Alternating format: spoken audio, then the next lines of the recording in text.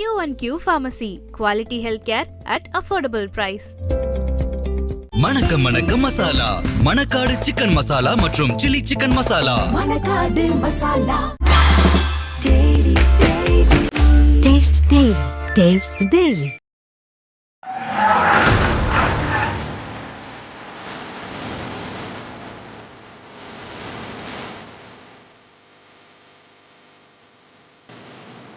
This is something I wanted to experience firsthand. I could form my own team, Ajith Kumar Racing.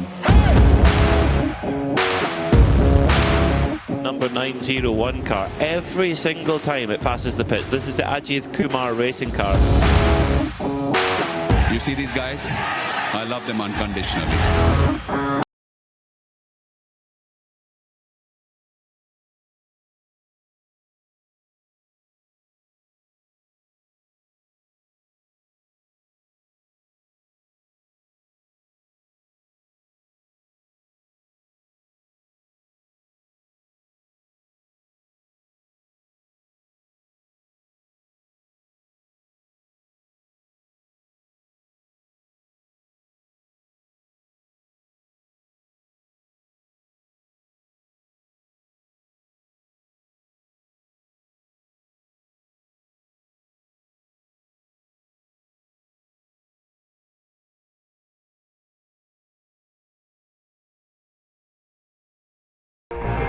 Ever.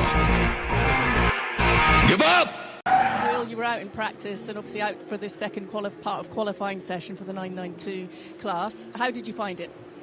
Well, first of all, I think the Mugello said can't be done with qualifying, so we're looking forward to the race tomorrow.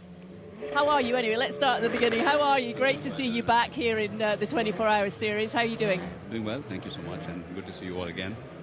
It's always a pleasure coming back to the circuits. So you've had some time behind the wheel. You were out in practice and obviously out for this second part of qualifying session for the 992 class. How did you find it?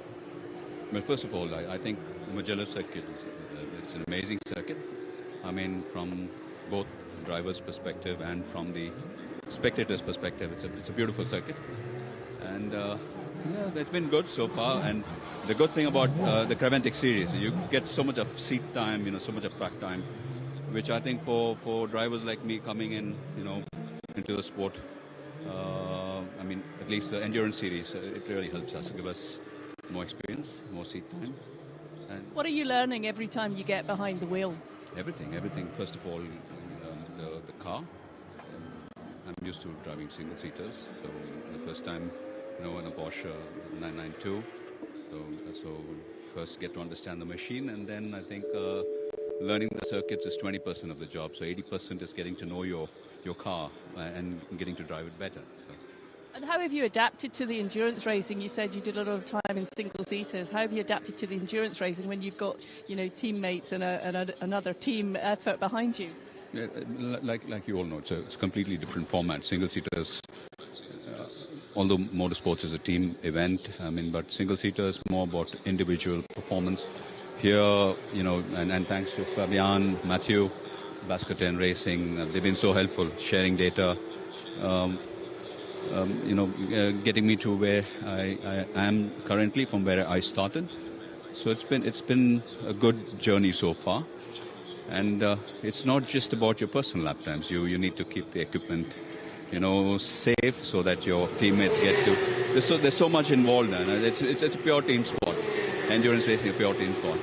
Is that the biggest thing? The whole fact that it's a whole team effort. You've got the whole team behind you that makes you want to. I didn't get you. I'm sorry. I said, is that what keeps you wanting to be involved in the sport, having this whole team effort and the people around you? Yeah, I'd like to be involved in any which way possible. So for now, it's as a team owner and a driver, and let's see how it goes. And so I'd like to be involved with the sport for many years to come. Well, we hope you are too. It's great to see you. We'll see you for sure over the weekend. Thank you so much. Back to you guys. Brilliant. Ajith Kumar smiling. What a polite man he is. Q&Q Pharmacy. To actually gain a position on qualifying, Ajith Kumar would have to find about 2.5 seconds, just under 2 and a bit seconds. So no point in doing that. So he's got the job done. Their car is sitting 8th of the 11 in the 992 Cup class, or alternatively fourth in the 992 AM class. So for Ajith Kumar, he'll have time to digest and think about the 2 days of racing ahead. We'll go from qualifying to 7 hours of racing on the Saturday here at Mugello, followed by 5 on the Sunday. Looking cool, calm and collected. Ajith Kumar is just the epitome of cool, isn't he? Just the epitome of a movie star. Hjelte Hoffner has got that 965 MDM car going. Now, will he be allowed to rejoin? I'm not quite sure of that regulation, actually, I must be honest. Hopefully he can, because he was flying. He really was flying on that lap. He was trending up on the fast. And while we just have this little gap, if you don't mind, gentlemen, Ajith Kumar has just jumped out of the 901. Ajith, you're not going back out for the rest of this session. It's about to be restarted. We're done with qualifying, so we're looking forward to the race tomorrow. How are you anyway? Let's start at the beginning. How are you? Great to see you back here in the 24-hour series. How are you doing? Doing well, thank you so much, and good to see you all again. And it's always a pleasure coming back to the circuits. So you've had some time behind the wheel. You were out in practice and obviously out for this second part of qualifying session for the 992 class. How did you find it? Well, first of all, I think Mugello said we're done with qualifying, so we're looking forward to the race tomorrow. How are you anyway? Let's start at the beginning. How are you? Great to see you back here in the 24-hour series. How are you doing? Doing well, thank you so much, and good to see you all again. And it's always a pleasure coming back to the circuits. So you've had some time behind the wheel. You were out in practice and obviously out for this second part of qualifying session for the 992 class. How did you find it? Well, first of all, I think the Mugello circuit, it's an amazing circuit. I mean, from both driver's perspective and from the spectator's perspective, it's a beautiful circuit. And yeah, it's been good so far. And the good thing about the Creventic series, you get so much of seat time, so much of track time, which I think for drivers like me coming in, into the sport, I mean, at least the endurance series, it really helps us, give us more experience, more seat time. And what are you learning every time you get behind the wheel? Everything. First of all, the car. I'm used to driving single-seaters, so the first time, in a Porsche 992, so first get to understand the machine, and then I think learning the circuits is 20% of the job, so 80% is getting to know your car and getting to drive it better. So. And how have you adapted to the endurance racing? You said you did a lot of time in single-seaters. How have you adapted to the endurance racing when you've got, teammates and another team effort behind you? Yeah, like you all know, it's a completely different format. Single-seaters, although motorsports is a team event, but single-seaters more about individual performance. Here, and thanks to Fabian, Matthew, Bascoten Racing, they've been so helpful, sharing data, getting me to where I am currently from where I started. So it's been a good journey so far. And it's not just about your personal lap times. You need to keep the equipment, safe so that your teammates get to. There's so much involved, and it's a pure team sport. Endurance racing, a pure team sport. Is that the biggest thing? The whole fact that it's a whole team effort. You've got the whole team behind you that makes you want to. I didn't get you. I'm sorry. I said, is that what keeps you wanting to be involved in the sport, having this whole team effort and the people around you? Yeah, I'd like to be involved in any which way possible. So for now, it's as a team owner and a driver, and let's see how it goes. And so I'd like to be involved with the sport for many years to come. Well, we hope you are too. It's great to see you. We'll see you for sure over the weekend. Thank you so much. Back to you guys. Focus, plenty of focus too from Ajith Kumar.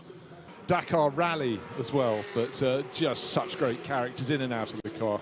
But again, yeah, a career that goes on and on and on. Another driver who made their career in Asia too, winning the Japanese Formula 3 Championship in 1997, the Formula Nippon Championship, and of course so much success in touring cars. It is going to be Ajith Kumar who jumps on board his team car, the Ajith Kumar Racing Machine, which is run by Bascoten. They've teamed up with Bascoten Racing, who are a team that know this series inside and out. They know the strategy, they know how everything with the series works, and that's really important if you're a new lineup, a new team coming in. To pair up with an established operation makes such a difference.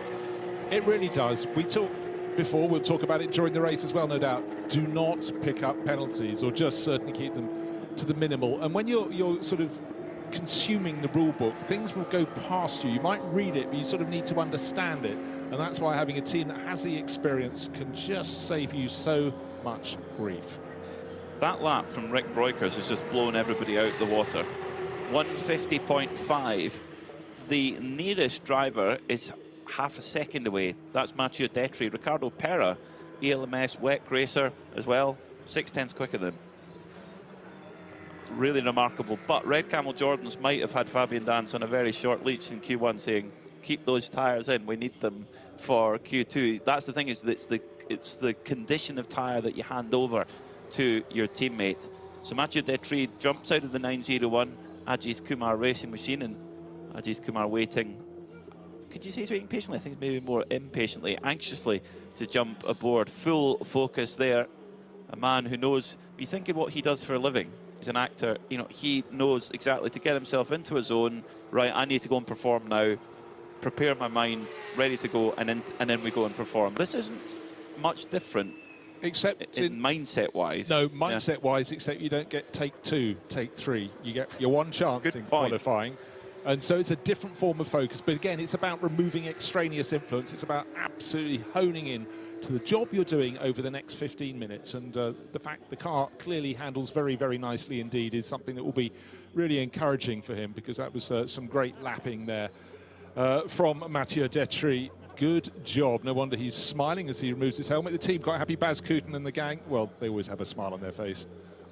There's a game going on there, which I feel must be part of the order of the weekend. Big congratulations from the team owner. And a bit of a debrief as well there. This is the thing that's so important with, particularly here in the 24-hour series, you have mixed driver lineups in every car. And nobody has an absolute car of superstars. That's not the type of championship it is. It's a mixed driver lineup, and the professionals have to get the best out of their non-professional driver. That's the secret.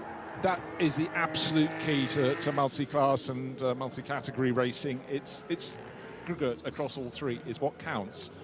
And so focus, plenty of focus too from Ajith Kumar, the Indian actor, well, racer turned actor turned racer again. And great to see him out to enjoy himself, get to, some new circuits under his belt as well.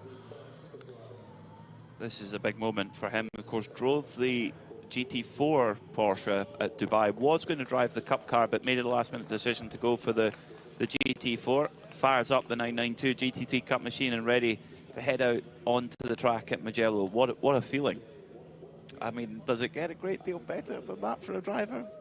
I think fairly open. It's about circuit building, but it's a circuit. If he's starting to feel he's getting on top of a 992 class car, this is a circuit that will really reward the best elements of the 911 format of car. And the fact he's got 10 class competitors, you know, again, it gives him a good point, a good yardstick, a good something to measure his performance against and to enjoy himself. It's a fantastic circuit, 50 plus years of racing here, and it's always been special. It had periods where it wasn't in the limelight. Fantastic a few years ago during COVID when it was granted a Grand Prix, and people who didn't know of this circuit before, who only followed Formula One, suddenly were going, wow, what a beautiful circuit. Why did we not know this? Well, again, spread your net wider and you shall find. But so for people to come and race, and the whole point about the 24H series, racing on brilliant circuits, and here we are.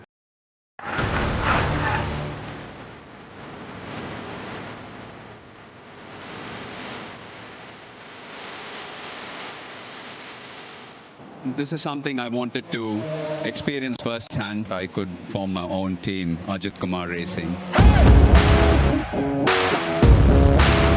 Number 901 car. Every single time it passes the pits. This is the Ajith Kumar racing car. You see these guys.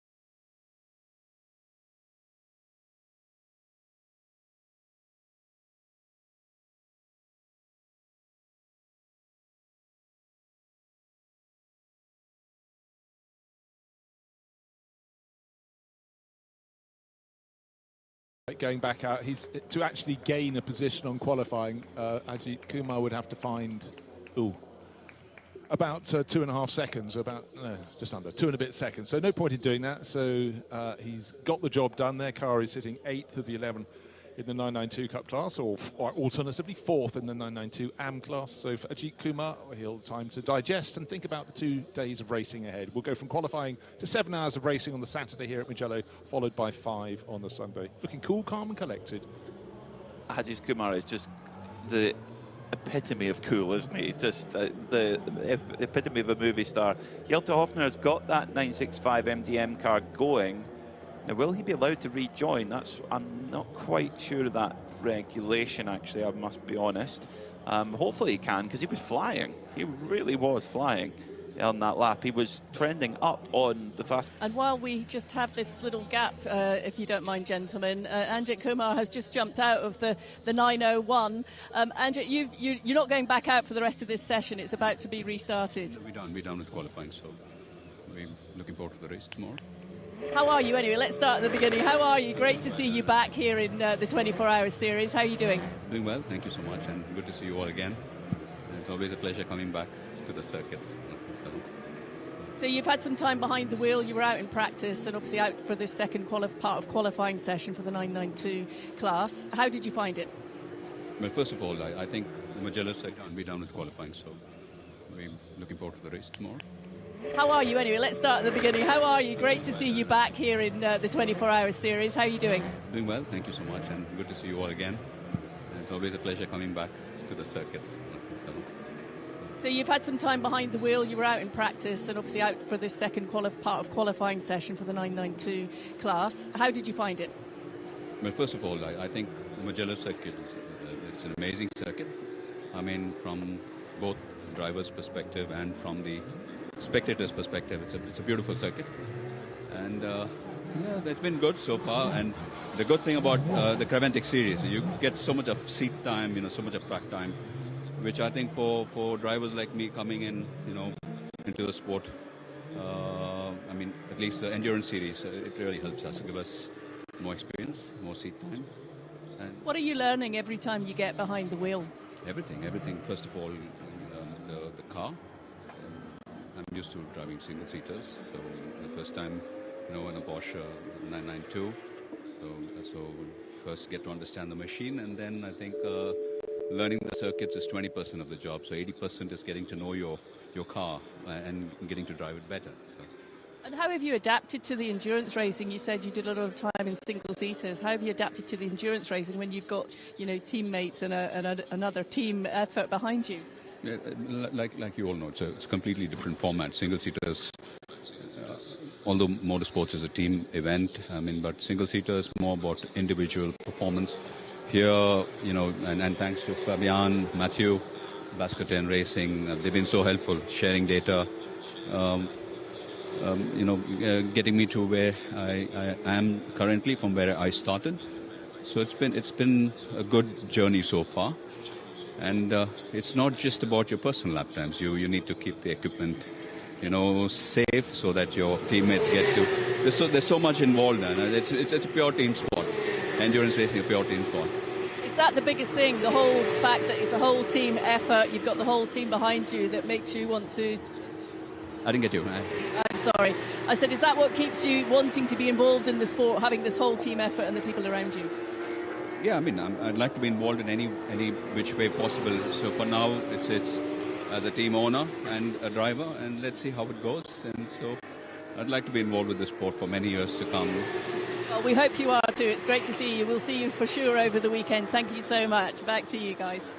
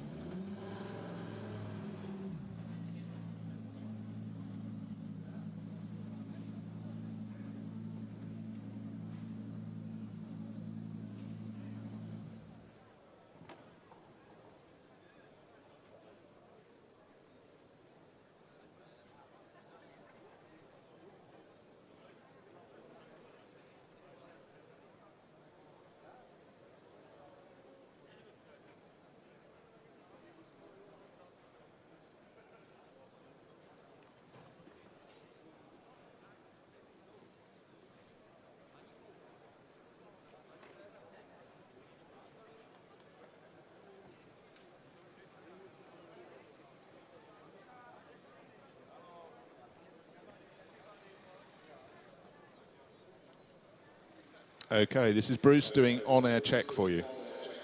On air, on air.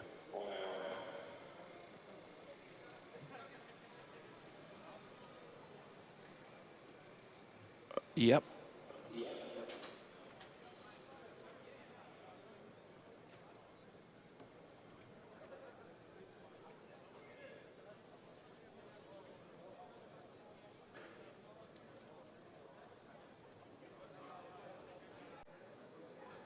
Yeah, it's 2 because of the weather.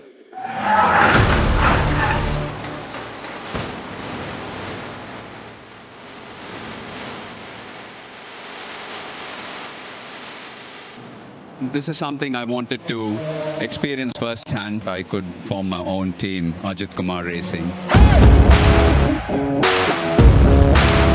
Number 901 car. Every single time it passes the pits. This is the Ajith Kumar racing car.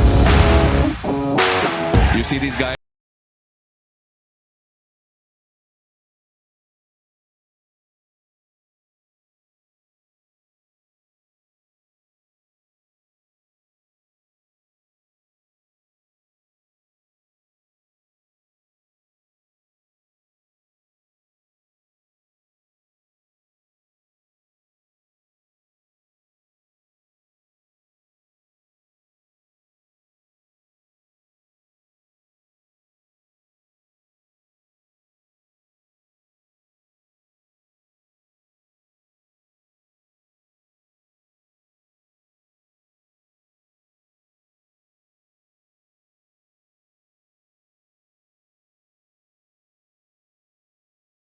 Feel like going back out.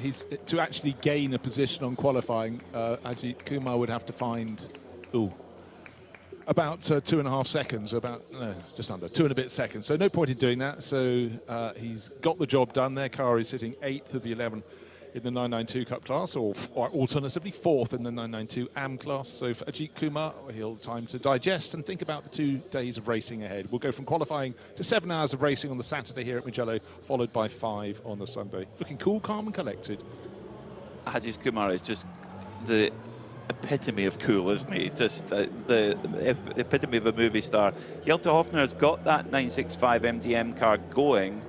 Now, will he be allowed to rejoin? I'm not quite sure of that regulation, actually, I must be honest.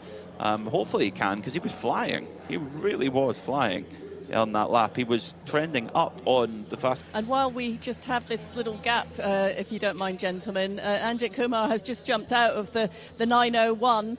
Ajith, you're not going back out for the rest of this session. It's about to be restarted. We're done with qualifying, so we're looking forward to the race tomorrow. How are you anyway? Let's start at the beginning. How are you? Great to see you back here in the 24-hour series. How are you doing? Doing well, thank you so much, and good to see you all again. It's always a pleasure coming back to the circuits. So you've had some time behind the wheel. You were out in practice and obviously out for this second part of qualifying session for the 992 class. How did you find it? Well, first of all, I think Mugello said we're done with qualifying, so we're looking forward to the race tomorrow. How are you anyway? Let's start at the beginning. How are you? Great to see you back here in the 24-hour series. How are you doing? Doing well, thank you so much, and good to see you all again. It's always a pleasure coming back to the circuits. So you've had some time behind the wheel. You were out in practice and obviously out for this second part of qualifying session for the 992 class. How did you find it? Well, first of all, I think the Mugello circuit it's an amazing circuit. I mean, from both driver's perspective and from the spectator's perspective, it's a beautiful circuit, and yeah, it's been good so far. And the good thing about the Creventic series, you get so much of seat time, so much of track time, which I think for drivers like me coming in, into the sport, I mean, at least the endurance series, it really helps us, give us more experience, more seat time. And what are you learning every time you get behind the wheel?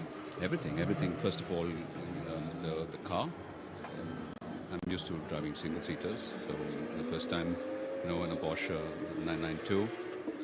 So first get to understand the machine, and then I think learning the circuits is 20% of the job. So 80% is getting to know your car and getting to drive it better. So. And how have you adapted to the endurance racing? You said you did a lot of time in single-seaters. How have you adapted to the endurance racing when you've got, teammates and another team effort behind you? Like you all know, it's a completely different format. Single-seaters, although motorsports is a team event, but single-seaters more about individual performance.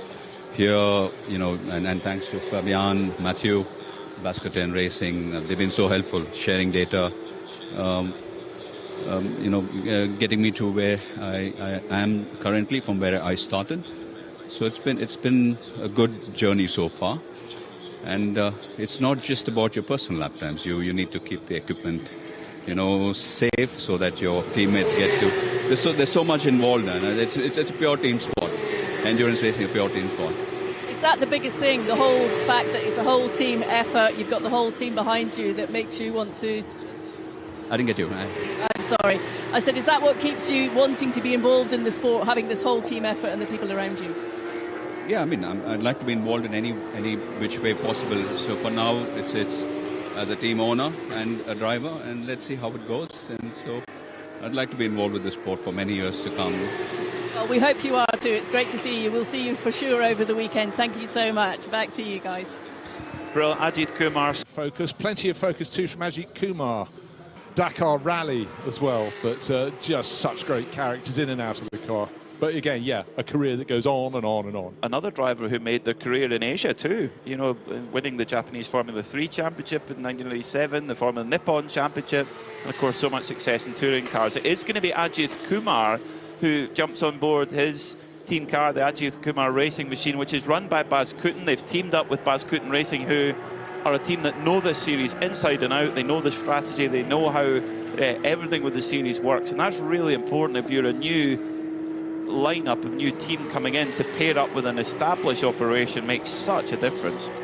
It really does. We talked before, we'll talk about it during the race as well, no doubt. Do not pick up penalties, or just certainly keep them to the minimal. And when you're sort of consuming the rule book, things will go past you. You might read it, but you sort of need to understand it. And that's why having a team that has the experience can just save you so much grief.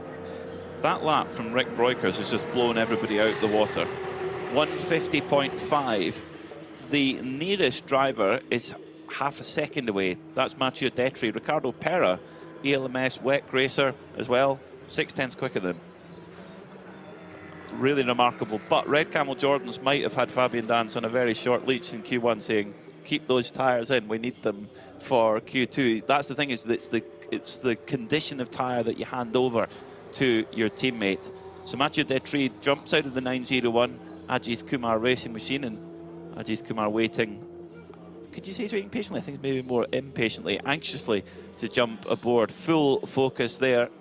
A man who knows, you think of what he does for a living. He's an actor, he knows exactly to get himself into a zone. Right, I need to go and perform now.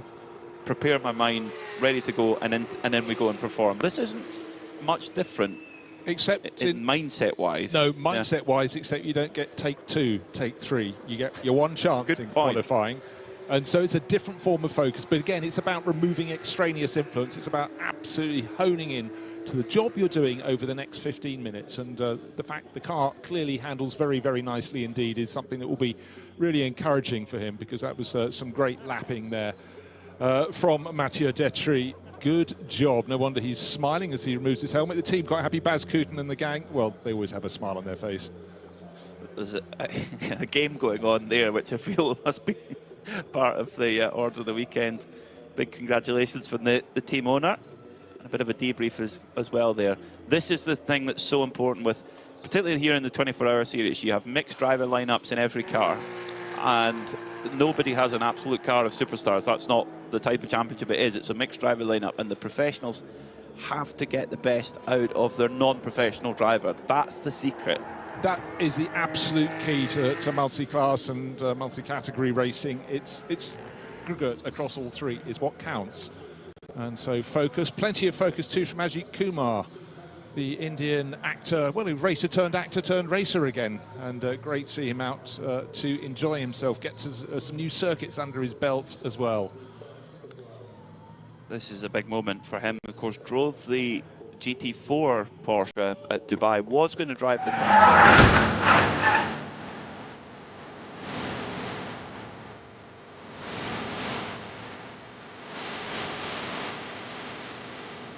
this is something I wanted to experience firsthand. I could form my own team, Ajith Kumar Racing. Number 901 car. Every single time it passes the pits. This is the Ajith Kumar racing car.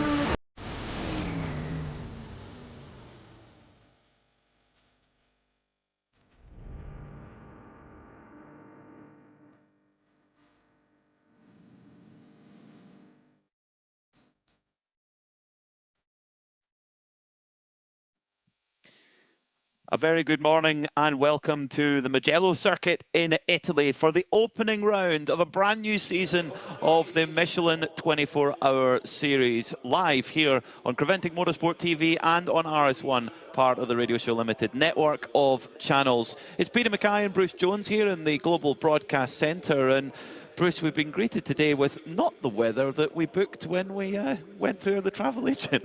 No, indeed. Spring sunshine in Tuscany was what was ordered, but what doesn't take away from the rather grey start, and there's a little light rain in the air, a little bit of rain overnight, is the majesty of the Mugello circuit. It truly is fabulous. This is your first visit, but just an aerial shot showing the flow of this circuit. But what it never shows is the vertical drop and climb of this circuit. It is a majestic place. It is wonderful. Majestic Mugello. You could put that on a postcard, couldn't you? And this whole series here in the 24H series with Michelin is a postcard. It's a European postcard at some of the best circuits anywhere in the region. We start off here at Mugello. We're going to head off to Spa in about a month's time. We're going to go to Misano. We're going to go to Paul Ricard, and of course the traditional curtain call at Barcelona. The end of the season, always a great way to finish with that 24-hour race. But here at Mugello, the drivers are going to be earning their corn this morning with that weather. 7 hours ahead of us today and 5 hours tomorrow. What is the great unknown? The great unknown is how these cars are going to handle in wet weather, wet conditions on their new Michelin tyres. They've done lots of running in the dry. And again, we were talking about this before. It's some circuits actually, when it's wet, you still have a high level of grip, and others not so much. So it's a real voyage, but it's a passage through great circuits in Europe this year, starting here at Mugello. It is. That's what the 24-hour series is all about. It's about going to these iconic tracks. I mean, Mugello and Spa, they have a kind of similarity, don't they? The uphill, down dale, following the natural curvature of the land. Mugello very famous for motorcycle racing with MotoGP over the years. Spa so famous for, well, everything really, Formula One, endurance racing, etc. That's just under a month's time actually, so not much time to get the cars turned around. Misano in late May, ice cream, pasta, the seaside, beautiful. You know what, looking at this championship, it goes to places with very, very good food. Mugello, you know, it's absolutely fantastic. Misano, when you're sitting, you go down to Cattolica on the Adriatic coast, it's a real holiday resort atmosphere as well. And Spa-Francorchamps, how do you want your frite with their mayonnaise? Well, just like that, really. Always mayonnaise with your frites, definitely. And then we finish off in Barcelona. What a place to go to close off our season and hand out the championship trophies that are being chased down by all of our crews. A 32-car crew for this opening round of the season. Weather is going to be the discussion all weekend. Let's have a chat through what the weather's going to look like, because we've had dry testing all week. We had a dry qualifying session yesterday, albeit in overcast conditions. Today we arrive at a wet Mugello circuit. At the moment, if it is raining, it's kind of drizzle at the moment. We'd like that to go off. That would be nice. Temperature pretty cool, 12 degrees. These new Michelin wets, or new to the 24-hour series teams, it's a voyage of discovery today. It really will be, and don't forget, all these cars, they've been cycling their drivers through, four driver crews, 3 driver crews, some with 2, 77% humidity. It shows there is more rain coming, and looking at the weather forecast as we came in this morning, light rain, sort of 10-15% chance of rain until about 1 o'clock, and then at 2 o'clock it goes up to about 30%, but then it eases off. We should have sun late afternoon, or so it says, which is better than we'd expected. But for all these drivers, they're getting an extra formation lap, so we'll have 2 formation laps, because they've just got to see where the circuit is dampest, but it's only been drizzle this morning. If we go to full rain, that is an entirely different prospect. That's so true. Well, down on the grid, braving the weather, is Diana Binks, who fans of the Binksy bobble hat will be pleased to know that it is in full flow today. Binksy, sounds like there's great atmosphere down there on the grid. Where are you?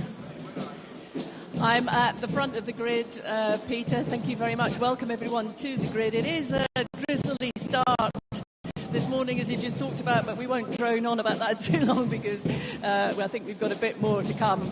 All the preparations are getting underway for this race to start. We've got a fantastic display here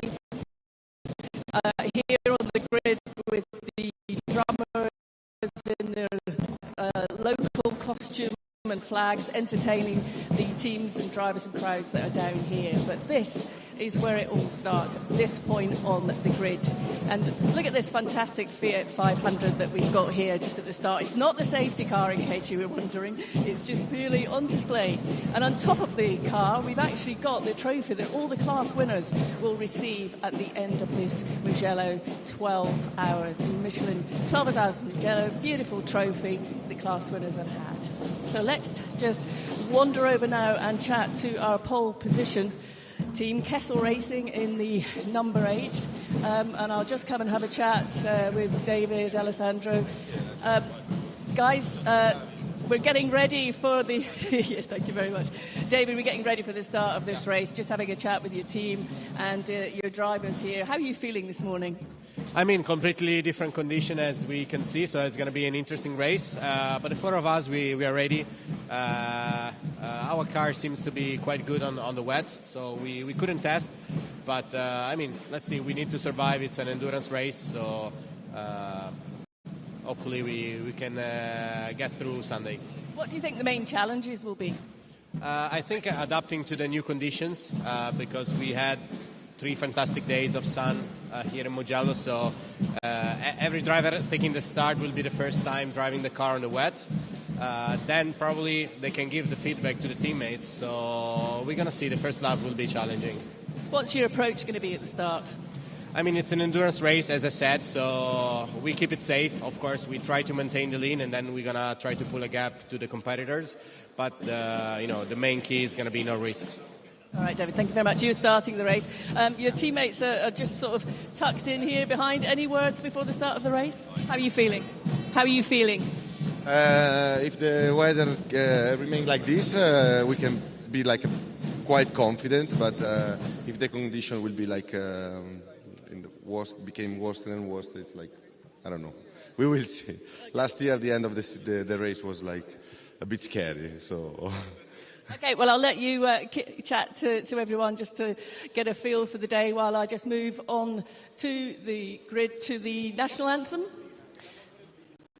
We have the national anthem. So, yes, ladies and gentlemen, we're just going to have the national anthem now, and then I'll continue a few more interviews along the way. Elmo di Scipio s'è cinta la testa, dov'è la vittoria? Le porga la chioma che schiava di Roma, Iddio la creò. Parapam, parapam, parapapapapapa. Fratelli d'Italia, l'Italia s'è desta, dell'elmo di Scipio s'è cinta la testa, dov'è la vittoria? Le porga la chioma che schiava di Roma, Iddio la creò. Stringiamoci a corte, siamo pronti alla morte, siamo pronti alla morte, l'Italia chiamò. Stringiamoci a corte, siamo pronti alla morte, siamo pronti alla morte, l'Italia chiamò. Thank you very much. That's a wonderful rendition. Ladies and gentlemen, please show your appreciation for that this morning. So we will continue along the grid here, and the Heart of Racing team are alongside. Hannah, you were the quickest in that qualifying session yesterday for the team. How satisfying was that? Yeah, it was good. It was a good effort from everyone, but I'm definitely starting to get comfortable with this Mercedes. The SBS guys did a great job getting it together, but I'm excited for today. It'll definitely be interesting with the rain, but obviously everyone's in the same situation. No one's had any practice. Rhythm track, but overall, really fun track to drive. Are you really pushing the car? Are you fighting it, or are you sort of comfortable with what you've got underneath you? I think I feel pretty comfortable. I think the car is strong here, so, and again, they've set up an amazing car, so I think we're in a pretty good place. Obviously, I've never driven this car in the rain, so that'll be a little bit different, but I feel confident in our team and the car. So what changes with your driving style when you have to drive a car that you haven't driven in the rain? Just obviously being a bit cautious. I mean, we have 2 days of racing.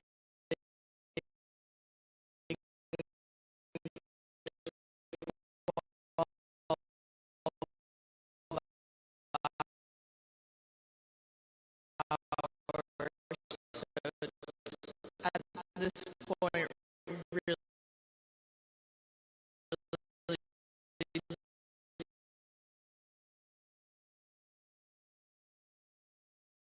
just down the grid here, and I'm looking for, unfortunately, yes. I mean, for a driver, these conditions are always a bit difficult, aren't they? It's neither wet nor dry. It's drizzling at the moment. It's probably different out at the back of the circuit. How much does that change?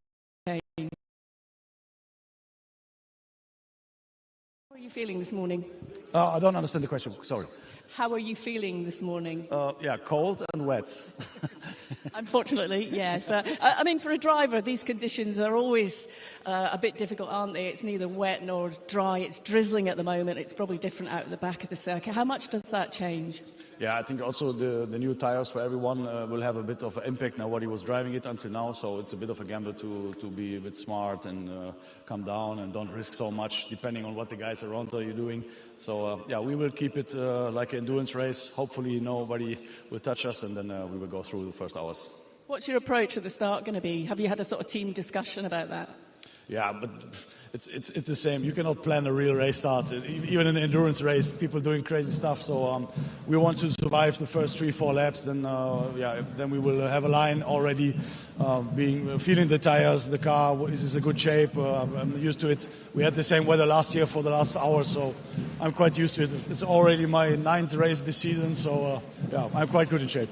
Yeah, you guys and the team are all pretty experienced. You've raced together a long time, so you know each other well. Is that a benefit? Yeah, for sure. The kids, I have so much fun. I raced together with the father, Bert. We won the 24 Hours of Zolder so many years ago. Seeing the kids growing and now sharing the car with them, for me, is very, very special. It's a really family-based team, but they do it on a very high professional level. Already in the last years, a couple of years with the Porsche, they won more or less everything with that class. So the goal is clear. We want to get it done in the first weekend, and then we want to grow and be a really strong enemy for everybody else. Well, that's great. Thank you so much. We love seeing you here and being part of it. Have a great race. Now, I'll just go over. I wanted to chat to our race director here from the 24-hour series. Jerome, you're the race director. I thought it'd be interesting just to have a conversation this morning. Obviously, we know these conditions are potentially going to change quite a lot. So from a race direction point of view, does your job involve and what decisions do you have to make? Could you just explain that to us for anyone that's here that probably doesn't know? Well, after a couple of beautiful days with dry weather conditions, yeah, we now face a wet track. That's the reason why we've decided that this morning in the start procedure we'll have 2 formation laps, so all drivers can get used on these wet track conditions. Throughout the race we will have a look at the weather forecast. As you know, we have a split race in 2 parts, so after part 1 today we will have the intervention break. Standard procedure is that the Parc Fermé and the intervention break will be here on the starting grid. If weather conditions or the forecast on that is bad for tonight, then we have a scenario to put the cars in another position, but we will inform the teams on that when we have taken that decision. Yes, I guess it's a hour by hour or minute by minute basis, depending on how it's changing. But what's the biggest challenge for you? I think to keep it safe and fair for everybody. And yeah, weather can change very quickly, and we do not have that experience here yet. On other circuits we have, so we will have a close look on that. Okay, Joan, thank you so much for that insight, and I hope everyone has a good race and everyone up in race direction as well. So for the moment, we're just going to take a short break here on the grid, and I'm going to take a look around the track to get some more information for you. Well, Mugello is a historic place to go racing. They've been racing here since 1914, but the circuit as we know it today, been racing since 1974, and it is fast around here. 274 kilometers an hour, about 165 miles an hour as they hit the brakes hard for turn 1 for San Donato. Really, really exciting corner. They crest up the hill and then hit the brakes hard for that opening corner. But it's around the back part of the circuit, around Arrabbiata 1, 2 and Scarperia, where the GT3 cars are well over 100 miles an hour all the way through. In a multi-class scenario, it's going to be tricky at certain points of the circuit where the cornering speeds are much, much higher with those GT3 cars. Here in the 12 Hours of Mugello, well, it's Herbert who are the most successful ever team in the history of this event with 3 wins. Porsche, the most successful brand, with 4 wins. Robert Renauer, Ralph Bowen and Daniel Aleman all tied on 3 wins apiece. They're not here this week, so who is going to come out on top later? A beautiful circuit to go to with heritage, and one that the drivers always look forward to. Mugello, what a special place it is. Been some fantastic races across the years. Motorbikes, most notably, great sports car races. You look at Ix and Mass, they won a couple here, spread across a decade as the 70s went to the 80s. But it's, of course, had a Grand Prix not so long ago during the COVID years as well. So a lot of people saw it for the first time, even though it's been open for 50 years. But let's go back to Di in the drizzle. Thank you very much, Bruce. We've got 10 minutes to go before those two formation laps get underway. I've come down to the GTX class pole position down here, and it is the Vortex that took that stunning pole position, Arno. You had a great run yesterday. Yes, yesterday it was a great day. The car was okay with the weather condition. And now for the rain, we don't know because it's a new car. We drive just one time on the rain. But the target is to finish the first part in the same lap as our concurrent for tomorrow. You've made a lot of developments with the Vortex car, haven't you? You've been part of this 24-hour series for some time. What is it about this series that makes you want to keep being involved? Yes, last year it was years of development. We have just one car in 24-hour series. This winter we have a lot of development too, and this year the target is to start the commercialization of the car. Okay, well, we wish you well for the race. Have a great race. Thank you.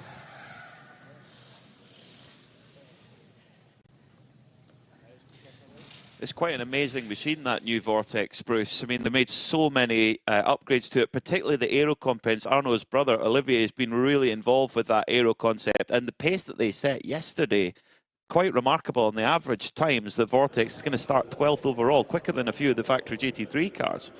Yeah, we both commented about how balanced the car look as well, and that's taking away and ignoring, for now, actually, its aerodynamic efficiency. Huge tunnels going towards the rear of the car, taking the airflow to the middle of the back to give that car the great balance, but it also has that fantastic V8 rumble that goes with it as well. And when the car was unveiled, it was the 24 Hours of Barcelona at the end of 2023, no one knew what to expect, but someone started saying it could be quite special. I remember the covers going off and people in the paddock going, oh, wow, that is a huge leap forward. And as they said, they're developing it as they go. It's something different. There are two of them in the field. The sister car is back towards the rear of the grid. But the opening laps, just going to be enthralling to see how that will take on the front runners.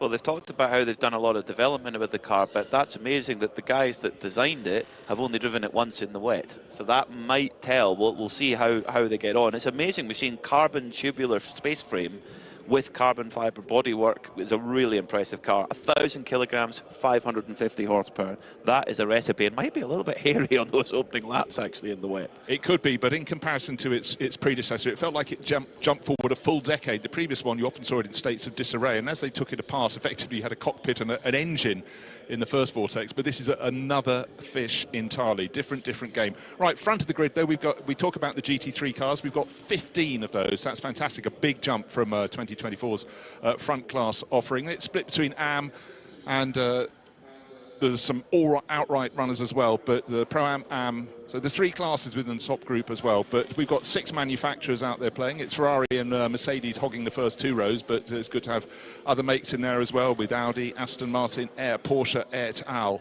And but again, for all of them, we keep talking about the greasy track, and in fact, in the last half hour, the weather forecast has become a whole lot worse. Originally, the rain was going to arrive properly at about 2 o'clock.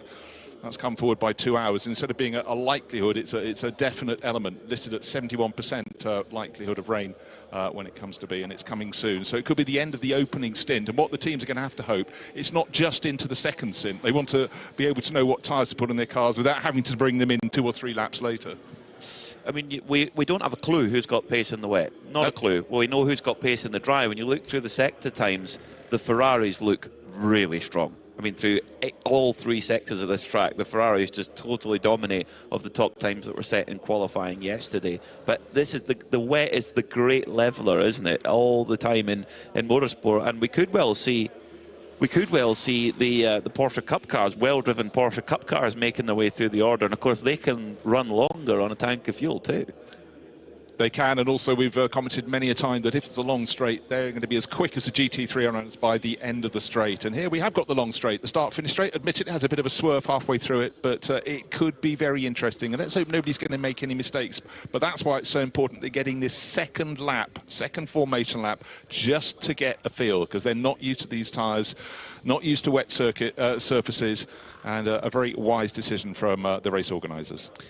I think that even that lap to the grid would have been really important, just to get a feel of where the grip is, where it isn't. Too, of course, many drivers in this field have never been to Mugello before. Yes, they've had lots of dry track time this week, but the wet is a whole other matter. The grid is starting to be cleared. Sometimes it's a nightmare to try and get a grid cleared, because everyone wants to keep enjoying that experience and keep enjoying the nice weather. Not such a problem today, the grid clearing nice and quickly for our drivers to get going as one of the Maserati safety cars goes for a little tour around to check everything is safe to go. Maserati Ghibli. I wonder if they've driven the Fiat 500 off or if it was pushed off, but I did notice it looked like it had a parking ticket actually on the front underneath the windshield wiper. VIP parking pass, but I spotted it going around the paddock yesterday and it made me feel I really was in the heart of Italy all over again. And I like, you know, that car wouldn't have even been contemporary when the circuit opened in 1974. Great bit of design though, the Fiat 500.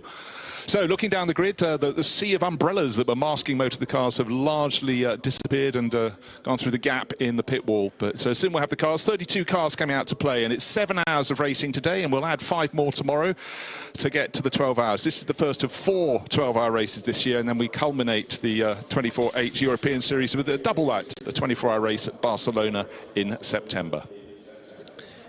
So not far away from the green flag then. These 2 warm-up laps are going to be really important. Now the drivers just alone with just one mechanic alongside them just in case, and it's time to get down to business for the Michelin 12 hours of Mugello. A great grid of cars here. Yeah, we talked about the 15 cars in the top class. That's the GT3 category. There are 11 in the Porsche 992 Cup class, and the car that qualified third in that group had a misdemeanor, or it had the wrong thickness of brake disc, so that's right at the back. That's the Holmgard Motorsport car, so that will be a story of its own coming up through the field. And the back of the grid, otherwise we don't have any TCE runners, but we've got 3 cars from GT4 and 3 from GTX. We heard from the driver of one of those, that was Arno Gomez, with one of the 2 vortices, do you say? No, we don't. And then IRC is the other make. It's the Silhouette car from Australia. Looks fantastic. It's black and yellow. They're starting towards the back. There is now suddenly a bit more of a flurry of rain, certainly on the lenses of some of the cameras, so it is blowing through. We can't see the mountain tops around the circuit. It's a misty morning, but it's not really properly wet. It's damp. Definitely damp. We did have in the GT4 class 1 balance of performance change this morning. So this is balance of performance is a system that's used to get all of different types of cars as close in performance as possible. It's used in GT3 as well. So, you know, the Mercedes, for example, a big front engine V8, the Ferrari is a mid-engine V6 with a turbo on it. So there's lots of balancing that needs to happen. GT4 is no different. They've had a very late change for the Mercedes AMG GT4 run by the Venture team. They've had 10 kilograms added to the car, but they've also had a bit more power added to the car. They've had an extra 10 kilowatts, which equates to 14 brake horsepower. So they might actually well sort of even each other out a little bit. It could well, and could I just have a little shout out as we take in the scene here in Tuscany. We haven't mentioned the Lotus at the back. That really caught our eye yesterday with a thoroughly enthusiastic team running that one. Lotus PB Racing, an Italian team at home. But of course, normally they'd come here thinking spring sunshine. That's what we're going to have Mugello launch our season. But we take what we get, and rain is going to be the order of the day. The big question, of course, is how much rain, how heavy, and for how long. Yeah, the Lotus team, they only managed to get 3 laps in on Thursday, or Alberto Nasco only managed 3 laps on Thursday. Friday they had a broken alternator, they had to change that, but they did have a strong qualifying yesterday, and I loved the line from Alberto Nasca. We set a 1 minute 57.4. He said, "It was the lap of my life," and he was just beaming and smiling at the same time. And those guys in the Lotus, they're having a brilliant time. Brilliant to see a Lotus. It's quite a rarity nowadays in motorsport, and brilliant to see them here with that V6 engine machine, the Emira GT4. You see a few of them racing in British GT, and various other places, but they are a rarity. Mahiki Racing got 3 entered in this year's British GT Championship, so it is finding its feet, but it looks just very, very sharp in its bright yellow livery. Not quite so bright today, because nothing's feeling very bright here at Mugello Circuit, but we're going to have 7 hours of racing today, and the cars will form up after that on the main straight, on the starting grid. They'll be kept there overnight, and we'll start again tomorrow. And bear in mind, say, you know, the race leading car at the end of 7 hours, if you're on the same lap, you can form up just a few positions behind it on the grid, so you can almost get an entire lap back. And so it really is a bit like a lot of racing in the early days, the Daytona 24 hours, get through the night. Le Mans used to be the same, get through the night, and then we'll see where we are to take the sprint to the finish. And there is an element of that, but the moment you get a penalty, a drive-through for some little misdemeanor, you fall down a lap. That is a disaster. But for those of us in the commentary box, and Ben Constantinos will be joining us later, you look and you cringe when someone's picked up another penalty, and in this, if it just drops you down onto the lap behind, it does have ramifications. Yeah, we had quite a few as the field roll off either side of the beautiful little cheery looking original Fiat 500, the Cinquecento. I had a Seicento in the 90s, or from the car was from the 90s. I had it about 10 years after that. As the field roll off for 2 warm-up laps here, very important to get that tyre temperature. And as you rightly say, Bruce, it's all about staying on the class lead lap. When we come back tomorrow, as long as you're on that lead lap, you start it on that lap on the grid and ready to go again. If you've got a bit of pace in hand, you've got the opportunity to decide, do we not fill up the car with fuel and put our rivals another lap down, or do we fill it up with fuel and go in with an advantage to run longer in the morning? That's the decision. I mean, Herbert Motorsport, who have won this race more times than any other, they were always of the view, fill the car up and start tomorrow afresh with a full tank. It's a little bit like, were you the sort of person that did your homework on a Friday and then you had the whole weekend to enjoy, or did you cram it in on a Sunday? I was probably a bit of the latter, to be honest. Or copy it from a friend on the Monday. Never mind, we don't go there. But the important thing for me, I was saying it's a little damp on the grid, but as the cars go around the circuit, they're up, they've come out of Poggio Secco, a corner, lots of people going into the gravel on the outside of that effective third corner. Then they go down over a little rise, then down to Materazzi. It's a left-right combination. There is spray coming out of the rear of the cars. There is more moisture on board than I thought. So on pole position then is the number 8 CCC Kessel Racing Ferrari, looking very, very strong, with the heart of racing by SPS Mercedes starting on the outside of the front row. So Ferrari and Mercedes on the front row. Then it's Ferrari and Mercedes again with Red Ant Racing. They're making a step up to GT3 after winning the 992 championship last year. They start alongside Aero Motorsport in their brand new Ferrari 296 GT3. On the third row is the first of the Porsches. Car number 73, Proton Hooper Competition, will start off alongside the first of the Audis, Continental Racing by Simpson Motorsport, car number 69. Row 4 is the number 44 of ARC Bratislava with their bright yellow Lamborghini alongside the Jutta number 71 Audi, the red and white Circle K machine. Row 5 sees the brightly coloured Porsche from Manamuri Energy by Ebby Motors, car number 95, alongside the Pellin Racing Gulf coloured number 29 Ferrari. Row 6 sees the E2P Racing Aston Martin. They ran a Porsche last year. They bought one of the brand new GT3 Evo Aston Martin Vantages, and they will start alongside the Pole Citroën GTX, that number 702 Vortex V8. On row 7, it's Hoffer Racing. Car number 11 set some great times in qualifying yesterday. They'll start alongside their the number 56 Scuderia Para Ferrari, which has won twice at this race in the past. Row 8 will see the number 23 Pellin Racing Ferrari 488, one of the older Ferraris, starting alongside the 58 MP Racing Mercedes in the AM class, the Gosner family outing. Then we get into the 992s, and boy oh boy are we going to have a fight here. Row 9 sees the pole sitters 909 Red Camel Jordans fighting with Müllner Motorsport 921. That's going to go all the way through, I'm sure of it. Then we've got a mixed class on row 10. Car 111 for 111 Racing in the GTX category. The IRC GT will start 19th alongside Seb Lejeune Racing in the Porsche 992 category. Then on row 11, it's the Dutch squad, MDM Motorsport. Maybe they could go well in these wet conditions. They will start alongside series stalwarts RPM Racing in car 907. Row 12 is Ebby Motors with their 973, Porsche 992, and Ajith Kumar Racing, a fan favourite, I think it is very fair to say. Car 901, watch for that crew coming through the field as well. Row 13, HRT Performance in their 928 car, share it with the number 949 of Scarperia Faron. Row 14 is the second of the Vortexes, car 701, which shares with the 992 numbered machine of Porsche Baltic. Row 15, still they come. CCS Racing, your pole sitter in the Porsche, the Gebhardt family outing. Father and son having a brilliant time. They will start 29th overall, alongside the Lotus of Lotus PB Racing with an all-Italian driver lineup. Then in 31st, it's the Venture Engineering Mercedes, the winners, of course, in their category at the Barcelona 24. And the big story, Homeguard Motorsport, who qualified up towards the front of their class, put to the back after an out-of-homologation brake test was detected during scrutineering. That is your 32-car grid for this 2025 Michelin Mugello 12 Hours. What a lineup, Bruce.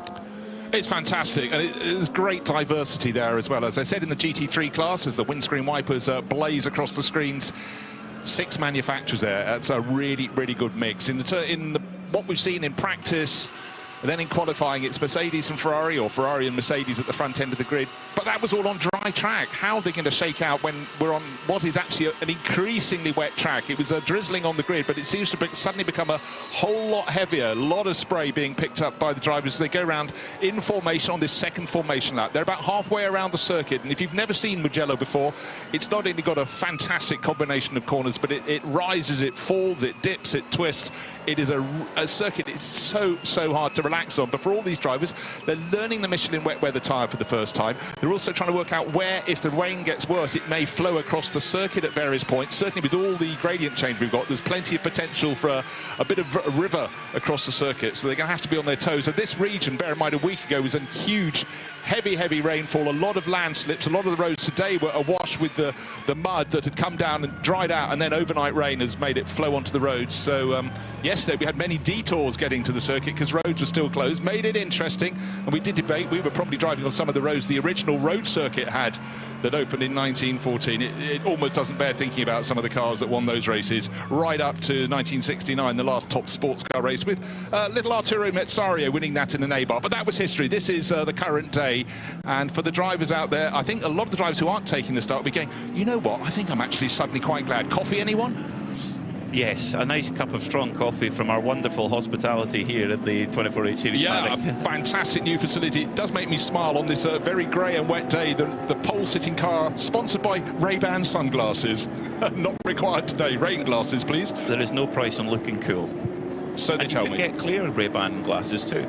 They'll make them for you. So the safety car guiding the field around. They're into the 2x2 formation. It's going to be David Fumanelli, who was so strong in qualifying yesterday, who's going to lead them away in that number 8 Ray-Ban backed Ferrari alongside the Heart of Racing Mercedes, waiting for that green flag. The GT3's pairing up 2x2, waiting for those lights to go out. As soon as those lights go out, it is go time for the 2025 Michelin 12 Hours of Mugello. Lights still up, race director letting them go. Green flag in the air. We are racing in Tuscany as the Ferrari of David Fumanelli, well, doesn't have to worry about that spray behind them, but the middle of the pack. Imagine being in the middle of that pack with all that spray, but Fumanelli strong on the brakes as here comes Manuel Lauk up the inside, and the Porsche moving up into third position, really being brave on the brakes there. Good start for me and James as well in second for the Heart of Racing Mercedes, but Manuel Lauk looking very racy in that Porsche, Bruce. Yeah, it's going to be 7 hours of racing today, and you always debate how hard are people going to push in the first corner, but the wonderful thing about Mugello is you lose the cars as they accelerate away from the grid because there's such a dip and then a climb as they come up towards the first corner. But definitely a good move and up to second place, but getting it wrong at turn number 4, which is Materazzi, was the Porsche, the Huber Porsche that had gone from 4th to 3rd to 2nd. I think he collected it, but certainly very busy out on the track, and it's getting wetter by the moment. It is. Big moment there for Manuel Lauk in that Proton competition machine. I mean, you don't win 7 Nürburgring 24-hour class victories if you're not good in the wet. You have to be good in the wet if you want to win that much at the Nürburgring, and he's using that experience. But deeper in the pack, Nick Johnson in the 907 RPM car, I mean, right in the middle of the start storm, all that spray everywhere, and you've got to try and pick your line and try and keep the car clean. We've got 12 hours of racing, 7 today, 5 hours tomorrow. You do not want to throw it away on this first lap. No, the first two drivers making their break, David Fuminelli in the pole Ferrari, but certainly Manuel Lauk is attacking big time. Our timing screens actually have lost Manuel Lauk. They haven't adjusted to have him in that second position. But the first two cars getting away, and everybody else trying to be polite, careful, and the Hofer Racing Mercedes that showed flashes of speed with some of its driver lineup in qualifying, trying to choose its moments. Alexander Prince at the wheel of that at the moment. But the first two cars, the Ferrari from David Fuminelli, he said to Diana Binks down on the grid, yeah, I'll just basically try and get to the front and stay there. He did that, but there's a huge amount of spray for all the drivers following. You definitely want to be at the front. You do not want to be trailing in that spray. It's Fuminelli just got the back end sliding out of Corintau, heading up towards Biondetti 1 and 2, but it's Fuminelli who leads then for Kessel Racing with Manuel Lauk right behind him. Then there's a reasonable gap back to the heart of racing, SPS Mercedes. Good start from the Continental Audi in fourth. Yeah, very, very good indeed. Lost in the spray, it most certainly was, but we did start to pick it up. And the 992 class, it's super, super close in that. Just waiting to see who's going to be the first one across the start-finish line, quite possibly Rick Roykers. Yes, it is. He's just gone through he was on class pole for Red Camel Jordans.nl. But as they go on to the second lap, down to that fabulous first corner, San Donato, still there are people trying to make overtaking manoeuvres and braking very, very late into the corner at the tail end of the GT3 class, and then come the 992 Porsches. But at the moment, it's being led by the pole sitter, David Fuminelli. His advantage, just a whisker over 1 second at the opening lap. But bear in mind, all these drivers are getting their first proper feel at racing speeds for the grip or lack of grip they're getting out of this wet weather Michelin tyre underneath them. It is a voyage of a discovery, and you just don't want to be the one that push that little bit too hard. A voyage is maybe the correct word if it's going to keep raining. Well, and you know, we've seen that the Porsche and the Audi that sits in second and third right now, they've not really had a great deal of pace in the sessions that we've seen. It's been, certainly in qualifying, it was the way of the Ferraris and the Mercedes, but in the wet, it's such a leveler, and often comes down to the driver behind the wheel. As now a spin for one of the Vortexes. It'll be 702, Biano Gomez. No, yes it is, you're right, it is. Oh dear. He'd started picking off some of the GT3 cars we expected. We just couldn't see it. We were going to look for it in opening laps, but such is the spray that there he was running in about the 10th position, but round he went, and that was at Materazzi, which is the first corner is San Donato, sort of double apex uphill, and you have the left-hander at the crest, Luco, then Poggio, Secco, but the fourth corner is very, very tricky indeed. It's the first part of a left-right combination. The next part is Borgo San Lorenzo, but if you get it wrong, you get it wrong at Materazzi. But I think it was gathered up for Gomez. He'll have to do it all over again. 11th at the end of that lap. This flying lap here from Fuminelli is seriously impressive. He took 4/10 out of Lauk in Sector 1 and another 4/10 out of Lauk in Sector 2 as he comes up towards the timing beam to start lap 2. Fuminelli looking really strong in that Ferrari 296 GT3 for Kessel Racing. It's a 206.7, 208.3 for Manuel Lauk. So last time by, yeah, but 1.6 seconds actually between them. So Fuminelli wanted to get the hammer down and get going. Yeah, but a really good opening couple of laps from Vasily Benedickin. So he's the top Audi racer, and in behind another move coming, and another place lost. Joseph Kral, the Scuderia Praha Ferrari. If you say that, you always think it's going to be red. It's grey, it's silver, it's yellow, it's black. But importantly, it's very handy in these conditions. Just moving ahead of Ian James in the heart of racing Mercedes that started on the outside of the front row. But a little bit of caution at this point in the race is not a thing to be sniffed at. So I think Ian, with all his years, decades of experience, is just being a wise head there, not dropping back, but just not taking risks at the moment, getting the feel for these tyres. And we have to keep reiterating what they were praying for. If rain was forecast for this Saturday and Sunday, which it was, they wanted a little bit yesterday to get a feel for it. Maybe not in qualifying. There was a spit or two, but it didn't really count as rain. What they wanted it was this yesterday morning. That would have been a big, big helping hand. It's definitely a voyage of discovery for sure, as they have to get on with it. But Ian James, of course, in the heart of racing, they're in the AM class. There's three categories within GT3. There's overall, there's Pro-Am, and there's AM. At the moment, it's being led by two Pro-Am cars, the Kessel Racing Ferrari, number 8, and the 73 Proton Hooper Porsche. Vasily Vladikin leads in AM in the Audi, 3rd overall. Then it's Ian James in 5th, yeah, because the Scuderia Praha car has gone up into 4th in the Pro-Am category. The first GT3 overall is actually Red Ant Racing in 7th place right now in the car number 93 for Kenny Hire. Yeah, I think it's really worth picking out Joseph Carr's performance in the Scuderia Prague car. He started down in 14th, he's got up into 4th place, but a driver who deserved many more breaks. He sort of rose quite high up the single-seater ladder, but then it didn't work for him. But for any Czech team, of course, they want him on board. He's a really quick, safe pair of hands as well. So he's making the progress in the early laps. Yeah, double winner at this event. If he were to win tomorrow, sorry, he would be joint with Daniel Alleman, Robert Renauer, and Ralph Bowen as a 3-time winner. As another change for position as Alex Prince is charging in the Hoffer Racing Mercedes. Just gone past Ian James, gone up to 5th. Now Alex Prince started 13th on the grid. Ajith Kumar racing Mathieu Detry, just checking out how the gravel is in the wet, and he's managed to get back on the track, but is about to lose 1, 2, 3 positions. The RPM Racing entry with Nicholas Jonsson pulling aside, getting past. A little slip up. That was the final corner of the lap. Bucin is a corner that drops from top to bottom, from entry to exit, and many a driver goes in the gravel trap, but he did continue. But that was 3 places lobbed out of the window. Really tricky in the Porsche 992 Cup category. There's four cars all going into turn 1, all in different parts of the racetrack, trying to find the grip. This is where the driver can make such a difference in the wet. You know, the driver always makes a difference, obviously, but in the wet, that's just multiplied. What they can do if you have a driver who's got a feel and a grip and a understanding of how to go quick in the wet, it can make such a difference. And that's what we're seeing. We're seeing a real flip of the order, particularly in GT3, as well as spin for Seb Lejeune Racing, car number 888. Sebastian Seb Lejeune himself, full 360, keeps going. No problem. There we are. He was in that 4-car battle. He made it a 3-car battle. He's going to join all over again. But I tell you what, Mathieu Detry, having gone off in the gravel half a lap ago at the final corner, he is picking off places already. He's picked off Nicholas Jonsson, fighting his way back. But in the middle of a 3-car train, Mathieu Detry had just gone past, and at that corner I was mentioning earlier, Materazzi, it seems to be really, really treacherous there. Another spin, but importantly, not into the gravel for Seb Lejeune.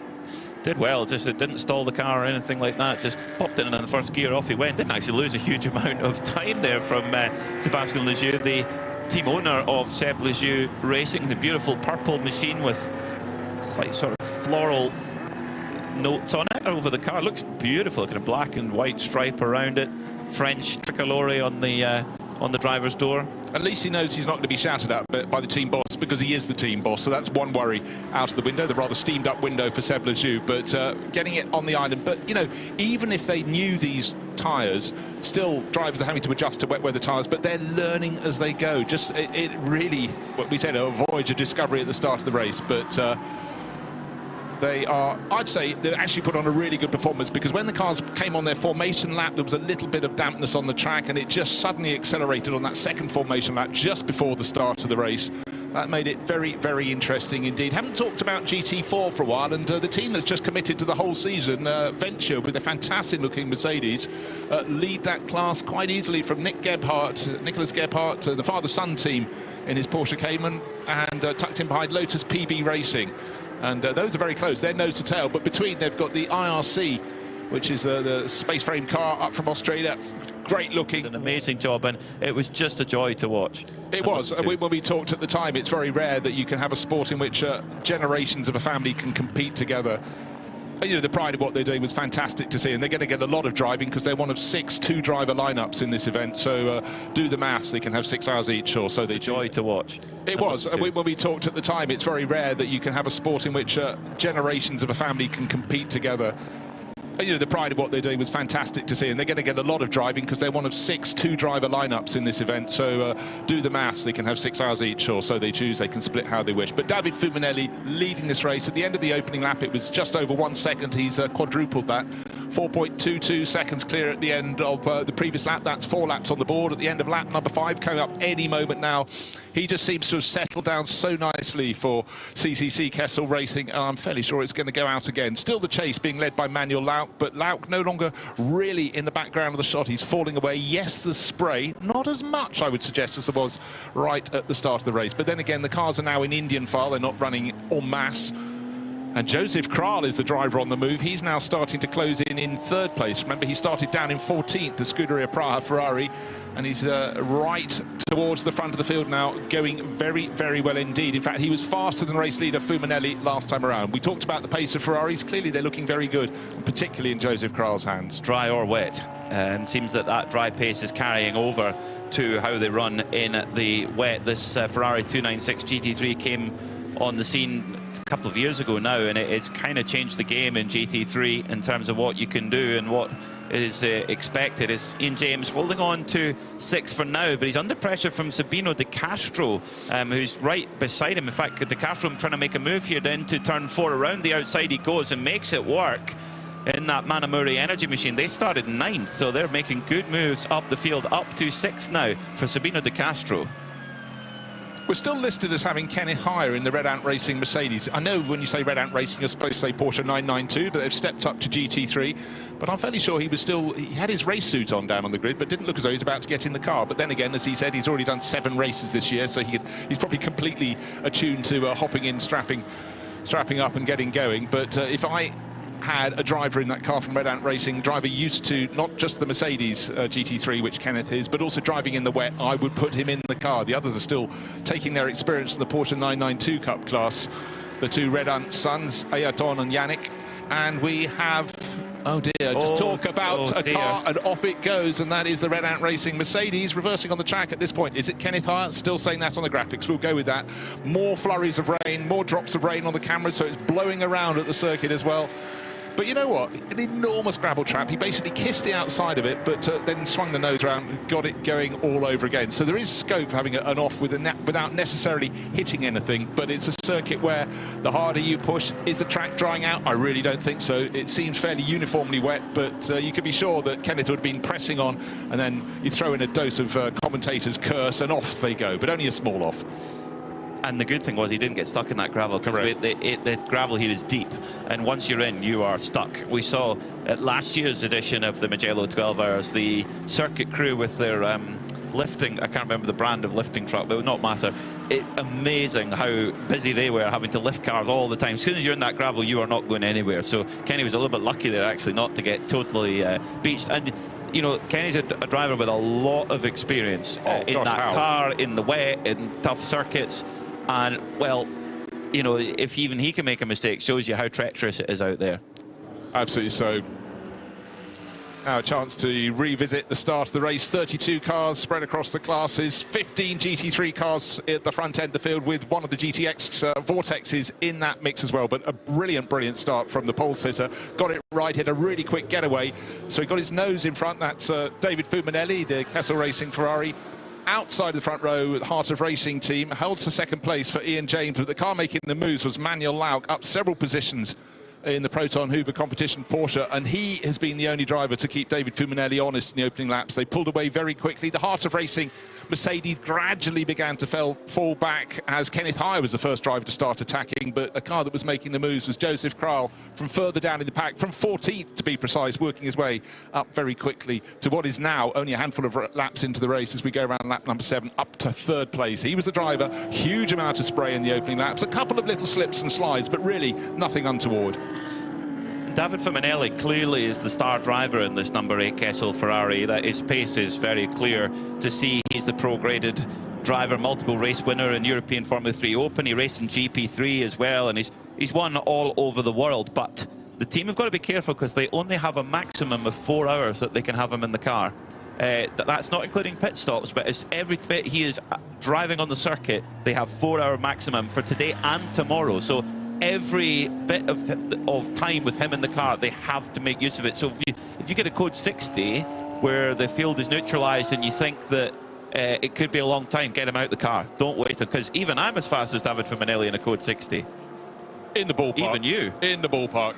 Yeah. Oh, yeah, as if. But no, I mean, that's the thing. Do you go, is he at his very, very best, his greatest driving ability when it's full wet? But when are you most likely to get a safety car period full wet? You know, it's a gamble, but I think they wanted a nice, clean, tidy start. He's provided that, and how. His advantage, I mentioned it was 4 and a bit seconds. It's now 6.6 seconds, settling down very, very well indeed.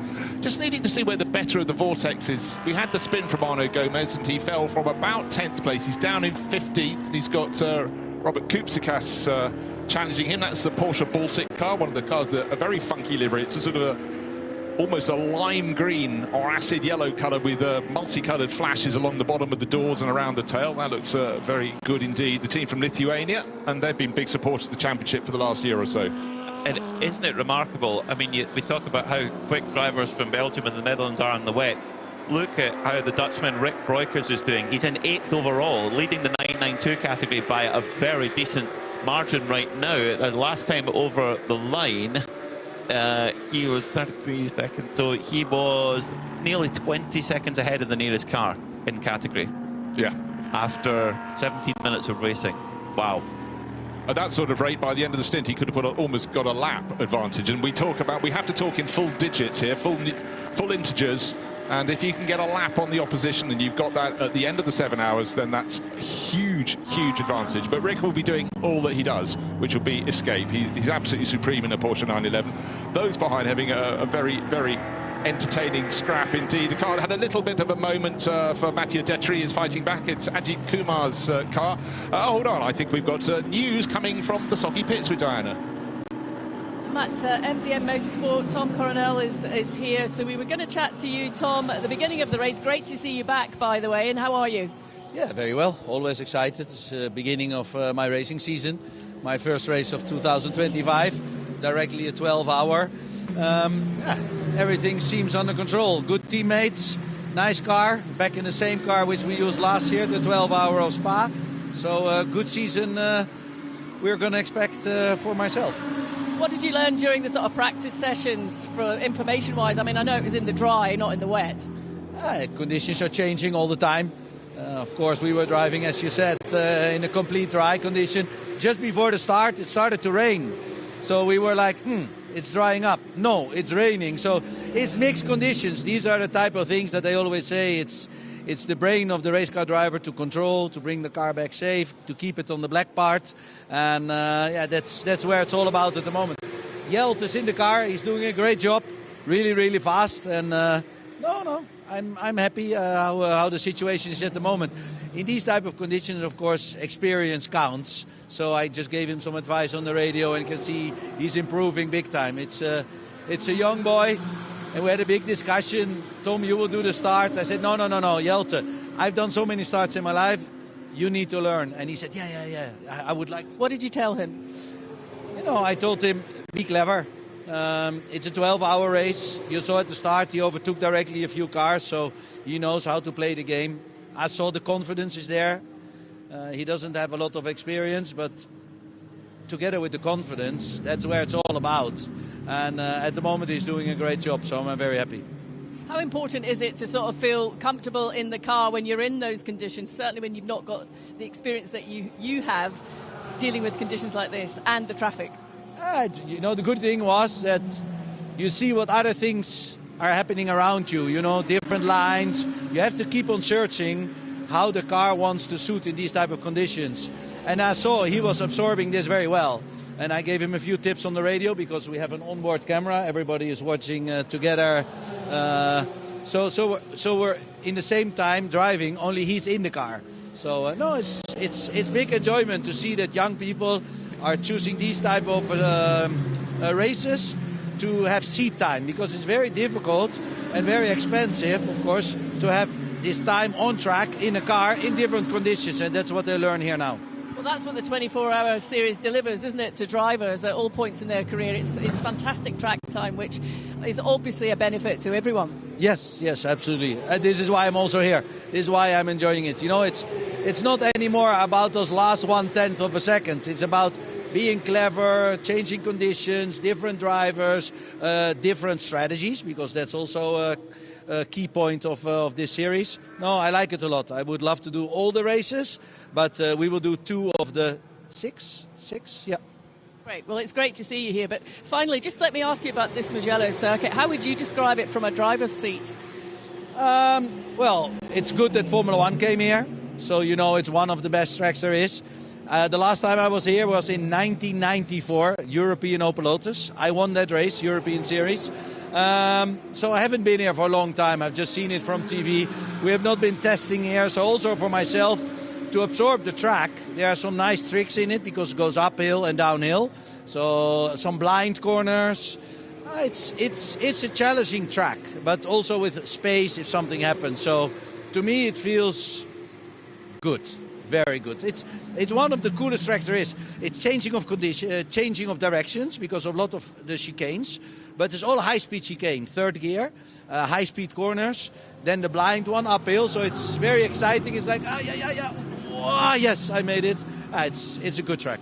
I'll take your word for it. It looks like a roller coaster to me watching. Sorry? It looks like a roller coaster at parts for me watching. Yes, it is. But that's what we like. We don't like flat tracks. We like different circuits, and that's why it's good to be here. Tom, thank you so much. When are you getting in the car? Second driver, so I think 40 minutes. Great stuff. Thanks, Tom. Thanks a lot. Irrepressible Tom Coronel, 30 years ago since his last visit, and the fact he's had a career that's filled all the years in between as well. Tom and Tim Coronel. Tom's done a bit more racing over the decades. He was second in the European Formula Opel Series that year. One of the 2 wins was the one he got here, but that level of enthusiasm, and don't forget, of course, that he wasn't the first Coronel in the family to race. His father did before him, so brought up at race circuits, and clearly just always so plugged in, so enthusiastic. But we were really impressed with his young compatriot yesterday, Shelter Hoffner. Yes, he was just starting to fly. We thought, would he go top in the 992 class? Oh no, someone's brought out a red flag. Oh, actually it was Shelter who got it wrong. Little spin, gathered it up, got going again, but certainly showing good pace. But here he is. The track, I've been very observant, is wet, not dry, so he's learning as he goes today as well. He was awesome yesterday, really a revelation. Shelter Hoffner won the BMW Racing Cup in the Netherlands last year. He signed with Michelin Motorsport for the Carrera Cup Italia. So in terms of experience for what to expect in this exact same type of car in Carrera Cup Italia is really, really important. And having effectively a mentor for the weekend in Tom Coronel, what advice you could get. Like I said, doing a race start with a big bunch of different cars, so important. Meanwhile, Rick Breukers is making a nuisance of himself amongst the front-running GT3 cars, and the leading 992 car by a big margin. He's battling away with Kyle Tilley at the moment over 9th position, and Kyle Tilley's just managed to nick it back again in the Era Motorsport Ferrari. Newcomers to the 24-hour series this year. They've had a lot of success in the IMSA WeatherTech Championship. They've won the Rolex 24-hour a couple of times in LMP2. They've won the Sebring 12 hours. They're a really impressive outfit, and they've got their eyes set on the 24-hour series this year with a Pro-Am class entry. Is right behind them as well as the Gulf-coloured Pelin Ferrari, the number 29. That's driven by Carl Marcelli, who's the pro driver in that car. Has just gone around the outside of Rick Breukers. And I think Rick also may be thinking, I think I'm just to let these guys go a little bit and try and get into my own rhythm, because these cars, they make their lap time slightly differently. In a straight line, there is not a great deal to separate them. When they hit the brakes for turn 1, they're both hitting a kind of top speed of 165 miles an hour, but it's the apex of the corners where the GT3s have a lot more performance. Yeah, no, Sakar doing a very good job, but you can bet your bottom dollar that Rick Breukers, in fact, he just lost 2 positions, but that's because he's let them by. But he'll enjoy just troubling them. This is a game for him to play, something for him to have focus, but certainly that pale blue and orange Pelin Racing Ferrari being driven very, very nicely. But then Carl Marcelli, you expect that from the Canadian racer, the guy from Ontario. He's raced tracks all around the world and seems very, very at home. As I say that, he runs too deep into Materazzi, loses an advantage. That means Carl Tilley may be able to attack at the next corner. Not quite, just covered off, chopped across his nose. Haven't talked too much about the car in front of them. Oliver Campos, the one Aston Martin here this weekend. That's the Spanish team, E2P Racing. He's keeping it neat and tidy. He's gained several positions, but again, forgive us, but quite a few of the cars making moves in the opening lap were hidden in the spray. It was very wet at the start of the race. There is a little less spray now, though. That's good. The Oliver Campos driven car is a brand new car for E2P Racing, a team that we know well in the 24-hour series. They ran an old spec Porsche last year. They've purchased a brand new Aston Martin GT3 Evo, the Vantage Evo, which Aston Martin have developed that to be a more driver-friendly package for non-professional drivers, which will really, really help in these conditions to have a car that's not quite as edgy and is a little bit more comfortable for the driver. And Oliver Campos doing a really good job in that number 90 machine. Again, when you're looking at GT racing since the sort of advent of GT3, you get a cycle. One manufacturer will bring in a new model 1 year or an Evo model, and they're being adapted, but the two marques that really seem to be selling the most are Mercedes and Aston Martin, for the simple fact they are the ones that cover what you just mentioned, having cars that the AM in a car can be as comfortable in as the Pro, and they're certainly much more predictable. I mean, the Ferrari looks fantastic, but it's a bit more edgy.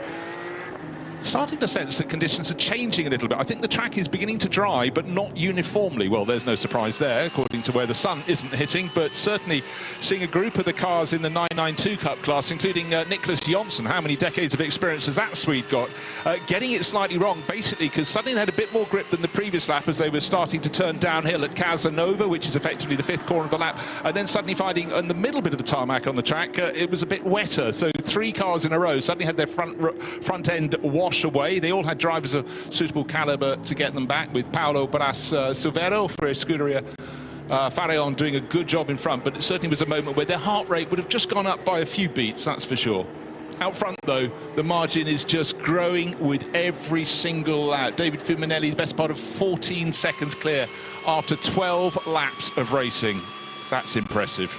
The 992 AM category is going to be so hotly contested all the way through this race, but it's been a great start for Ajith Kumar racing. They're up to 2nd overall in 992, the leading AM car, and we know, we're well aware of just how much support there is for that car. Ajith Kumar is always so polite, always smiling, saying hello to everyone, but he is a mega star, and it's so nice to see so many new fans of 24-hour series that he's brought to this championship, and we're delighted to have you along. So if people are new to the 24H series and didn't watch the Dubai 24 Hours, what does Ajit do for his day job? He's a Collywood actor, and we were not prepared for how much of a megastar he is. And Dubai, we had enormous viewership figures on our live stream on Preventing Motorsport TV, and indeed listening on RS1, part of the Radio Show Limited network of channels, but also at the circuit. It was packed. We actually had to close the gates because they could not fit any more people in, quite literally. So it's brilliant to have them as part of the championship, and Mathieu Detry right now doing his job very, very well. He's just ahead of Martin Rump, who qualified very well yesterday in the drive for Mühlner Motorsport. Meanwhile, battle over 2nd position. Manuel Lauk in the Porsche hanging on to 2nd position for now, but Joseph Kral in the Scuderia Praha Ferrari, the silver and highlighted yellow machine, really putting the pressure on, and we know how quick Josef Kral can be so far in these conditions. In fact, he holds the fastest lap of the race, a 2:06.5. The fastest lap for Lauk, a 2:07.4. Fuminelli, a 2:06.6. So he has the ultimate potential right now. Okay, well, I mean, the battle is under half a second between them for 2nd and 3rd. Manuel Lauk in his Porsche, but just, you talked about that lap pace. That's best part of 18.5 seconds down on a dry circuit time, which is the best lap in qualifying. Well, of course, they were aggregates when we came to qualifying, but the pole aggregate was 1:47 flat. And so we're way, way off that. I do sense, I don't know if you sense as well, there does appear to be not so much a dry line, but a slightly less wet line that's gradually developing. But the worst rain is due to be coming in, where are we now? In about half an hour's time. But it's been chopping and changing the weather forecast. We're going to get rain, we don't know when, but for all these drivers, they're still learning about the Michelin wet weather rubber because they haven't had the wet weather running. And then what happens when they get to the pit stops? There will be driver changes, and the next driver is going to have to get their first feel of a wet circuit here at Mugello on the tyres that they do not know as yet. So how fast someone can adapt, that's going to be hugely important. And that feedback to the next driver going in is vitally important for those who are out on track right now, saying the watch here's good as, whoa, the GT3 front runners, whoa, trying to get past Nick Gebhardt in GT4 now. He is in the category right now. He is not leading. In fact, so the car that qualified 3rd in GT4 is up to 1st. Matthew George. Been there from the outset. Yeah, he's driving superbly. The driver from the UK up by a good margin on the CCS Lotus, as Nick Gebhardt in the Porsche just dropped back to, in fact, he's jetted up to 2nd, actually, as Lotus PB Racing are in 3rd right now. So GT4 hotly contested, but Venture doing a good job. Yeah. Committed for the season as well. Oh, gosh, the battle for 2nd place, it's still Porsche in 2nd place, it's still Manuel Lauk, but Joseph Kral is ducking here, ducking there. Okay, sometimes he gets very close and he gets a face full of spray, but he's probing, he's pushing, and Manuel Lauk is not going to be feeling too comfortable. But as they went past poor Nick Gebhardt, when you're in a lower performance class car, you stick to your racing line. He was trying to do everything right, but there was one point of the track that was very wet. He did slightly try to get out of the way, and then he put the car sideways in front of them. So it's such a difficult situation. Brilliant to see Joseph Kral back, and Scuderia Praha. You know, they're a team that really transcended the series. About 7 or 8 years ago, they won the 2017 edition here. They won the 2019 edition. Scuderia Praha, Ferrari dealership in Prague. They run a lot of Ferrari Challenge stuff, but great to see them back here in the 24-hour series with the latest model, the 296 GT3, an amazing machine. As Kral just gets a little bit of a wiggle as he asks for the power from that. And the thing is, it's a quite heavily turbocharged engine. When you look at the boost figures and you compare it to the old model of Ferrari, the 488, which ran a bigger capacity V8 engine, and you look at the other turbo cars here, the Aston Martin, for example, which again is a turbo V8, it's only a 2.9 litre V6 in that 296 Ferrari, so it's very boosty. So in the wet, it's got to be a wee bit of a handful when you ask for that power. Look, 100%. I remember in the very early days of turbos arriving on road cars, some of them you didn't know it was a turbo. It said it was turbo on the boot, and then suddenly, some while after you asked for it to arrive, it would deliver the power. And the most vicious one I think I ever drove was a Ford Tickford Capri. And I remember putting the power down on a road that just had a wall along my side of the road. I suddenly thought that was a bad idea because the power was massive when it came, but you did have to sort of be aware, remember that you pressed the pedal some while earlier. But of course then turbo boost was brought far much more under control. But you know, we've moved on since then. But of course most turbos now are on larger engines, but back then they were tiny engines or smaller engines, you know, 1.5 litres, etc., etc. But anyhow, supercharging, turbocharging, it comes, it goes, but different purpose for it now. But one thing that doesn't change is fact motor racing should be good. It should be side by side, and it most certainly is for second place. And down, protecting the inside line into San Donato, the first corner. The Proton Huber competition Porsche did the job, and again trying to accelerate a little before the car had any grip. Joseph Kral, as you go to the uphill exit of the corner, getting a big twitch in the Scuderia Praha Ferrari, but stays in third place. The rain is starting to fall a bit more intensely now on the start-finish straight. It was a drizzle. It's now a solid rain, I would say, coming down. So that is the conditions. They were getting better. We've seen a lot of drivers setting a personal best. I think that's going to wind back again. So as the conditions, I think, are going to worsen now. I mean, when you've got just a drizzle and you send 30 race cars with hot, sticky tyres around, it is going to clear a little bit, but I think that could come round. Amazing job from Manuel out there to hold his line firm, forcing Kral to go around the outside, and he just got that little bit deep on the brakes and got onto the painted curb and had to be patient to wait to get back onto the tarmac, get the power down, and just loses a little bit of time, but he's still only 3 or 4 car lengths behind Lauk. Great battle over second, but who is this benefiting? David Fuminelli out front. It's 20 seconds up the road.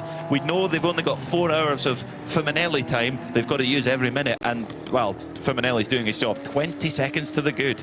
Well, now the rain is falling onto the puddles. The puddles have formed. The rain is coming down. I could actually hear it on the cover of one of the cameras around the circuit. So it's sudden flurry. We had sudden flurries even as we left the hotel this morning. It's generally been drizzle, but while this battle for second place is rejoined with Joseph Kral in the Scuderia Praha Ferrari trying to catch the Proton Huber competition at Porsche of Manuel Lauk all over again, David Fuminelli escapes. Now, what did we hear from Tom Coronel? He reckoned, I think, an hour and 10 minutes into the race, the 992 Cup Porsches are going to start pitting. How about the GT3s? They normally have a shorter stint time. They normally go about an hour before they require. Of course, they're not running quite at full throttle the whole way around at the moment because it is suddenly becoming a whole lot wetter. While some of the cars had stopped using their wipers, they're definitely back on full time now. Good scrap. You look down towards the tail of the top 10 and just beyond ARC Bratislava. Actually, to be honest, we haven't even mentioned the Lamborghini, the only Lamborghini in this race, and Chinese racer Jiatong Liang is at the wheel of that, but he's got someone to play with, because right in front he's got Juta Racing with Arunas Gesalkas at the wheel, and just slightly ahead, the metallic green MP Racing family-entered car, David Gosner at the wheel, and just ahead of that, that pesky Rick Breukers leading the 992 Cup class in 11th place overall, easily keeping them in his wake, but they have got onto his tail. But again, you talked, Peter, about how a lap time might be quite similar, but the way a 992 Cup class delivers its speed is different. It's not so good in the corners, but down the straights, talking of straights, just going onto the start-finish straight, Rick Breukers will pull away again, maybe hit about 165 miles an hour before they have to consider braking for that first corner. And you take it up a rise, and the start-finish straight is slightly curved, there's a bit of a kink in it, and then all you see is a wall of gravel up ahead, but the track, San Donato, it turns right. Oh, and Rick Breukers so deep into turn one, nearly hit the painted bit on the outside, and we know the story of rain on painted curbing. It can lead you off to another world, and luckily for him, he didn't end up in the gravel trap, but I think he was actually just troubled by David Gosner running very deep into the corner. He had him in the corner of his eye, and I think maybe just slightly missed the point at which he'd be completing his braking. Two cars that qualified quite far up the order. The Heart of Racing SPS Mercedes, that's the qualified second, is at the moment sitting in 9th with Ian James at the wheel. Right behind him is Kyle Tilley, who started on the second row of the grid, sitting in 10th. And at the moment, just in kind of in survival mode, really, with 37 minutes down. And yeah, I think we could see them drive to an hour and 5, maybe even an hour and 10 in these wet conditions. As through goes Tilley, it's Ian James leaves the door open. Tilley goes to the inside, puts two wheels on the painted curb. That's brave, but grip's actually not bad there. The car didn't kick out of line too much, so good move there from Kyle Tilley, driver who's got experience both in contemporary machinery like this Ferrari, but also historics and indeed rallying. He's rallied Mark II Escorts, Fiesta R5s, etc. So knows what oversteer and loose surfaces are all about as well. He's got the bug bad. You know, the Tilley family, long time involved in motor racing, and you know, the last few years, Era Motorsport, they've just exploded across the world. And again, I see a lot of them coming to Goodwood, not with just one or two cars. They have a sort of multiple explosion attack. It's fantastic, getting some new faces in places to take on rivals across an array of machinery. So that's coming up very soon indeed. I haven't checked the entry list yet fully for the members meeting at Goodwood. That's in a few weekends' time, 11th and 12th of April. To kick the racing season off there. A circuit very different to this, but actually quite a few runners here will be competing there. You never know who's going to be on the track, but a rich taste in motor racing is all that's required. Right, Rick, we've got a spinner going backwards, and again, it's the Red Ant Racing Mercedes. We saw a little bit of a moment from Kenneth Heyer early in the race, and now he's rotated it again at that point where you drop down to Savelli. The next corner is the first of the Arrabbiatas, and he's having to wait. He's off the circuit on driver's left as they're approaching that uphill right-hander, and the car is not running at the moment. The lights, no, the windscreen wipers are going, so he's waiting for a gap in the traffic and absolutely squandering loads of time. His nose is just coming onto the circuit now across the painted outside, and he gets to the inside, and actually as he clips the grass on the inside to turn into a Arrabbiata, there's a loss of water sitting down there, and a field of cars comes past him. So unfortunately there for Red Ant Racing, it started the lap in one position. He's going to have squandered when he's fallen down to, well, 20-something position. It's a classic downhill corner, didn't want to run wide, had to adjust the wheel, and so as you got into the compression there in the left-hander, around the tail went, nothing was hit, but that was about, what, 30 seconds squandered? At least, yeah. It's not been a very Kenny Heyer stint, has it? This isn't what we would expect. I wonder, is there something that he's fighting with at the wheel of the car? Is it the setup? Is there a technical issue? Because to see him make one of those mistakes is unusual, but not unprecedented. But to see him make two, maybe just the conditions, maybe it's getting wetter, it's pouring with rain at the moment, so... It really is. I'd just be really interested. I still had half a mind that it wasn't Kenneth at the wheel, because of all the drivers in that crew, the other three are learning what it is to be in a GT3 Mercedes. Kenneth does not need to know that. He's already done 6-7 races this season down in the Winters GT Series in the Iberian Peninsula, but anyhow, we'll wait and see. But it was also the fact he was talking on the grid. You know, didn't look as though he was about to get in the car when he spoke to Diana Binks, but, you know, he could have done. But it's just having seen the two spins. I'd expect it was someone else learning the car, learning the tyres, but who knows? Well, maybe Diana Binks can find out for us from the 93 Red Ant crew if it is indeed Kenny Heyer at the wheel of that car, because, of course, the car doesn't know automatically. There is a manual switch. Every driver has a number, and you switch it to your number as you go, and the drivers were reminded of that when they were at the briefing yesterday. But Faminelli out front, he's opened up the gap now to 22.5 seconds in that beautiful blood red Ray-Ban Ferrari 296 GT3. They've got quite a busy lineup. They've got a lineup of 4 drivers, in fact 5 drivers: David Fuminelli, Marco Frezza, Marco Tallarico, Alessandro Cutrera, and the man known as LMDV. His name is so long, even a sleek car like the Ferrari 296 is still not quite enough room to fit his name on there as well. So, how long is this stint going to go? We're 40 minutes into the race, and as we said, 22-second advantage for David Fuminelli, the CCC Kessel Racing Ferrari. Joseph Kral, so it's Ferrari 1-2. He's finally made that move past Manuel Lauck, and once past, he's actually pulled away quite quickly, though. Suddenly, 2 seconds he's found very quickly indeed. Rick Breukers, though, just playing with everyone he can possibly find out on the track. He's leading the Porsche 992 class, as you would expect. Started on class pole position, and he's just picked his way through the GT3 traffic, and those in behind are desperate to get back. It's a matter of pride if you think your class car should be ahead of another one. But just looking at Rick, he's so good in all weather conditions, but he's super smooth, which of course, around a circuit, any circuit, that's what you want when it's wet. But around a circuit like this, it has wonderful flow up and down, and it's serpentine. And we heard Tom Coronel describing just that. Well, that 2019, the second of his 2 Rolex 24-hour wins, was one of the wettest Daytonas on record, wasn't it? So he knows how to win in the wet. Of course, Father Ivo, unfortunately, normally part of the driver lineup, isn't going to be part. He described it as understeer on his e-bike. Yes, he had the wrong setup, led to understeer, led to wearing a neck brace, a soft neck brace. We wish him well. But he's a bear with a sore neck, but he's acting like one with a sore head, because Ivo, he wants to race every time he possibly can. But for sons Luke and Rick, it means they've got someone pacing the garage, someone who's observing their every move. But right now, Ivo is undoubtedly his. We'll be so super proud of Rick, who's doing just this great run. He's in 11th place overall. The next car in class, Mathieu Detry, who did have the early half spin, Ajith Kumar Racing. He is next in class. He's 5 positions further back in 16th overall. Now, right at the start of the race, we wanted to see how Arnaud Gomez could get on in the Vortex, the better place, the Vortex, the one that started among the tail end of the GT3 class. Had that spin early on, lost quite a few positions. He's running in 15th overall, leading GTX by a country mile. Second in this 3-driver classes, the IRC, the car up from Australia, with Darren Curry at the wheel, sharing with his mate Grant Donaldson, who we thought must be very Scottish indeed, but he claimed not to be, which obviously upset my 2 Scottish colleagues, Mr. Mackay and Binksy. But I wasn't upset. You weren't upset? No, never. But Di was just saying, how can he not be Scottish with a name like that? No, I would have gone with the same thing. He looks quite Scottish. He does, definitely. Matthew George, who's not Scottish, but he is from south of the border. He's from the British Isles, doing a superb job, doing his part in the Venture Engineering Mercedes. They won the Barcelona 24 hours in dramatic circumstances last year. The ST Racing team were leading, and they had an issue at the very last point of the race, and Venture came through and won the race. So they're back for a full season this year. It's great to have them here in this Mercedes AMG GT4, and Matthew George doing a top job right now, trying to put a stamp on their race early in GT4. Often in these 24-hour series races in GT4, it's all about having no mechanical issues. Pace is one thing, but we see this a lot, where there's the odd little mechanical niggles that can happen. We saw it last year a lot. So it's more about just keeping the equipment going, making sure that you've prepared the car as best as you can, managing any issues if they come.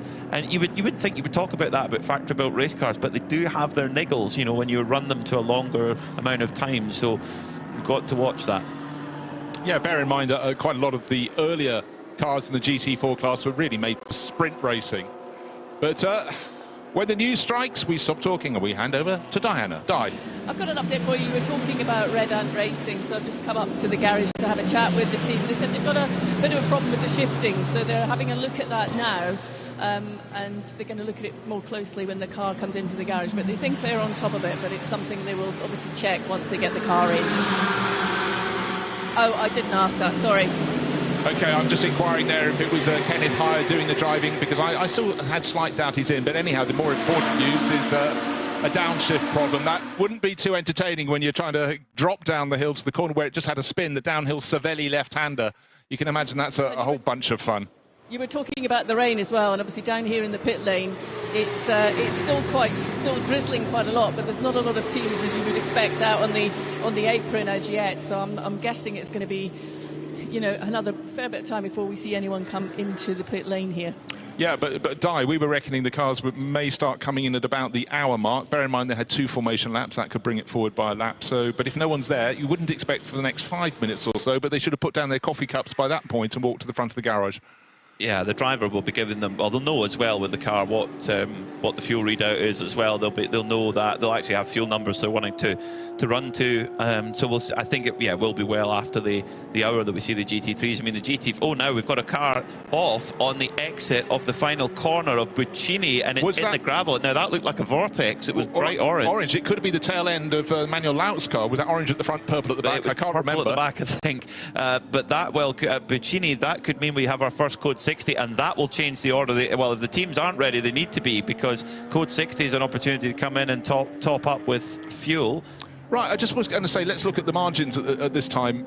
It is a vortex. It's 7:01. It's the one that started down towards the tail of the field, and unfortunately Cyril Calmont has got it. Well, we talked about gravel, we talked about getting beached in the gravel, and that's the first one to do so. Buccini, it's a double left-hander, starting on high, dropping down low to the exit, and halfway around the corner. Unfortunately, clearly understeer has just taken him straight into the gravel. You can see, so he's actually had a spin because he's already got gravel over the curbs just before the point at which the car is beached. The lights are still on.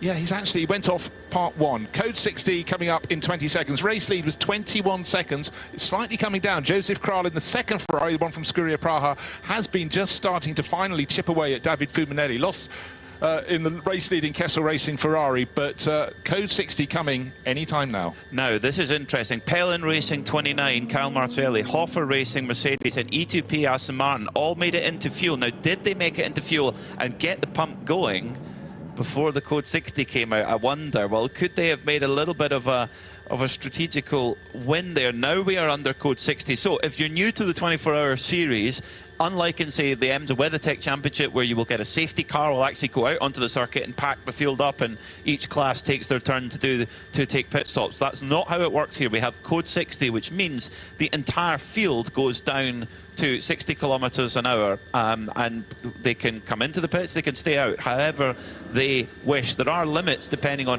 what class you're in, how much fuel you can put in during a Code 60, but even if it's a small amount, usually teams take the opportunity, because Code 60, when the cars are going 60 kilometers an hour, it's such a difference. I mean, the race lap record here, the average speed is 176 kilometers an hour. It's going to be a lot less than that in the wet, of course, but still a lot more than 60 kilometers an hour. No, exactly so. And again, experience in a championship. Many championships, very few championships have the same rules as other. You've got to read the rule book. It might feel a little bit dry, but it's moments like this where you can gain yourself a quarter of a tank of fuel or whatever. There's going to be a slight delay, and Peter's obviously going to want to check on what sort of rescue vehicle there is, because of course the tow vehicles in French circuit, you always go, it's a Manitou. Is this a Manitou lifting device here? I cannot tell you. Manitou, that was it. Yes, that was the brand of lift. Now the Vortex team looking slightly concerned about what the story is already. E2P Racing, Aston Martin's already is come to fuel and is already back out on the circuit. So could they have made a bit of a jump here as they head back out onto circuit? They've kept Oliver Campos on board as the Manitou lifting machine heads into, and it's not far at all from Terra Firma, so it'll be hopefully quick lift, get that Vortex back onto Terra Firma, and it's not far to the pits if there is something wrong. And as always, when a car goes in the gravel, it's where they put the gravel when they get back on the tarmac. Imagine you're struggling with a very slippery track, and then you find gravel on top as well as you're halfway through a final corner. Right, many cars in refueling at the moment. The race leading car, David Fuminelli, on the pump. In the next pump behind him, it's the one and only Lotus from Lotus PB Racing. And that is about to get going again. But it just depends where you are at the point of the lap, and you don't want to come in and queue for your fuel, that's for sure. So you can be lucky if you're the first handful of cars in, then you're going to get going. Oh dear, unfortunately for the Lotus PB Racing car, he had to be pushed back again. Another car was in front. But let's go to Diana. Yes, it's all quite manic now down here in the pit lane, the heart of racing. Mercedes, the number 27, has just come in. We had to jump out of the way just to let that come onto the pit apron, so they're changing tyres just behind me, but I'm just waiting on the race leader to make their way in the number 8 CCC Kessel Racing Ferrari. 296. The team are ready here. They've got new tyres, new wet Michelin tyres ready, and there is going to be a driver change here as well. Alessandro Vieira is getting ready to jump into that car, so they're just preparing themselves with the seat insert, and the car is just making its way onto the pit apron now. Now, that shows why you always have to have your next driver ready in case of a sudden flurry. He wouldn't have expected to get in for another 10 minutes minimum, but sitting at the back of the garage, he had to be suited, booted, and ready to go. Fresh set of Michelin wet weather rubber coming out for that number 8 Kessel Racing Ferrari. David Fuminelli out of the car. Fantastic job from him. From pole position, got his nose in front long before the first corner, and was never headed. Right at the end of the stint, he started to lose a few seconds to the chasing Joseph Kral in the Scuderia Ferrari that is now leading this race by dint of not coming in. And for a few cars down in the refueling, they get caught out by those around. A little bit of a delay on the rear right tyre there, but they've got it done. In fact, they've got the tyres done before the driver change is done, so a little bit of delay with the driver change there for the number 8 CCC Kessel Racing Ferrari as the Vortex has got going, so we should be going back to green fairly soon. The driver change is still going on. That's a little bit of the delay there for the Kessel crew, but they get back going again. So will that effort from David Fuminelli, will that be burnt up there? That's a little bit slow, you would think, for a driver change. Yeah, quite hard to tell, but as I said, down in the refueling area, the one car, the little Lotus I was looking at, not only had to be pushed back so it could get away from refueling, then got pushed back, and then another car pulled across its nose, had to be pushed further back, so they've lost handfuls of time.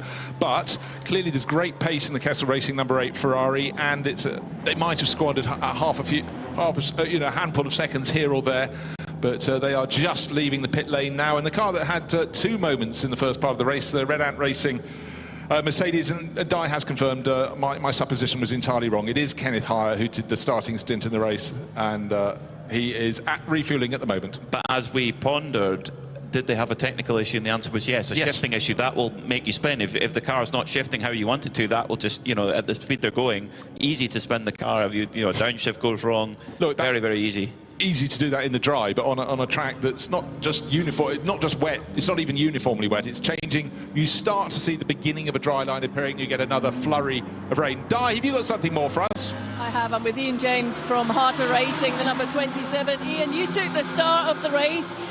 From where we were standing, it looked quite tricky, but how was it from your seat? Yeah, it was very tricky. Unfortunately, our car wasn't very good in the wet. I think we missed the tyre pressures there, so I was falling like a stone there, so just trying to survive. Luckily, we've got a code 60 there, give us a chance to reset. But it was drying off a little bit, then got wet, and then dried, and then wetter and wetter, and then dry again. So it's very changeable, so you just got to be really careful. From an experienced driver like yourself, what's the approach when you're in conditions like that? Well, I think first and foremost, survival, right? You have to put your ego aside and let the faster cars go by. And then as the stint changes, you catch them up or you lose to them. So just got to think big picture, 11.5 hours to go. Obviously, don't have a lot of info on the wet tyres, the Michelin tyres as yet. What did you learn? Well, I don't want to pass judgment quite yet, because that was one of the scariest stints of my life. So hopefully it wasn't related to the tyres. I'm sure not. They're always pretty good. So we just got to get our act together. It's a challenging circuit, this one, isn't it? Yeah, it's brilliant. I mean, it's a fun track to drive on. The different undulations and the hills just make it even more of a challenge. So having fun regardless. Thanks, Ian. Thanks. Well, we're just about to go back to code 60 because the Seb Lejeune racing car has spun off. It looks like turn 1. Yeah, so it's halfway around the first corner, San Donato. And interesting, the Vortex 702, the Gomez car, spun as well. So it are actually the tyres when they're put on, even though they're wet, so you've got to get a bit of temperature in them by the looks of things. Yeah, one thinks so. In a corner that's very popular, if you could say such a thing, for going off. In fact, I tell you what, a mistaken identity. There's a different corner for Arnaud Gomez, looping around deep into a gravel trap in a left-hander in a 2-part sequence. But that was Borgo San Lorenzo, turn 4 of the circuit, in which he looped it around, but got away with that. Little pieces of gravel out of the back of, that car, and of course the sister car. But the good news, when Cyril Calmon was pulled out of the gravel at the final corner at Buccin, he very assiduously stayed outside the circuit on the way down the slope. He stayed on the painted stuff to deposit some of the gravel that went into the back of his Vortex, and so well done for that. Interestingly, the Scuderia Praha Ferrari, which was in second, didn't pit under that first code 60. They were the only leading car to do that, but they decided they've come in under the second code 60. But curiously, looking at Yeah, the Kessel Racing Ferrari is just on its way out. That'll come back. And interestingly, Proton Huber Competition, who were sitting in third, they've put Klaus Bachler aboard. So they've taken Manuel Lauk out and Klaus Bachler in as Joseph Kral brought the Scuderia Praha Ferrari in. And then we'll see if there's been a driver change there or whether they're going to keep Joseph in the car. No, they're going to keep Joseph in the car. Now, big advantage for that car, Scuderia Praha. Joseph Kral, because he's semi-pro graded, he does not have a minimum or a maximum driver time. The other two drivers in the car, Maciej and Miroslav Weibo, they have to do a minimum of 6 hours together. So if they plan it right, Joseph Kral can do 6 hours of driving over today and tomorrow. Yeah, what I really want to see is the margin between the two Ferraris. The Scuderia Praha, that's car number 56 with Joseph Kral just leaving the pit exit now. And the number 8, the Kessel Racing car that Alessandro Cutrera has taken over from pole starter David Fumanelli. Right, the Sebleju Racing Porsche for the 992 Cup class has been extracted from the gravel at San Donato, the opening corner. It's going, and we do have a new full-time race leader because the number 8 Ferrari only now is turning into the first corner, but Joseph Kral is over the hill and up the slope at Poggio Secco, so he's suddenly gone from 21 seconds down to a handful of seconds ahead. So that was an inspired decision not to come in and queue for fuel, but to wait, and then they were gifted almost as soon as it went green. He came in next time round when we suddenly had the second code 60. I think the Scuderia Praha car didn't take tyres. Okay, I think they certainly took fuel and went straight out. Fuel and straight out. Yep. So this is going to be curious. This is going to give us an idea of the longevity of the Michelin tyre in the wet, at least. Because normally it's, you know, we've seen it in the past where you're basically throwing on new tyres wherever you can. There's no limit on it.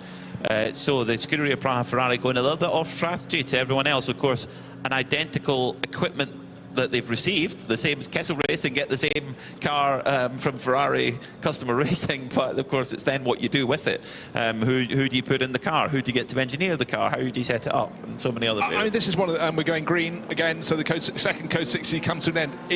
That's the essence of endurance racing, of sports car racing. You can do things differently. There is scope to take a gamble, and to what we saw in the opening round of the World Endurance Championship at Bahrain, teams only fitting, let's say, 2 new tyres or 3 new tyres, not doing the full 4, saving a bit of time.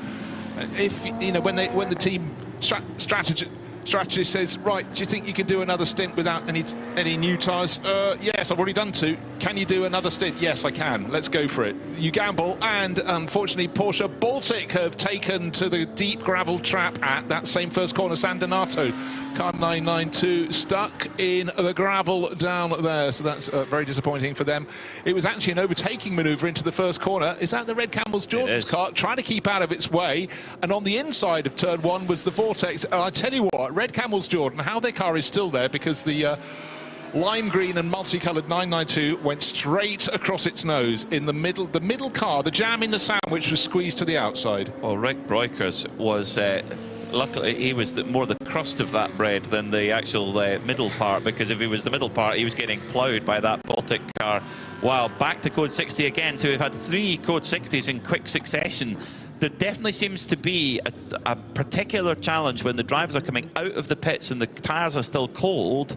They are really, really tricky. We've seen many drivers drop it on those out laps. Could I just also point out something there, is that Robert Kupsikas was actually leading the 992 class car. They both made a pit stop. Clearly he hadn't taken on something that was new, and it would be probably the fact he stayed for a second stint on the rubber. Turned down after his first flying lap after that pit stop and just didn't have the grip. We've heard from Ian James, the grip around the circuit is changing almost by the lap. It seems though the rain has eased off for now. But, you know, one lap to the next, it can feel very different. You had the Vortex coming out of the pits, protecting the inside line in the middle of the part of the circuit down to the first corner was the Porsche Baltic, attacking on the outside, and he couldn't have gone any deeper into the first corner, was Rick Breukers. Then around, as they were halfway, not even halfway around the corner, went the the Porsche Baltic 992 right across Breukers' nose. Somehow he managed not just to avoid it, but not spin off in conjunction. Well, in that very brief period of green flag running between these 2 code 60s, Proton Huber Competition got a little bit caught out there, because when we went back to green, they were still in the pits and Klaus Bachler was driving through. So we know that that, of course, when it's green flag, the cars are going much faster than they do under code 60, of course. Interestingly, our former leader, car number 8, the Ray-Ban Kessel Ferrari, has come into the pits again. It's almost as if they just keep topping it up with every code 60. And of course, but interestingly, under code 60, if you're on the track, you're burning up driver time. When you're in fuel of the pits, you are not burning up driver time. So that's a consideration. It's all the strategy. It is strategy. Over the years, a lot of teams that have had huge success, Herbert Motorsport always had the policy of top up every single time. So in short order, we've had 1, 2, 3 code 60 periods, and the first and the third of those, CCC Kessel Racing have decided, come in, take the hit in track position, get the fuel on board. Alessandro Cucciaro only did a handful of laps after taking it over from David Fuminelli. Now, coming down the pit lane, we know this car had a tyre change. We don't think the Scuderia Praha Ferrari, the car that was challenging for the lead, did, but we also know that the tyre change seemed a little slow on the rear right, and as Alessandro Cucciaro goes up the pit lane, he is not coming in again in terms of coming in for any fresh rubber. Didn't expect him to. He is now leaving, and at that very moment, the Porsche Baltic car onto the track, or the edge of the track again, out of the gravel at the first corner. San Donato dropping gravel as he goes. He's on the uphill side of the exit of the corner. That's not largely where the cars get to. So he's back in the race. Code 60 will be coming to an end in under a minute. Now, the car that's been leading GT4 is in the venture. Mercedes is in for refueling. It's been a really good stint from Matthew George in that, leading the class comfortably. Alessandro Cucciaro coming back on the track, and if you just suddenly looked at a screen, you go, oh, what's going on here? Why are they going so slowly? Because it's code 60. 60 kph is all the cars can do. And I honestly think, you know, it was very early in Alessandro's stint in this car. To come back out, it's actually really complicated. He doesn't know that these tyres in the wet. He wants to be at racing speed. I always think for a lot of drivers, they have to really force their concentration so they can stay focused when you're not running at full tilt. Back to green flag racing then. Looking at that Scuderia Praha Ferrari, Joseph Kral went into the fueling area, but then as he entered the pits, when he left the pits was 27 seconds. There's not enough time to change tyres in 27 seconds. So if so, Scuderia Praha need to be in Formula 1 if they can change them that quickly. But that means that they're on an older set of Michelin tyres, and in terms of advantage, we need to wait until they come back over the line again to get a full picture, because the time screen takes a minute to come through, and we'll get a read on that as quickly as we can. Now, the outlier is the Scuderia, the ARC Bratislava Lamborghini of Jietong Liang. He has not pitted at all. So they've decided to not take any service under those 3 code 60s and vault up the order. Now, this will give us a read on how long can that fuel tank go in the wet, and indeed with a couple of code 60s thrown in there. Yeah, well, exactly so. It'll also show how if you didn't come in when other drivers are going around at only 60 kph, but when they're running down the straight at 260 kph, how much time you can lose when you go for refueling a full tank of fuel under green flag conditions. But it's all about keeping it clear. Now, just hearing there's been a bit of debris in the start-finish straight, and this is the Hofer Racing Mercedes. Oh, yes, okay. Right. Hard to pick out. Flying, probably about 10 metres in the air was whatever he was hit, whatever bit of debris. I mean, it's hard to tell in the wet, tiptoeing through as he's coming around the final corner. Is he going to come into the pit lane to bring the car in to have a look at it? At the moment, Alexander Prince, I mean, it's hard to tell in the wet, tiptoeing through as he's coming around the final corner. Is he going to come into the pit lane to have a look at it? Don't want to be, and this is under green flag as well. No problem. Of course, they'll have tyre pressure sensors that they'll be able to keep a very close watch on to see if they do need to come in to change one of those Michelin tyres. But yeah, no problem. But that's would give a little bit of a fright to the team. An hour and 4 minutes in 3 code 60s in 1, 2, 3 after each other, and it's Scuderia Praha who lead by 44 seconds from ARC Bratislava. So who haven't pitted. Then it's the number 90. No, we're just waiting for everything to come around. It's the Kessel Racing Ferrari. Our graphic is saying 90, so we'll wait till everything shuffles around. And obviously the Kessel Racing Ferrari that started on pole for David Fuminelli has had 2 visits to the pits, 2 visits to refueling. The second one just involved taking on whatever fuel they could do during code 60. all they're allowed. It's not the full amount, but now settling down again. So the second visit to the pit lane just involved driving through, obviously under the pit speed, but suddenly now Cutrera on the outside at the first corner, the E2P Racing Aston Martin challenging up the inside. So Oliver Campos has got his nose in front. That's why the graphic halfway around the lap said he had gone through into third position. So the one Aston Martin in the race is starting to make itself felt. Yeah, so that is correct. The number 90 is in third place as the number 8 Ray-Ban Kessel Ferrari just getting back up to speed. Cutrera, of course, with a couple of trips into the pits, the tyres would have cooled right off.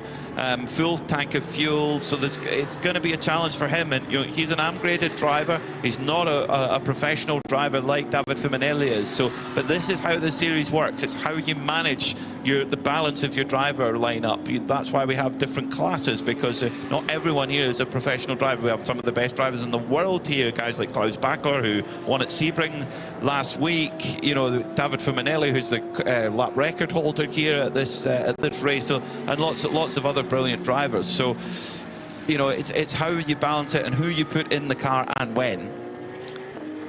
Right, one factor we considered from the outset at this meeting, not just this race, was the fact we were going to have rain for the race. The race that runs 7 hours today, Saturday, 5 hours tomorrow. They weren't getting any wet weather running before. They're not accustomed, as they're just getting used to now, only for the first time, the Michelin wet weather rubber. So it really is learn as you go, keep out of trouble. But certainly that was a factor. But for Kessel Racing and latterly Scuderia Praho, who worked up from 14th on the grid at the start. I have to keep saying that because that's a fabulous first stint from Joseph Kral. And now at the sharp end of the field, and suddenly we've got Carl Marcelli, who was a while ago way down the order in the blue and orange Pellin Racing Ferrari. We just mentioned third place being taken by the Aston Martin. Is about to possibly lose it because Marcelli is really looking high, looking low, trying to go round the outside. There is no outside there. Down the slope they go. Savelli, it's the bottom of the slope, and then you've got the entrance to Arrabbiata. You go uphill, and the Aston Martin's on the inside. Oliver Campos going on the outside, but going past on the outside between the first part and the second part. Wow, that was quite a move for Carl Marcelli. So the Italian team Pellin Racing will be delighted. One of their cars didn't get to start the race. They had a 488 GT3. That didn't come to play, but their newer car, the 296 GT3, it's not just playing, it's advancing. It's up to third place overall. Great run from Marcelli. And we're not quite sure why. Perhaps Diana or Ben can find out why the other Pellin Racing Ferrari didn't start in the race. But this is an amazing job from Carl Marcelli. And the advantage he has, he's in fourth right now, they would have taken tyres because the other cars were in the pits just driving through 27, 28 seconds or so. The Pellin car was in the pits for 1 minute and 14 seconds on their pit stop. So that means they must have put new tyres on. That would be the only reason. But they've kept Kyle aboard.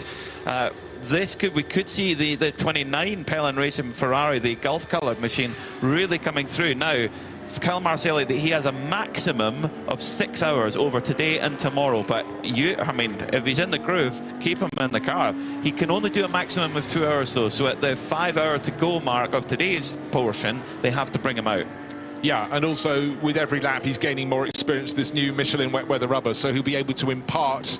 When it was fully wet, they were like this. When it was less wet, they were like that. But every other driver in the crew is waiting to find out what is going to face them when they get out into their stints. And, but he's the pro in their car. You've got the Pro-Am, which is Felice Gelmini, and American multiple female Ferrari champion in the Ferrari Coppa Ladies Series is Lisa Clark, driver from California, and she's going to be the one that really wants that information the most plainly. Has obviously the least experience, but if it comes from the horse's mouth, it comes from a pro driver who's out there, has been racing in wet and dry all around the world for quite some while now. This is gold dust, whatever information can be imparted. And I understand that Kyle is very much the role of coach for Lisa as well, as is very often the case. A non-professional driver will have their professional driver that they compete with is also a coach as well. But Felice Gelmini, he really impressed me in qualifying yesterday. Set some fantastic lap times and some really quick sectors compared to some of the other drivers. He's more of a touring car guy, a Clio Cup guy as well, but he's really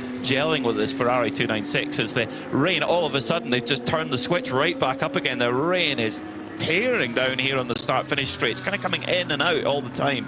Yeah, were you getting comfortable? Well, try this, and it's dripping off the roof of the grandstand above us. We're on the pit side, looking across the giant grandstand. It didn't used to be there before it was built, mysteriously, but originally we'd have been able to see the downhill slope as the cars get to Correntaio and then go through the chicane, Biondetti 1 and 2 on the approach to the final corner, but it's still a fabulous stretch of circuit. Haven't talked too much about the IRC. One of 3 cars in the GTX class. GTX still being led by the 702 Vortex. The sister car is further back down the field, but it's great to have the IRC car with a sort of vaguely Chevrolet Camaro body shape atop. Darren Curry and Grant Donaldson running that. Decided they've had their fun in Australia. Let's go and race in Europe, and why not? If I was to rank it in terms of intensity, I would say this is the most intense rain we've had so far at the circuit. This similar to what I came out of the hotel room this morning, going, oh, this is certainly, I would say it's bucketing down right now on the start finish straight. That's the proper meteorological term. Right, started the race with 31 cars, as we mentioned just a short while ago. Pelin Racing, they didn't get the 488 GT3 that was going to start with Terry Haugen, American racer, and Paolo Roberti, ultra experienced Italian. We've still got 31 cars out in the race, but the rain, actually, if you reckon it was level 7, it's now level 8. In the space of the last 30 seconds, the tap has been opened fully. So, right, imagine if you were a driver who didn't get a new set of Michelin wet weather tyres. You will have less grip to disperse that water. This is proper monsoon rain. This is the rain that early this morning didn't look as though it was going to hit, and then just before the start of the race, suddenly the weather forecast changed big time, and we've got this. This could be in for the next 2 or 3 hours, maybe even to the end of all the Saturday running. We're running 7 hours here at Mugello, and I think I might defer my run over to the catering tent for lunch. It's not a tent, it's a monument. It's a magnificent building. It is a monument of gourmet and gastronomy. So Jake Hill, the reigning British touring car champion, a driver who's not unfamiliar with conditions like these in a rear-wheel drive car, but still relatively new in his GT3 career. He really impressed with Aero Motorsport in Dubai, and well, this is pretty much a baptism of fire really to drive a GT3 car at Mugello. Totally new experience. He's taken the car over from Kyle Tilley, and he's got a bit of job ahead because they're running just over a minute down on the leading car at the moment. So for Jake, really got to try and, for Aero Motorsport, they've got to try and keep the car on the lead lap. You can be coming into the end of the first portion of the race tonight after 7 hours of the 12, and you could have the leading car right behind you, and you can be just on the lead lap and no more. That's enough.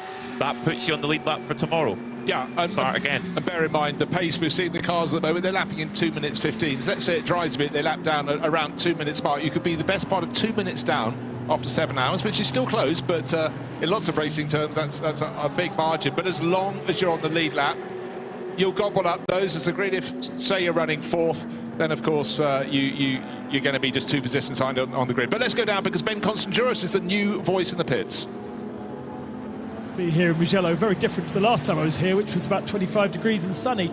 Not today. I've been observing the last 15 minutes, seeing what's been going on in the pit lane, especially with regards to the change of tyres, or not, from some of our teams. It's remarkable, actually, how good the Michelin tyre is coming off those cars that used it for the first hour and then changed it. Yes, of course, they don't have the sharp edges of a brand new tyre, but they're really not using up the tyre very much. And I imagine that only in the conditions that we're starting to see now, where there's proper standing water on the circuit, that those sharp edges would be coming into use. But before then, actually, wet tyres, if they've stayed on for another stint, would have been quite suitable in the rain condition that we had earlier. I've been at Kessel Racing. I wanted to go and chat to David Fuminelli because he was leading before the first of our Code 60s. But he is in tense conversation with his driver out on circuit, Kuchera, now down in 6th position. He will not speak to me because he is on almost corner by corner briefing with his driver, and you were talking about coach and driver between pit lane and circuit, and there is a huge amount of conversation going on, because for drivers with less experience, this is really starting to get very, very tricky out there. Great insight. It just gives you an idea of what when you're not driving, you're far from, you can't just go and have a coffee like we can. You've got to be involved all the time. Brilliant stuff. Thank you, Ben. 5 hours and 45 minutes to go in this first portion of this Michelin 12 Hours of Mugello, and that number 44 ARC Bratislava Lamborghini is still going on that original tank of fuel. An hour and 15 minutes into the race. Yes, we've had 3 code 60s in that time, but of course the wet conditions make that stint time even longer too. So lap time wise, Jaitong last time was a 2 minutes 17.5. The car chasing Kyle Marcelli on the new tyres, 2:14.1. He's also in one of the new 296 Ferraris, which has proven to be the quickest car in the dry so far. 2:16 flat for Joseph Kral, also in one of the new Ferraris, but on the older tyres. So every time I've looked, the Marcelli Pellin car has been 2 seconds a lap quicker than Kral. Both very good drivers, both in the same car, but the difference, Kral is on the old tyres and Marcelli is on the new tyres.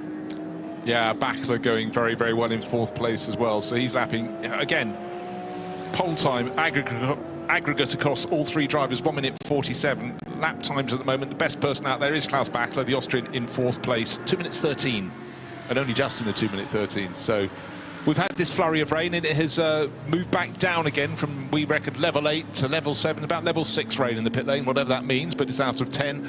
Huge amount of spray has suddenly developed again. Oh, and a big, big twitchy moment. 2 Audis playing together down into the first corner.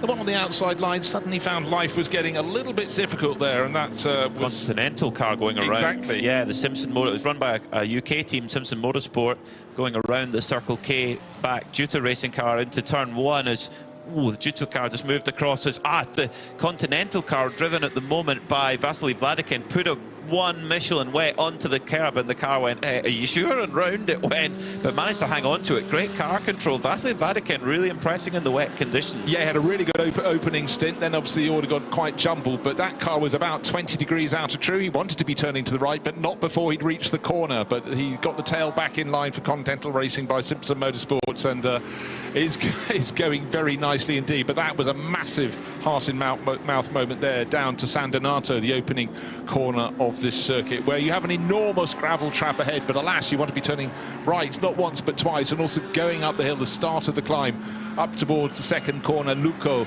and that in its own right is a tricky corner. There's a bit more space to play there, but great save. Right, Heart of Racing, we heard from Ian James when he was down with Diana Binks in the pit, saying that was a really tricky opening stint. Gray Newell is the driver on board the Heart of Racing Mercedes, and trying to work their way back up to the front. Hopefully he's finding, with the instruction he had from Ian James, a way to make it work in this wet weather. And it really is wet. Any chance you see the car, the water is streaming out of the wheel arches. Any vent from the front, particularly the huge vents behind the front wheels on a Mercedes AMG, the spray pouring out of that. Dramatic TV images, but it is changing by the lap. Full wet, slightly less wet, full wet again, starting to dry.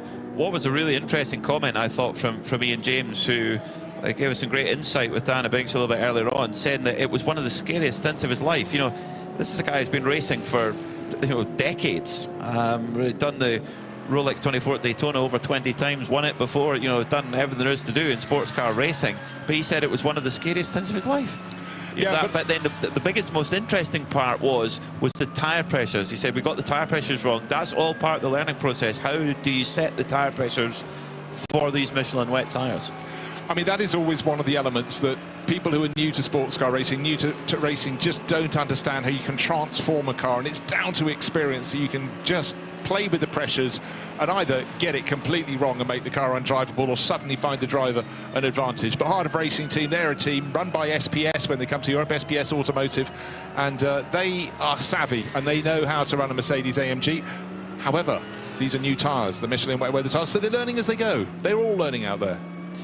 Yeah, but real learning experience for Gray Newell in that Heart of Racing by SPS Mercedes. And the thing is as well is that in the AM class particularly, it's about not making mistakes. We've seen several cars end up in the gravel and lose a lap or more getting towed out because the gravel is so deep here at Mugello. You can't just drive out of it. You will be stuck as soon as you drop a wheel in. And that is something that in that, particularly the AM class, where it's not about absolute outright blowout lap times, it's about consistency, not getting penalties, not making any mistakes. I mean, speaking of, funny enough, speaking of penalties, I hope I'm not throwing the curse in here, but I haven't noticed any. No, none. Okay, what we're getting, though, at this early stage of the race is drivers start to get you get a warning after, 3 offences, and then it gets ramped up. So penalties always seem to come thick and fast later in the race. I think there'll be a little element of, how shall I say, you're given a little bit more scope, because quite easily today you can see a driver's going on not because they meant to, not because they were trying to steal an advantage. But yeah, very, very good job. Before the start of the race, we thought the one thing you don't want to do is lose a lap. 30 seconds waiting for your car, or minutes even. Minutes, 1 minute, 2 minutes, waiting for your car to be dragged out of the gravel, and suddenly you've done all the damage you were trying not to do in the first 7 hours. Change for second position. Unsurprisingly, Karl Marcelli has gone round the outside of the ARC Bratislava Lamborghini of Jaitong Yang. So now it's a Ferrari 1-2 Scuderia Praha from Pelin Racing, and Karl Marcelli really using the full benefit of those new Michelin wet tyres. Ben Constanduros down in the pits mentioned about the sharp edges of the newer tyres. That's such a good point, because now we have a lot of standing water out on the circuit, and those grooves in the tyres are so important for clearing that water. So Marcelli is now 51 seconds back from the leader, Joseph Kral, but is lapping significantly quicker. Multiple seconds a lap of spin for Cotrera, the former leader. Number 8, Kessel Ferrari, spun around at the exit of Poggio Secco, turn 3, and is broadside across the circuit. That is a really, really dangerous place to be. There's yellow flags being waved by the marshals at turn 3, but for Cotrera, whoa, this won't be pleasant. Half a dozen cars have gone past. He's there. He couldn't see if the lights were on, the windscreen wipers were going, but he has not either been flagged to get it going, or maybe he has now stalled. No, he's got it going. Heart of Racing Mercedes just nipped through. Another car behind in the spray. There's Scuderia Praha Ferrari as well. But for Alessandro Cotrera, remember, Ben said he's being coached with every corner by the driver who started from pole position in that number 8 car. That's David Fumanelli. He got away with that one. It could have been very, very different indeed, because it's not like anyone's got extra grip when they're getting to Poggio Secco. They're going to be right on their tiptoes. Did he spin entirely on his own? Yes, he did. Hadn't even got to the curb on the outside when it was already going away from him. I think he sensed he was going a little bit deep into the corner, or maybe just didn't have the feel that he wanted. He went off the track on the right-hand side, what we hadn't seen first time round. He then reversed across the track and blocked half it. His rear end was with the white line on the outside of the circuit. The nose of the car was absolutely on the central line, precisely where the following cars needed to be. Whoa. Bear in mind, these conditions are as difficult as you can get, really. Bear in mind, these are circa 500 horsepower GT3 machines. They're capable of immense speed, and on full wet conditions, very, very difficult to control. So easy. And the thing is, also coming through Luco Poggio Secco, you're coming up over that rise, and as you crest that rise, the weight is actually coming off the tyre, and you're actually losing grip, so the car's getting looser, and you've got to be on top of it. It's so easy done. And in the dry, we saw so many drivers spin there yesterday in qualifying. Yeah, the different thing there, they were pushing as deep into the corner as they could just to try and eke the fastest line out of the corner. Right, down in the 992 Cup class, it's Martin Rump now leading for Mullner Motorsport. Why? What's happened to Red Camels Jordan? They're down 4th in class. Well, they've served 2 pit stops. And you know what? I think that's Red Camels Jordan, always looking for tactics. And they've taken the decision probably to do just like CCC Kessel Racing did, come in and take 2 top-ups of fuel. But certainly it's a team that's always thinking with Paul Truswell down there at the helm, trying to work out the best strategy for them to follow. But we'd expect that to come up. Fabian Dantz at the wheel at the moment. He's a handful of seconds behind the Porsche Baltic entry that's been up and down the order a little bit. Remember, that was a car that ended up in the gravel at the first corner. I think that was causing the second, or was it the third of the 3 code 60 periods. But for now, Mullner Motorsport leading quite tidily there. Martin Rump at the wheel, 14th overall. Fastest driver on the circuit right now, Jake Hill. In his first year of GT3 running, a 2:12.796 last time by. He's pulled that Era Motorsport machine up to 7th place. He's about half an hour into his stint right now. He's going 2 seconds a lap quicker than Klaus Bachler, and 3 seconds a lap quicker than Kyle Marcelli. Guys who know GT3 cars inside and out. Simmer down, Jake. Don't need to go that fast, but he absolutely is. He's about to pick off Alexander Prince's Hofer Racing Mercedes next, and that's the next target for him. And it is much, much lower when you look at the Ferrari from Era Racing, the Hofer Racing Mercedes, perfectly good shape and size. But again, that's one of the elements of essence of GT3. You can have different cars with balanced performance you know, when you had the Bentley Continentals racing a few years ago, quite a few years ago now, they seemed enormous in comparison. The BMW M6s, but alongside smaller cars, and in a smaller car is Jake Hill. And just as he dives down the inside of Hofer Racing and the Mercedes, it hasn't quite got past. We have a car sideways across the final corner in front of them. It was one of the Vortexes. Oh, it was a Venture GT4 Mercedes who just went past there. Jake Hill at the final corner. So he hasn't caught up quite with the Hofer Racing machine just yet. In fact, he's already passed them, actually. He's passed it before we even caught up with him. But the Vortex went for a spin, and that is the 701 again, Cyril Calmon. So, yeah, great perception there from Jake Hill. Knew he could see the Vortex spinning and just tightened his line a little bit, held onto it, driving really, really well in this Moto era Ferrari. He got the job done on Alex Prince, just coming into turn 1 and up the hill towards turn 2, as, a little bit of a twitch from Alex Prince in the Mercedes, just opened up the gap a little bit, and Jake said thank you very much, and through he went. So Jake Hill on the charge in that Era Motorsport Ferrari 296 GT3, up to 6th. Also looking for other cameo roles, we heard from Tom Coronel in the pits. He's been lapping super fast. He did a 2-minute 13 lap a short while ago. Last lap a 2-minute 15. He's in a 992 class cars, and that means he's faster than the front runners. Half of the front runners, he's slightly quicker than they are. So the long-term racer, Tom Coronel, doing a fantastic job. And again, he'll have more information to hand back to the other drivers in the MGM Motorsport crew. He's already talked about helping inform the driver who started that car, Schelte Hoffner, but he's certainly going to have more to offer when he gets back. And it's not bad. 30 years since his last visit. Bang on the money. Amazing, isn't it? Yeah, Formula Opel Lotus. Superb stuff from Tom Coronel. And at the moment, he is lapping in another universe faster than everybody else in the 992 class. Yeah, so the best of the rest is a 2-minute 19. The others are north of 2 minutes 20. He's doing 2-minute 15s, 2 minutes 14s. Wow.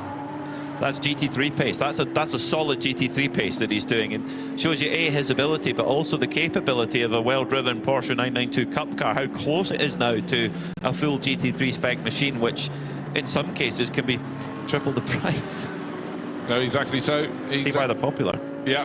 Well, don't forget we've got an all 992 race later in the year, and that grid's starting to fill up, and it will be running on the rubber that's run by all the Porsche championships around the world. So, you know, a lot of the teams that are playing elsewhere will go, that's cool, we know these tires, let's come and play at where? Spa-Francorchamps, yes, please.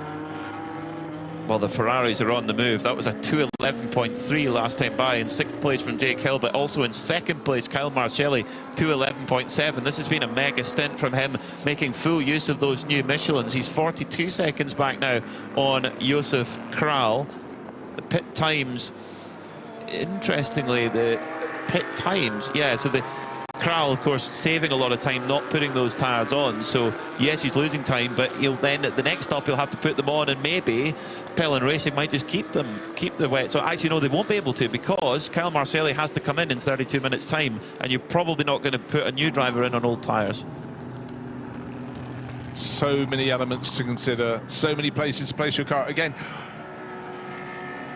in the 24H series, it's multi-class racing. It's easy to just focus on the GT3s at the front, but of course they're out there with GT4s, with GTX cars. They have different pace, and it's how they behave together on a circuit, how they give respect to the other drivers. And if you're one of the cars that has less performance, you're expected to stay on your racing line. Don't try and guess where the chasing GT3 car is coming. Admittedly, today it'd be quite hard to see a chasing car. You'll spot headlights becoming brighter, but the spray, even at this point where it's stopped raining as hard as it was 20 minutes ago, still a difficult ask. Just double checking what's happening in GT4. Alberto Nascan leading, but only by a small margin in his Lotus. From Nicholas Gebhardt. In fact, the Cayman is getting closer and closer, under a second between them now. They've had a couple of other cars come past from other classes, including Seb Lejeune Racing, trying to regain ground. And an enormous sideways moment from the Porsche Cayman. That's a corner I know rather too well. It's the Biondetti chicane, and the tail, I would say 15, 20, 25% degrees out of true. Brilliant hold, the second part of that chicane. That fantastic car control from Nick Gebhardt. That could have really got away from him big time. I mean, in the drive, Biondetti 1 and 2, you almost straight line it, and you're just flat through there in most cars. So that was really, really impressive car control from the German driver, trying to chase down that Lotus. So we've got two mid-engine, 6 cylinders machine, normally aspirated for the Porsche, forced induction for the Lotus. And Gebhardt, oh, he's really deep on the brakes. He's got it all. No, he's in the gravel. He's in the gravel. Gebhardt is well into the gravel. Now, can he keep this going? We know how deep it is, trying to keep the power in and try and make it to the grass. He's made it to the grass on the other side. So can he keep 2 wheels on the grass? This is really clever for Nick Gebhardt. Oh, he's splashing through the mud. Is this little Porsche going to get stuck? And he gets it going. Well done, Nicholas Gebhardt, but that could have been quite a bit worse. No, he's done all the hard work now, onto the hard standing, and off he goes again. Goodness me. Before we have any more drama, let's get down to Ben Constanduros in the pits. Ben. Moment to come and speak to the team and the man that's leading in GT4. We're having a bit of a WTCC reunion, having spoken to Tom Coronel, and we had a lot of fun back in the day with Stefano D'Asti as well. Stefano, thank you for being back with us at Creventic. Yeah, thank you very much. I'm really happy to meet you. And I met yesterday Tom, and I was so happy because it's quite a long time that I didn't meet you and Tom. And yeah, this race, we started very well. It is the first race that the Emira GT4 is doing as endurance race. So we are really doing a very great job because at the moment the race is still long, but we are in first position of the GT4, and we are very happy about the job that we did with the Lotus Motorsport before coming here and even here in the last days.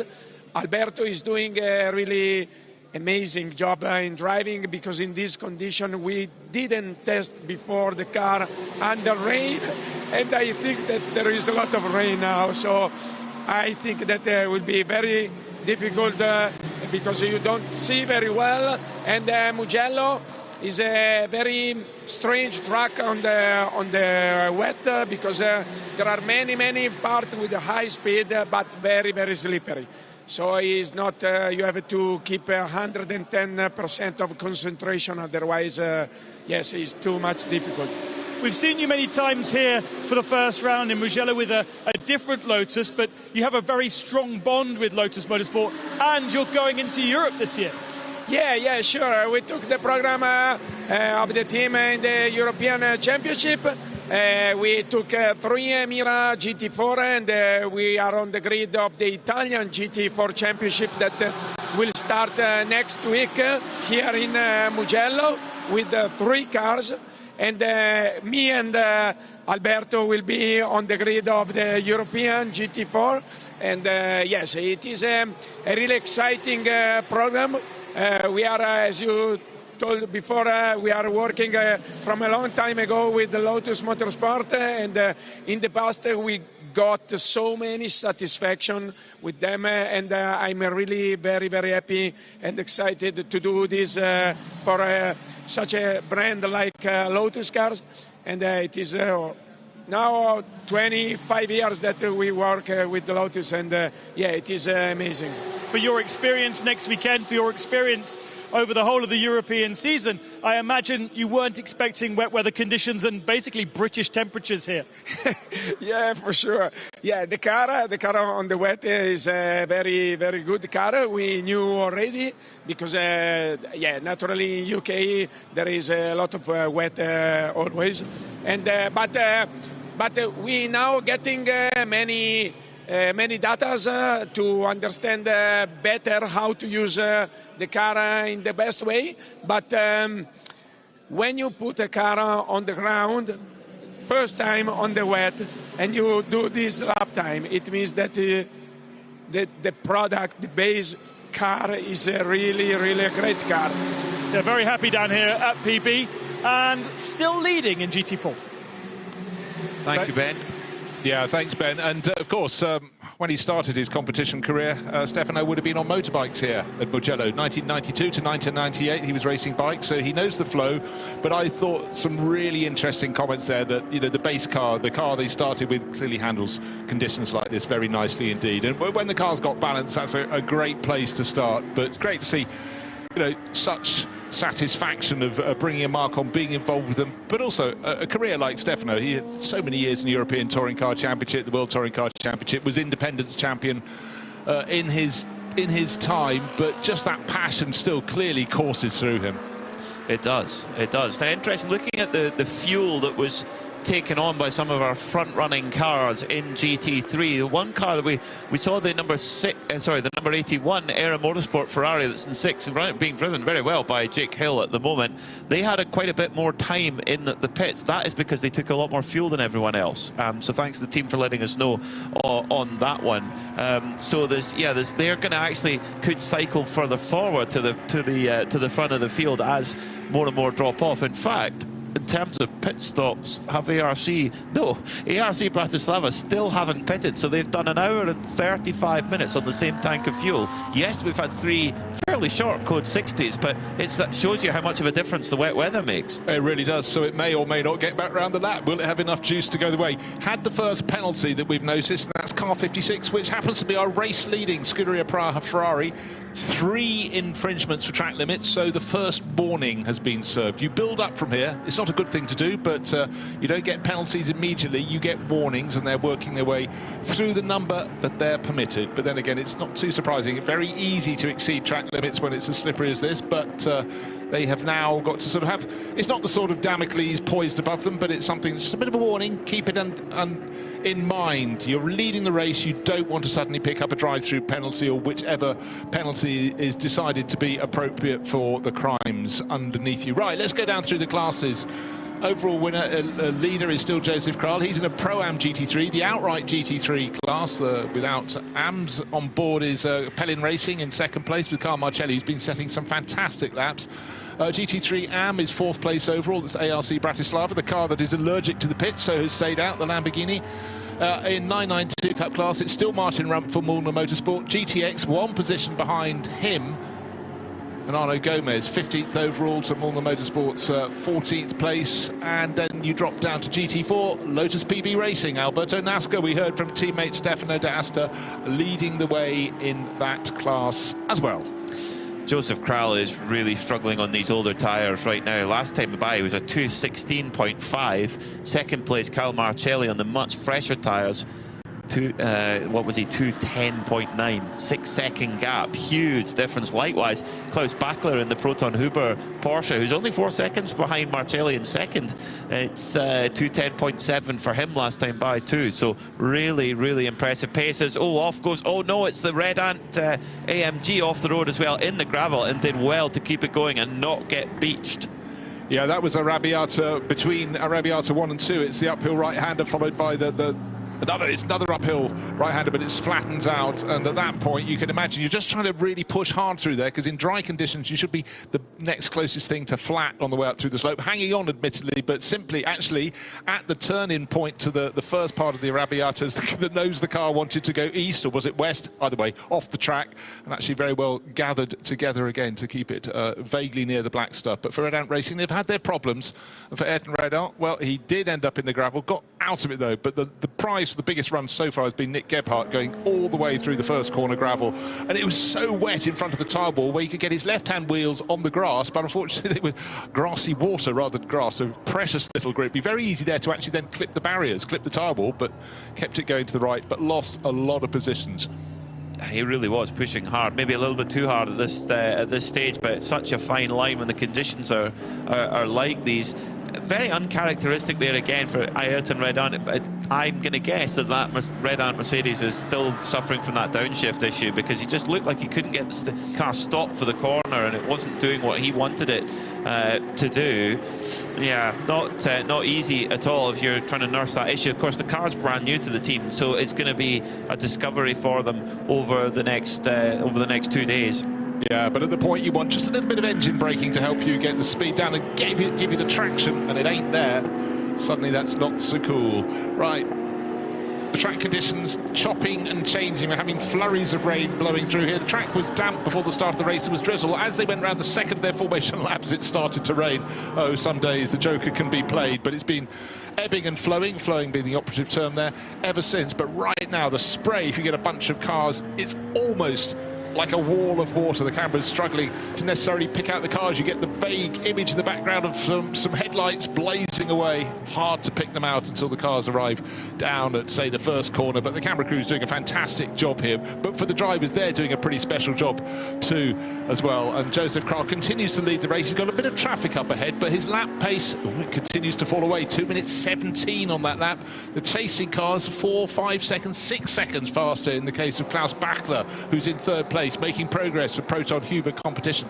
Remember that car with Manuel Lauk in the opening laps of the race, gained about 3 positions in the opening couple of laps, and was the first car to really attack in the race. Had it a couple of moments, but in terms of the pace, you'd have to say the Ferrari 296 GT3 seems to be the most comfortable car to run. We're seeing great pace from Jake Hill in the Era Motorsport car. We've seen brilliant pace from David Fuminelli in the Kessel car, and now leading the race, Scuderia Praha, Joseph Kral, doing what he does. He has had a lot of success in Ferraris over the years, notably here in the Mugello 12. That he has, yeah. It's and this is these conditions are where you know the quality of the headlight is so important. I sound bizarre, but you know, for cars in front of you, if they're in a slower class, for them to see you, if you've got really bright headlights that cut through the gloom and cut through the spray, it really makes it easier for the car in front of you to know that you're coming, because the closing speeds between, say, a top-driven GT3 car and a GT4 car or a Porsche Cup car, depending who's driving, it can be quite a big closing speed. The biggest closing speed is going to be the GT3 to the GT4. So you want the driver ahead to kind of anticipate that you're coming. So the brightness of those headlights is really important. Yeah, and also a factor here.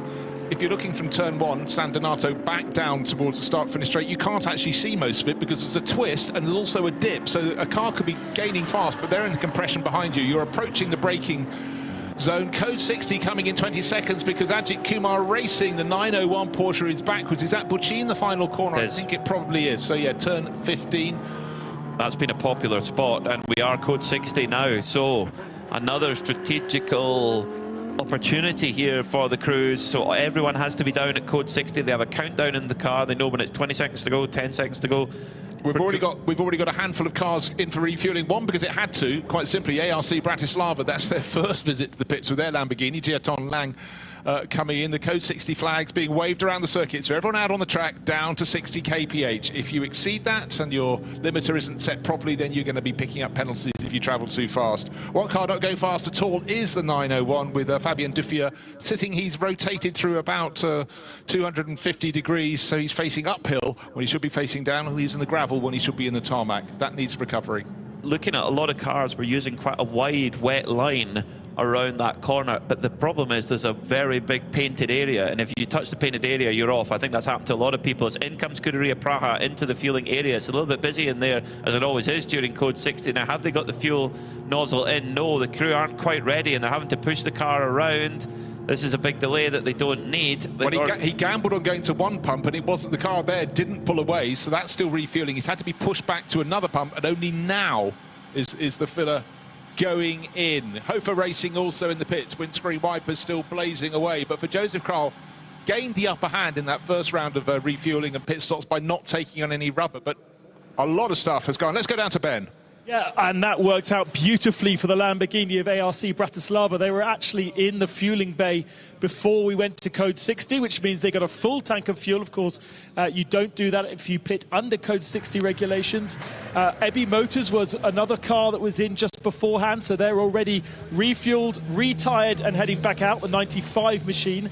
But for the rest, yes, it looks like the whole field has chosen to come and pit. I'm on pit apron, and there is absolutely rammed full of brand new Michelin tyres and pit mechanics waiting to service their cars. I'm very, very curious to see what comes off the Scuderia Praha Ferrari. What's the quality of the tyre left on that car? Because, of course, they have done 2 stints when most people have done 1. Era Motorsport do here, because as we understand, they put in a lot more fuel at the last code 60 opportunity.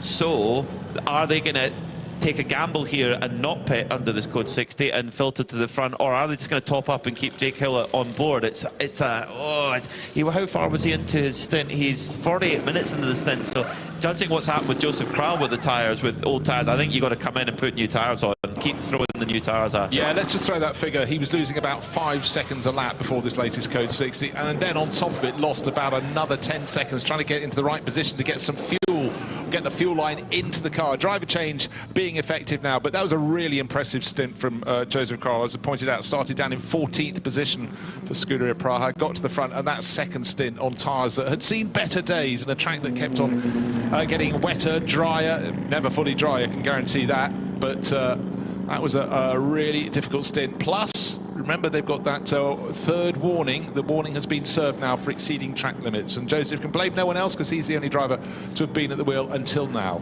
E2P Racing come into fuel with it nice and quiet, so they shouldn't have any further delay as they come in. Now, did they? How long were they in fueling for? Did they just drive through? Not sure. So the Ajith Kumar racing car has been moved and is back onto circuit again. So this code 60 will not last a great deal longer, you wouldn't imagine. We haven't had the notification to say that it will be 1 minute to go, but I would imagine it will be very, very soon.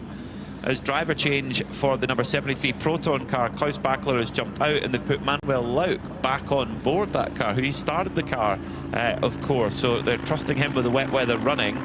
Now, Pelin Racing, who with their 29 Gulf-coloured car, they were looking really good. Kyle Marcelli charging up through the field, making full use of those new Michelin wet tyres. He's switched out, and it's Felice Gelmini who's jumped on board. He was super impressive in qualifying yesterday.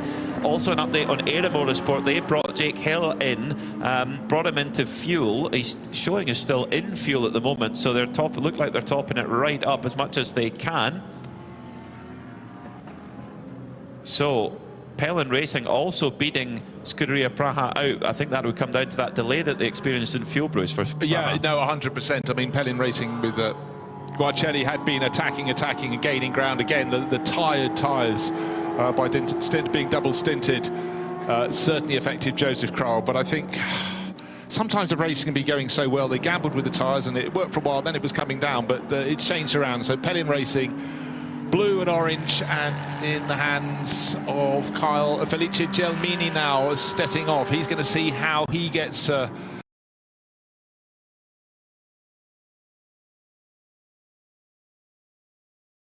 is now taken over in 12th place, the Heart of Racing Mercedes. So they've been through the three drivers, Ian James, Gray Newell, now Hannah Grisham, and she'll be getting a feel. Well, hopefully she'll be getting a feel. Hopefully there is some grip underneath to feel in the first place, and the IRC GT has looped around and is facing the wrong way. This is in the GTX class, and is that going to be a quick removal from the gravel for Grant Donaldson? No, not really. He's beached it, I'm afraid. Oh, Grant Donaldson, this is at turn 4. It's the exit of Poggio Secco, or is it going into Materazzi? I think it's maybe going in, no, it's going into Materazzi. So that means we're going to have another code 60 surely, because that car is not going anywhere right now. He looked like he's not even trying. In fact, yep, code 60 in 20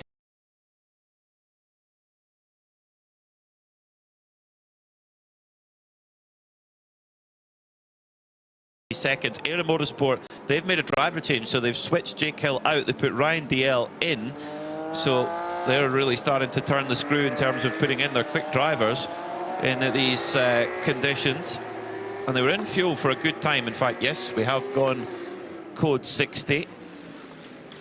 So, oh, it's all happening. It's not guesswork for teams, but they have to. There is sometimes you have to go, well, let's hope there isn't another code 60, or let's hope there is. And sometimes you can just have taken a gamble and suddenly other teams are given a chance to get it straight back from you. But that is the nature. Scuderia Praha, by the way, Joseph Kralaus, Matus Vibo on board, the number 56 car. He's got his brother Miroslav to compete in that later in this 7-hour stint. We've got 5 hours following tomorrow. 7 and 5 is 12, but certainly for a lot of drivers out here, they'll feel that whatever stint length they've done, it's been twice as long. It's been stop, it's been start with the code 60s. The rain has been intensifying, easing off, but it's been slippery and a lot of grip ever since. Now, just hearing the car 965 is going to be pinged with a penalty because it was too fast under code 60. The number is 60. That's how far, 60 kph. The car came out of the pits. Tom Coronel. Oh, my word. Well, there we go. Yeah, Tom Coronel, COR on the windscreen. Did he not know it was a code 60? Maybe it wasn't when the car came in. This is where you have to have so much communication within the team. But anyhow, so far, largely so good in terms of not too many penalties. But they, as we've said before, can really, really hurt your chances. That could be quite a significant penalty because he gassed it up as he would normally coming out of the pits under green flag conditions. Well, keep a look at it. We'll keep an eye on the screens. In the meantime, let's get an update from Ben Constanduros. Yeah, thank you very much. Down here in the Pelin Racing pit box with Carl Marcelli. You just came out the car. Tell us firstly your impressions of Mugello. Is this the first time you've been here? I have been here once before, actually. Most of my time spent here has been coaching Lisa Clark, who I'm here with today, driving in this 296. But yeah, here for iChallenge World Finals. We also did an Italian GT round in her 296 Challenge car. So a little bit of laps around here in the dry, but never before in the wet. And how are you finding the wet? How was the Michelin tire? You know what? This racetrack's a lot of fun in the wet. You just got to sort of find the sweet spot where the grip is. Took me a few laps to sort of figure it out. Our first set of tires were maybe just a little bit cool. I'm not sure. I couldn't get the fronts to work very well. The guys made a small adjustment to pressures, and just it seemed to hit the sweet spot on the second set, and we were much faster. So, you know, big thanks to the Pelin Racing crew and Lisa Clark for having me here, and so far so good. In your experience, they seem quite a hard tyre. Looking at them visually coming off the car, it doesn't look like you've used them much. Yeah, you know, truth be told, I haven't spent a lot of time on this wet tire. You know, this is generally, to my understanding, an abrasive surface also, and we did find that earlier in the week on the slick tire that we were, you know, losing a lot of lap time over the course of a stint. But you know, so far here in the wet, it's pretty consistent start to end of a run. And it must be positive looking at your teammates, looking at where you're at, looking how you were able to carve through the field on those in that second stint. Yeah, I know we're really excited. You know, and I've got complete confidence here in the crew, in the car, and in my teammates. Lisa actually enjoys the rain, so we're excited to get her behind the wheel and turn some laps. Felice's been fantastic. He knows this car and this circuit. He's been a good mentor, you know, as the group here has been as well. So we're just having fun. We'll see where we are in a few hours. If we're still at the front, then yeah, we're going to be going for the win. Thanks very much. Thank you. Interesting, the IRC GT car that's beached in the gravel. This is, I would imagine, the first time that the hard-working marshals here at Mugello have seen an IRC GT. They're probably used to lifting 296 Ferraris and Porsche GT3s and Cup cars, and they're probably well used to those, but perhaps not. So there's a little bit longer. As into the pits comes Felice Gelmini under this code 60. So are they thinking about doing a top-up since they're in the lead and it's under code 60? Yep, into the fueling area they go. Of course, they've got to go from 60 down to 20 kph, no faster than 20 kph in the fueling area. Get a quick stop at the pump. So that should put Manuel Lauk in the 73 Proton Huber competition, excuse me, Porsche, up to the front. Lots of strategical plays. Speaking of strategical plays, the former leaders, Red Camel Jordans, who dropped back in that last multiple sequence of code 60s, they've gone back up to the front because they have just done basically a quick top off by the looks of things. Yeah, just a quick top off of fuel. No stop for tyres. They've kept Fabian Dance on board, and all of a sudden, back up to the front they go. As if by magic. But yeah, I mean, it's chopping and changing. You know, often when you get a code 60 sitting on its own, you can sort of see it. But because we seem to get one followed by another, it's masking some of the performance. But and it's also quite difficult to keep track of who's put fresh rubber on board. But have they looked and seen what Scuderia Praha did by staying for a second stint? You can see at the end Joseph Kral, who would be as quick as anybody on any tyre, really, really struggling. Not the thing to do, but it's learning. It's all about learning at the moment. You know, especially, you know, you heard, it was a great interview there with Carl Marcelli, who was talking about the tyre pressure and how they were a little bit cool, and just a little change in the pressure solved that issue, and the tyres came into the sweet spot much better on the second set. Ian James said tyre pressure the same thing, so that's something that, you know, there's a lot of engineers and technicians here from Michelin. They'll be advising, maybe try this pressure, try that, and there'll be feedback between them. And of course, Michelin are so experienced in motorsport. You think how long they've made top-level motor racing tyres. This is not their first rodeo at all. And many actually see them as the gold standard in many categories, you know, so that they know how to deal with these kind of challenges.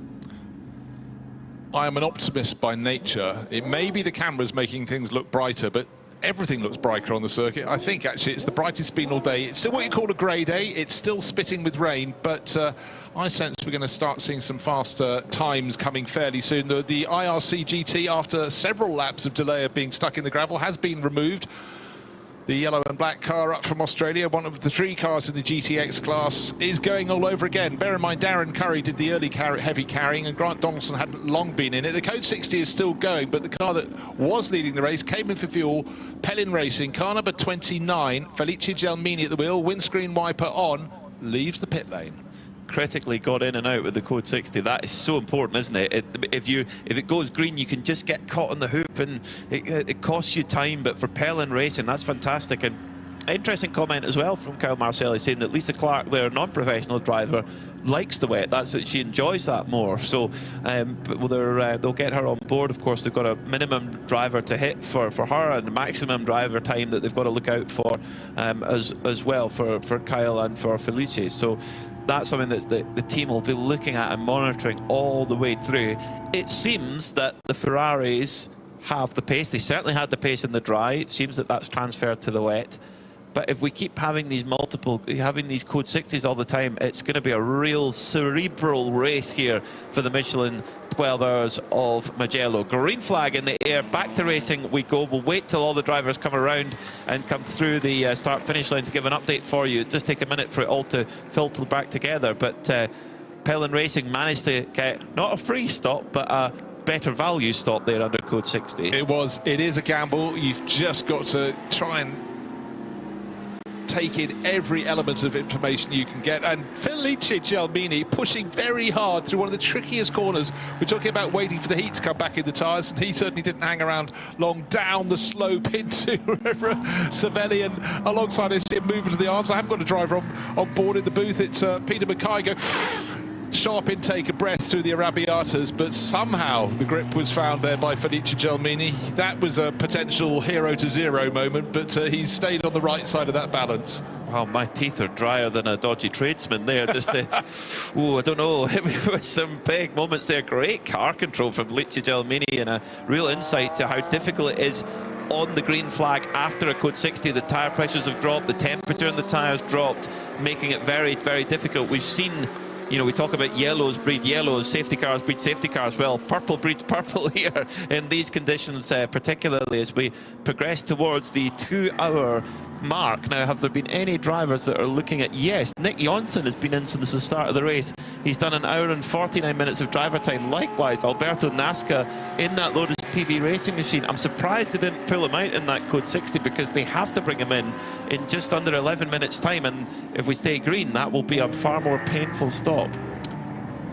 Always when you have the restart, we talk about yellows breeding level, yellows, Code 60s breeding Code 60s. Who pushes too hard too soon, slides off into the gravel, causes the next Code 60. So far, so good. But after this first lap of the restart, I think the team's all relaxed. Go, okay, now let's focus on our race again. And we have a spinner. One of the Gomez, is it the Gomez car? One of the vortexes between turn 6 and turn 7. It's Savelli before you get to Arrabbiata.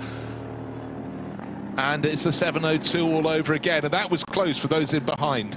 That's Olivier Gomez there. Of course, it's so new for them, and it's so new for them to drive this car in the wet. They've had decent track time with it now in the dry, but they've only driven it once in the wet. So this is really a step into the unknown for Vortex, for that French manufacturer, with this completely bespoke machine coming down the hill. And just the rear comes out, it nearly catches it, and then it just snaps straight back. Quite a short wheelbase, that little Vortex is. Oh, little bit of avoidance there for the number 8 Kesso Ferrari of Alessandro Cotrera. Had to be really quick on the draw there to avoid the spinning bright orange Vortex there, and avoided it without any further incident.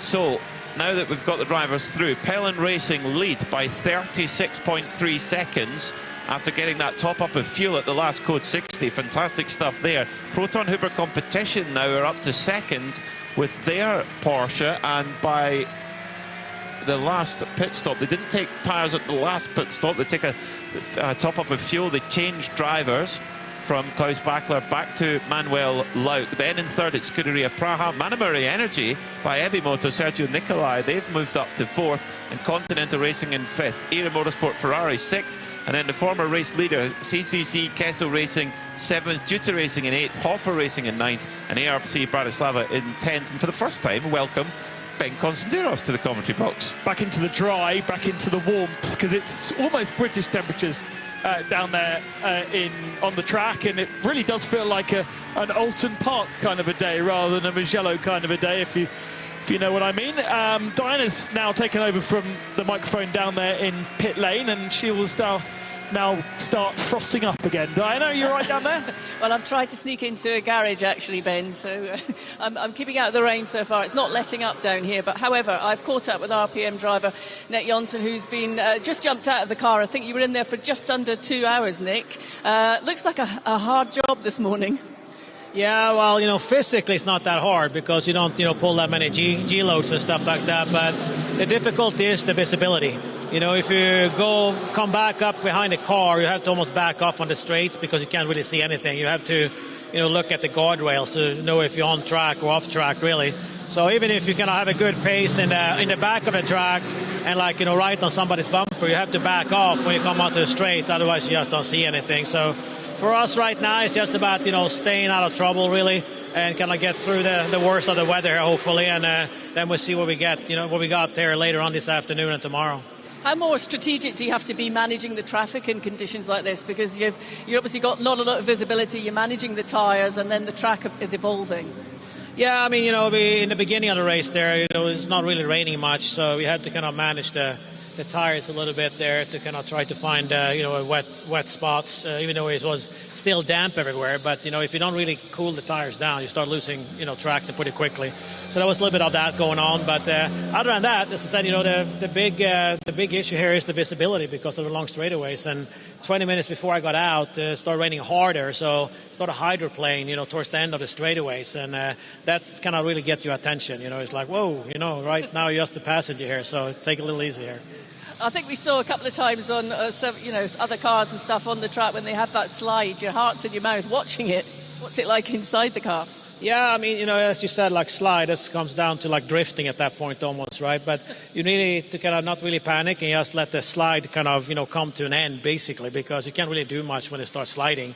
And I talked to one of the guys earlier. I said, you have to kind of find a happy medium because if you don't push hard enough, you don't get tire temp and pressure, and then it's kind of, a vicious cycle kind of thing. You don't get the potential grip out of the tire. And if you overdo it, then you get into the slide situation, as you said, and then look, the tires start losing grip because of that. So it's very, you have to find a happy medium in these conditions. And again, stay safe and, make sure you have somewhat visibility to see what apex and the track goes.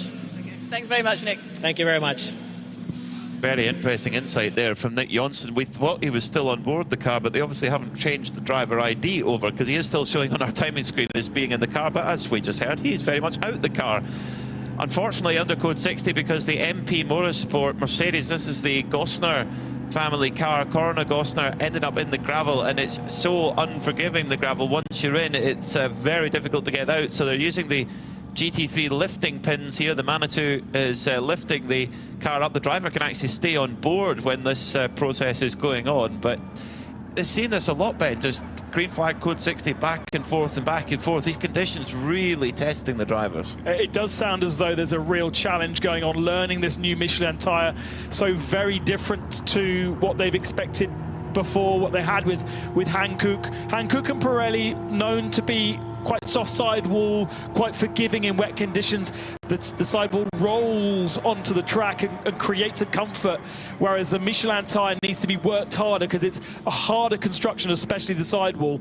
And if you don't work them hard enough, as Nick Johnson was saying, then you lose that grip and you lose the confidence, and it's a vicious cycle. So it does sound as though for some of our less experienced drivers that don't want to push hard because it's feeling like they're going to push over the limit, they're actually then finding themselves lacking that pressure, lacking that temperature, and then very easily find themselves in the gravel trap. So very, very tricky. I don't know if you remember the Top Gear special where Richard Hammond drove a Formula 1 car, and at low speed he couldn't keep it on the track, but at higher speed and pushing harder you start generating the temperature that allows the car to work. That's what I think everyone's really finding here in a way that perhaps they didn't before.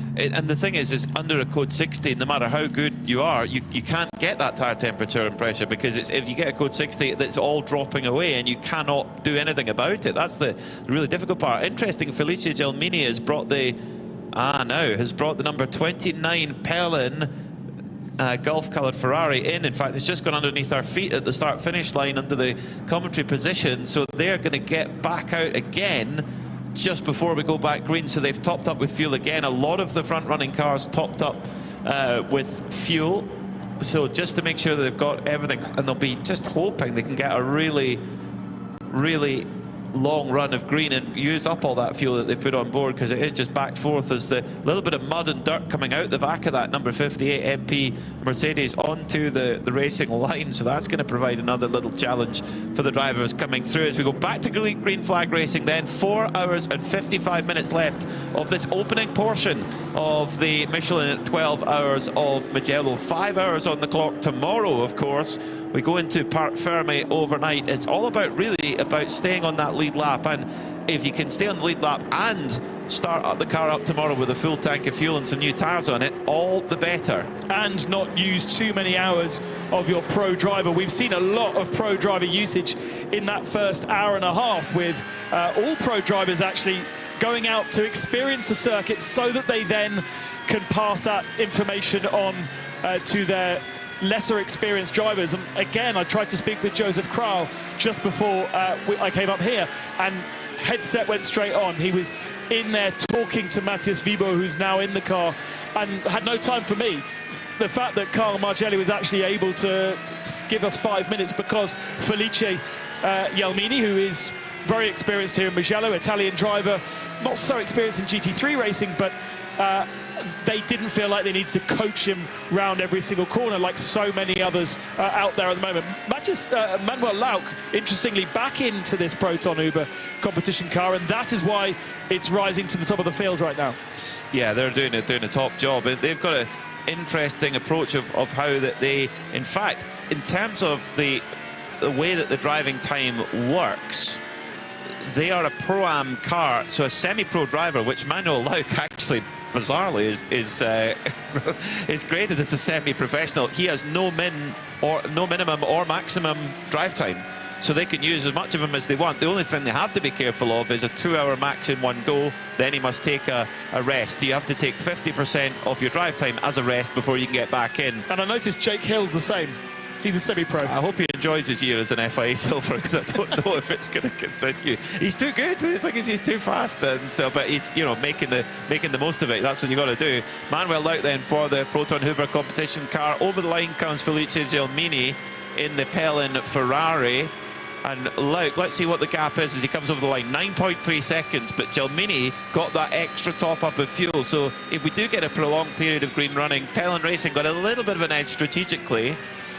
Then third place should be Scarperia Praha, waiting for them to come through in third place. We're getting another yellow flag showing at turn 2. That's been a real hot spot. In fact, that's where Manuel Lauck is coming up to at the moment. And back green again. I didn't see. I think there was something on his right-hand side, okay, but quite far away from the...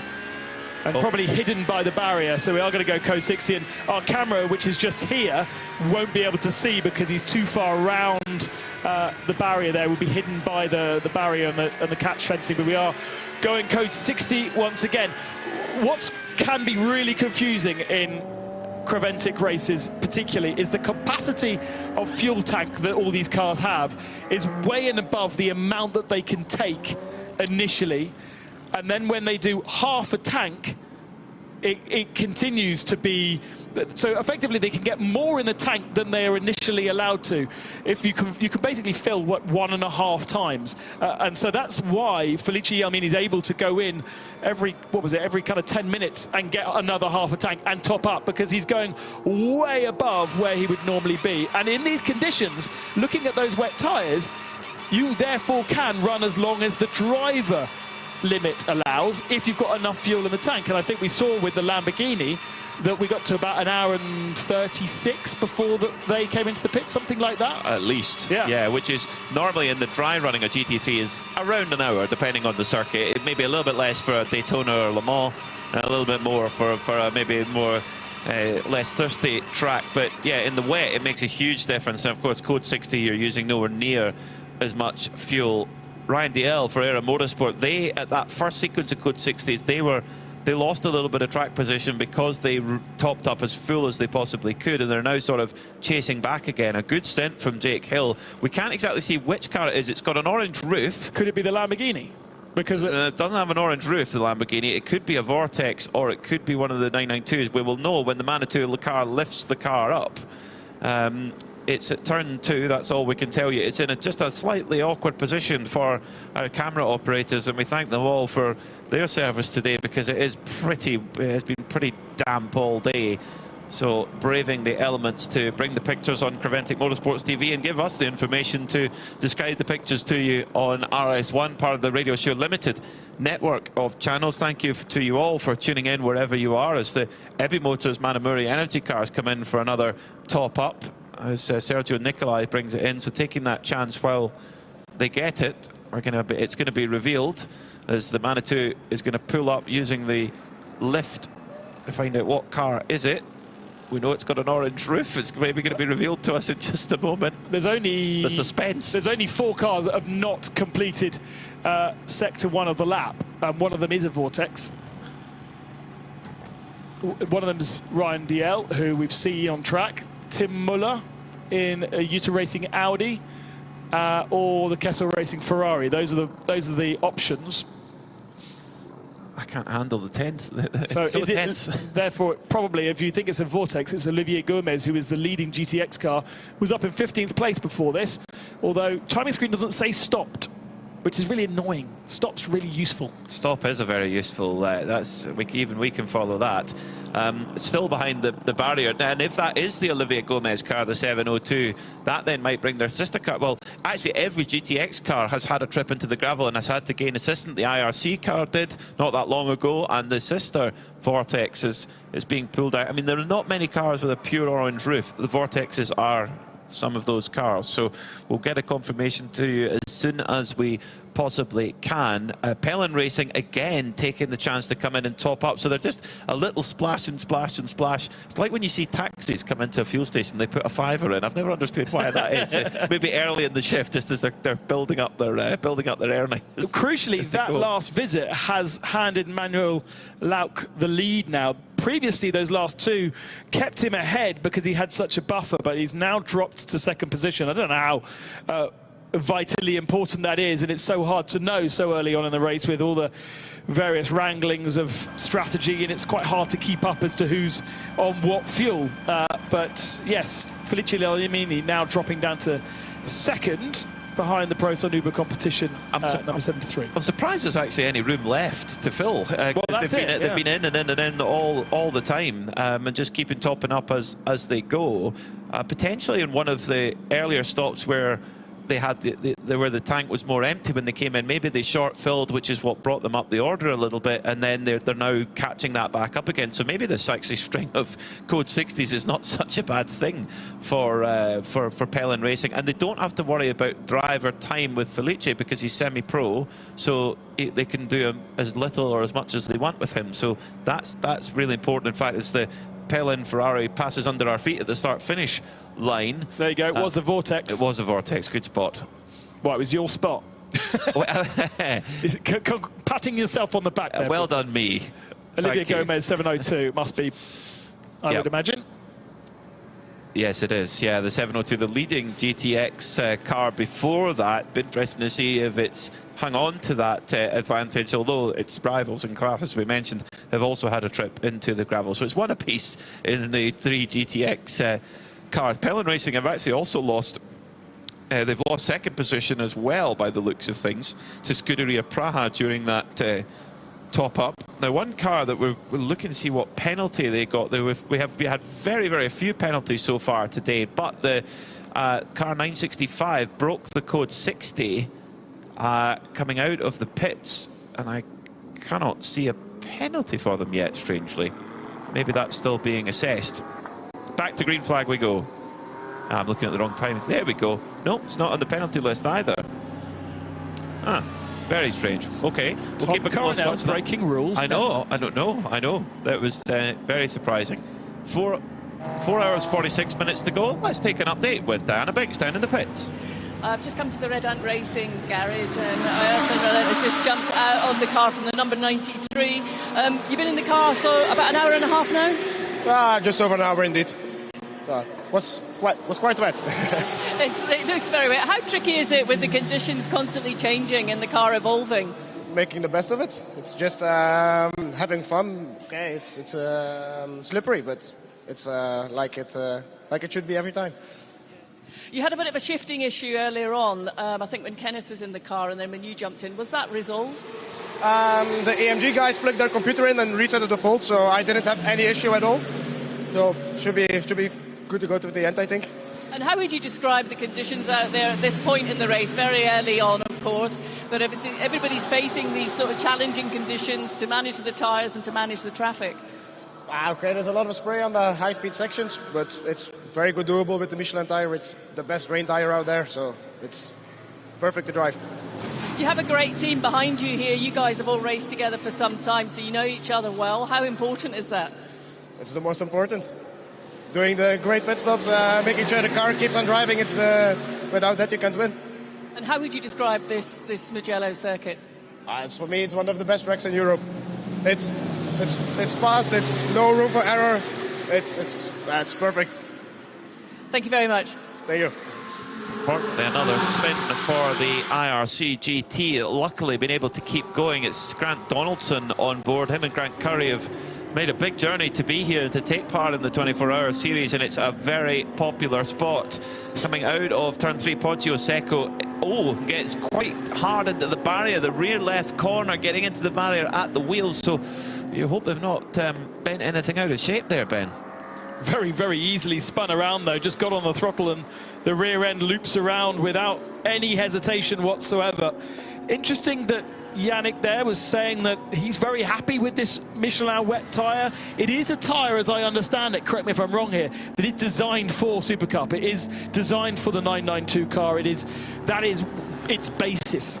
And therefore, they are going to be in 992 most comfortable with it versus bolting it onto a GT3 car where perhaps it hasn't been developed for. It's not a bespoke tyre for this series. Yeah, it's interesting that, because Red Ant Racing are a great example there, because they won the 992 championship last year. They're now in an AMG Mercedes, so that's a really interesting thing. And we heard Ayrton saying it's the best wet tyre, and you know, he's from Belgium, he's used to racing in the wet like we are in the UK, so he can definitely tell us how it goes. I mean, the one thing I've heard is, especially the guys at the Nürburgring talk about this, about how good it is in that sort of, if you get a drying condition or a wet or dry to wet, it's very good, whereas other brands might tear up more when it's not in its ideal window. It can be very good. Of course, every tyre company has their own theory and solution to the problem, and all have their own benefits and drawbacks in certain areas. You can't get to be perfect everywhere as well. That IRC GT car, you can imagine in wet conditions when the tyre's still cold, you've got the lowest power tune it runs is 550 horsepower. You can have 640. I don't know if it'll be running all that today, if that's the case. But so easy to just lose it on power there, especially coming over that crest at Poggio Secco. Okay, back to green flag running. 4 hours 42 minutes on the clock. Manuel Lauk leads by 45 seconds from Pelin Racing Ferrari, who make that 41 seconds because that was a really quick lap from Felicia Gelmini, 2:11.1, 2:15.3 for the Proton Huber Porsche. So in 10 laps time, in theory, that would hit that rate, that would have us back fighting away for the lead. Then a further 14 seconds for the back. It's Matus Vibo for Scuderia Praha, double winners at this race in the past, of course. Continental Racing, they've done really well in these wet conditions in their Audi run by Simpson Motorsport.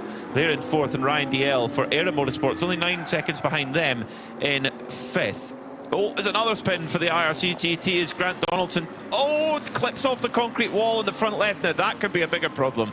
This IRC GT is built tough, but it grinds to a halt, and he's got, I think he's maybe just centered it there, Ben, on the drop off of the curb onto the gravel. This could be yet another code 60. I think we even heard tyre squeal from the camera. Let's have a quick look here. It breaks away so easily. Then he gets on the brakes to try and stop it, but it's almost as though it's slightly accelerating without him, isn't it? Concrete this time rather than tyre stack, and that may have done further damage to that left side, which was the same side. Are looking really, really a handful for Grant Donaldson there. Just not, like you say, just almost getting away from him. You're right. And it looks to be slightly centred on in the Global Broadcast Centre from the right-hand side of the car. The impact was on the left, so there could well be damage to the front left suspension. When he clipped that concrete wall, it's going to be a lot less forgiving than the tyre stack. Yellow flag's being shown at the moment. Now the drivers get a 20-second countdown to code 60 if there is going to be one, to make sure they're ready to go back to code 60. In fact, we've just been given that countdown start now. 20 seconds to code 60 again. So I've actually lost count, Ben. I was planning on keeping count, and I've lost count of the amount of code 60s we've had. There is a count on the timing screen. There is. Don't worry, yeah. So we can get that to you, but you don't have to do it yourself. Lots for this stage of the race. But not a lot of people with issues in the pits. Everyone's very reliable, and I guess that's what you get with wet running. You're not asking too much of the car. He's got the IRC car away from the gravel trap and onto the track, but now has ground to a halt again. This is opening the opportunity for fueling, so Scuderia Praha into the fuel area to get half a tank of fuel, or as much as they possibly can. Yeah, they didn't do the little top-ups in the last code 60, whereas Pelin Racing, who've now moved back up the second, did. Proton Huber competition in front, they didn't do their top-up, so they might come and do that. But the teams will be watching very closely to the progress of this 111 IRC GT car, because if it gets moving and drives back to the pits on its own power, we'll go back racing again.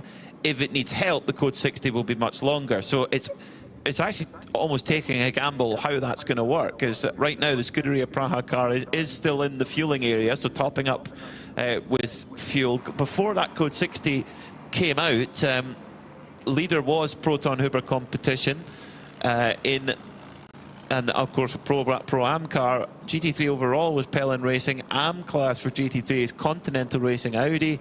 992s, it was Milner Motorsport, who have been leading for most of the day. We saw Red Ant Racing doing well early on before the first stops, and they've still got good strategical advantage as well. In the AM class for 992, it's RPM Racing, which is Tracy Crone. They've now changed the driver ID around. GTX is still that 702 Vortex, despite that little issue a little while ago. And in GT4, it's the Lotus PB Racing. Indeed, the Manitou has been deployed to deal with the 111 IRC GT, so it will be lifted to a place of safety. No GT clips on the roof that you can bolt straight on, and the Manitou will have a particular lifting system to be able to bolt into a GT4 and a GT3, but because this is a bespoke car, we're lifting from the wheels.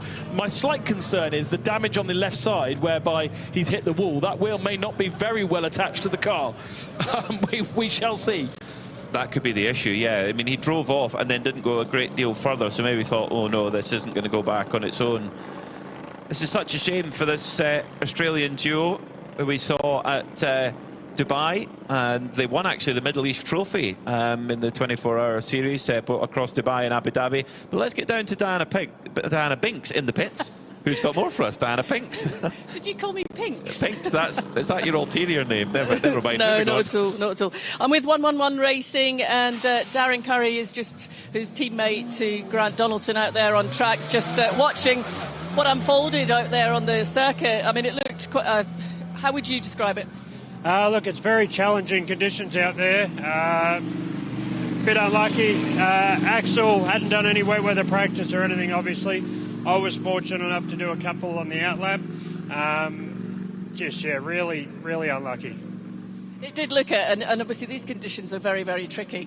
It's tricky. We do race quite a bit in the rain in Australia. Whether the temperature here has caught us out a little bit, I'm not sure, but yeah, just a difficult day. Disappointing for you not to get back behind the wheel? Disappointing, but never say never. These guys will work their ass off till tomorrow. We've got plenty of spare parts, so fingers crossed we can get back out there. Thank you very much, Darren. Thank you. So, that is very true. In the GTX class, the other, racing up against Vortex, there's two of them. They can have issues just as easily. These conditions can catch anybody out. So, yeah, get it back to the pits, get it fixed. You never, ever know. Yeah, don't forget that just because they've been put behind the wall around the circuit does not mean that they are retired out of the race. They can be delivered back to the back of pits, put into the garages, and then guys can get working.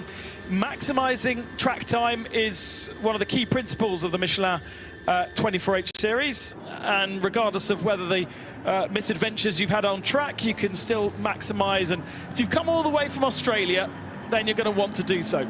Yeah, you're not going to park up for sure. A little bit deep for Felicia Gelmini again. This is the cold tyres under the code 60. The pressures drop as Phil Gelmini coming out of turn one. He's got the rear coming around, and he's just dabbing the throttle away. Fantastic car control, fantastic pictures if you're enjoying them on Conventic Motorsports TV, or if we'll describe them to you as best as we can for listeners on RS1. But wow, Gelmini just waiting for that temperature and pressure to come back into these tyres, and it's caught so many drivers up. As brakes as well.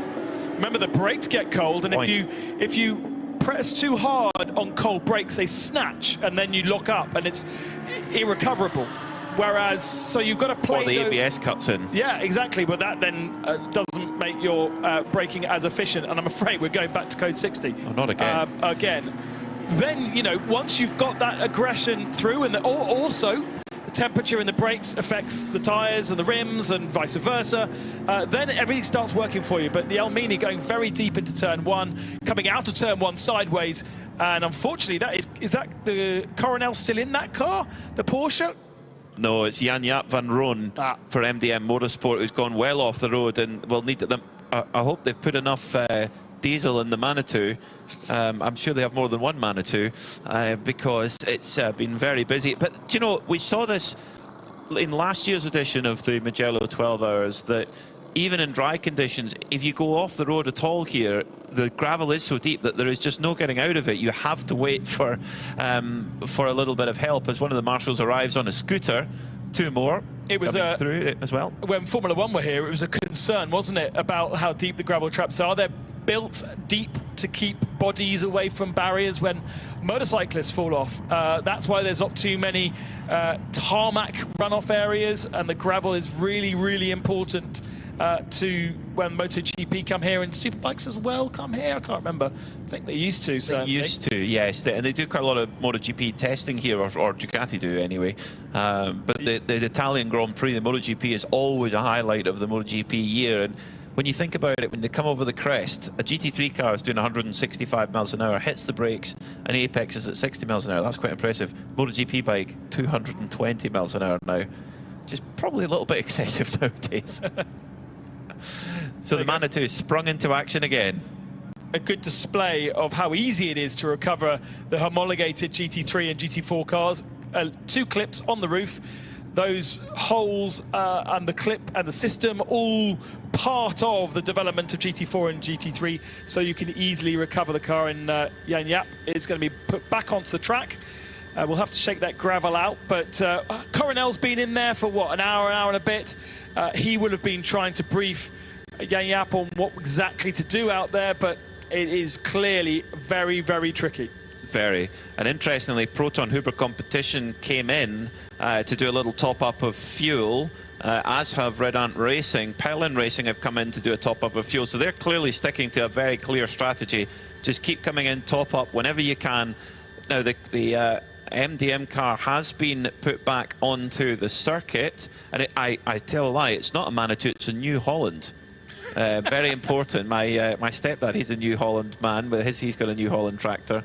He's also a Ford tractor man, but anyway, that's another discussion. But so if you go off at if you go off at Pelagio, you will be picked up under New Holland power. If you go off at Poggio Secco, that'll be a Manitou. So there you are. The information you get while we're under code 60 and not racing. And this is, it must all be about the tyre temperature, tyre pressure that drops during the code 60 and makes it so difficult. Proton Huber Competition have made it out, so they've been able to come in, fuel up and get back out under code 60.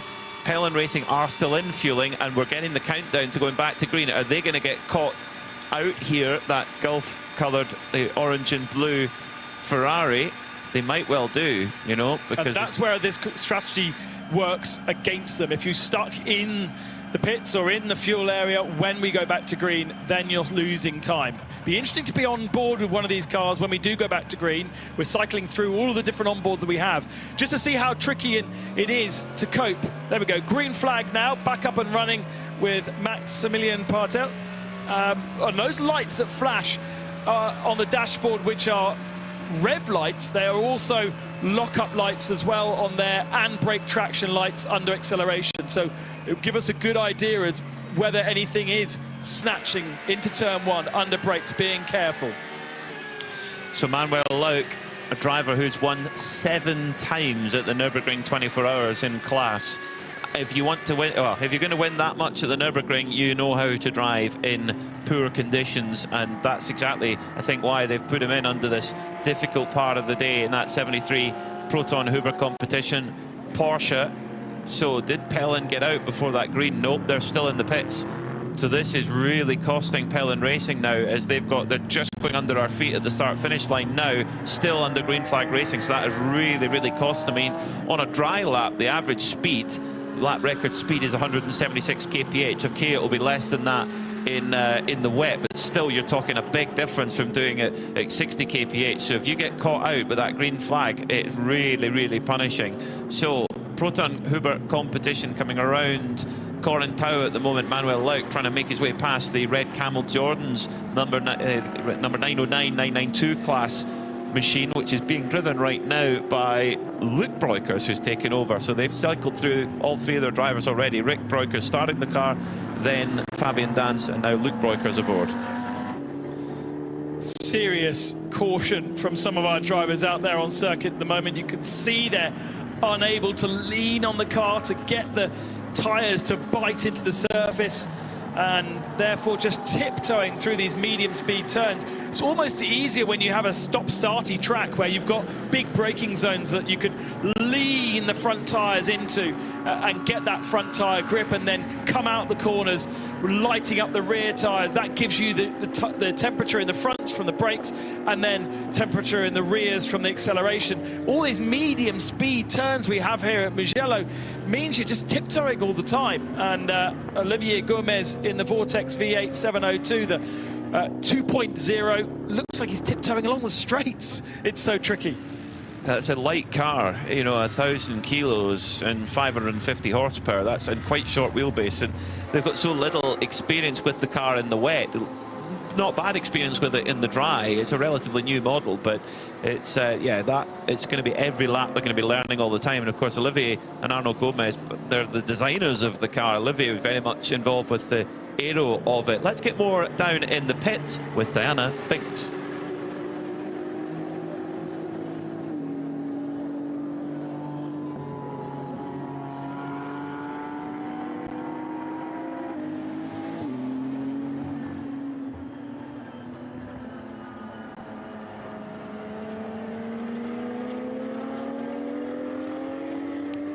.928 then. So HRT performance. In the garage. That's the first car we've had in the garage.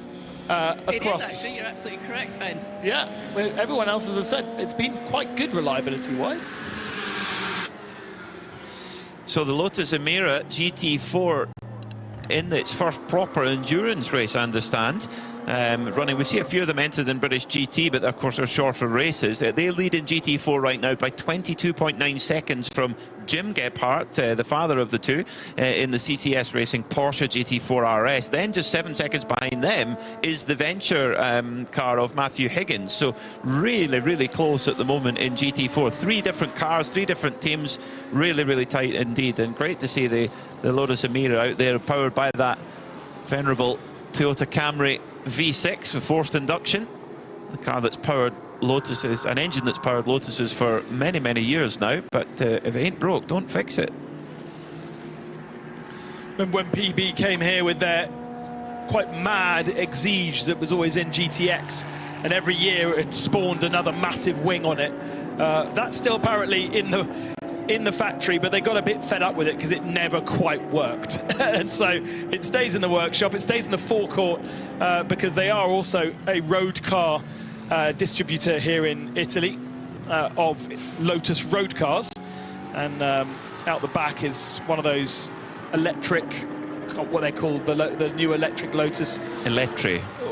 Is it that simple? That, yes. Okay, fine. Electri, yeah, it's quite like an SUV thing. Yeah. Yes, yeah.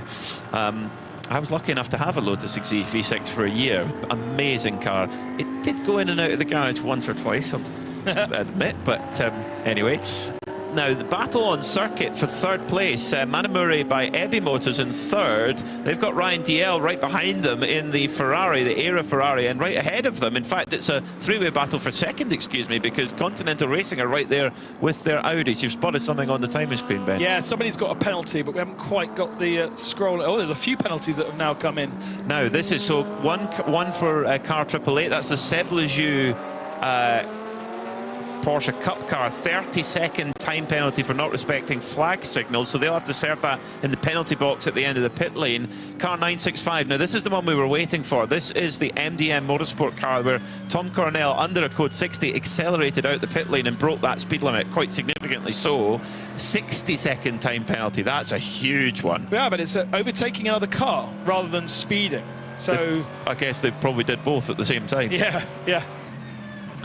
Given that everyone else was at 60. So, yeah, even someone as experienced as Tom Coronel can make these errors where it must just be almost automatic. You go, I'm coming out the pits, right, put the power down, you go, oh no, we're under code 60. No, that's not so good. That took a while to come through. I wonder if the team wanted to have a debrief and a discussion about it, but I'm sure race control said, that's the decision, off you go. Button trouble, I imagine, on the steering wheel, because you're going to have one for code 60 and you're going to have one for pit limiter. But you might want the pit limiter to be, well, the code 61 to be on, and then the pit limiter to be on as well. So when you come out the pits, you can release pit limiter, but code 60 is on, and oh dear, that car is back in the gravel trap once again. Oh no, well, it's all happening. So that same car that now has a 60-second time penalty is in the gravel. This is going to be code 60, but big news for car 81, Era Motorsport, overtaking another car during code 60. That is a 60-second time penalty, and at current speed, that's half a lap. That is really, really punishing, and you have to serve that under green too. Particularly punishing for a car that has more pros than perhaps it lets on, with Ryan DL and Jake Hill in that car. Yes, it's a Pro-Am entry, but they're pretty talented and have risen up to 4th position now. But just say 1 minute at this stage isn't too bad, because so much can play out with code 60s to shuffle you around. It's so hard to predict, but certainly a disadvantage, of course. But a long way to go. It is, yeah. That's going to put them on the back foot a little bit. As the 9, we're going back code 60 again. No, there is not a problem with your stream, whether that be visual or audio. We are going back code 60 again. It's not like a stuck record, but it feels like it, as the 965 MDM car is going to have to require intervention, so it will be picked up and put back onto the circuit. Code 60 indeed we go, with 4 hours and 22 minutes left in this first part of the Michelin 12 Hours of Mugello. And probably a perfect time for our own driver change in the commentary box. Yes, I'm going to go and have a nice food. bit of lunch, and the very capable Bruce Jones will step into my seat in a moment, just as he's derobing at the moment. Don't get excited about, ladies and gentlemen, too much. This is radio, of course, as Bruce jumps into the chair. A pleasant lunch, Mr. Jones? Magnificent lunch, thank you very much. Every army marches on its stomach, and it seemed there's not a lot of incident when I was down having lunch. I'd look up, I'd look down, there'd be code 60, but the track is definitely drying out. That's good news. And let's see how everybody gets on. But that penalty, as I was walking back into the booth for Era Motorsport, could be a factor. Ben, you're quite confident that they may be able to smooth out that little ruffle in their path over the remaining hours in this race. Of course, we've still got 4 hours and 20 minutes of today's opening 7 hours, but you know, in all forms of endurance racing, it's about minimising your penalties. Doesn't mean don't have any. It's almost impossible to have none, but certainly it's a little factor. They've just got to be on their toes and read all the other situations as they unfold in front of them. But what we really need in this race is a stint where it's green flag for long enough to people to get back in the swing. Some of the crews, when you had code 60, goes back green, code 60 again, guessed right in terms of getting extra fuel into their tanks, but others realised the queue was going to be too long. They just happened to be in the wrong part of the lap, the early part of the lap when the code 60 was thrown.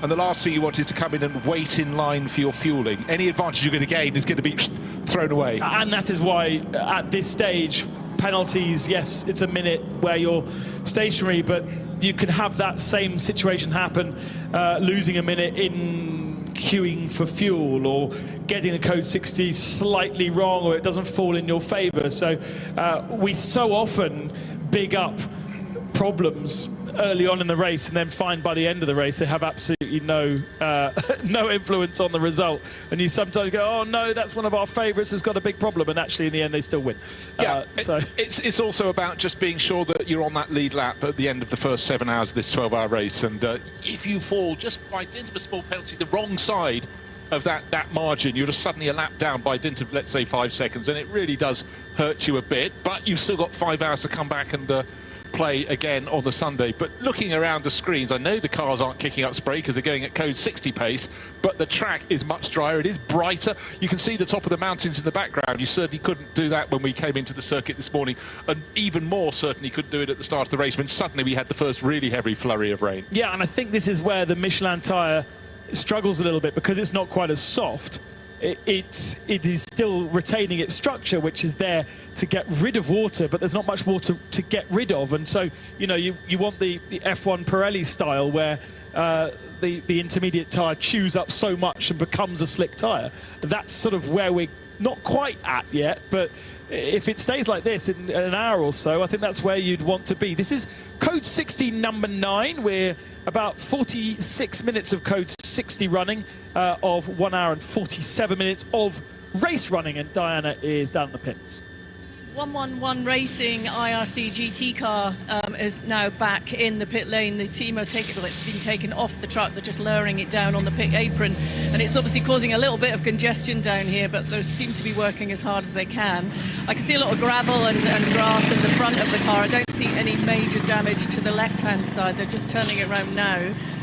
The bonnet is slightly loose, but they're going to get that back into the garage. They said they've got lots of parts, so they are definitely going to work hard to see if they can get that back out and on track. And I know that Grant, who was behind the wheel, is obviously pretty upset, doesn't want to talk at the moment, but I'll go back and have a chat with him a little bit later.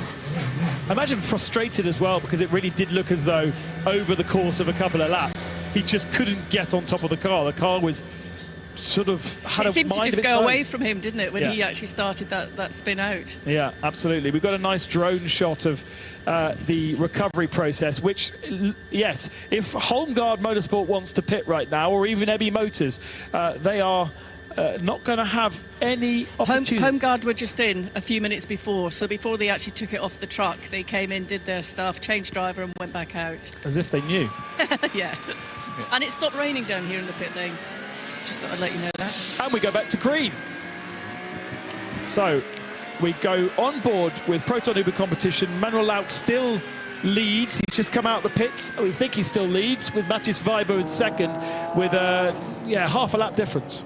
Yeah, and again, this is the point at which you hold your breath. And will anyone spin at the start of the rejoin? Yes, the E2P Aston Martin has gone around, but the track is as dry as it's been. So that was just a case of not a lack of grip per se from rain, but simply from tyres that lost their pressure, lost their temperature, running at 60 kph.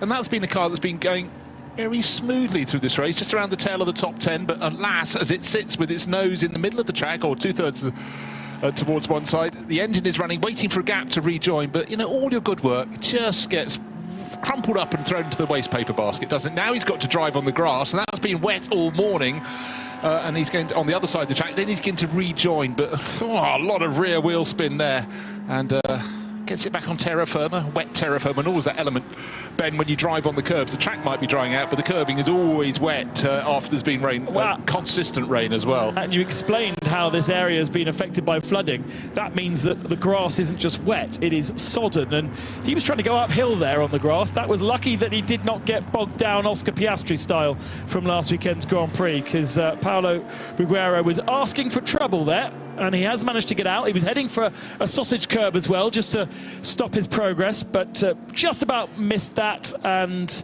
will potentially drop from 12th position, but there was a big gap to the first of our 992 cars.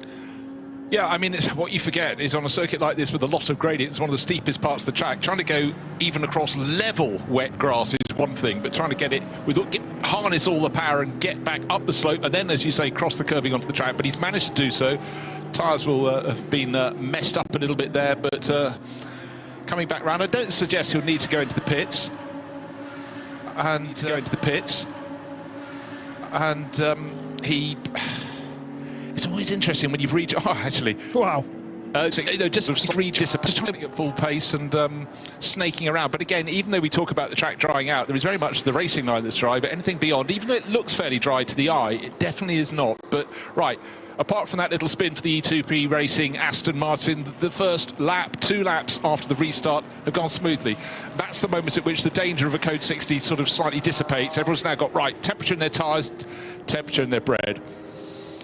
Change for second place here. Felice Jelmini looks to the outside of Matthias Weibo. Remember, Jelmini losing time in the pits, being in the pits when it was green flag. Wasn't able to do it all the way around turn 1, but had the inside line for turn 2.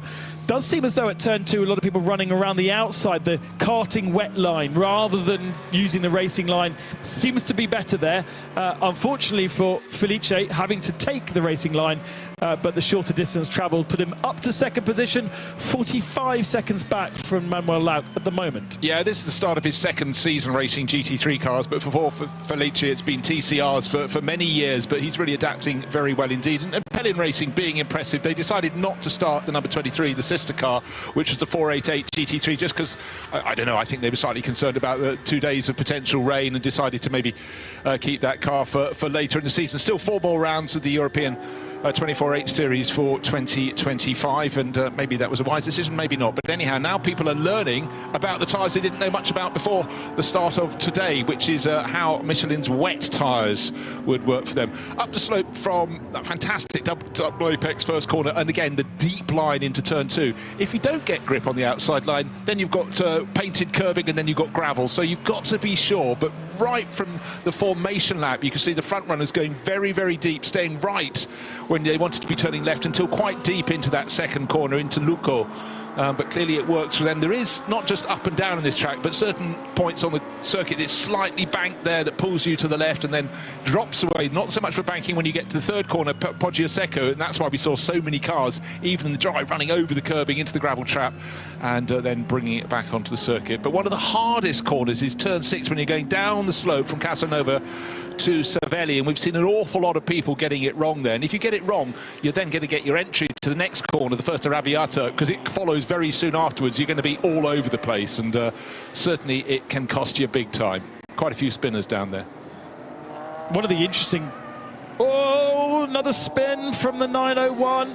Keeps it out the gravel, though, so should be able to continue. He does. Who's in the 901 at the moment? It's his car. It's Ajith Kumar. The name's on the door. The name's above the door as well. So super popular actor from India who just brought so many fans to Dubai 24 Hours, getting it wrong. And the E2P Racing Aston Martin, by the way, is short-cutting back to the pits. Instead of turning to Savelli, it goes off at turn 6. That means the first part of the lap doesn't count for anything. He's starting the lap all over again, albeit in the pit lane. But that's the car that had a rotation as soon as we got going for the latest restart. Ajith Kumar is running back at a more normal pace. He's on the black stuff now, but changeable conditions, and even if you're just changing from slightly wet to almost dry, you know, it's just a point of evolution. And again, it's driving experience. So Ajith started racing a long time ago in single-seaters, but his acting career took him away from all that. But it's good to have him here, and he'll be loving it. He's looking forward to the circuits through the remainder of this season. Next stop, Spa-Francorchamps. That sounds good, doesn't it?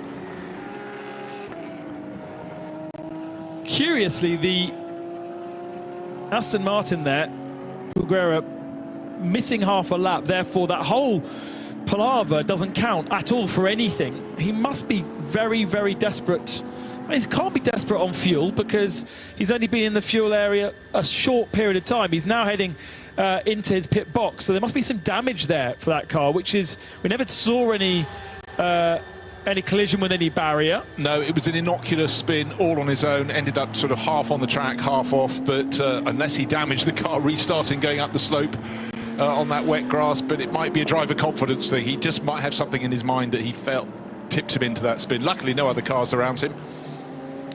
Another change. This is Sergiu Nicolai trying to go around the outside of Matthias Weibo, and at that point it didn't work. But such was the confidence, he fired it down the inside and made it happen at turn 2. We saw just the very end of that in live. They were very lucky when I was in pit lane, the AB Motors guys, to get themselves pitted under green flag conditions just before code 60 came out, which meant they were able to fully fuel and get the whole service done. And then the code 60 encouraged everybody else into the pits. Meanwhile, they were already done. So that worked well for them, and they've managed to make that work in a way that the Lamborghini, who was in a similar situation, the ARC Bratislava car, hasn't really taken advantage of it. But that's a fully AM car, so it's kind of expected to fall down the order once the most pro driver got out of it. Yeah, I mean, you know, that's fortune landing in your lap. But I must say that the pace of Matthias Weibo, he's really, no wonder he got passed by Sergiu Nicolai. The last lap, there was a 6 seconds between them in terms of pace. So the Erstwhile race leading number 56, Ferrari from Scuderia Praha, for now falling down the order, but pulling away at the front of the field is Manuel Laut. Proton Huber competition.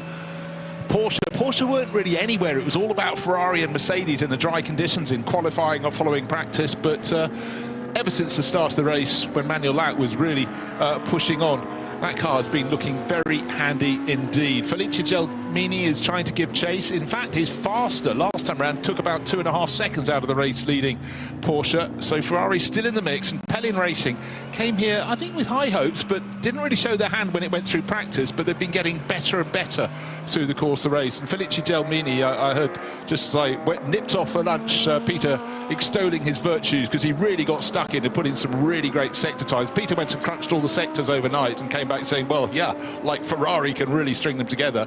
And one of the stars was Felice, so that's now being proved as well out on the track. Yeah, Felicia's actually, since being in that car, has done 4 different pit stops, but has stayed in the car throughout them. We've seen lots of those stops as the 44 Lamborghini runs perhaps a little too wide. You can run wide, yes, of course, and I imagine that Italian flag paint is FIA spec paint, which has a sand in it, which gives it some grip. That is what's recommended to paint all the white lines at any FIA grade circuit, and most importantly FIM grade circuit, to give the paint some grip. But when you go to street circuits, it's not necessary. So a big slide on the entry into, can't recognise where we are there.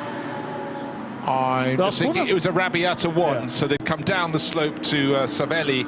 And again, if you run deep in the corner, your options become limited quite quickly, and the Lamborghini driver got away with that. Gerhard Twerres, the Austrian, he's running in 8th place overall, lapping a lot faster than the heart of racing Mercedes and Hannah Grisham that's in 7th. So I guess that's why he got sight of her and was going, right, here's my target. And, you know, you just get encouraged to maybe just attack a little more. But what we have to say, if you're just joining us and you're looking at, it's a dry, they're using the windscreen wipers, but it's dry. There's no spray from the cars.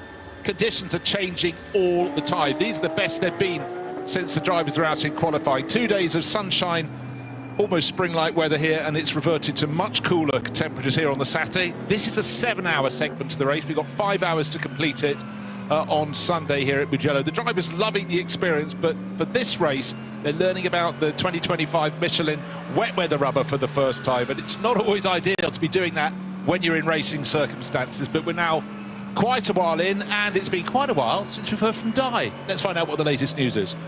The number 90 E2P racing, Aston Martin Vantage came into the pit lane, as you saw earlier.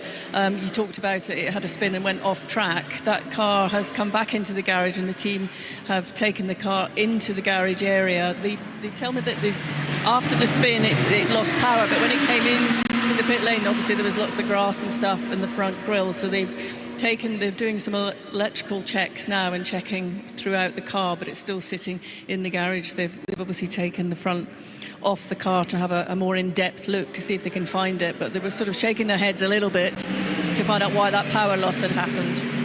And we also saw it spitting a lot of flame, didn't we, as it was coming back to the pits, almost as though it was consuming unburnt fuel in the exhaust system, which is a telltale mechanical sign that there's something going on, but more often than not, it's an electrical problem, as Karina Gosner has once again spun around in that Mercedes. It's the second time the MP Racing car is facing the wrong direction. Good, though.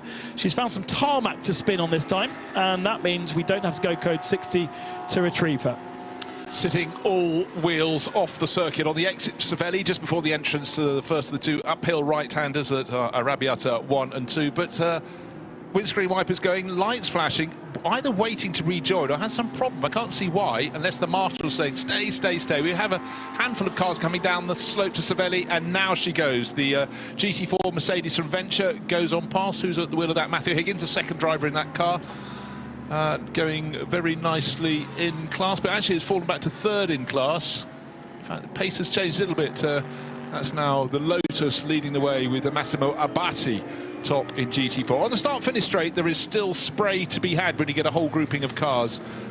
Let's take a look at the pace of the cars at the front of the field. It's the car in second. It's Felice Gelmini who's the quickest of those front runners, almost 2 seconds a lap faster than Manuel Lauk last time around. So Pellin Racing having a go at taking down the chunk. It's under 40 seconds now to race leader the Proton Huber competition car with Manuel Lauk on board. Quite a few of the crews, Ben, have got their third driver on board the car, but certainly for the race leading crew from Proton Huber competition, they've only stuck with the race starting driver. Manuel Lauk has had a good old run in that, and Klaus Bachler popped in. He's the superstar in that car. He's been doing extraordinary things in Porsche 911s for many years, but they've still got two of their drivers who haven't been out in this race. Yeah, they've used the best two, really, the strongest two, and Lauk's done nearly 2 hours of the running of, what, 3 hours that we've been going so far? Nearly, not quite. So really has done the lion's share of it, and Klaus Bachler doing the rest means that maybe that car is artificially higher than it can possibly be come race end. The combination of all the different drivers, especially in this series where there is such a difference, does make reading the picture very, very hard at this early part of the race. Oh, look, Ben, even in qualifying it was difficult. You had 3 sessions for each of the categories, and you had your aggregate time across all 3. And you had to put your least experienced driver in first, so you could have a car that's actually got a very good least experienced driver, so that's the top of the tables.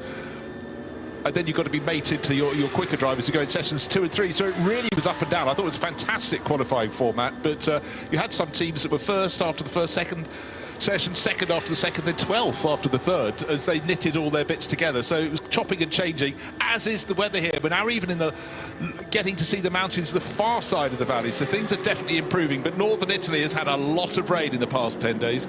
Landslips making the roads around here. A lot of them being closed while they're clearing it up. Overnight rain released yet more mud. But out on the circuit, it is a brilliant circuit.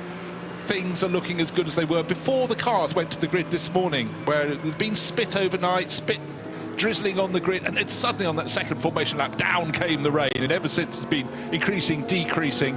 And I must say, we've had a few spins, a few moments, but actually I think they've kept their nose very clean so far. On tyres they do not know. That cannot be stressed enough. They're getting used to the new Michelin wet weather rubber. We've had other rubber for this series in the past, but it's a learning process. Not in how much tyre grip have you got, how much circuit grip have you got in this circuit. A lot of drivers haven't been here. Tom Coronel made me laugh. 30 years since he was last here, just the mere 30 years. And it sounded as though if you didn't quite pick your tyre pressure correctly and you didn't get the tyre in a window, then it really wasn't working for you at all. And there was a lot of chat down in the pit lane during the hour that I was down there that you couldn't get the tyre working. You could see drivers going out and just sliding for no real reason. But if you worked them hard, if you had the pressure in the right window, if you then generated that temperature, then they came to you and were working nicely, and most importantly, seemed to be able to last. Yeah, and entirely. Actually, one of the interviews that stood out to me was with Ian James from Heart of Racing, because he was saying just basically it was frightening out there. We had the wrong pressures, and the car just didn't want to do what you wanted it to do, so he tumbled down the order. The car started car number 27, great livery there, the sort of two shades of blue with the yellow flashes on the side of that Mercedes. It's not like Ian doesn't know a Mercedes AMG, but it was a voyage into the unknown on the wrong tyre pressures, and the car, he knew what it could do, wasn't entirely sure what it could do on the tyres, and then he realised that other people go better, they clearly had more grip. But it's a learning process, and it's due to be raining again tomorrow, so it's essential they pick up all the performance and understanding they can. Hannah Grisham driving the car now, third driver in that cycle, is 7th overall. Gerhard Theresa is just a second or two behind her, nearly 3 seconds down actually, in 8th place in the ARC Bratislava. Lamborghini giving chase, and not too far behind we've got Maxi Partel as well, the Hofer Racing Mercedes. So 3 cars just at the tail end of the top 10, covered by about 5 seconds. That's a little battle to keep an eye out for. And Heart of Racing almost ignoring the fact that we've had Code 60s and all of the tomfoolery from Race Direction. They have done their strategy. They've each done a big chunky 2-hour, 1.5 hour stint, and then pitted and changed driver. So we've seen Gray, Ian, and now Hannah in the car. They haven't been coming in and out in between times to do half a tank of fuel here or a new set of tyres there. They've just stuck to it very conventionally, and they still sit in a decent position. So it's so hard to really predict how to best treat a Creventic race, because there are all these opportunities, but sometimes they don't seem to actually make much of a difference, oddly. Yeah, and I think again, Ian was saying, right, okay, we went out, we got it wrong with the tyre pressures, we'll learn, we've got to form, but he wasn't panicking. You know, it's a race split, 7 hours today, 5 hours tomorrow. Try and stay on the same lap as your rivals, then you can close right up when the grid is formed overnight. The cars park on the start-finish straight, get covered up, get unveiled in the morning, and we'll start again. So it's about not losing a lap, and they're learning as they go. Hannah's doing a really good job here, learning the circuit, getting a feel for the place. And for Gray and Ian James, well, it's just stay cool, stay calm. Let's see what happens on the Sunday. But you look down the list, the front-running car, the race-leading Proton Huber competition car, 6 pit stops. Their car down in 7th place, just the 2. Driver 1 to driver 2, driver 2 to driver 3. No extraneous pit stops. Maybe they could have gained a position or 2, but I think learn the car, learn the tyres. That's what they're doing today. Hannah here under a bit of pressure. 7th position at the moment. Lamborghini just behind our graphic right there in 8th, and then Partel also part of this little battle. So 3 GT3 cars fighting over 7th position right now. And at the moment, Hannah's pace better than she managed at the start of her stint. Her average is a 2:17, but she's down to a 2:13 on that last lap. And perhaps the sight of the bright yellow ARC Bratislava Lamborghini urging her on. Yeah, that's one of the few that actually stands out on a dull day when it's giving chase. Very sort of acidy yellow with multicoloured flashes on it, but it's getting closer and closer. Up the rise along the start-finish straight, they go down towards the first corner, San Donato, and it's still 7th place for Hannah.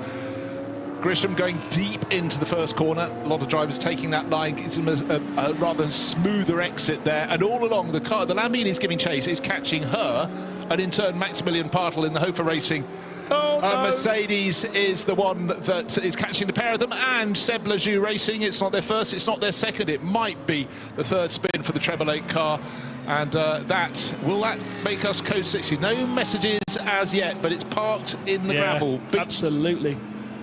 beached at effectively turn 2 there, crest of the slope. And it's Seb in the car again. It was him earlier on that had the spin, and he got out of the car when I was down in the pits, and he's back in the car again and back in the gravel again, I'm afraid. And that's a great battle that we were watching. Look, 3 Mercedes and a Lamborghini now temporarily put on hold as we go code 60. Yeah, code 60 just striking a couple of seconds time. Race lead, by the way, 38 seconds between the Proton Huber competition Porsche of Manuel Lauck and Felice Gelmini, who's been quicker and has been closing in, but the pinky purple flags around the circuit. It's code 60 down to 60 kph, slower than a snail, crawling pace. But of course, in a group of cars, looking at the 7th place battle, Heart of Racing, Hannah Grisham tucked in behind and only just behind Gerhard Twereza in the ARC Bratislava Lamborghini, and right behind Maximilian Parcel in the Hofer Racing Mercedes.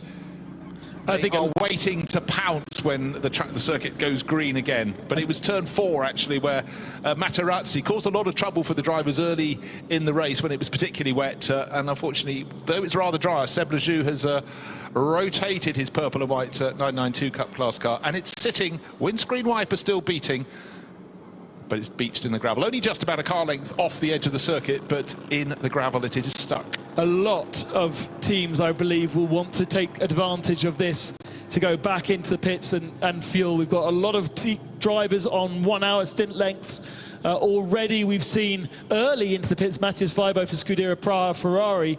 He was able to come in straight away. Of course, it matters where you are on the circuit versus when the code 60 is called. But that has worked out quite nicely for Matthias Weibo. And we'll see. Into the pit lane right now. They're changing tyres. It doesn't look like they're changing drivers. And that's a very quick stop by the team there, so that car has made its way out. 56 Ferrari has come into the pit lane right now. They're changing tyres. It doesn't look like they're changing drivers. And that's a very quick stop by the team there, so that car has made its way out. Now, on the pit apron, I can see the Proton Huber competition number 73 GT3. They're waiting with a driver at the ready. The crew are out all on the pit apron, but that's it for the moment. But I'm seeing lots of other teams coming out now, so I expect in a couple of minutes I'll be back to you with more updates as they all make their way into this pit lane area. Indeed, look behind you, a whole flurry going in that 7th place battle, coming into refueling. All together as they were on the track, except for the Lamborghini. Never likes to come in, the ARC Bratislava car. So Gerhard Twereza jumps from 8th, and bear in mind he was the back of that trio, but catching the other 2. Now he's got the track cleared for him. However, I think the important thing is that Manuel Lauck is in the pits in the Proton Huber competition car. He was 38 seconds clear from Felice Gelmini's number 29 Ferrari from Pellin Racing, and was being caught little by little, but now he's come in to get the fuel. And the car, the one Heart of Racing team, they only had 2 visits to the pits. They're only on their 3rd. They've been very, very parsimonious, as has the ARC Bratislava Lamborghini, but for the first time they have come in during a code 60. I've got a theory, Bruce Jones, that when I left the commentary box, handed over to Ben, we were green, and I went and had the bite to eat, and I've come back, and it's been green all that time, and I literally stepped back into the commentary box, bang, full course purple. So if any team strategists want to put maybe an AirPod on me to see if I've left the commentary box, you're going to be green flag if I'm not there. Yes, it's amazing how when in the commentary boxes over the years you have a commentator change, and coming in, say, Spa 24 Hours, Martin Haven and I, going through the night, a 9-hour stint, you go in and within 2 minutes you've gone to full yellow, and you go, oh, we wanted them to race, and then you get fog coming down. And of course last year the Nürburgring 24 Hours, well, that was really quite something, with fog and more fog. Conditions have certainly improved. It was just starting, it stopped raining when you went out to get some nose bag, get some lunch, but it's brighter now. All around the circuit it's much brighter, but we're still getting cars slipping off. And what you probably didn't notice, you were pacing down to the catering mansion, was the fact that as soon as you go back from code 60 to green, you think, please everybody get around the first lap. We had the E2P racing Aston Martin, going for a loop. I don't know, is that still in the pit lane? Let's have a double check. It's tumbled down the order, yeah, it has, and it's still in the pits. They feared there was a problem with that, a mechanical problem, whether that happened before or after. But again, that was a car that had been going so well, and really unfortunate. But as long as they can get that going, it will come out. But what it is now is 10 laps down on the race leader. That's such a pity. With Pablo Berguera was the last person to drive that car. I did notice that on the screens in catering. And the temperature outside is actually reasonably pleasant, and yeah, the rain has gone off. Forecast-wise, in terms of well, while I check the forecast, let's get down to Diana Binks in the heat of the pit lane.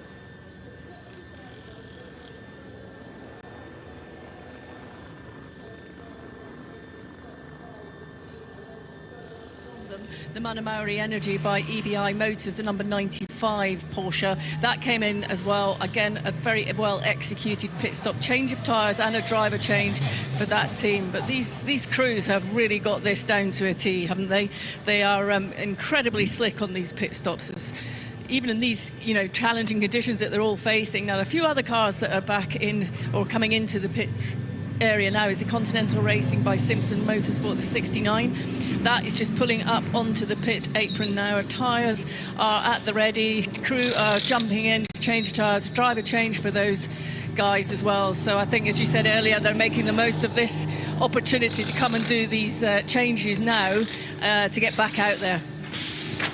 Looking at the forecast at the moment, showing at this exact moment, it's showing a 49% of rain. Well, 51% chance of it not, and it's not raining outside.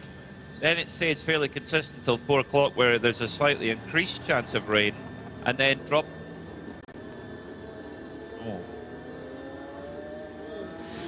But that's just picked up in the last few minutes.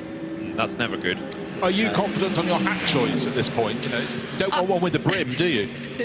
I might have to choose that one for the next episode. In around the time that we'll go to the checkered flag of this first portion of the Michelin 12 Hours of Mugello, when we get to 4 o'clock local time, it does the chance increases quite a lot, and then drops back down to the lowest chance it's been heading into the checkered flag of this first portion at 6 o'clock local time. At which point it'll be starting to get quite dark, because official sunset here is 6:29 p.m. Now, given that it's pretty grey anyway, it's going to be pretty gloomy by that stage. Yeah, what we had yesterday afternoon at about 4:30, it felt as though it was going into evening, and then it actually brightened up. But by the time we got to the end of qualifying, it was no darker than it had been an hour and a half before, and then actually the evening fell quite quickly after that. Change of driver in the race-leading Proton Huber competition Porsche. That's car number 73.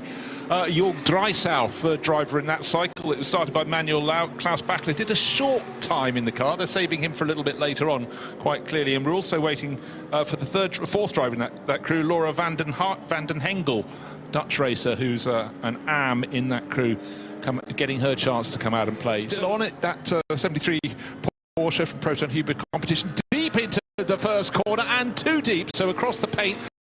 60 and flurry of cars coming in and out, and that included them coming in from the lead and returning to the circuit. Windscreen wipers still on it, that 73 Porsche from Proton Huber competition, deep into the first corner and too deep, so across the paint, luckily manages to get the car turned to the right and up the hill. Again, that is a driver just getting accustomed to the car, to the grip, to tyres they've not competed on before. I have to keep saying that, because each new driver in is having their first experience. Beautiful weather here on Thursday, lots of testing. On Friday, dry weather, and they were desperate to try the wet weather tyres, and now they can, but they're doing it through the course of the race.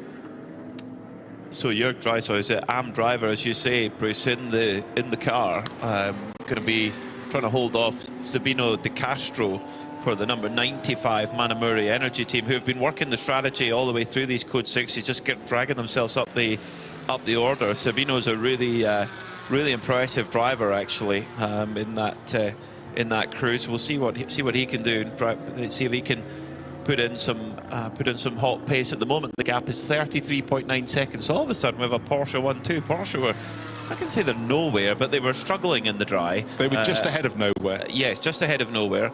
But in the wet, they've just worked it well. And the first of the Ferraris is the Scuderia Praha car in third.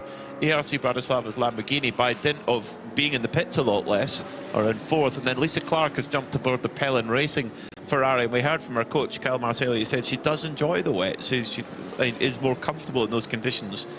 So let's see how she gets on, because Pelin Racing, they've been quick all day. Yeah, no, they really have. I mean, they worked their way up the order very nicely indeed. Let's look down through the classes. The 992 Cup class, it seems to just belong at the moment to Mulder Motorsport. They're leading that, and Martin Rump did the early running, then Valter Sviedris is the driver on the board at the moment. 11th place overall. Next car in class is the Red Camel Jordan's team. He's down in 14th place and lapping quite a lot faster. Let's take a look at the second flying lap, of course, after the Code 60 and see what it settled down to. But equally, looking at the front end of the field, what we saw before is for Scuderia Praha, Matus Viber just wasn't on the ultimate pace that we saw set by teammate Joseph Kral and was falling down the order a little bit. Let's see the next, so we'll look at the timing screens in about a minute's time and see what they're doing on the second flying lap. One driver who's desperately trying to have a little bit of a thrash and go past is Gerhard Twereza. He's in 4th place. He's right on the tail of Matus Vibo now, so we could have a change. And of course, ARC Bratislava, Miroslav Konopka's team, is one of those that decided not really to do all these little stops under Code 60s. They've done, bar one, they've all been standard refueling pit stops. And right now, they could be rewarded. The one Lamborghini in the race, and certainly Gerhard is looking very confident in and comfortable in the 44 car, tucked in as the conditions become less and less gloomy. It's not a dry track, but it's a drying track.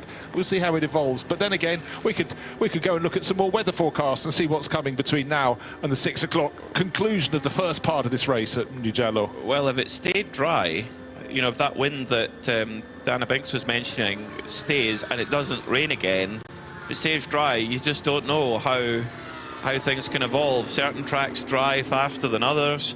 I have to say, I'm not exactly sure how quick, whether Mugello is a fast-drying circuit or not. You think about circuits like Assen in the Netherlands, it dries really fast. Knockhill actually dries incredibly fast. Well, you know what, that's because the wind can get at both of their racing surfaces. But here, as you experienced on your first visit here, it's deep in its own little valley. So down at the bottom part of the circuit, not much of a chance.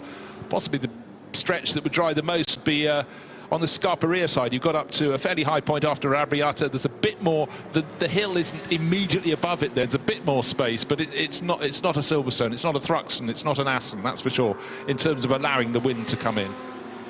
So it's more the cars themselves and the hot tyres with grooves in them actually clearing up the standing water and then clearing a line if it stays dry.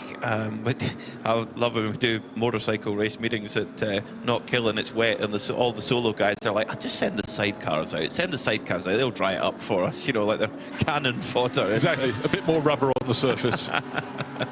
Very unfair, very unfair. Yeah, ARC Bratislava, they've taken a totally different view to the rest. You know, you look at Pelin Racing, for example, they've just come in top up after top up after top up at each of those Code 60s, whereas ARC, they've tried to go exactly the opposite and just fill up when they have to, but if they don't, they stay out and try and get the track position back.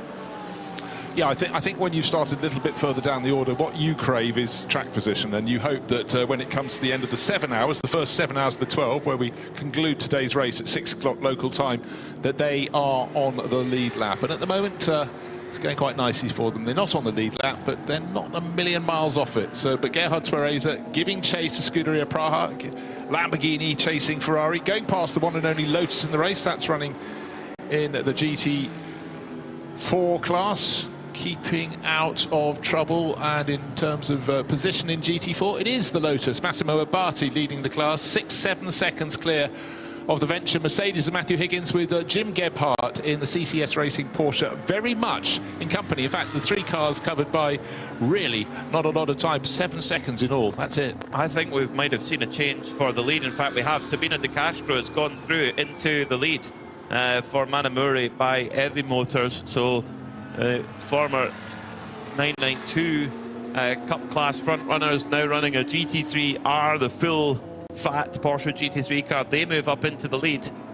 They were actually, as they crossed the line at the last lap, they were 2.3 behind, but went 3 seconds quicker through sector 1. So they have quickly taken the advantage over from the 73 Huber car. The Jörg Breisod just seems to be struggling a fraction in these conditions. Not so for Sabino De Castro in the splatter gun paint scheme on that Manamuri Energy machine with the Italian tricolore on the pillar of the door. Started down here in the pit lane, very light at the moment, but there's some sprinklings of the rain appeared just in the last few seconds. As you said that, the cars just started to put their windscreen wipers back on. They got to the point where the track had been dry enough for them, unless they went to a point where the water was still sitting on the circuit. They get the spray, and certainly our points, including the entry to the final corner of the circuit, Bucin, where you get spray. Other parts further around the circuit a little dry, but thanks Dai, always good. It's chopping and it's changing, the visibility is improving, but it's still much lighter and brighter than it was when we lined up for the race start this morning at 11 o'clock. So yeah, confirming there is a lead change there. Sabino De Castro goes through at the front of the field. Jörg Dreisau just taking a bit to get up to pace in at these conditions, and you can totally understand that. With how many cars have we seen chuck it off? And imagine that you jump aboard a car that's in the lead, and it's your responsibility. That's a really tough position, and Jörg Dreisau just taking his time here. And well, he is. Get his driver time done. He lost 12 seconds to the more comfortable Sabine De Castro. But it's Porsche from Porsche who said we just swapped the order around, but better to spend a few laps squandering seconds here or there than sticking it in the gravel. You'd lose a whole lot more that way around. So I think that's Jörg Dreisau's approach. But bear in mind, he's very much the am in that car. Really only got racing last year, 2024, when he raced in the Le Mans Cup GT3 class for the Proton Huber team. So settling in, learning a new circuit. And again, you look at the championship for the 24H series, and Seb Lejeune Racing, it seems to be the car that's taking the prize for the most spins. It's just added another one there, the 888, and it's again, that's the third spin that I've seen for the team owner, Sebastien Lejeune. Rear wheels in the gravel, front wheels of his purple Porsche just on the edge of the circuit, but unfortunately as the throttle was planted, the rear has advanced nowhere, and it's lower to the ground, it's sunk in. Is that bogged down completely? There's a lot of gravel trapped behind the rear wheels within the wheel arch of that car. That could be another tow out, it could be another code 60. I think it probably will for that. And yeah, looking at this number 73 Proton Huber competition car, between Jörg Dreisau and Laura van den Hengel, they've got to do 6 hours between them across the next 2 days. And that can be split up how they want. But Manuel Lauk, the semi-pro, he can do as much as he likes. No minimum, no maximum. Klaus Bachler, they can use him for a maximum of 4 hours, as we do indeed go code 60. So, and with the rain starting, that's not a great time for a code 60, because then the tyres get cooler, temperature goes away, grip goes away, and it makes it even more difficult. No, very much the case. And for Seb Lejeune Racing, this hasn't been a day to remember. However, they will be tumbling down the order. They're sitting in, where are we now? 20th position, 7th in class, 4th in the 992 Cup AM category. But that will be tumbling down the order. So they were still sort of in the mix, but having had 3 or 4 spins now, it's hurt them each time. And this one has been the worst. This has been for them when they're bogged down, can go nowhere. Marshall's just running up to that purple Porsche now, but still waiting for a rescue crew. There's no way with the rear end of that car so deep in the gravel. That is going to be driven out. It's going to need a tow. Well, the Mugello circuit team have been very busy. Now, did he get a help here, Seb Lejeune? The 973 Porsche Cup car right in behind him. Really, really close. No, he spun on his own. Yeah, it was Ricardo Pera giving chase, but you again had to look at the replay.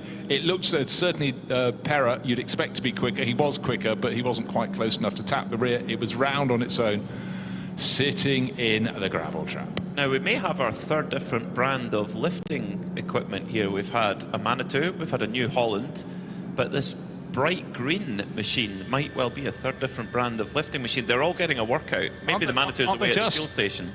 I mean, this one is sort of Kawasaki Racing Green from many moons ago. The emerald green effectively, but mid-green. It's light, it's bright, it matches the grass in the background on this rainy day. But Seb Lejeune Racing has no time for that. They just want their car back onto terra firma. Yes, they do. Yes, we'll take any brand of lifting device. What do they call it? They telelifter. No, telelifter's got a little forks on it. Let's not get into the minutiae, but I do believe you're correct. Machinery.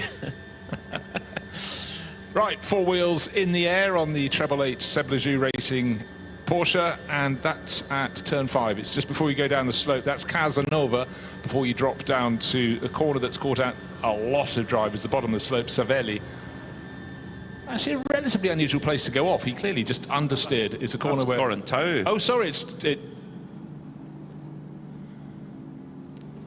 Okay, always when a car is lifted out of the gravel, you just hope and pray the driver is in some control of the car, and in terms of not dropping the gravel that it has gathered onto the racing circuit. And waiting for Seblajou Racing to get to terra firma with gravel popping out, and luckily it was at the edge of the circuit. Hopefully that won't catch someone else out. It's been a day with very little grip for them, getting used to these wet weather tyres in changeable wet, full wet, slightly less wet conditions. Now it's almost dry. Seblajou distributing a fair bit. It actually looks as though the left rear wheel is slightly at an angle, but it's not. It's just the mud on the sidewalls giving it a rather unusual appearance and making all seem other than right. But Seblajou off the racing line, swerving left to right to get rid of the gravel. It's still popping and pinging as it hits the circuit behind him, but at least he did it away from where you should be racing. Under 1 minute to go until we go back to green flag. Did we see that the CCC Kessel racing car came in with Marco Frezza it's in fact it's still in fuel at the moment. Likewise, the Milner Motorsport car, which leads in 992, has come to the pits as well. They may well get caught on the hop here if we go back to green flag racing. Everybody, of course, at 60 kph right now until we go back to green flag racing. The Scuderia Praha car waiting for a bit of clear air, and off under the green flag, off they go, with the ARC Bratislava car right in behind. So they sit in third position. This is a battle over third position now between Praha and Bratislava. Yeah, it was a 3-car battle, but when the car up the rear of their grouping, the Hofer Racing Mercedes, dived for the pits with Alexander Prince on board, we lost the third player, the one who was the quickest of the trio. Right now on a track that's even drier than it was when we had that code 60 thrown for the 888 Porsche from Seblajou Racing, entering the gravel and getting stuck there. Battle rejoined, but certainly in terms of pace, before the stoppage there, not the stoppage, the reduction of pace for Code 60, it was the Lamborghini in Gerhard Tuareza's hand that looked the handier, and as soon as we go Code 60 to green, I think we might need another. The number 71 Juta Racing Audi is in the gravel. Nicolas Michelin has got it wrong. That was 8th position. And now it's down at the first turn, halfway round. It's actually facing the drivers as they come in. It's very much a 2-part corner. He's halfway round, but he's deep in the gravel, facing the drivers, looking back at turn 1, head metaphorically in hand. Oh dear, oh dear, oh dear. That's not what we want to see. That might well send us back to code 60. Yep, indeed, we've had the countdown as, the number 71 Circle K Audi beached in at the deep gravel traps. Meanwhile, let's get down to Diana Binks in the pits. I am down here in the pits. I think you just said that's another code 60 going on behind me. So an ideal opportunity to grab Valters from Muller Motorsport from the number 921. You've just jumped out, I think, just before that code 60 came in. Yeah, just in the last code 60 jump. How was your stint out there on the track? We know it's very challenging for a lot of people managing the drivers and the traffic, but how's the car handling? The car is great, and the most difficult part is to do it with the changing conditions, because so many code 60s, you come back to the track with full speed and you need to adapt to the track really quickly, because it was drying at some point, then again rain came, so it's changing all the time. And also the code 60s, it's not possible to get in some kind of rhythm, so you all the time need to adapt to new conditions. That's the hardest part. In a way, it must be a little bit frustrating, because you're not really getting up to that race pace, are you? Yeah, it's difficult. As I said, it's hard to get with this rhythm. You just all the time get there, and then the code 60 comes again. But it's understandable why it happens, because on the braking zones, it's really hard to judge that braking point. If it locks up, you're just out of the track, and it's difficult to get back here, because the gravel is really, if you get stuck, proper stuck. It seems like the conditions, because we know the rain is sort of intermittent off and on, and it looks quite wet on some parts of the circuit, but it seems like a number of teams have been going off in these conditions, which it seems as if it's clearing, but it's not clearing. How would you describe it? Yeah, when the track is starting to clear in these tricky conditions, when it's starting to get not wet but damp, sometimes it's even more slippery than when the rain comes more. So it's pretty much like driving on ice sometimes. And also it varies on the point of the track, because for the turn 1, in instance, it's not so slippery, but then again, in that part, the second sector of the track, it's more slippery again. So again, not all the track is the same, also traction, so you need to adapt so much, each lap is different. How crucial is it to start to understand the tyre at that point? Yeah, of course, the tyre also, when the track gets drier, it starts to overheat, so you need to manage the tyres also, so you last all the stint. And if the rain comes and you are too high pressure, it's also really bad, so you need to manage the tyre also. That's where the experience comes from. Yeah, that's true. It's great to be with Molnar and all the teammates. Yeah, it's a really nice team. I'm happy to be here.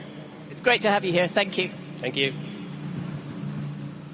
Molnar Motorsport, always an impressive outfit. So much success at the Nürburgring, always a front-running team.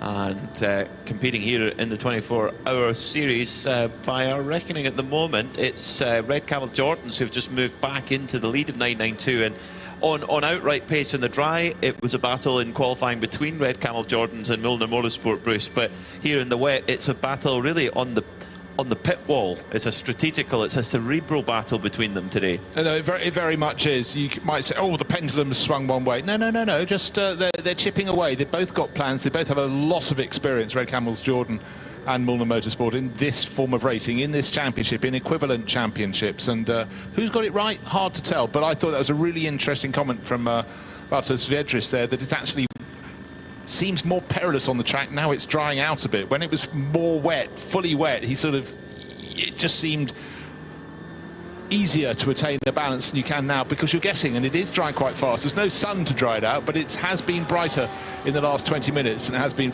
since the start, or well, since the end of play yesterday after qualifying came to a conclusion just after 6 o'clock in the evening. So back to green flag racing. We are very nearly, in the next minute and a half, at the halfway point of the Saturday running. 7 hours of racing. We're very nearly at 3.5 hours elapsed. And the battle rages on then between Scuderia Praha for third place and the 44 of ARC Bratislava with their Lamborghini, their first generation Lamborghini Huracan. So they're making the most out of that old paddock. Now, as if to rub salt in the wound for the number 71 Circle K Jutta Audi, basically went into the gravel, caused the code 60, got lifted out and got so excited, we're out, hey, let's go, hit the power and went way through the code 60, went over 60 kilometers an hour. That will be a big penalty. It really was. Again, I had a little pause there, a little sort of, well, actually quite a big sigh. It's just one of those things. It's actually completely understandable in terms of saying, I've lost so much time, I must not lose any more. And you press off, you forget. It's supposed to be a 60 kph maximum. So the gravel bed at the first corner has got some more and more interesting tyre marks through it. And I guess the best one so far in terms of the most traction through there was the Gebhardt Porsche Cayman that ran the whole way to the back. Nicholas Gebhardt at the wheel and bounced around on the grass just in front of the tyre walls on the outside. Other tyre marks go in and come to a stationary point from which they had to be rescued. Right, green flag. Can we get through these first 2 laps while they're getting the building up the speed again, getting the heat in the tyres, heat in the brakes? Can everybody behave, or are we going to have another spinner? We've certainly had a flurry of them. It'd be great if we could get to a period of green flag running, let the race settle down. Where are we in terms of who's leading what? Well, it's Sabine De Castro, Italian racer for Manamari Energy by Ebi Motors. Porsche race that leading by, get this, 37 seconds from Jörg Dreisau in the Proton Huber competition car. But let's see how Dreisau is in terms of his lap pace. He was losing about 12 seconds a lap when he got passed by the number 95 Porsche from Manamari, but maybe he's gained the knowledge, gained the confidence, and now they're back to full green flag racing. He can press on. Battle for third place is still tough though, isn't it, Peter? Matus Faibo, Scuderia Praha Ferrari, and about 2 seconds behind him, maybe slightly, this is Gerhard Twereza in the ARC Bratislava Lamborghini. Bear in mind, that has always been quicker in this stint than the car it's giving chase, so the battle for third is going to tighten up. And if the circuit continues to dry, if the rain stays off, then that's really going to help. If we do go code 60 again at some stage, it's going to make it easier to get the tyre back in its window and be able to keep that tyre temperature up. Of course, the drier the road gets, the wet tyre temperature will increase quite significantly and to the point where it overheats and then it's time to come in and get slicks. Will we reach that point today? would well, we'll see. You never write anything off sometimes when it comes to the weather. Now, just a quick run through penalties in terms of those still to be served. The 965 MDM Porsche, that's the Coronel car, they still have a 60-second time penalty hanging over them for when Coronel broke the 60-kilometre speed limit coming out of the pit lane. We also have the 111 IRC car that's not respected the minimum sector time during a code 60. They've got 20-second penalty to serve. Again, the MDM car, this is another 6 seconds. So they've got 66 seconds of penalties to serve. Hope they've got a book on board. Car 907, this is the RPM Krone Racing car. They've got 32 seconds of penalties. In fact, I tell a lie, they've just served them. Scratch that. The only one left to be served is another one for the IRC, which is a further 2 seconds for not respecting minimum sector time. So I think they've got their 60 kph speed limiter button just set a little bit too ambitious.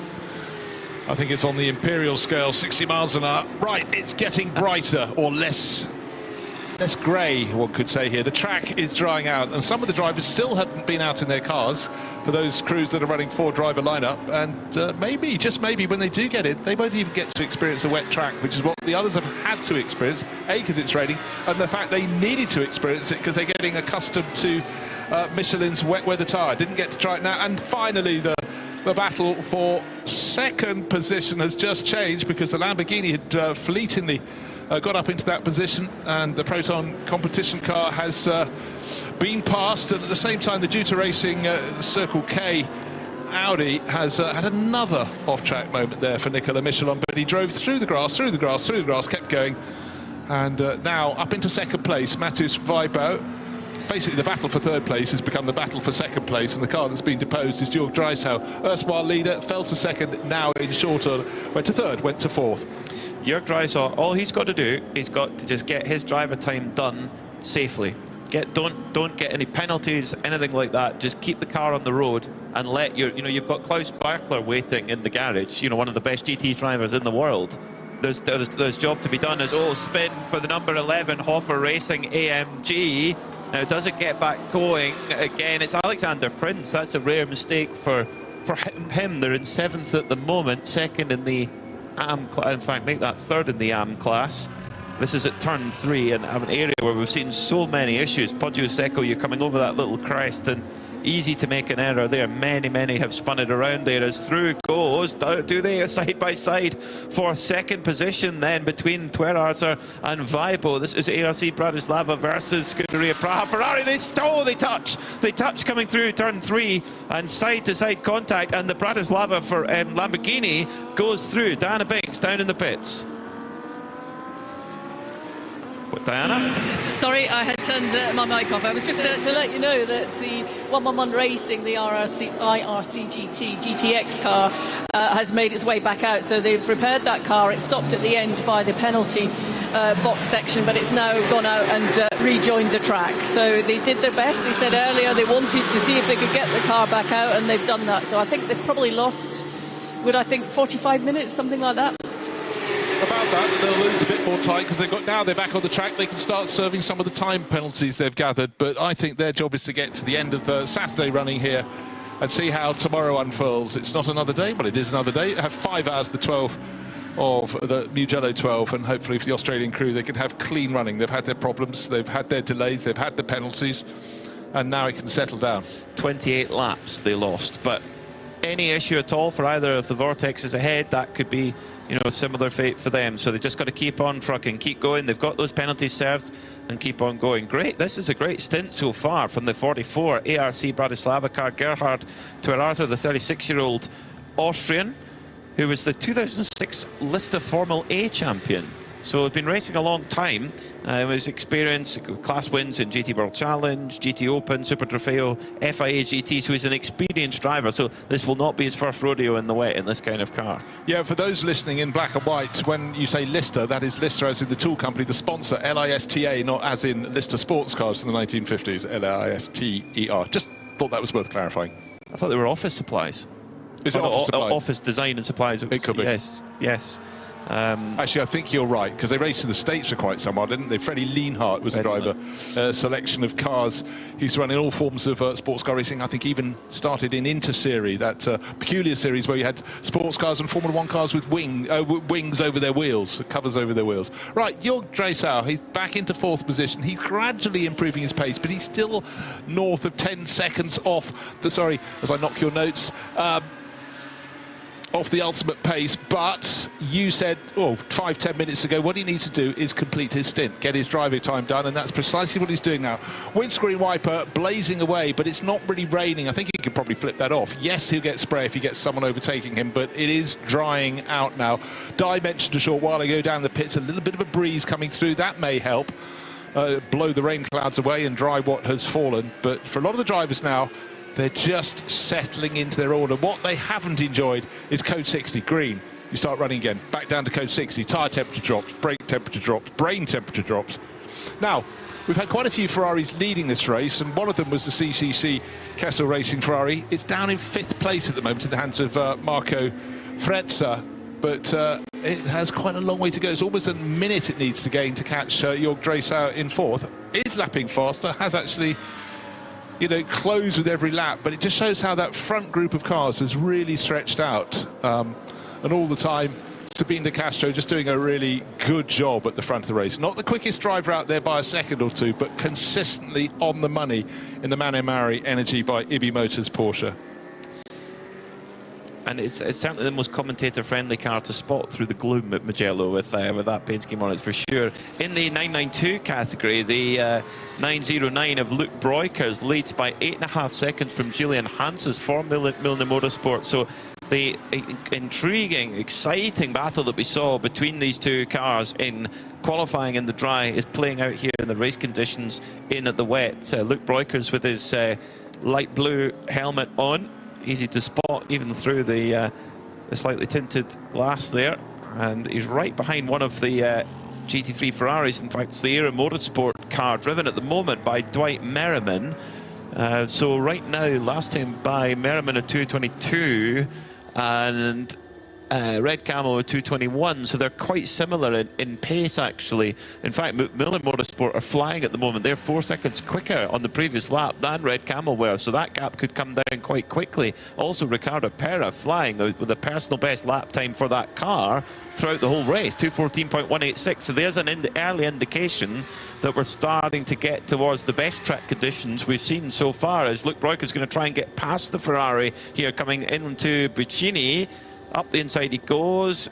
Dwight Merriman gives him plenty of space. Breukers just coming up the inside. They're side by side as they go around. Buccini, of course, the GT3 car have that little bit more grip, and in a straight line there's really not a great deal to tell between them as they go side by side down the start finish straight as well. Merriman on the outside. Well, actually now it'll be back to Merriman on the inside as they head towards turn 1. And Dwight Merriman, driver, decided, the American, that he wants to race in Europe this year, gain some experience of the great circuits here, and why not? Variety is important. Right in front of him. Luke Breukers running too deep into the first corner, into San Donato. Not the first, won't be the last, but it's that moment. Have I got grip? I haven't got enough grip, can't turn in. Drives right through the gravel trap, onto the grass in the background, right against the tire wall, onto a little access road, and then rodeo rides onto his circuit, putting all sorts of muck right in the path of one of his rivals. And that brings Julian Hanses right into the picture. The red Camel car had a big lead there until just got it just too deep on the brakes there, into the gravel at turn 1, had to loop it around. Did exactly what the Gebhardt GT4 car did a bit earlier on, get it all the way to the grass on the other side, missed the barrier, drive back, and Luke Breukers did a good job to get it back onto terra firma. But the problem is now he looks in the mirror and his nearest rival is right there, Milner Motorsport. It was 10 seconds difference when they crossed the start-finish line, so that trip through the gravel, back across the grass, the curves, and getting onto the circuit cost the best part of that. It's now almost nose to tail. Down the slope to Savelli they go. Red Camels, Jordan still leading car number 909, top in the 992 Porsche class, and right on his tail. The only other car that's shown really true pace in this class has been the one from Milner Motorsport, and the third driver in that cycle, Julian Hansen's doing a very, very good, tidy job, the sort of job you'd expect from him in that. Good run from Valtters Sviedris, but certainly the start driver, Martin Rump, the Estonian, you know, no wonder Porsche like him, no wonder they keep him on their books, because he has been very impressive. And Mugello Motorsport, of course, a lot of experience. You'd have watched them racing in the States for some years now. They had their overseas operation, I think it was based in Florida, DeLand in Florida, I think it is, that they were based at, but... yeah, they ran LMP3 cars as well. As round goes, Hanses just goes round the outside of Breukers at Corintau as they go through the Biondetti chicane, where normally they're going using all the paint there. So it's, you know, that's showing you that they could have got the grip there that they want to come up towards Buccini, the final corner. Now can Hanses, now that he's got the track position, can he pull away from Luke Breukers here in terms of where they are on their stint? Hanses has been at the wheel for, let me see, he's been at the wheel for 18 minutes. Breukers has been at the wheel for 1 hour and 24. So maybe Hanses just made a little bit fresher, actually, because the mental power required to drive at this speed and this type of condition is so difficult. Look, in conditions that are mixed, on tyres you still don't know very well. I mean, it's a question of where, not if. You may have a problem. You are really, the permutations are so huge, but the confidence that Julian Hansen showed there, you really don't want to be going right out to the painted lines at the edge of the circuit, because that's where the moisture lies, and then suddenly your quicker lap ain't going to happen. You'll be getting a tank slapper, getting a moment through Poggio Secco, the third corner of the lap. Both the cars challenging for the lead in the 992 Cup class. The Mugello Motorsport entry, and tucked in behind the 909 of Red Camel Jordan of Luke Breukers, running right to the edge of the circuit. These are drivers confident in their cars, Peter. They are, yes, and these are not easy cars to drive. They do not have traction control. These cars will be fitted with ABS. There's basically an optional extra Bosch system that you can fit to the cars. They don't run them in Carrera Cup Germany or in the Super Cup, but you can in an endurance spec put an ABS kit. In fact, in Carrera Cup North America they do put ABS on them, but no traction control. 500 horsepower rear engine car, of course. It's a unique thing, but the Breukers boys, they love that car. They adore it. They tried a GT3 Audi in Barcelona. They enjoyed it, but they love their Porsche GT3 Cup car more. Well, you only find that out by trying another category, and of course they've been staunch supporters of the 24H Series run by Creventic for a long time, but the one in the team who's least happy this weekend is Father Ivo, who hasn't got to race. He's got a neck brace on at the moment, soft neck brace. Ricardo Berra comes in because he had a little off on an electric bike, and therefore has to be on the sideline this weekend. It's been some very quick laps from the driver who's come in from 16th place in a 992 Cup class, puts it in 4th position overall. But Ricardo Berra, so many years now, about 3 or 4 years in the World Endurance Championship, did a very, very tidy job there. And you picked out the fact he was almost as fast as the very fastest GT3 runners in that stint. Yeah, it was some really impressive pace running with Manthey Racing in the World Endurance Championship. So he'll be at Le Mans this year. He's won in the World Endurance Championship, Carrera Cup Italia, ELMS, Asian Le Mans, and won the Italian GT4 Championship back in 2021. So yeah, a driver with real potential for the future for certain.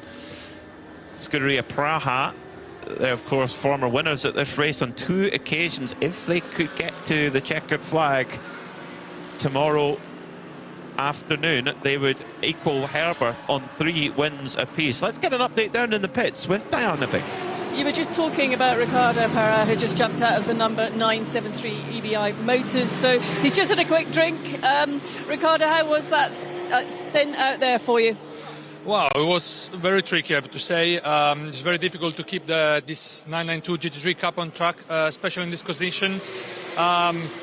Very tricky situation with the Code 60, as the restart, the tire were so cold, so every time was very difficult. But we managed to, I think, get into P1 again.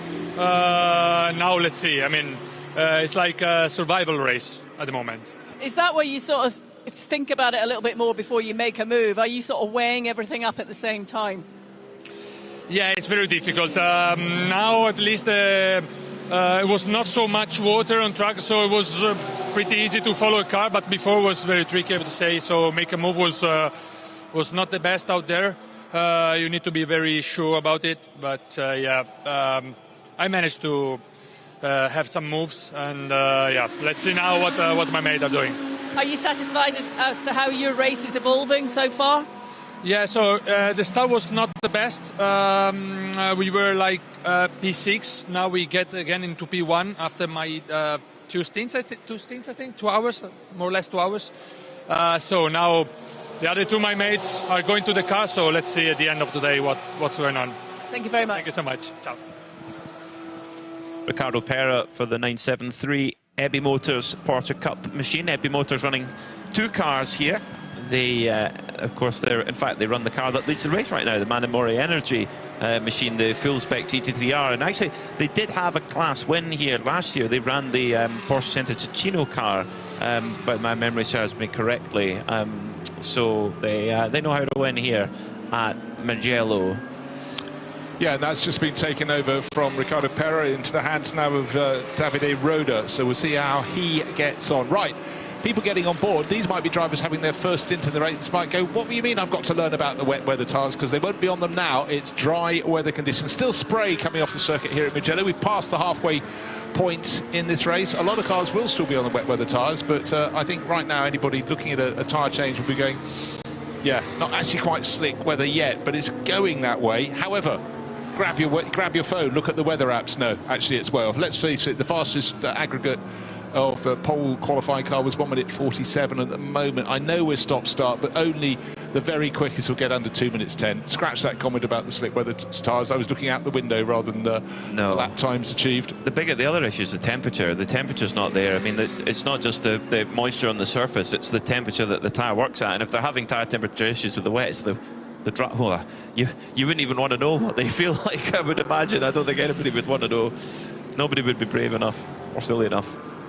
But imagine if you had decided, I think that it's going to come to us, but then you're having code 60, they cool down your slick tyres and you're trying to get them going. You take a few laps to get heated. It would be a nightmare. Right, what's happening at the front? Sabino De Castro leading the race by 1:46. Matheus Weibo from the Scuderia Praha Ferrari has just come in to have a pit stop. He's in the refueling area. That's in 3rd place at the moment. That means Marco Frezza, CCC Kestel Racing, should be promoted to 3rd. That means Ian James has been making good progress in his 2nd stint. The Heart of Racing by SPS Mercedes should also go up a position. But right now for Ebby Motors with the Manamari Energy by Ebby Motors Porsche, looking very tidy at the front of the race, running good pace. The next car in line is falling down the order. Jörg Dreisau at the wheel. That's the Proton Hooper competition thing. So with every lap, their advantage is growing. Sabino De Castro, car number 95. It's a Porsche. Porsches were nowhere through dry practice, dry qualifying, but as soon as we got the rain falling today, suddenly they're right in the window.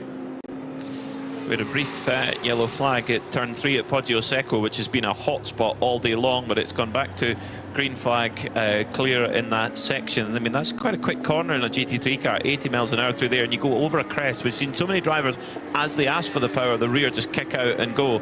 The marshals at that particular point, I hope they've got a big box of chocolate biscuits to keep them going, because they've been busy. Certainly, yes. There we wanted the 5 hours today, the 7 tomorrow, but it's 7 hours today, add the 5 tomorrow.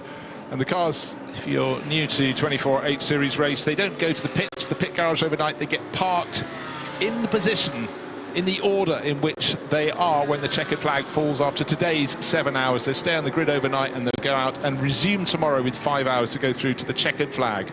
And then we'll see who's on top, not just in the race, but in the various classes through the order. But right now it's Manamari Energy by Ebby Motors. It's a car that's very, very discreet in its race livery. It's black underneath, covered in bright pink, bright blue, bright green, bright yellow splodges of paint. And then you almost lose the red, white and green on the Italian tricolor on the B pillar of the car, because there's so much colour to contemplate. But again, it looks good in the day, it looks good at night.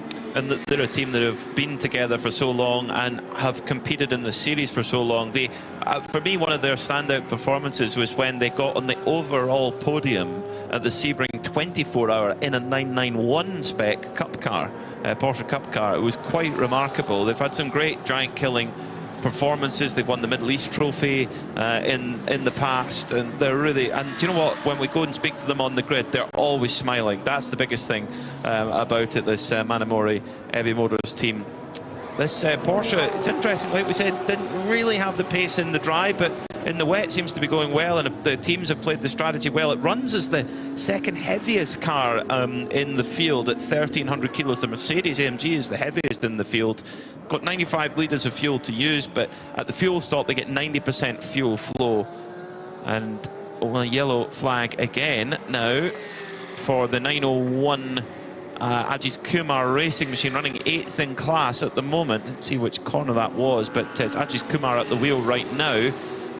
That looks like it's coming into Materazzi. Yeah, turn 4, he had a rotation there before, but again, the good thing from his point of view, it loops around, facing the wrong way, went from the black stuff, the red, white and green painted curves, but did not go into the gravel on the other side of that. Briefly kissed the grass when the car rejoined, drove across the circuit to the far side, but gets going all over again. So the Indian actor will live to fight another day in this race, but all the time gaining experience. And this, in terms of baptism of fire, this it really is. You know, a wet Mugello, track condition changing all the time, interruption of code 60s, everything being thrown at Ajith Kumar here, but he's taking it in his stride along with the Baz Kooten team that run this car. Now I think we just had a quick change for second position. The Kessel Racing car making a move past Jörg Breisau from the Proton Huber competition team. Marco Frezzo, who set some great times in qualifying yesterday in the dry, he's now moved up into second. So it's interesting, we saw Kessel Racing charge away with David Fuminelli on board early on. They've dropped back again, and now they're fighting back to the front. Yeah, and also bear in mind there was that battle for third place that briefly became for second place. The Scuderia Praha, Ferrari and the chasing Lamborghini. They both had driver changes, and they've tumbled not out of the top 2 or 3. They've tumbled down to respectively 12th and 13th position. So it's Miroslav Vibo now, having taken over from Matos Vibo into the Scuderia Praha Ferrari, and Miro Konopka, irrepressible ARC Bratislava Lamborghini. And as the MP Racing Mercedes matches the grass, because it's on the grass, is off the circuit again, Diana has an update. The number 56 Ferrari, Matis, has just jumped out of the car. How was that session out there for you? The beginning was a little bit hard for me because I haven't been driven on wet surface for quite some time. But then I got a grip and I was relatively fast, I would say. Did that come to you quite quickly? Oh, it took 5 to 7 laps probably, yeah. And how challenging was it? The conditions have been changing, so at the beginning it has been a little bit dry, then it started to be wet again. Many code 60s, so the tires had been cold and warm, so it has been quite challenging, but I really enjoyed this stint. It's quite a solid performance from the team. How important is it to have everyone in the team sort of working together with each other to help each other through races like this? I mean, it's very important. I'm driving with my father, so it's technically a team of 3 together with our coach, and we are enjoying it as a family thing, so I really like it.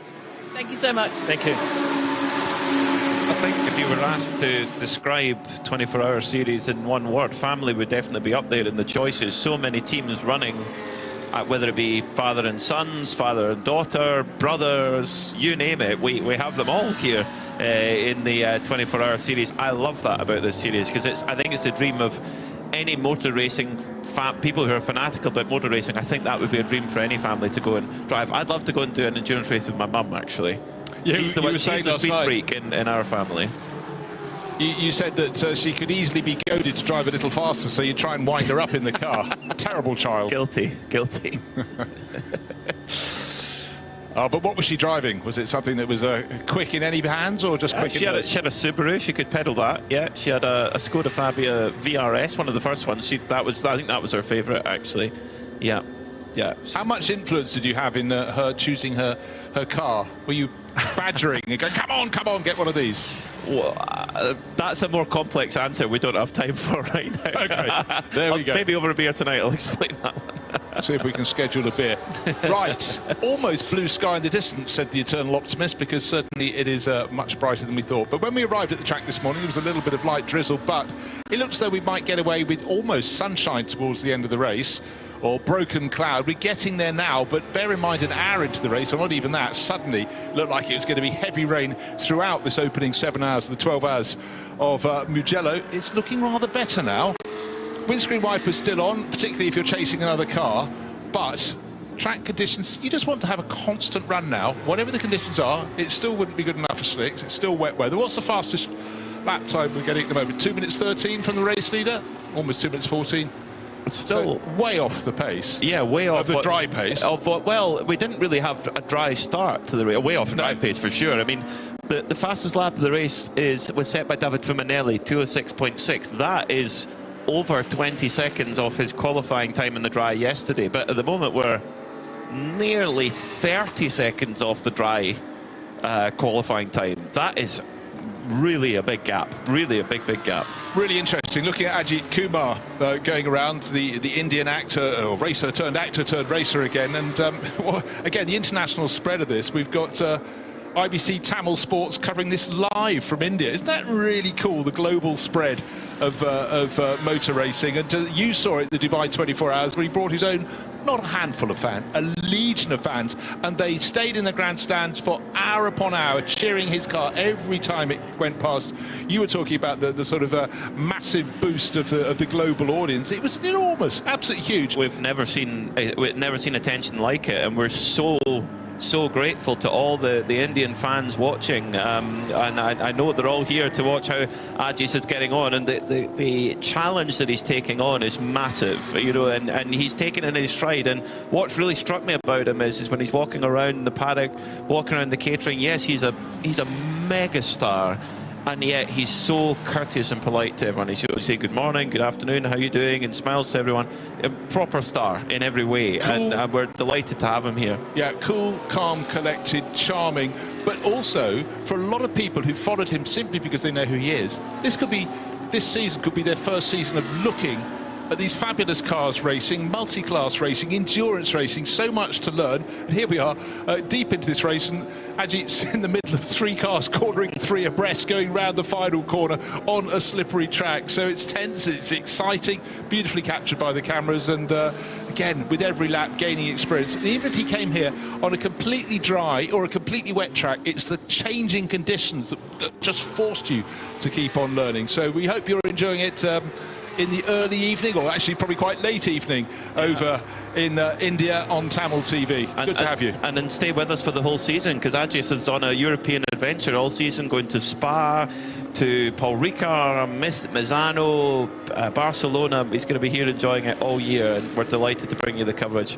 on Tamil Sports. Just over 3 hours to go then until we take our intervention break, as it's called, and then we go back to racing for the final 5 hours tomorrow. And the idea is stay on the lead lap in your class, get to the end.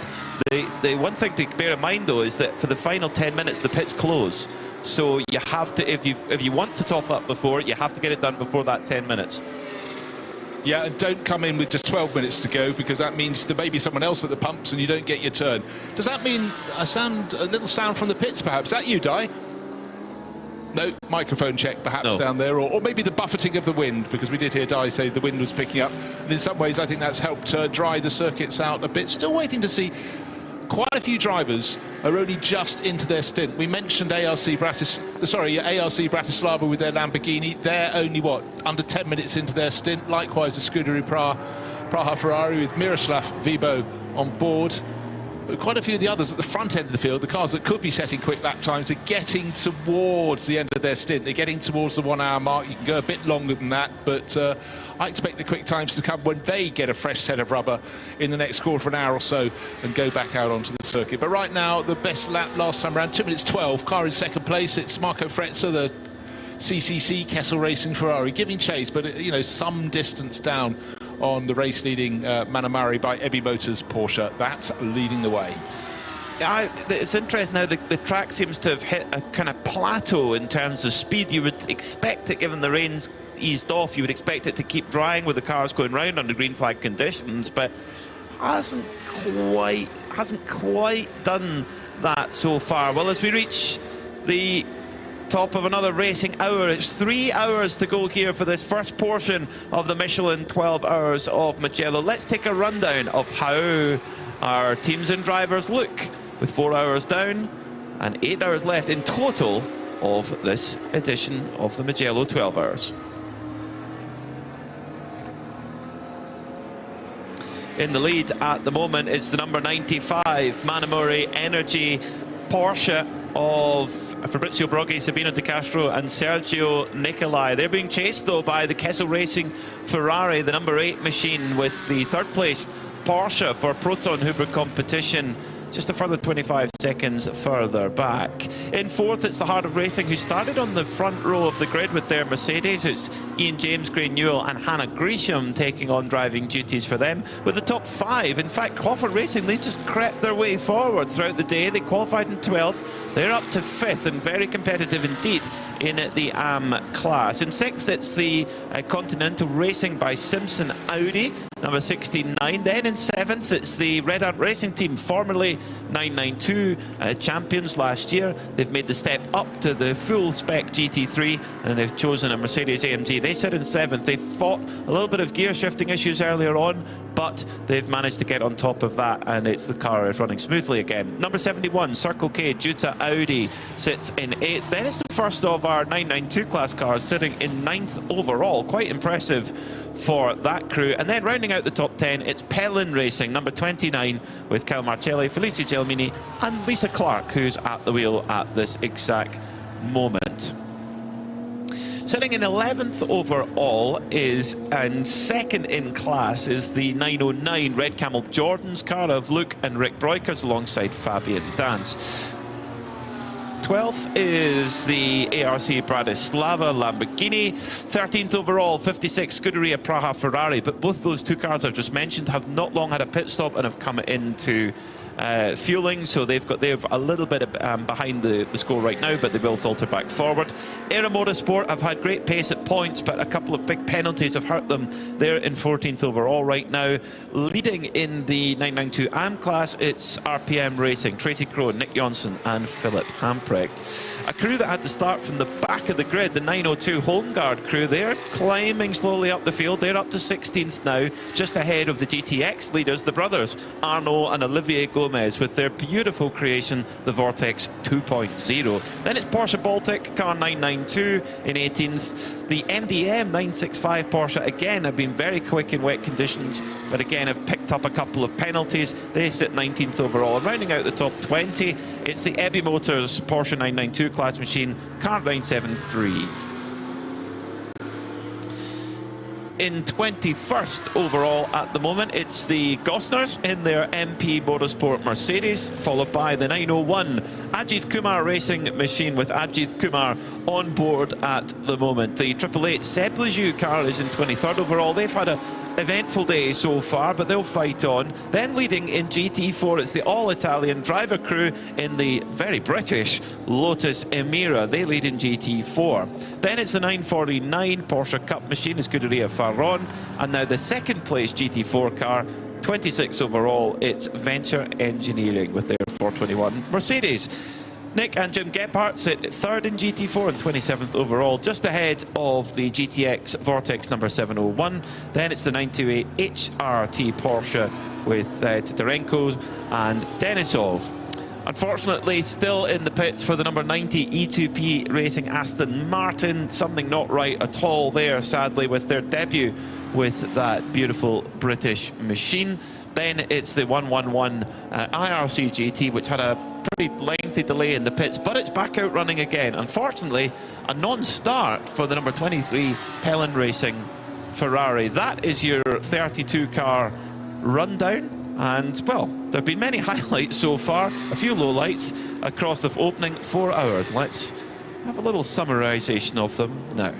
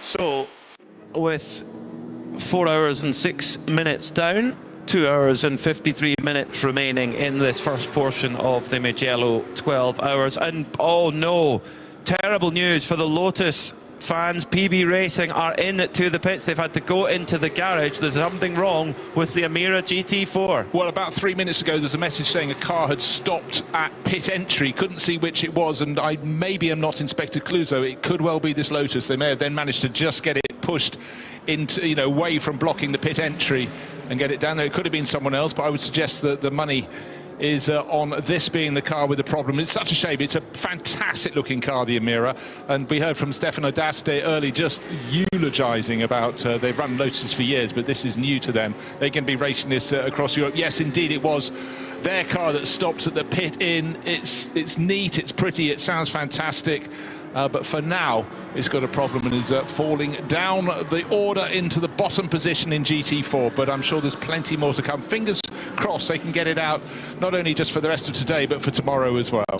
We talked about it at the early part of the show, that GT4 is more of a battle of attrition. It's a reliability battle in many ways. We see it so often here in the 24-hour series. It's, no matter what the package is, it's not manufacturer specific. It's about getting the running without technical issues. And if you do have a technical issue, being able to repair it quickly. Ben Constanduros, I'm sure, will be down there. He'll have a report for us in a minute, I'm sure. But all of the crew, they're pouring into the cabin. Driver's still aboard.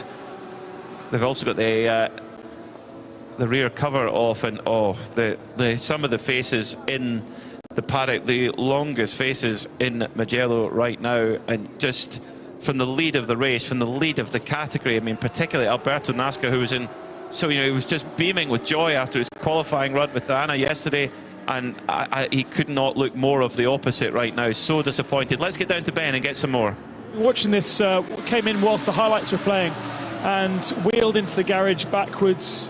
They initially had fuel bowser out, potentially suggesting that there was an issue with fuel flow, but that was soon put away. The laptop was plugged in, as you tend to do as par course, to diagnose an issue.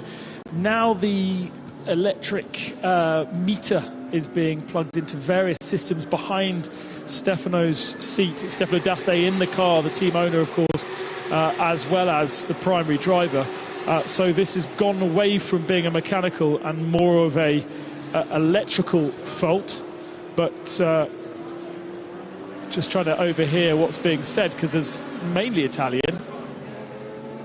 But there is some English being spoken, and I think they're saying water pump. That is what they're reporting, which is such a shame. As you say, these GT4 cars don't tend to be designed to do big, long endurance races. They are primarily made for the kind of 1 hour races that we see through SRO, which own the rights to the GT4 regulations. And whether it be in national championships or indeed the European Championship, that's kind of the length of the race for them. So to put them through these 24-hour races is a lot more than they are used to. It's probably something they can fix here down at PB, and they will want to gain that advantage. But Stefano's getting out the car, I'm afraid. Thanks for that. Yes, I saw the mechanics there with the voltmeter, but you know the big problem is it's also the Amira is only in its second season of racing, and you know, very few cars from the manufacturers, whether it's GT3, GT4, hit the ground running. You know, you hope the ingredients are right, but there's so much to learn. And again, it is about the fragility of the moving parts. But when it becomes electrical, you want something in the old school you'd have hit with a hammer, but you can't. Well, that might be the case, as Stefano D'Aste actually getting out the car now with the open-faced helmet there. That's just bitter disappointment. And the thing is, you're absolutely right, Bruce. It is with the new package difficult, but we've seen again lots of times in 24-hour series very established packages in GT4 having technical problems, and it's, you know, so if you can run clean, it's you got a good chance of winning that category. It's just the way that it's worked. And Ben's right. In general, the cars are ready for. They are ready for that kind of 1 hour sprint race. We're getting word from Ben in our ears that it is indeed a fuel pump problem now. And again, when that's been established, they have to become accustomed to how to change a fuel pump as fast as possible. You know, experience doesn't come overnight. it's something you've got to work away at. And we were talking when we arrived at the circuit on Friday about how we looked at some of the rear end sections for the 296 Ferrari stored in position. Was it outside Era Motorsport, or was it? No, it was one of the other teams, Pellin Racing, I think, further along. In fact, you can see on their car there's blue and orange at the front, but a black tail end, so they've clearly opted for another bit. But it went back to the sort of the unitary construction that Audi in particular championed at Le Mans about 20 years ago. Don't just fiddle around with a bit, take the whole thing off, put a whole new unit on. And they even had for every element, right, fuel pump, what do we need to change? They'd have a set of tools specifically in a drawer ready for that, rather than having to go to a toolbox and gather those. It seems very simplistic, but from a long way back, teams have been working out how they can save, you know, not just seconds, almost nanoseconds when it comes to mechanical maladies. Get them fixed efficiently and as fast as possible. And for people running the Lotus Emira in GT4, there's still a lot to learn. But as we did hear from Stefano D'Asta, he was extolling the base virtues of that car. So it's a good starting point. A car that handles well, is quick. Lotus, a little bit fragile to start with in the early days of Emira, but let's hope they can sort all those problems.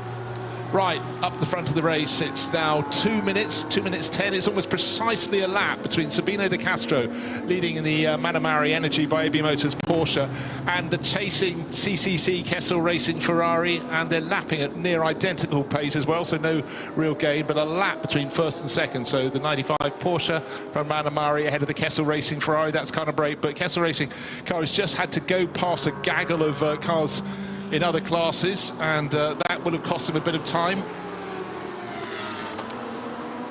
Just seen Lisa Clark come into the pits in the former race leading number 29 Pellin Racing car. Just done over an hour of drive time, which means that she's got that will be 1 more hour to do between now and the checkered flag tomorrow. So done her job, got the car back clean, no mistakes, no penalties. That's what it's all about. Each one of these crews will have non-professional drivers that they've got to cycle through and get that driver time done. That's all part of the strategy and how you put it all together. That issue for PB Racing with that Lotus, that GT4 was very, very tight prior to that issue. Now Venture Engineering with their top driver on board, Matthew George, lead by 47 seconds from CCS Racing and Nick Gebhardt. Yeah, I don't know if you've been going through the driver cycle at Venture, but it certainly started by Matthew George, and he pulled clear in the class, started third in the class, pulled clear. Matthew Higgins went in next, but I don't think we've had either Christopher Jones or Neville Jones have their running as yet. Still plenty more time to go, but very good point there that Lisa Clark was effectively knowing she's going to do, she had 2 hours to do across the 12, but doing one today, one tomorrow. But the big question was looking at the weather forecast constantly as it changed. Do you want her in when it's full wet? Probably not. So they had to guess, and the weather was changing all the time. And in fact, most of this star has been relatively dry. Haven't been actually too many code 60 periods either, but I think they chose very well. But whether that was their plan ahead of the race, or I think they have to do it all on the move, all on the sly, all on the hop, and just react to situations as they come your way. But I think they timed it very well, Pellin Racing, for the Californian racer. That's a really tricky conundrum, isn't it? Because they also they don't want to drop an extra lap before we shut off tonight. If they've got a good bit of gap behind them, then they might try and use that driver time up. But of course, Lisa Clark's a Ferrari Challenge racer. She'll come to the Ferrari Challenge World Finals, and an hour stint is a pretty good, as you say, training run for a Ferrari Challenge race. You know, I know they're slightly shorter than that, but in general, it's a really good marker of how to handle that challenge. Yeah, and we heard from Carl Marcelli, teammate and coach as well, that they did a round together in the Italian GT series last year. Of course, they have the Sprint Championship and the Endurance Championship for Italian GT, but it was learning a circuit, you know, coming to the home of Ferrari, and I'm sure coming to a circuit owned by a Ferrari. This one, Mugello circuit, is another thrill for Lisa, as she has her Ferrari racing sort of odyssey as she picks her way around the world. Like the Ferrari road cars too. Yes, of course. They've named. Oh God, should we go to the dog conversation? Let's go to the dog conversation. Okay, what's her dog called, Peter? Enzo. Enzo raced at the old Mugello, actually. That's Enzo the man, not Enzo the dog. Ben Consanduros. Yeah, thank you very much, Peter. It's fresh out of the car after an hour stint, Lisa. High fives all round here in the pits. What was that? High fives all round here. Good energy from your team. Yeah, no, my team's very supportive of me. You know, I'm the bronze, the slow bronze, so They're trying to keep me, you know, happy and supported in the car. So great team to be with. And how was your experience out there? Because this has been the trickiest of days. Yeah, it's really a lot of mixed emotions because of the rain, then no rain, then semi-dry track, then wet. So you're kind of constantly tossing and turning on which direction to push, you know. And how much help was Kyle on the radio to you? We saw him in here quite a lot on talking. What is it kind of things he's saying to you? Yeah, Kyle's like my Zen coach. He like brings me down, you know, to where when I'm like, ah, he just kind of, okay, Lisa, harder brake, tighter apex. You know, his voice is very soothing for me. So no matter what he says, it's just that soothingness that kind of like pulls me back together. Now, I'll tell you, I don't think this was your responsibility, but the back end of the car has changed colour since the last time I was in the pits. What happened? Yeah, that was my decision, I guess, apparently, or the car's decision. Yeah, no, we weren't really sure, actually. I went out on new tires. They were heated, and for some reason, I was barely on the throttle, but I had some rear tire spin going into one of the chicanes, and the car just slowly snapped on me, and away it went, yeah. So a little bit of damage, so they swapped out the rear end. Yeah, they managed to get it fixed. They're awesome. You know, it just messed up my paint scheme, but other than that, I'm glad I could be here today and we could race. You've done a great job. Well done. Oh, thank you very much. Thank you.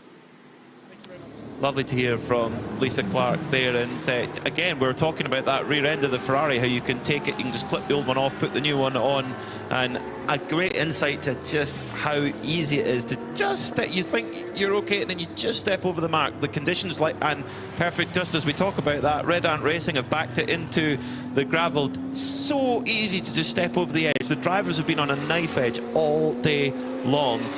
This is at turn 1. That's the first flying lap for Kobe de Bruyke, who's the last driver in that cycle of 4 drivers to get in the car. New tyres. New tyres, just, you know, whatever you were told by other people in previous stints, they've had different weather conditions, different track conditions. So for young Dutch racer Kobe de Bruyke, that's a big disappointment. Hopefully that can come out without causing a foot. No, that's properly bogged down. And I'm afraid we're going to go code 60 again. In 20 seconds, it's coming our way. The first corner, San Donato, has been one of the points on the circuit. Turn 6 as well, the downhill. Savelli has also been a point in which drivers have spun. But in fact, I think the prize for being the most deeply embedded has now been taken by Kobe de Bruyke. The car sitting wedged rear end deep, particularly on the left-hand side of the car. No, actually both sides of the car. That's a classic case of going in backwards, because you can see the diffuser has been filled from the rear with the gravel as that Mercedes. Lovely looking car, and it's deep blue with red flashes, sitting in the gravel at turn 1. It almost comes up to the centre lock of the wheel. Correct. In fact, the marshals are having to sort of palm the gravel out of the way to try and clear away everything. They'll use the roof hooks to allow the lifting device to come in and pull out the Red Ant Racing Mercedes. So I think actually, for Kobe de Bruyke's point of view, hadn't even done a flying lap. I think that was down to San Donato and round it went, because when I quickly looked at the screen, it said his stint length was 30 seconds. He'd already been beat for about 15. So, oh, well, it's all chalk it up to experience. I must say the Manitou crew down at San Donato have been very quick there. If you could leave that half ton of gravel in the gravel bed, that would be good. So other cars coming in under code 60, including Ajith Kumar. We've just been talking about him. He's going to the refueling bay, where the cars turn in, and just before pit in, they have to double back on themselves with a very tight right-hander, then a left 90-degree bend, and they get to the refueling area. And importantly, if you're the first ones in, you shouldn't have to queue for a pump. But Ajit looks so he's got the timing spot on. He'll come to a standstill.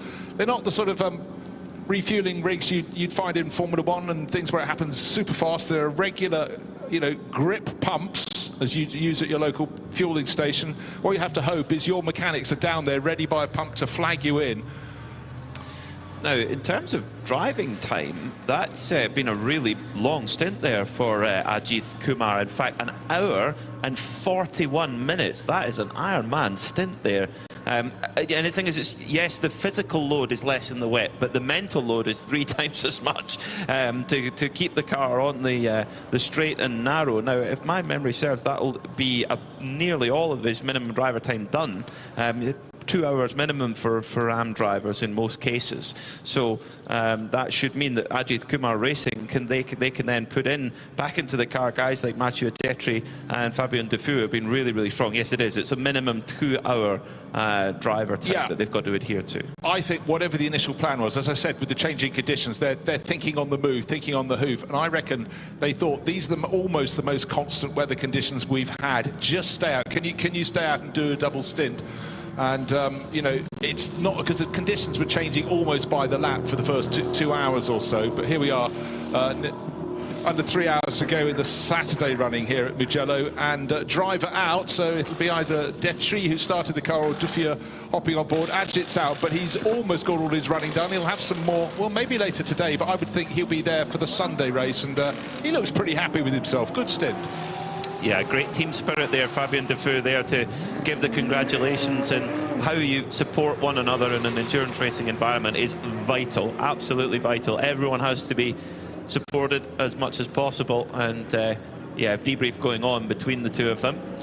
But you know, whether you're a seasoned pro or someone who's got fewer racing miles on the clock, you'll be chock full of adrenaline when you get out, but it dissipates so quickly, and you will sit down and just every part of your body will just go, ah. You just realise how tense you've been, as much as you try not to.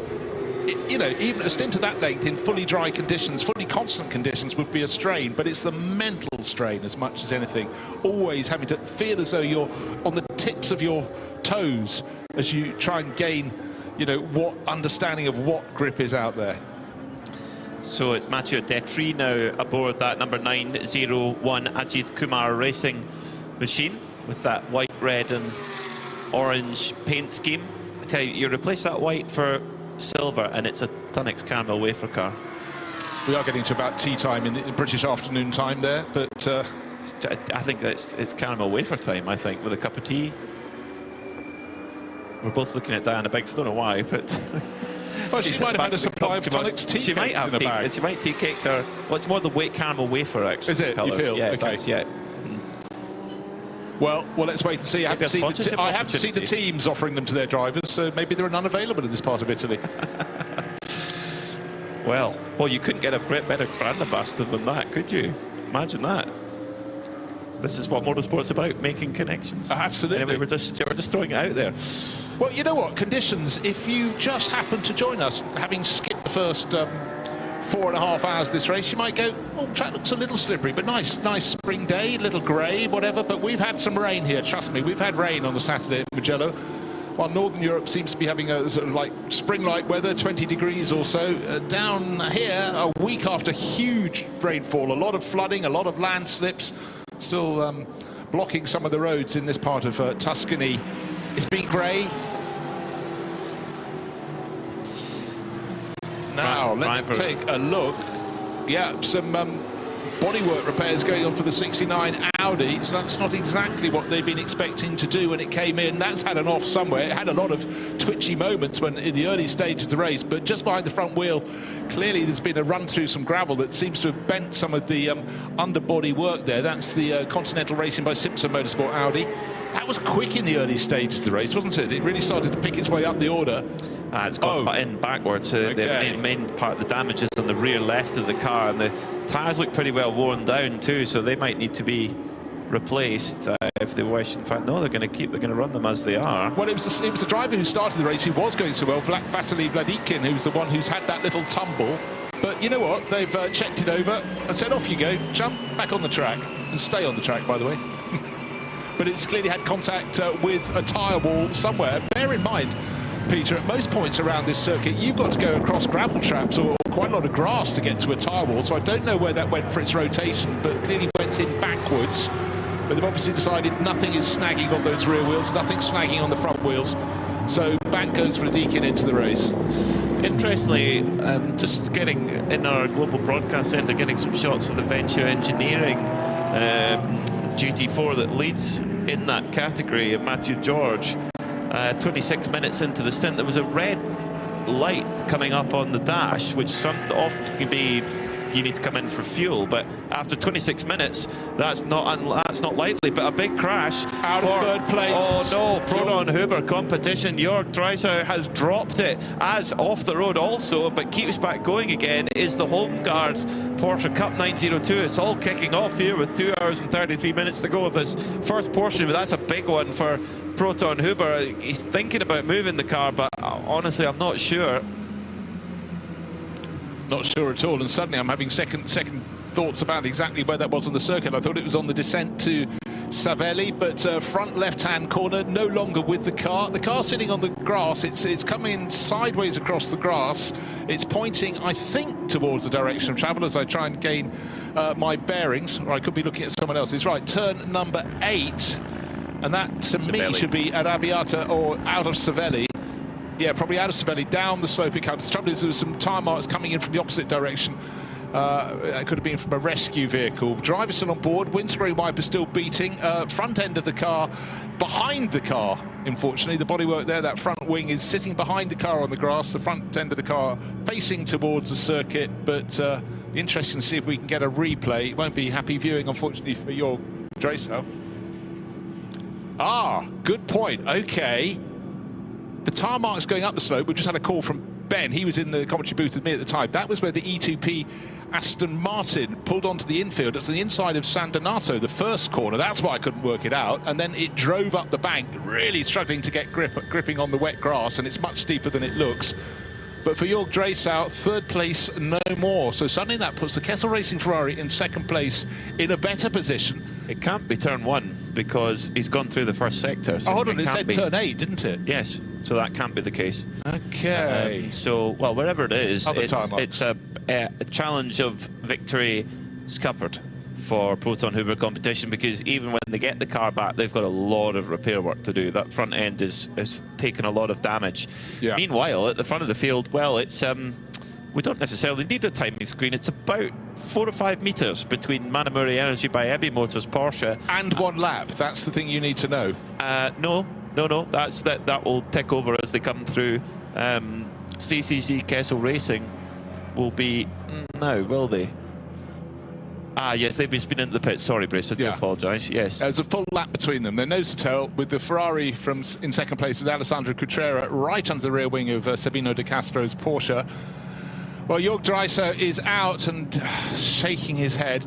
Physically, he looks fine, but it would have shaken him up, because anytime you have a rotation in its own right, it squeezes between the wall and the Manitou rescue vehicle. He's suggesting how they can get his car out from where it's... Actually, he's looking fine, but he just wants to oversee the rescue of his car. Ah, that's so frustrating. Yeah, well, it is Savelli. So he's come down the slope at Savelli. It's before you get to the Arrabbiatas, but he's spun quite early, and I'd suggest he's gone off on driver's right, and then it's whipped around, and he's then gone onto the outside of the circuit and had the contact. Interestingly, that gap, you're absolutely right. There is a lap between Manamuri Energy and Kessel Racing, but the Cutrera Kessel Racing car had just come out of the pits 7 minutes or so ago. So that will actually, I would imagine, actually, by the time the Manamuri car pits, then the Kessel Racing car will go into the lead. But we'll see who pits under this Code 60 intervention. It's the car, the Proton Huber competition car, being lifted up now with the hard-working marshals as Jörg Dreisau's walked away from the car now. Walking away in the distance. We've had no, the cars are going around a different corner. Okay, so you know what, it is the second part. He's crashed between the first and second parts of the Arrabbiata. So you've gone through Savelli, that downhill corner, then you're turning through the first uphill right-hander, and somewhere between then and the second part is where he ended up on the grass, and leaving his nose behind him. He's walked away, but the display of driver despair is something that is just... this was a car that was in the reckoning, but it's clipped the wall on the inside of the circuit. The car's carried on a little bit, leaving its front left wing behind it. But for Jörg Dreisau, he will probably go and sit down somewhere quietly for a bit, because, you know, they came here with a good hope of aiming at victory. The Porsche's been better and better as the conditions have been wet and mixed, and they were working their way towards the front. And he was quite deep into his stint, wasn't he? Yeah, he was very near the end of his stint. He's got 1 hour, 24 minutes, so he crested when this accident happened about 1.25 hours, so he was probably almost on his in lap. and then that would have been it for him today, and he'd do some more tomorrow. And as you say, he's the am in that car. That was a car with a shot potentially at victory, and that's been snatched away. That's what probably makes it even harder. And everyone is on that knife edge. We've heard so many drivers talk about how it's so tricky out there, and it looks like he's come out of Savelli, the fast left, which in the dry, GT3 cars doing 105 miles an hour into that corner, and then entering Arrabbiata 1, the fast right-hander at about 110, but that is in the dry. In the wet, it's quite a bit different. So I think he's got onto the curb on the exit of Savelli, and that's piked him around and then into the inside wall. As Manamori Energy by Ebi Motors, in they come into the pits, as does Kessel. Yeah, they've come in nose to tail with the Porsche coming in, not just a car length in front of the CCC Kessel Racing Ferrari, but an entire lap clear. They'll take on a similar amount of fuel. But the big question is, what will they do in terms of putting rubber on board? Will they need any fresh rubber now, or will they make their pit stop the shorter by continuing straight through the pit lane and back onto the track? But I must say, with every passing lap, for the Manamori Energy by Ebi Motors Porsche team, it's looking better and better. They've got the early call to get enjoying this Code 60. And again, as we've said many times, Peter, if you just started your lap when a Code 60 happens, it's an awful long time, and a lot of cars are ahead of you that may decide to dive for the pits, and therefore you could be delayed. It looks though Ebi Motors had the very slightly better refueling pit stop. They gained a second or two, I think, over the Kessel Racing Ferrari. But remember, they're not going anywhere fast. They come into the pit lane, and it's 20 kph.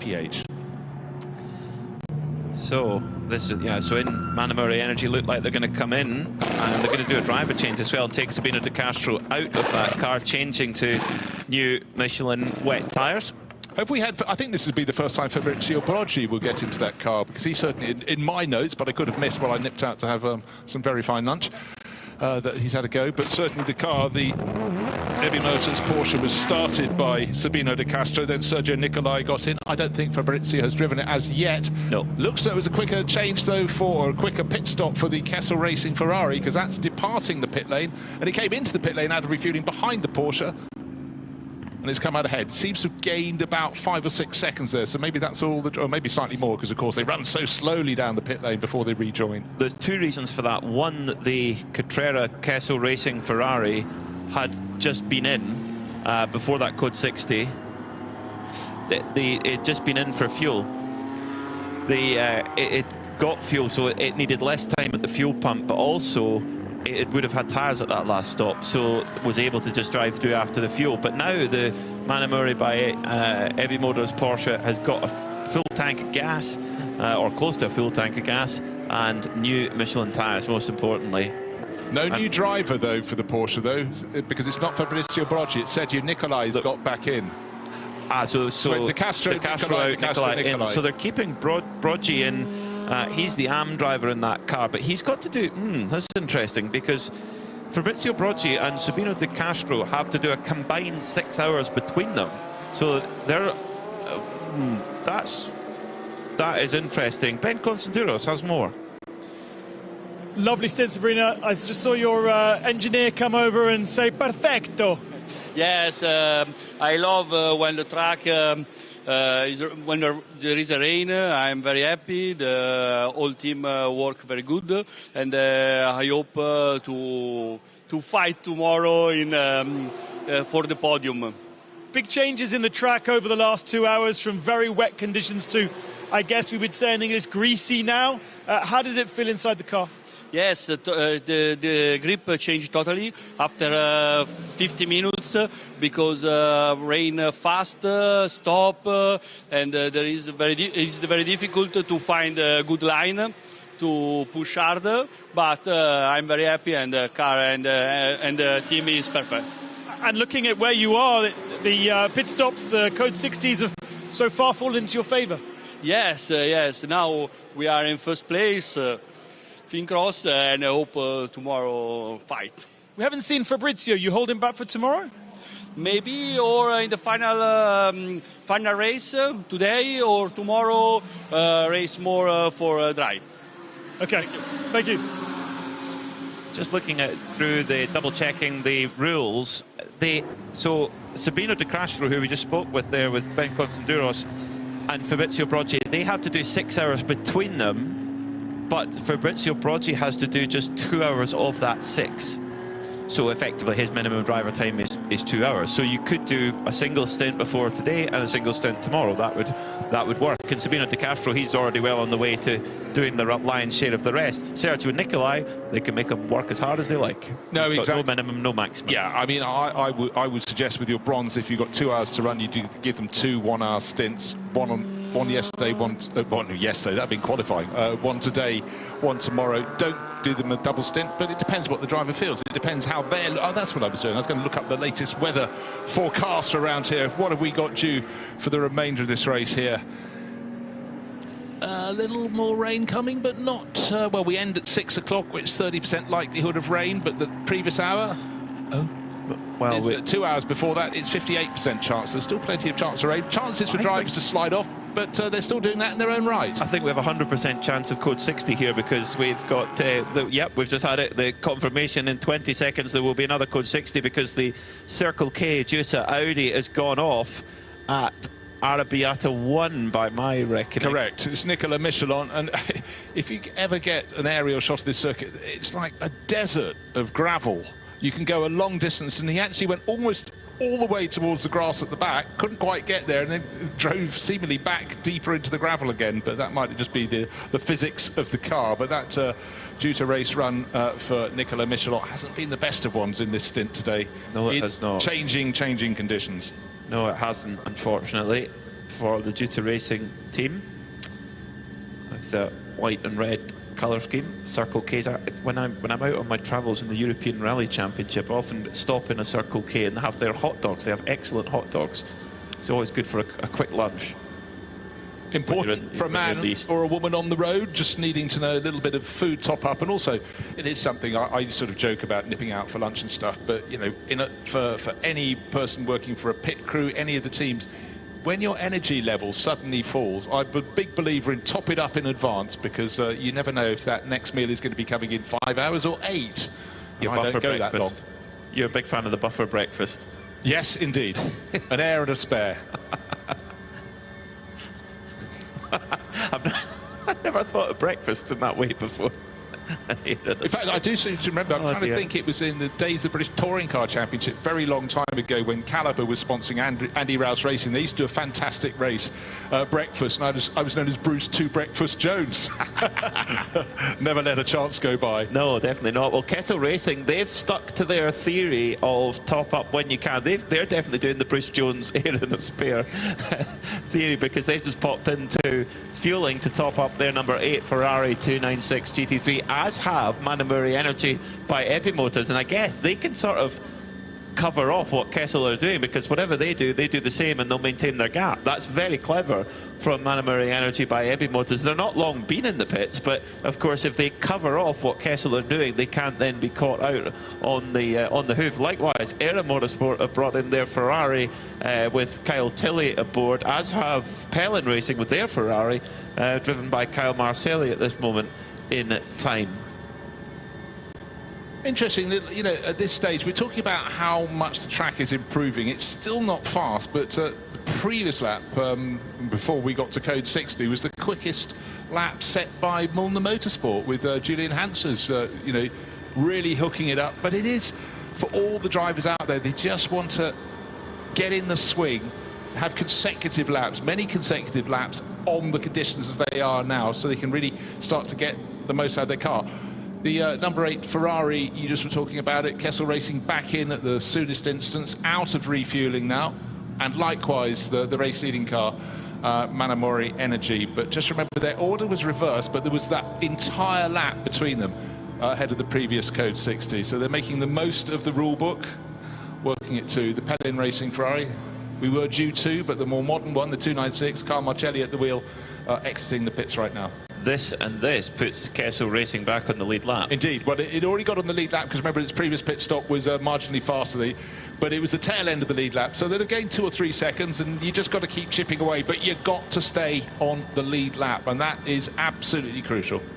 But Sergio Nicolai is probably the stronger driver of the two. He's a semi-pro graded driver. Alessandro Contreras is an AM graded driver in the Ferrari, so that could mean then that they get put back down a lap. And with 2 hours and 19 minutes to go, these things matter, because if you can go into dinner tonight go to bed tonight with a lap advantage, starting tomorrow's second portion with a lap advantage, that is gold dust. That gives you that wonderful thing in any sport, options. You could then choose, you could be more cautious, not have to go for it, whereas everyone chasing is going to have to go for it. It's rare that anyone gets to the end with a lap advantage, but you must say with every passing moment, Manamori Energy by Ebi Motors are eking out an advantage. And that is good team management as well as very good driving too. Green flag then, fantastic work again from the Mugello circuit team. The team they've been very, very busy today. Both they will at the sleep wheel. well tonight, won't they? They will, yes. They've earned their crust for sure.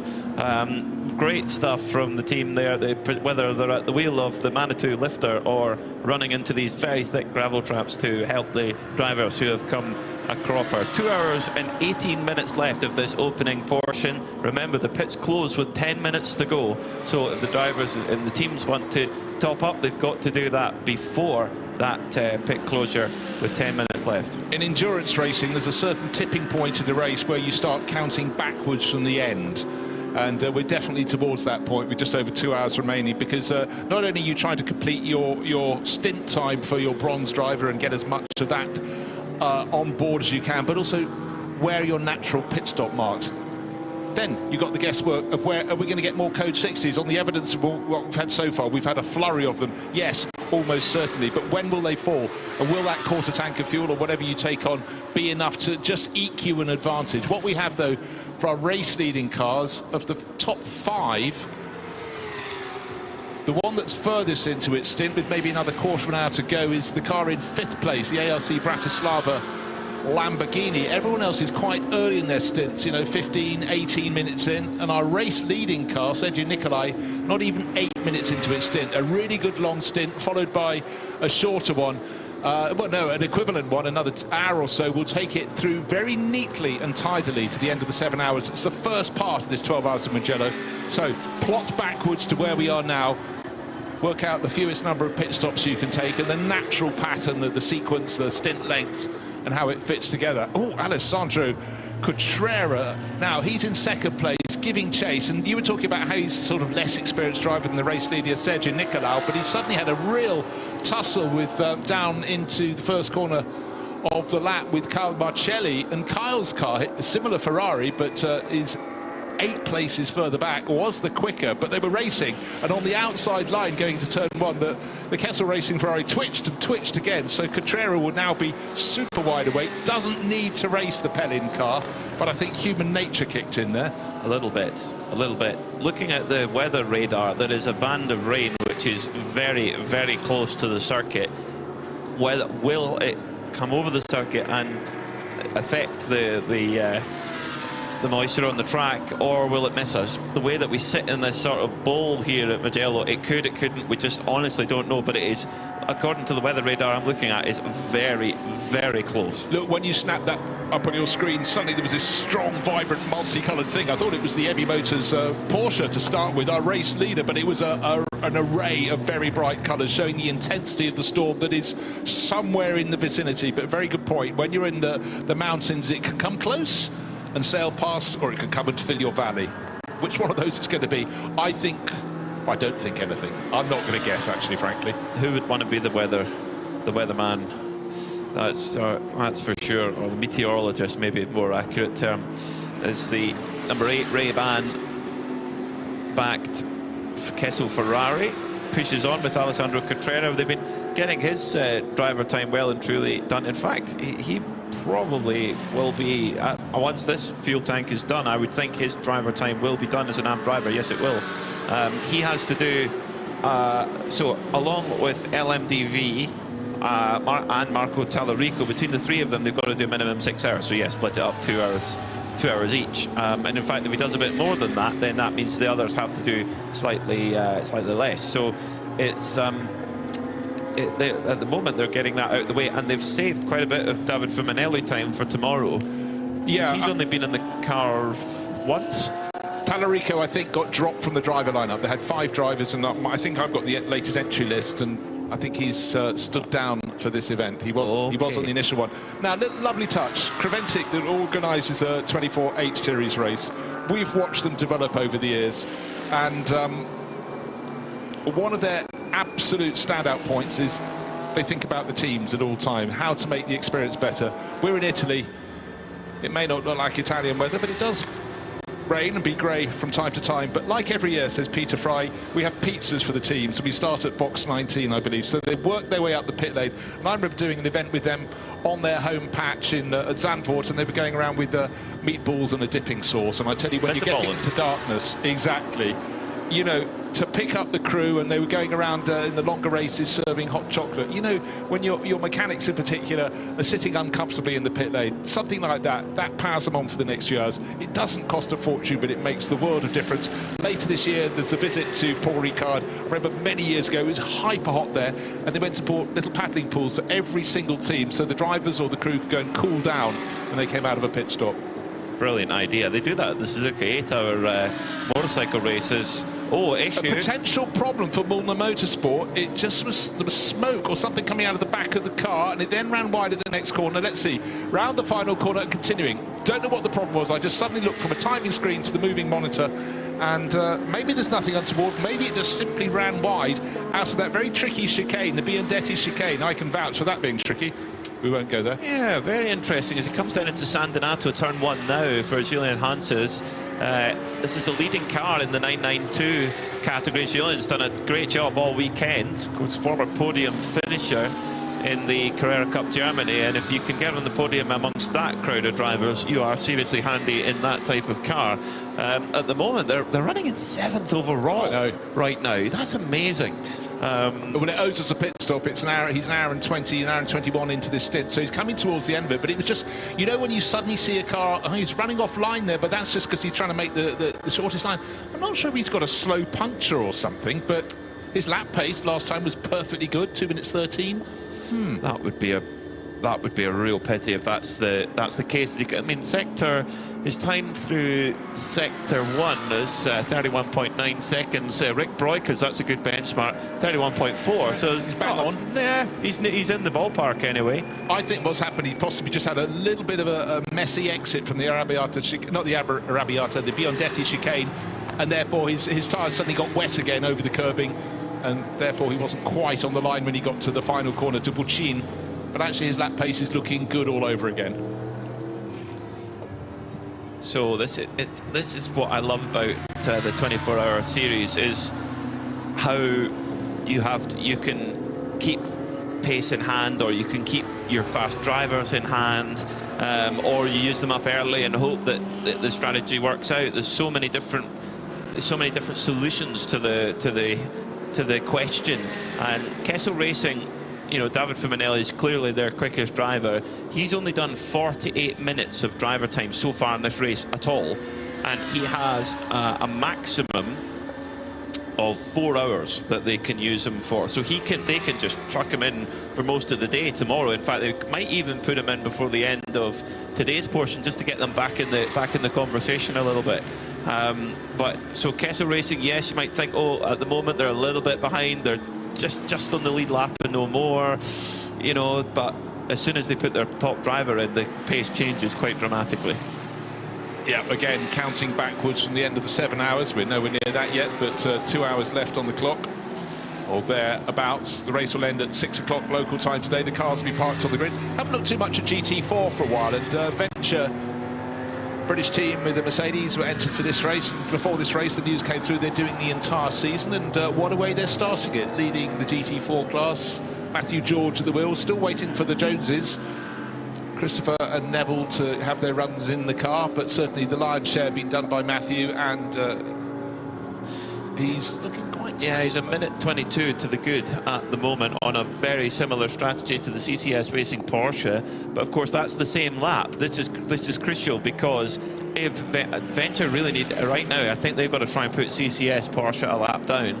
That's what they're aiming at the moment, so that they start tomorrow with that lap advantage, because they can have a minute and 40 advantage, but that's not a lap, so that gets completely wiped out. If they don't have that lap advantage, it's as good as nothing. So that might be what they're now working towards, is trying to put the CCS Porsche, the car that is racing against them now, because the Lotus unfortunately is still in the pits, they'll really be aiming for that in the next 2 hours and 8 minutes.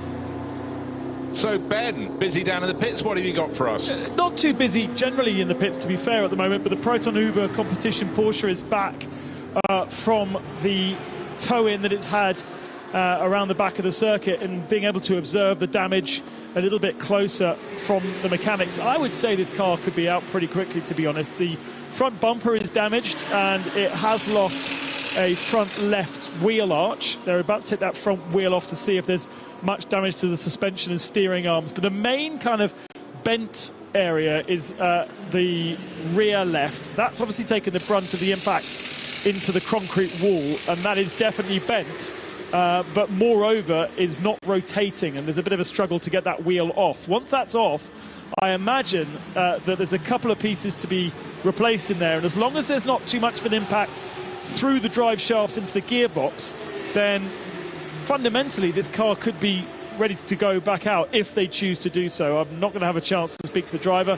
Very, very upset with himself, clearly, as they were in a really good position to take a very good result here. But ultimately, there's a bit of carbon fibre to be replaced, and there's certainly at least one corner to be replaced. But other than that, not too bad. Thanks very much, Ben. And often you see a racing car when it's at the side of the circuit and it looks really broken, but the way they're modular and the way that a lot of the parts just do their role, they absorb the energy. But the fact a lump hammer is being used to try and sort the left rear corner, suggesting that wheel's not coming off so they could inspect all that's behind it. And this is where ingenuity as well as a bit of brute force is required. And it's so painful when you see something that's not necessarily a big problem, but the fact they can't remove an element like the wheel to get to it is just so galling. It looks seized. It does look seized. So the out comes a hammer. Well, for those watching with endurance racing bingos, we've had yellows breed yellows. Lump hammer, if you had that one, tick it off. Bashing away at what is a very expensive wheel, I'm sure, with the hammer. But it's seized solid. It's not moving. Oh no, what a shame for Proton Huber competition. They were in such a strong place. And Jörg Dreiser, he was 95% there with that stint. He'd done everything right. It will have been, we didn't get a replay of it, but it will be the smallest error. It will, and it could very well have even been his in-lap. And, you know, sometimes, and I know this full well, that you can just take your eye off the ball a little bit. You're not going at 100%. You're thinking about just make a nice, clean exit and get it into the pit lane tidily. And then changing track conditions, maybe just not quite hitting it. And that is where the problem starts. By the way, if you wanted to know how many pizzas are going to be delivered by Creventic, I'm told the figure is 80. What do you want on yours? I'm just a margarita man, actually. Oh, yeah, very good. I like to take big risks in life, Bruce. Margarita, nothing too spicy. Yeah, no.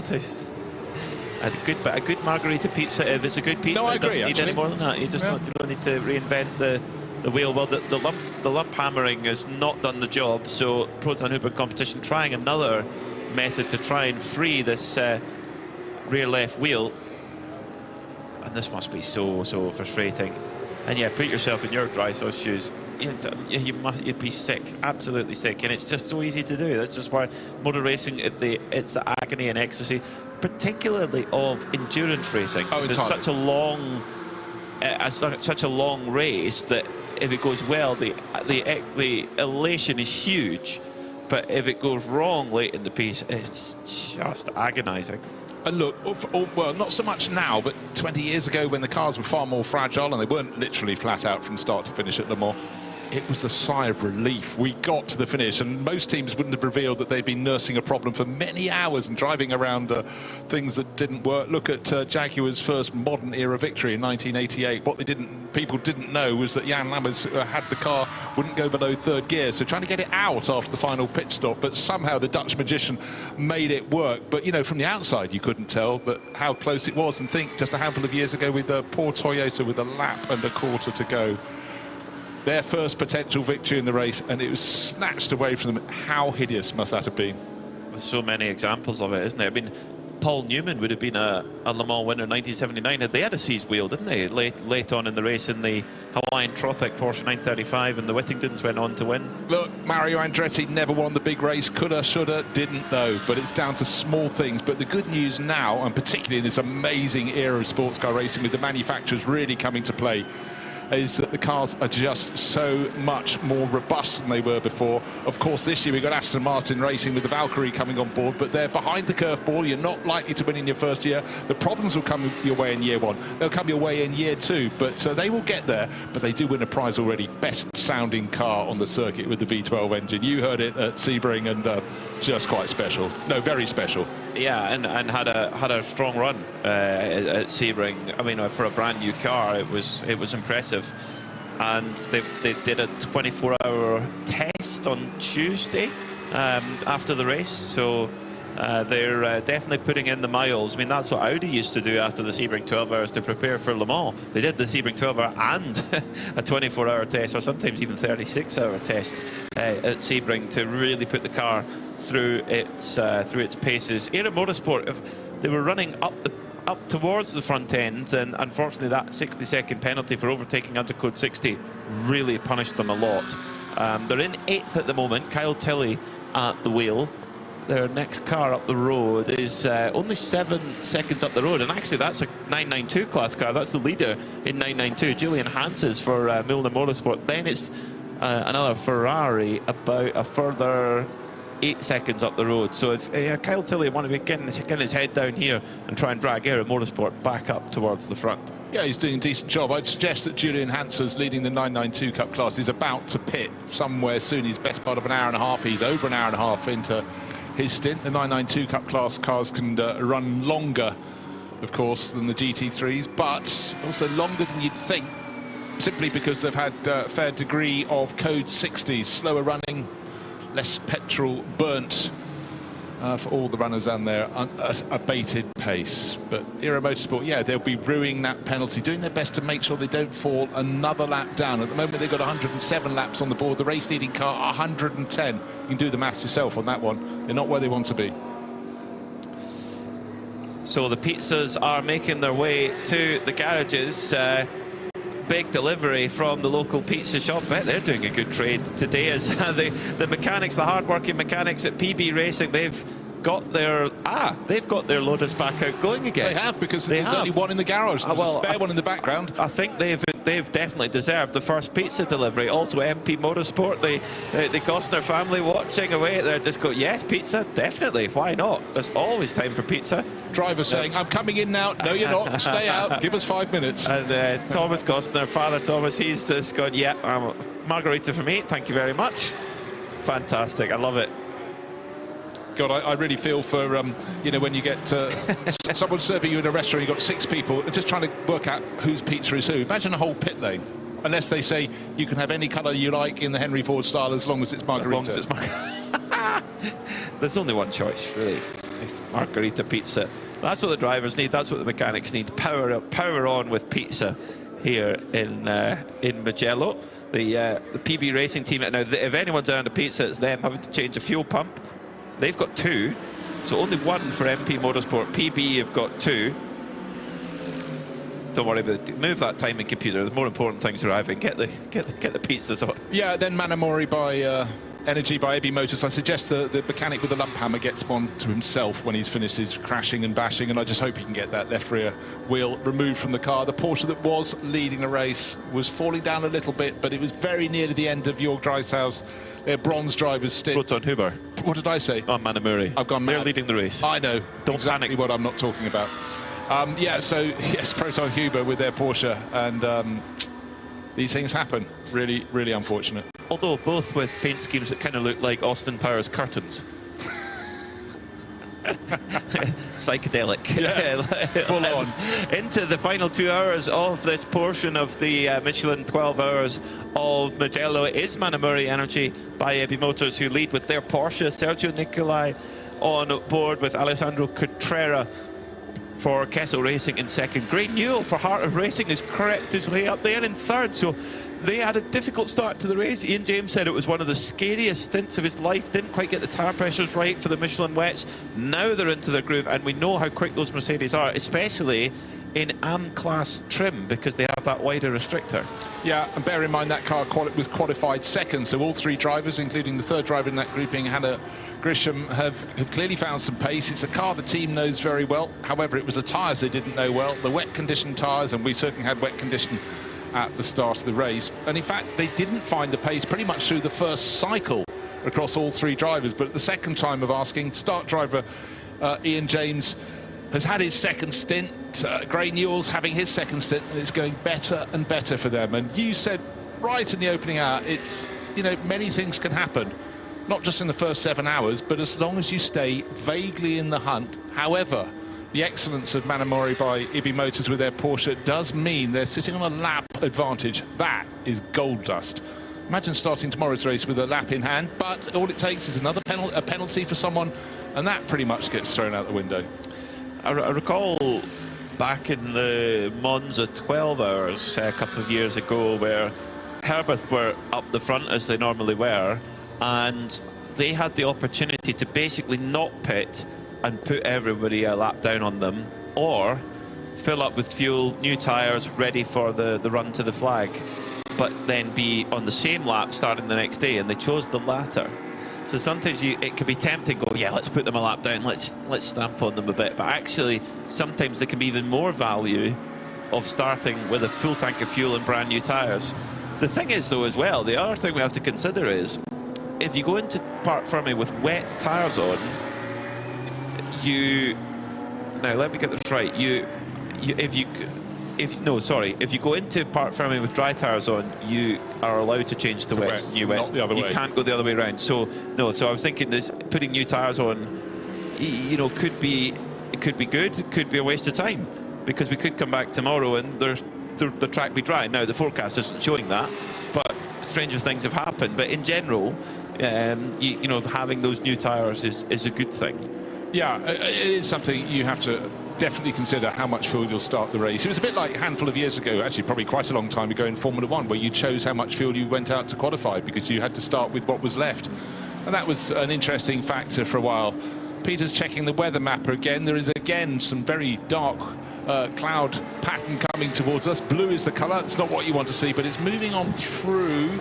But it's going to be wet again tomorrow. It's a question of how wet. It does suggest it's going to be more intermittent showers, whereas today we went fully wet for a while. And it does seem the storm pretty much comes to just south of the circuit here in the rolling hills of Tuscany and hasn't gone past yet. But hey, we've got just under 2 hours for it to come and play all over again. We might get away with it. I think we might, as you're scrolling through.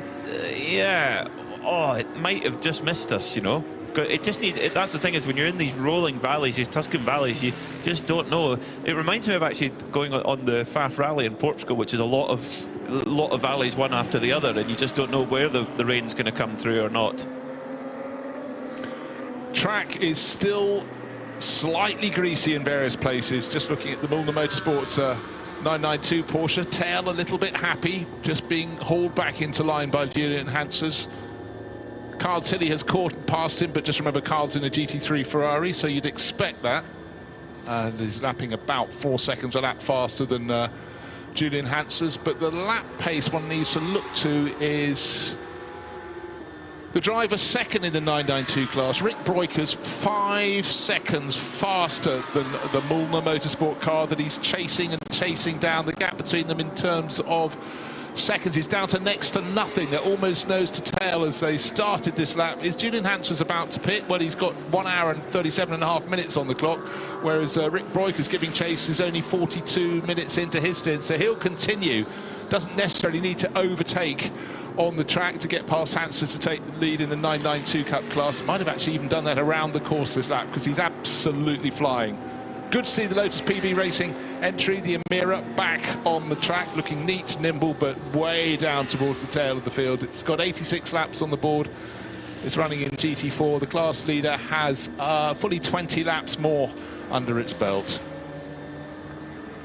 Mugello Motorsport still hanging on by just 1.3 seconds, 1.2 seconds now clear of Rick Breukers. They're 9th and 10th overall, but the Red Camels Jordan car is coming ever closer to the tail of the Mugello Motorsport blue and white Porsche. That should be surely pitting anytime soon. Also looking to see who's putting in some quick laps, some very quick laps coming from a young Tom Coronel. When I say young, young in spirit there, 2 minutes 10 seconds. That's a very quick lap at the moment. In fact, only two cars on the track, and they're both GT3 cars, lapping faster than Tom is in the MDM Motorsport Porsche that's running 4th in the 992 Cup class. So he's showing the mere 30-year interlude from when he last raced here, when he was a single-seater, young single-seater driver. Time passes, time flies, but he's as quick as ever. And as we heard in the early interview, Peter, he's absolutely loving being back here. He is. I mean, you think where all the places he's raced in his career, and it's great to see that joy is still there. It's quite remarkable how that still burns bright. I'm looking so closely at their weather radar, and I don't want to say it because I don't want to get it wrong, but the only risk now, I would say, is in about an hour and 10 minutes, where we are right on the, again, just like how we've just dodged a shower that came very close, with an hour and 10 minutes to from now. So with sort of 40 minutes remaining in today's 7 hours. Yeah. There's one that's going to get quite close, but is it going to come over the circuit? It's difficult to say. Difficult to say at this moment in time. So. Oh, this is who would want to be a strategist? I know, difficult. I do remember one of the Formula 1 teams long ago used to fly a meteorologist over from the States, this young meteorology student who just seemed to have the golden touch, and suddenly people didn't know who he was, but then suddenly they noticed the team really rather liked him, and then they realized that he was reading the weather incredibly well. Maybe he just had a lot of fortune that went with it, but you know, in any form of racing, particularly endurance racing, you've got to have good ways of checking how the weather's changing. Of course, you're just looking on your laptop. There are many channels you can use now to do the job, but back then it was I think he used to nip out and check the Stevenson screen to check the barometer in the back of the paddock. That might be more useful than the various websites we're looking at, but the teams will have a bit more sophisticated equipment than that. But right now it's conditions fairly consistent, and the lap time's now starting to creep towards what we saw earlier on. We're now sort of seeing a few 209s popping up on the screen. Max Partel's just on a 209 flat in the Hoffer Mercedes. So interestingly, as we come into these conditions, the AM class Mercedes are now coming up to the fore. So is there something in that? Is it that the full wet, the Mercedes didn't really like it as much, but as we get a little bit more kinder conditions, are the Mercedes reacting better? Is that straight line? Of course, the AM class cars have a more favourable balance of performance to the same car in a Pro or Pro-Am class. Like, for example, the Mercedes, it's a naturally aspirated car, it has an air restrictor on it. The AM class cars have a wider air restrictor, more air going through equals more power. So can you use that straight line speed advantage more in a drier condition? Well, the answer is, I'd say there's, with absolute certainty, that would be the case. Right, also into the pit, a car that's been at the front end before, the Praha Racing Ferrari. It's had its moments, it's slipped down the order just a little bit, and driver change going on there. Don't know if that's Ben is anywhere near there, but suddenly the pit's having a little flurry of business. Looks like Josef Kral getting back on board. Yeah, Miroslav Vibo's got out, and that would be the cycle. We went from Kral, who was super quick, and rose to the very top with his double stint at the start of the race. And Miroslav Vibo's just got out, carrying his seat insert away in the background. Nice yellow and black one to match some of the colour scheme on the outside of that very good-looking 296 GT3 Ferrari. Brand new set of Michelin tyres.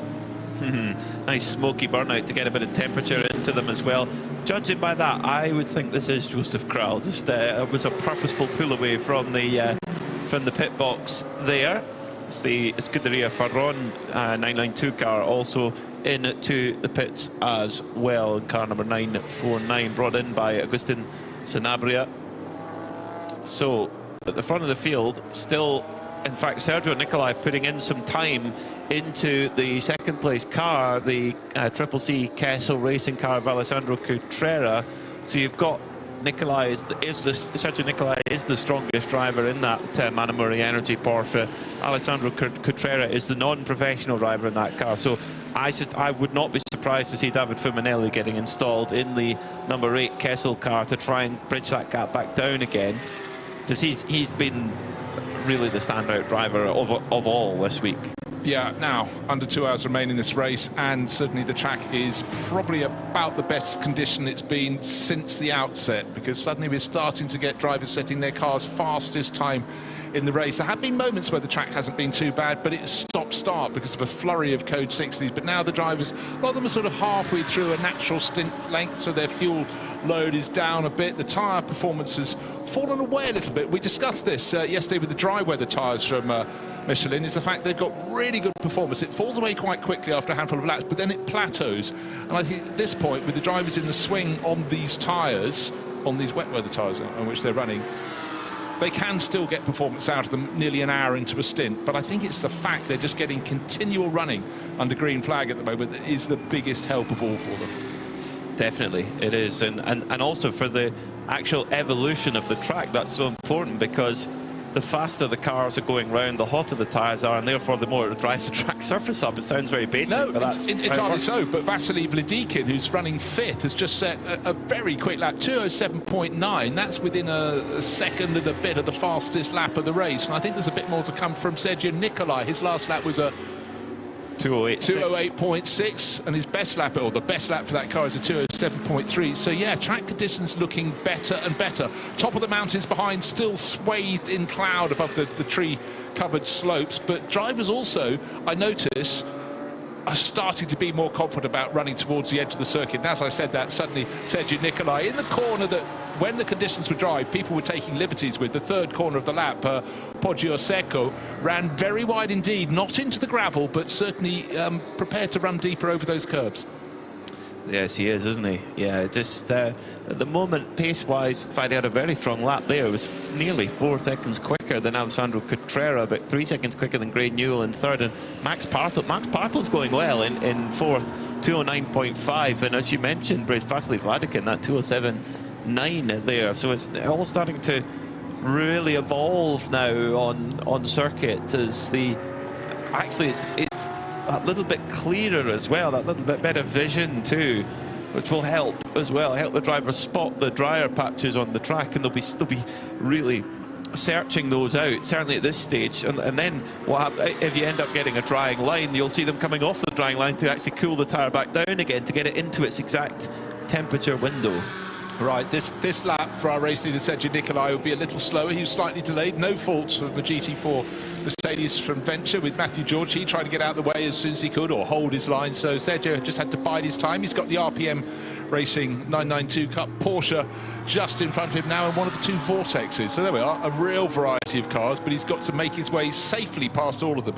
And while all of the circuit looks pretty much dry now, definitely if you're on the racing line, you're laughing. That's going to be the driest bit. So every overtaking manoeuvre still has potential jeopardy, particularly if you run on the outside line. Great little battle for 5th place, and Pelin Racing, Carl Marcelli has been hunting down Miro Konopka and just made his way past. That's into turn 1. Yeah, into 6th for Kyle Marcelli ahead of Miro Konopka. Great move. Yeah, just set it up nicely on the outside. Round he went. Marcelli's been really impressive in this Pelin Racing 296 GT3. Yeah, sorry, I read the screen incorrectly. Of course, it was the battle for 6th. Race leader Sergio Nicolai, Manamari Porsche. 2nd place Alessandro Cotrera, the CC Kessel Racing Ferrari. 3rd place Gray Newell, the Heart of Racing Mercedes. It's going better and better. Maximilian Partl, Hofer Racing. Again, that was a car that in qualifying looked very handy indeed for the family team. And then Vasily Vladikin is the driver in 5th place in his Continental Racing by Simpson Audi. Race leader, 118 laps in the board, and that is the Manamari Porsche. Now, around 45 minutes left before we go into Parc Ferme tonight, so that is a really important time. We've got to really watch closely to see who, if we keep staying green, who pits when, and can they get to the end, or do they top up it before we get to the end? That's going to be really important to see who's on what lap as well for when we go into the 5-hour sprint, if you like, tomorrow. Yeah, well, absolutely right. And even better lap, 2:06.9 for Hofer Racing in 4th place. Maxi Partl. Gray Newell's just done a 2:10, so not as quick, but still the fastest lap for the Heart of Racing team Mercedes, that's running in third place. Has a lot of time to find, nearly 42 seconds on the Kessel Racing Ferrari that holds down second. But right now, it's the first real chance in the race for drivers to stretch their legs, get into the pattern. And this is a circuit that has fabulous flow. Up and down it goes, but almost constantly changing directions. But definitely, and you've seen this because you've watched a lot of motorbike racing, this is a fantastic circuit for them. They've got more space to come and play, but the flow as they're going around the circuit, a lot of the drivers who are new to Mugello this year really had been enjoying it in the 2 days of dry practice or testing practice, qualifying. Been very tricky for them today, but I think they'll have learnt an awful lot. What the weather brings tomorrow, we suggest it's going to be showers, potential sunshine at some point within there, but again, it'll be a different mix of wet and dry, but at least they've got today under their belt. Well, and that might be even more strategically complicated, because if we have portions of proper dry, then that can make things very, very challenging in how you go on and off. Now, this is something with the previous tyre manufacturer in the 24-hour series, where the wet tyre was good when it was fully wet, but as soon as it started to dry out, it then struggled, and you had to get onto the dry tyre quickly. From what I understand, particularly for a lot of the drivers from the Nordschleife, they say that the Michelin wet can hold itself together pretty well in drying conditions. So let's see how that goes tomorrow. Again, that's another step into the unknown for the teams. And for me, speaking very selfishly from an entertainment perspective, that's what we like to see. It's intriguing, seeing which team cracks the code first, which team gets the advantage first. And it's not simply down to how much rainfall there is, it's also down to the temperature, and a few degrees difference can make the world of difference. I mean, this weekend, today is the opening round of the NLS, that's the Nürburgring Langstrecken Series, and you know, many around there is cancelled because of snow or the fact it's only 3 degrees or whatever, and so the drivers there are learning on the trickiest circuit in the world how to get their tyres right. And we heard from Heart of Racing talking about having the tyre pressures wrong in the opening stint, or maybe the first 2 stints in this race. But think about it, if you want to adjust them around the Nürburgring, it's 25 kilometres. If you've got them wrong, that's a very long distance to be travelling with a car that is, as some people would say in motor racing circles, suboptimal.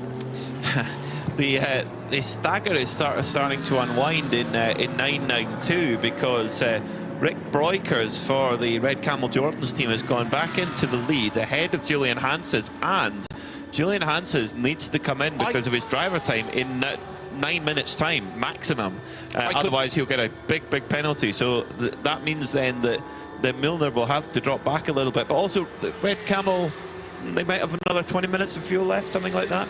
I honestly thought that Julian Hanses and Milner Motorsport would have pitted a handful of minutes ago, but 1 hour and 51 minutes on the clock, that is deep into where you'd expect them to be. But of course, there were code 60 periods when you are not guzzling the fuel at the same rate, running at 60 kilometres an hour. Of course you're not going to be, but again, they have to have very, very clear telemetry in their car, because you know, the difference between running at that pace and running at full pace is, you know, night and day. However, I would be fairly sure he's going to be coming in super soon. But into the lead of the class, Rick Breukers, Red Camel Jordans, 8th place overall. Carl Marcelli has just brought the Pellin Racing Ferrari, that's car number 29, into the pits. He's in refuelling at the moment, and he too had got ahead of Julian Hanses. But for now, 909 is working its way forward. Bright light on its tail. It's getting gloomy again out there, but all the cars, because it's a wet weather race, have been told to have those on. It's all part of the rule book. It's interesting that there's a little bit of an emerging line for me, particularly on the start-finish straight. There is, as Rick Breukers used all the carbon more coming out of Poggio Secco at turn 3. It's big, has to put a big dab of opposite lock-in as the car tries to break away with him. Are the tyres going away from him now? Now interesting, are those Michelin tyres, are they now starting to overheat? Is Rick Breukers, now that he's an hour into his stint, is the tyre actually now starting to overheat where he I don't think we're anywhere near a tipping point for getting from a wet to a dry tyre just yet, but you know, are you having to go offline to try and cool the wet tyre down and bring it back into its Goldilocks temperature range? It's just another factor that's in the mix to be considered. Light conditions changing, track conditions changing, not just in terms of the amount of moisture, but the track temperature. Bear in mind, at the start of the race this morning, it was an 11 o'clock kickoff. Air temperature was only 12.2 degrees, so we're not going to have a huge temperature swing, because overnight I think it's going down to about 6 degrees. so there's not much of a swing at all. You think about some circuits between night and day, you could have a, you know, air temperature difference could be 30 degrees Celsius. That's a huge swing. Here it's going to be very small indeed, and the track has to pit because of his driver time in now 6.5 minutes at the absolute latest. So that Milner car has to come in by regulation now because Julian Hanses is getting towards that 2-hour maximum. But as I say that, you know, Gray Newell's just set the best lap of the race for the their best lap of the race for Heart of Racing. Likewise, Hoffer Racing for Max Bartel, who's very close to the absolute best lap of the race. Personal best also for Kyle Tilley for that best for that car. Likewise, Arunas Gukuskas and Juta, MDM, Tom Coronel, Stefan Perrin, also Nick Gephardt in the CCS GT4 Porsche. So the track is getting quicker and quicker and quicker. Yeah, it's not coincidence you got 7 drivers on the timing screen, or do I now mean 8? Yes, I do mean 8, setting their car's fastest time. And this is after we've almost got through 5.5 hours of racing. It's 7 hours today, the Saturday at Mugello, and tomorrow we will complete it with another 5 hours of racing. The 2 vortexes we've had in this race are still circulating, and there was great promise from the 702 early on. We thought, let's see how it's going to play in the top 10. It qualified in 12th position, effectively ahead of a trio of GT3 runners. Unfortunately, an early spin after gaining a few places in the opening couple of laps put it down the order, and since then we've had a fair few rotations. It's down in 16th place for Arno Gomez, so he's well clear of class. A new fastest lap of the race from Hofer Racing. 3 consecutive laps in the 2:06 bracket from Maximilian Bartel. Not just quick, but super consistent. So that's clearly a car that's feeling good, and a driver that's feeling ever better. How long has this stint been? It's about 3 minutes under an hour. He's 57 minutes in, but 2:06.040. Come on, who can beat that?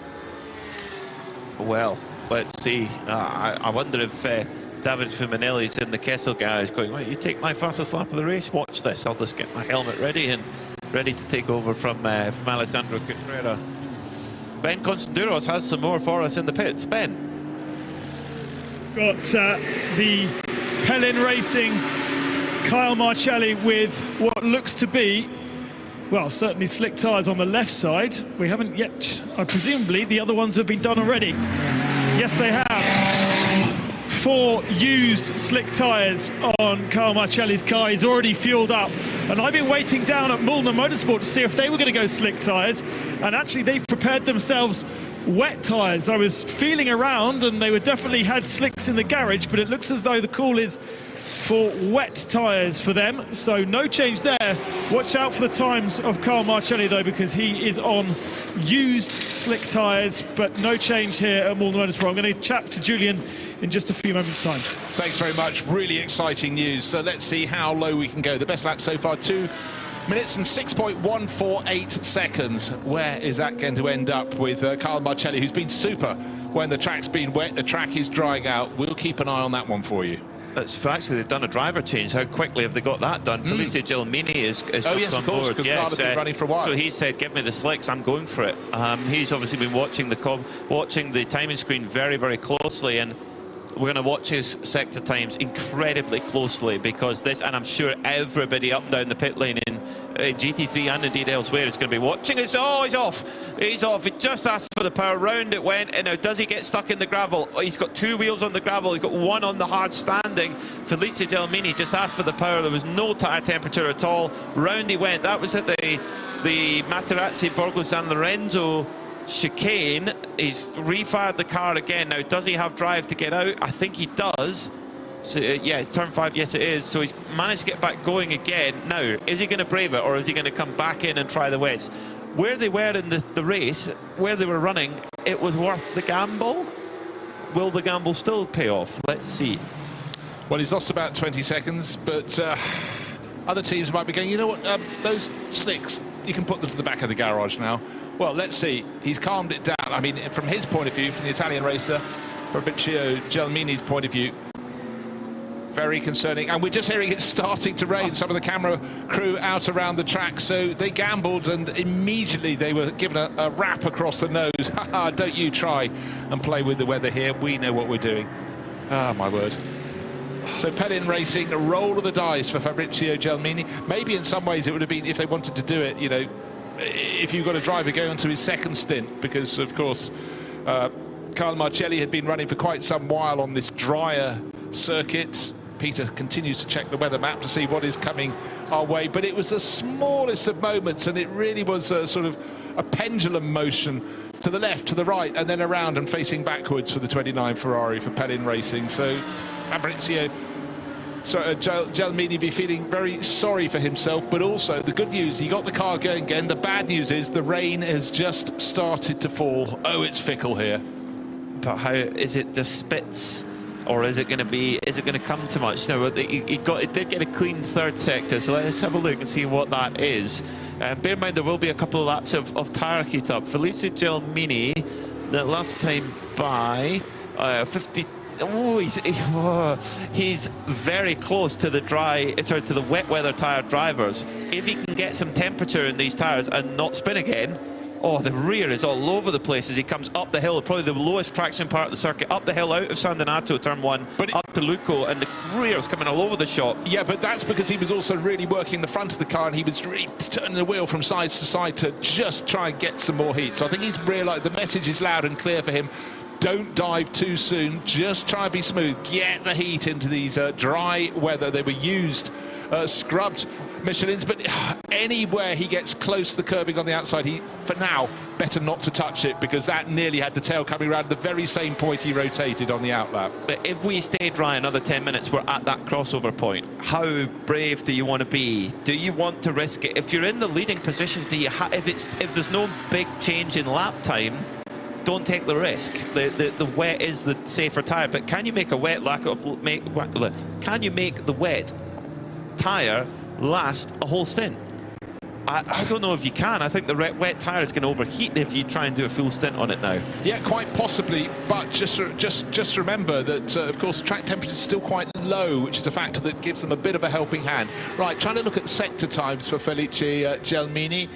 Early part of this lap. No, he's not yet quite on the pace of the front runners on wet tyres, but is the track drying? Hard to tell. The light is starting to become gloomier and gloomier here at the Mugello circuit, and if you get it wrong in one corner, the corners come at you thick and fast, and at any moment you see a driver running a little bit wide, it's going to hurt. So down to the final corner, Bucin. In the background you can sort of see the mountains in our little valley, we can see the fields, we can see the trees, but as that Ferrari accelerates away from the final corner, staying off the green and white painted curbs, along the start finish straight he goes.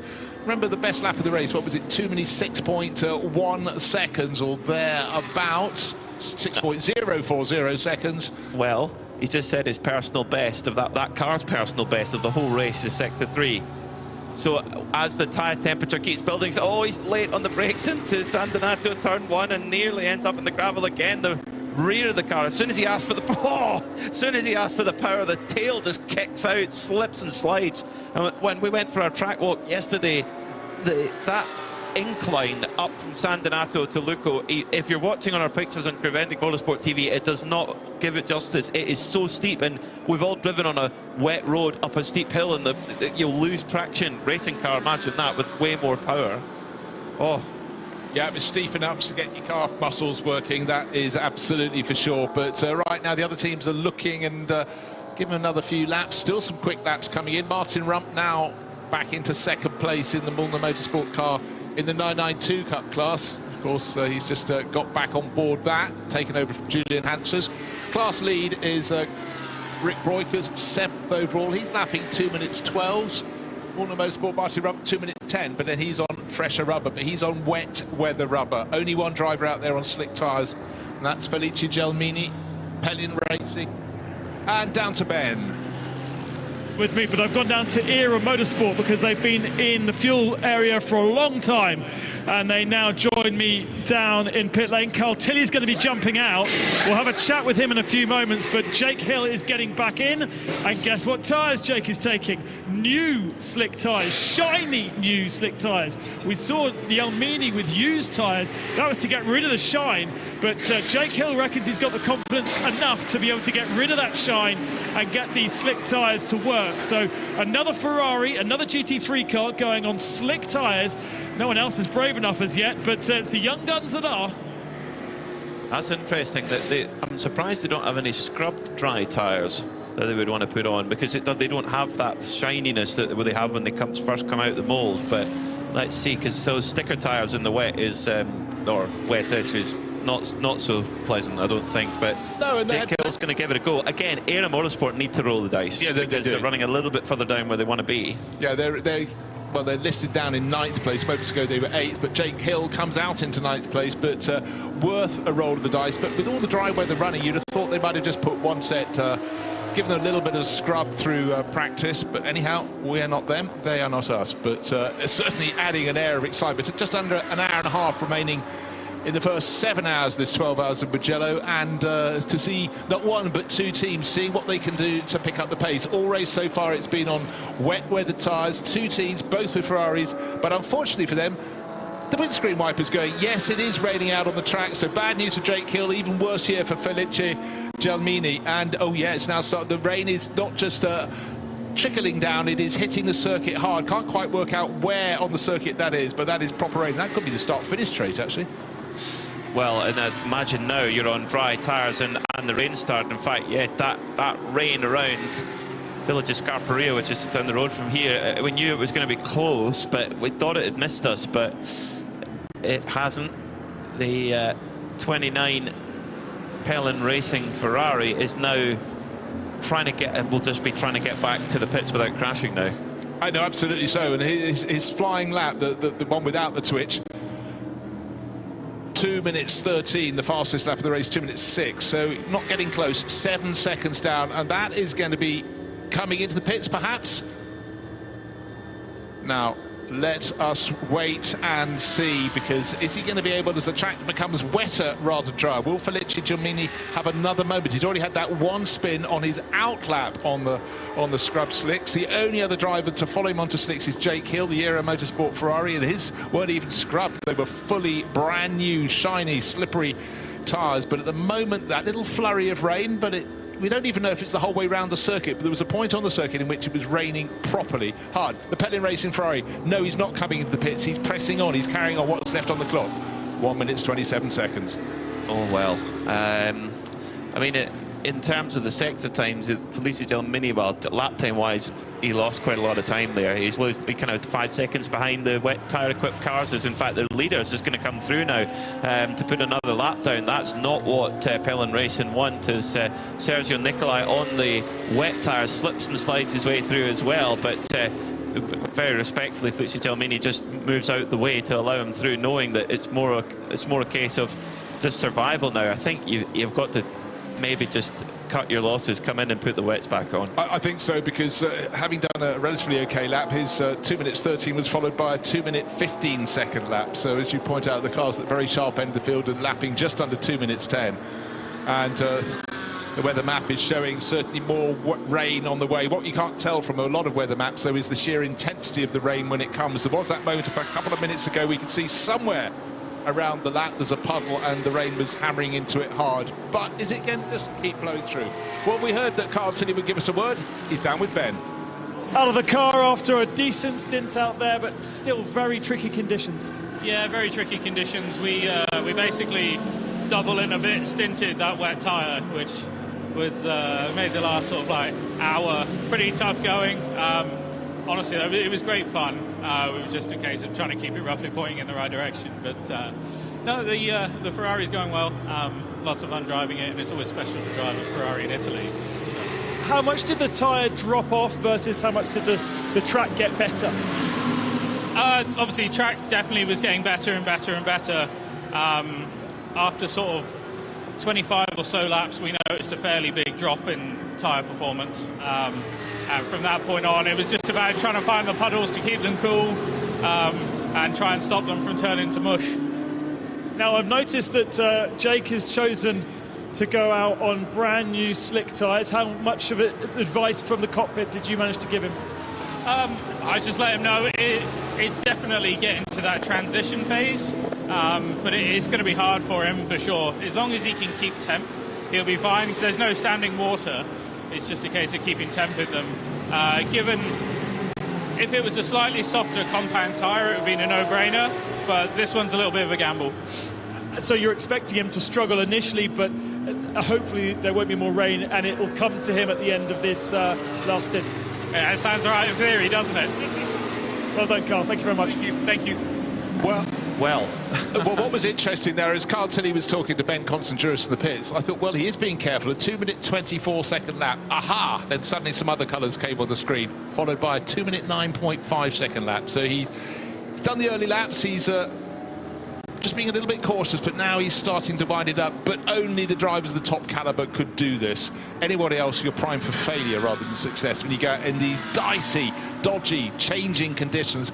In theory, they're dry, but that little flurry of rain would have made a big difference. It seems to have eased away again. And it's the temperatures, everything. That's what Kyle Tilley mentioned there. If the tyre's within the temperature window where it's happy, not too high, not too low, it's good. And he was talking about not trying to get the wet tyre to turn to mush. That's because it overheats, because it gets too dry, so it is at that switchover. And Jake Hill was at the best sector of anyone all race long in sector 3 on that dry tyre.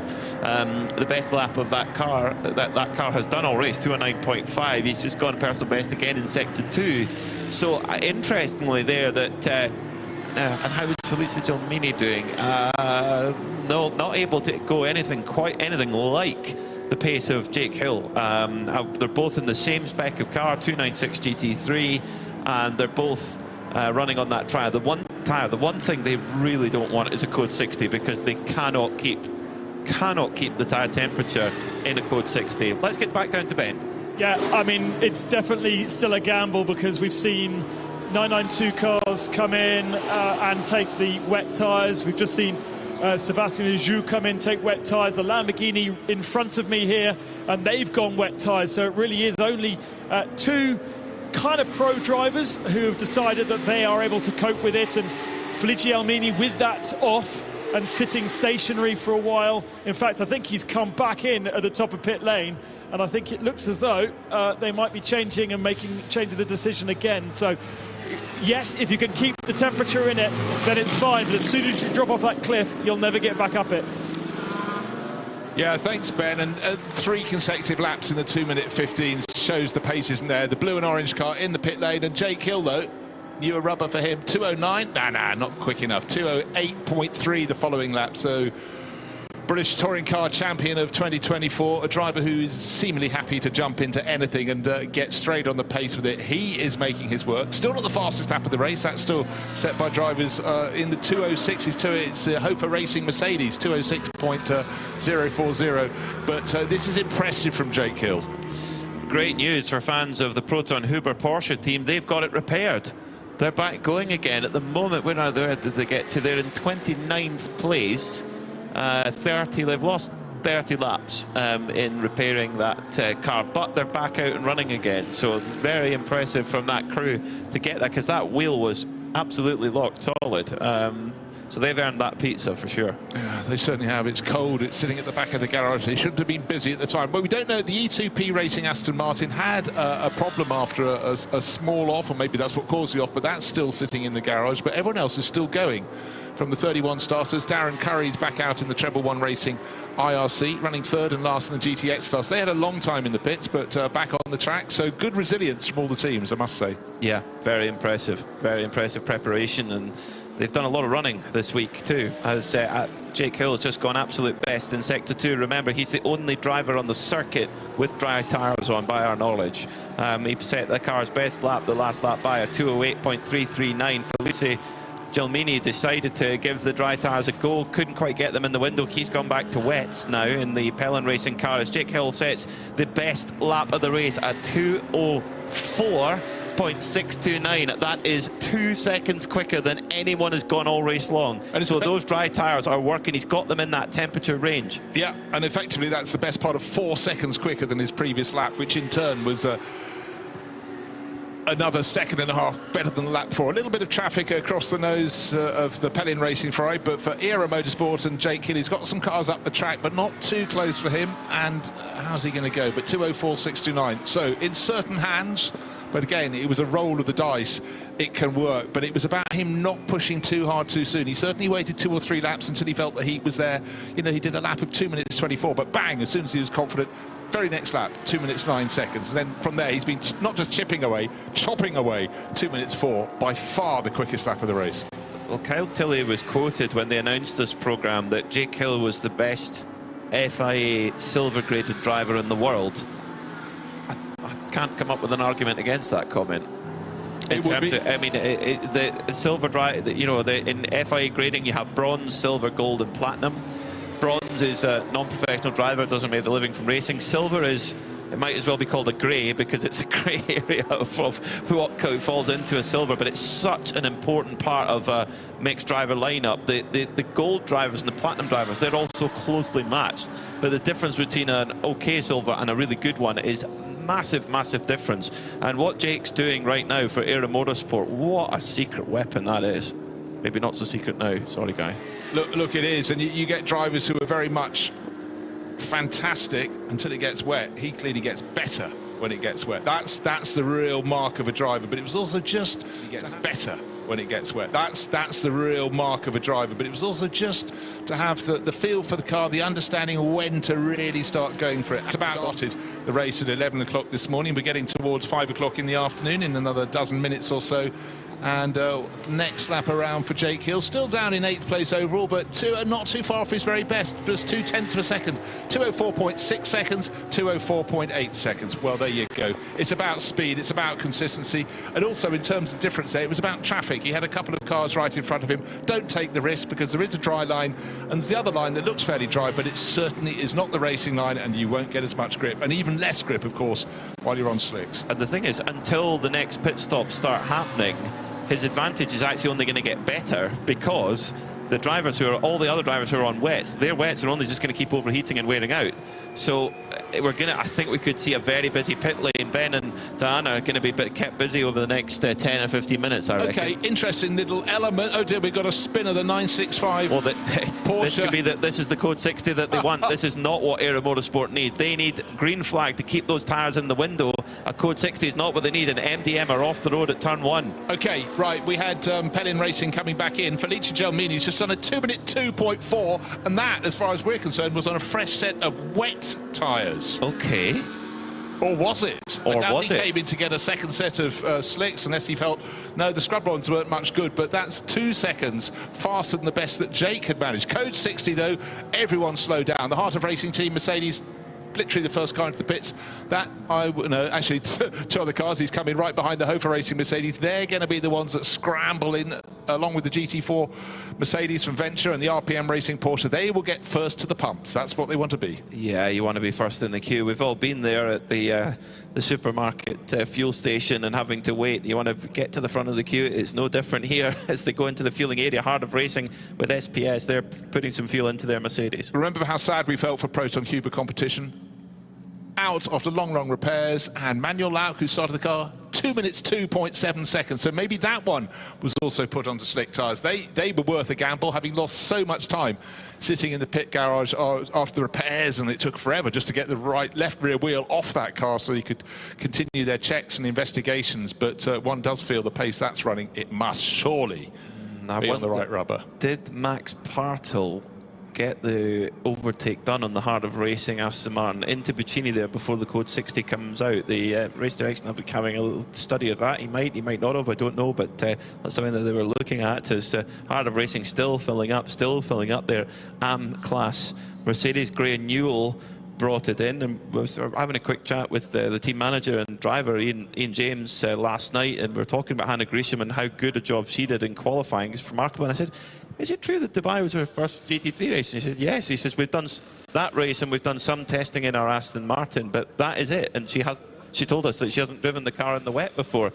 Ben Constanduros, you're about to get very busy. Well, yes, it's already started to get busy. I can tell you that Red Ant Racing in their Mercedes, they're going on to a brand new set of slick tyres. Frustratingly for whoever's about to jump into that car, those slick tyres have been sitting on the apron for a while, so they've been losing a lot of temperature, and of course they're going to continue to lose more temperature as the cars go out on circuit. There was a Vortex that chose to stay on wet tyres. There was also RPM Racing that chose to stay on wet tyres. We've got the GT4 Mercedes in front of me here.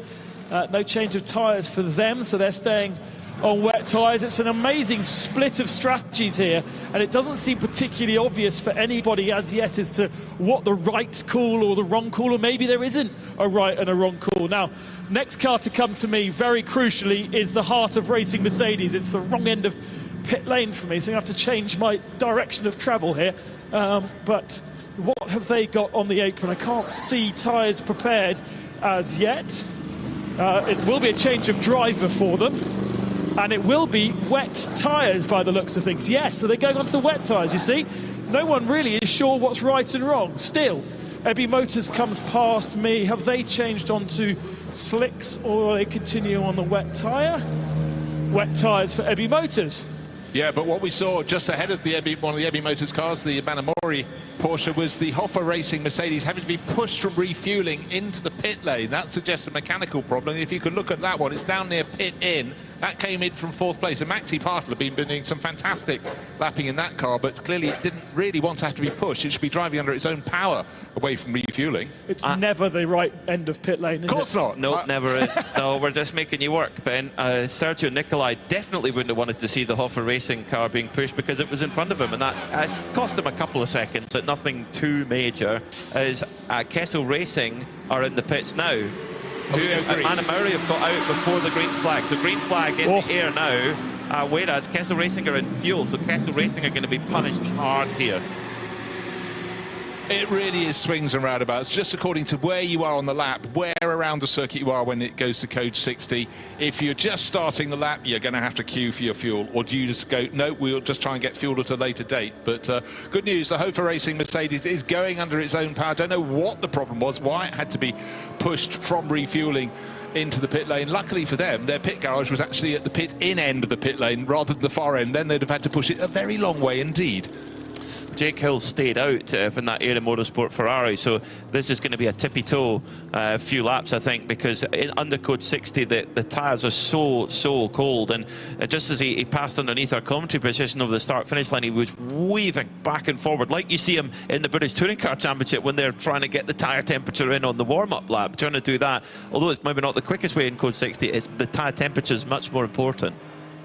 It's down to experience, it's down to feel, but you just have to do everything you possibly can. Some ways of warming up the tyres works, for some drivers better than others, but Jack Hill is also during those repairs. It's just going to, the fastest laps has been lowered, of course, with Felice Gelmini, 2 minutes 2.4 seconds. Remember, down at the back of the field as well, after so long in the pits, Proton Hoover competition, 2 minutes 2.7. And that was for Manuel Lauk, who's been the star in that car. He's obviously so far back, so many laps lost during those repairs. It's just going to be a recovery drive. But how far up the charts? Well, you're going to have to work really hard over the next 6 hours. Another hour today and 5 hours tomorrow. See what they can do. Great to see Hoffa able to get going. I wonder what that little hiccup was, but they're back out onto the track, and they're in it's an all asfalto back battle. Hoffa Mercedes in the AM class versus Harder Racing in the AM class. Same equipment that they received from the factory. It's just how those two teams set them up and how, of course, they're driven as well. Well, I wonder how much time Hoffa Racing lost there. The fact they had enough mechanics to push the car out. Normally you'd only have one mechanic down there to do the refueling. Luckily for them, if the message came through, I can't fire it up, they were down near the refueling area. They could suddenly get 2 or 3 more mechanics down there to give it the shove into the pit lane. I think that was a big save for them, whatever it was. But is it a problem that's cleared? Who knows? But they got the car going again. Running in 4th place still, maybe slightly less at the end of this lap once the cars have completed a flying lap. No, quite possibly going to stay in 4th. So curiously, Manamori Energy by Ebby Motors kept their same tyres on. So they had wets, so they're now on old wets, but that would have, of course, kept the temperature in it and would have cooled them back down again. So this, by Ebby Motors, that is interesting call, actually. It's starting to rain again. Who's on slick tyres? Or maybe it was just a bit of spray, because Maxi Partel, I thought, has he fallen from 4th? In fact, with the Kessel Racing Ferrari in the pits, he's actually risen to 3rd for Hoffa Racing, but his windscreen wipers are on. Ben? Isn't it, for Kessel Racing? They've been fueling whilst we went back to green flag, and they now come in and only just leaving pit lane. A full service for them, change of driver, but they have put used wet tyres back onto their car, so they're not comfortable with risking those dries right now.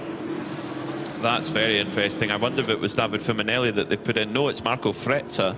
So they're basically putting all their Fuminelli eggs in the Sunday basket at the moment. Definitely seems that way. Right, what have we got left on the clock? 1 hour and 9 minutes. One stint, if you're lucky. We've also just seen an absolute best in the 992 category set by Paul Meyer for Seb Lejeune Racing, a 207.683 in a Porsche 992 Cup machine. Good Seb work. Lejeune, Ben mentioned what tyre they went on. Ben, I'm sorry, I've forgotten. What can you remember what Seb Lejeune put on their car on the purple 888? We'll get back to Ben in just a second if we can. Try and find out what tyres Seb Lejeune Racing put on, because whatever Michelin rubber is on, it's working. Hannah Gresham's just set the best lap of the Heart of Racing's race, a 207.263. So the timing screen is absolutely lighting up like a faulty car at the moment. It's the new wet tyre that is working really nicely, but probably only for a couple of laps, because it's obviously a softer compound than the slick tyre, which we've already heard from Carl Tilley is quite a hard compound slick tyre. So they're able to use this softness of this wet tyre to really get a bang in a lap time, but it's not going to last 1 hour and 8 minutes. That's the problem, and they really can't afford to come in and change their wet tyres every 4 or 5 laps. So we're going to see those starring performances, but they're not going to be able to do the full stint. Yeah, and also another element that you have to knit into that, Ben and Peter, is the fact that the drivers who are now starting to build up the speed on the dry weather tyres, on the slick tyres, they're coming up appreciably faster. The increment is far greater than it has been early in this race. And just looking at our race leader, Sergio Nicolau, wanted to turn into turn 1, and he got super close to the Lamborghini from ARC Bratislava that I don't think thought he was going to be there. But the closing speed was so great, so suddenly you've got another differential. Looking to see how many cars on the track have got their windscreen wipers going. At the moment, none of the group we're looking at, but certainly as the cars touch the curbing on the outside of the circuit, there is still a lot of spray coming up. Is there going to be any more rain before the end of this 7 hours at Mugello? And then, how hard is that rain going to be? Or is it going to continue drying? We simply do not know. But still a handful of drivers, and I must say in the Porsche Cup class, that lap from Paul Meyer, 207, is super competitive. He's way down in 7th in the class, but great to have the Dutchman. Recently returned to racing after a bit of a break, and he's just lost none of his speed. But it's a delicate balance. Eyes on the skies. The clouds actually seem to be hanging lower on the mountainside. The ARC Bratislava Lamborghini, I mentioned it, it's just had a little off-circuit run in the hands of Steno Mikuláško. Comes back on, but heart in mouth for the cars immediately following him, because it nearly took them with him. So on the old wets, Sergio Nicolai has set a very strong time there, a 206.8 personal best for that car in the entire race. So there is still pace in an old wet as well. So that's an interesting tactic, how they would have been overheating when that Code 60 came out, came into fuel, and back into the temperature range, and then they come back up again. Very interesting. It's all, but you know, the temperature is as important as the actual moisture on the track. So important. Of course, the Michelin dry tyre, it's the H2. It's a hard compound, so it's not really designed for this condition at all. It's a little bit wide for the ARC Bratislava car at Puccini. Yeah. Heart in mouth moment, just stayed out of the gravel, and for Pelin Racing with their bright blue and orange car, the Ferrari, heart in mouth moment for them, because it rejoined right across their nose on the exit of Puccini, the corner that leads onto the start-finish straight, and the Lamborghini still playing around but running wider and wider. So I think for Pelin Racing, just hang back a tiny little bit for the moment. That's Felice Gelmini. And as I say that, the Lamborghini goes off at Arrabbiata 1, runs through the gravel. So clearly they have no grip whatsoever, really struggling to corner. Please don't put too much gravel on the track as it rejoins just in front of one of the two Audi R8 LMS series, and also the Heart of Racing team second place, Hannah Grisham driven Mercedes. Started second, tumbled down the order in the first stint, the second stint, but cycled through the drivers and going very nicely in the hands of the young American at the moment. But the Lamborghini in front is the one you don't want to be near. Clearly got no grip whatsoever relative to its rivals. It's been off 2-3 times in the past lap or so. Is it going to get it wrong across Grisham's nose? Grisham takes quite a wide line, looking to see where the Lamborghini is. Luckily not right across its nose now. Very well handled there by Hannah Grisham, because you don't need to worry too much about these cars. Are not running on the same lap. So yeah, don't worry about it. Just get down, get your head down. I mean, bear in mind, this is our first day driving Mercedes-AMG GT3 in the wet. It's one of a very few number of times where she's driven a GT3 car at all. We talked about how impressed she was, the fastest driver of all three of the harder racing drivers in qualifying, and on the oldest tyres. As off the road goes the 58, the Gosner MP Mercedes, and luckily keeps enough momentum to get back onto the tarmac. Whoa! And gets out in front of the Red Ant car, which is on slicks, and just has a massive moment there. Ayrton Red Ant has to, well, do a bit of Ayrton driving to try and gather it all up there. Yeah, you have to understand, for most of the drivers still getting heat into the slick tyres, those that are on them, they do not have too many options in terms of where they're placing their car at the moment, and suddenly have someone come from left field and land on the track in front of them as they rejoin. That was a twitchy moment as the Gosner car, which Gosner is on board. It's David Gosner at the moment, son Gosner. The slick-tyred Air Motorsport machine of Jake Hill after 25 minutes in the stint, some of which under code 60. He's just done a 2:02.5. That's significantly faster than everyone ahead, but best of all for him, he's done the absolute best in Sector 2. Sector 2, that's the run basically out of Poggio Secco all the way through to Arrabbiata. The fast-flowing changes of direction, the dry tyre really seems to be the one that works in that part of the circuit. Yeah, and then you drop down from that valley side through Savelli, and then you start going uphill. That's the end of the second sector, but he's bided his time. He's waited for the heat to come back in the tyres after that code 60, building it all up to pace again, and keeping it neat and tidy. What is left on the clock? Interestingly, under an hour. He's sick. It went away quite a lot in Sector 3. He was a little bit slower than Max Partel in the Hofer Mercedes, which is running on new wets. So that changeover point this could be, if we stay green for another prolonged bit of time, this could play back in the favour of Jake Hill. If we stay green, he needs it to stay green for that tyre to work. And if he's been at the wheel 25 minutes, hour and 2 minutes, if there's a little bit of code 60, he needn't actually pit. So Air Motorsport have got to decide what they want to do, whether they want to pit and maybe potentially lose some position, but they've got to think where they are and how they get back further up the front before tomorrow.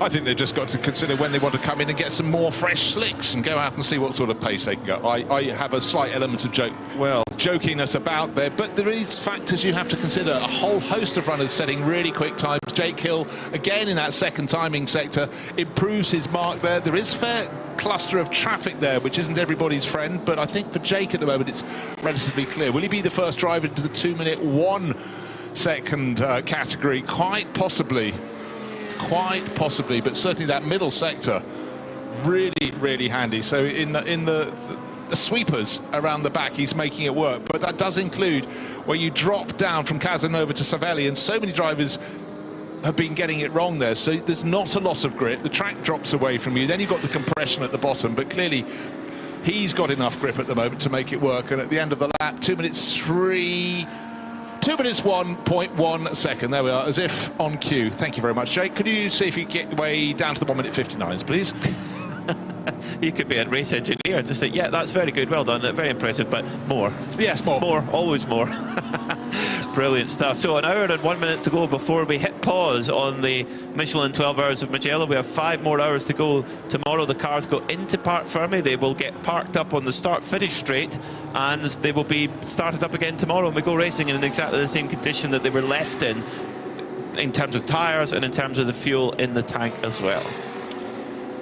But it's looking increasingly good for Manamari Energy by AB Motors with their Porsche. That's car number 95. Sergio Nicolai at the wheel of that has just set its best lap, 2 minutes 5.7 seconds. So, 4 and a bit seconds off the pace that Era Motorsports Ferrari is setting in the hands of Jake Hill. But that is down in 8th place overall with only 133 laps on the board, but 3 laps ahead of that. Yes, 3 laps clear is our race leader, Sergio Nicolai. Lights bright on his car, livery bright on his car. He's tucked in behind one of the other quick cars out there, Felice Gelmini in the Pellin Racing Ferrari. That was a car that also was early onto slick tyres.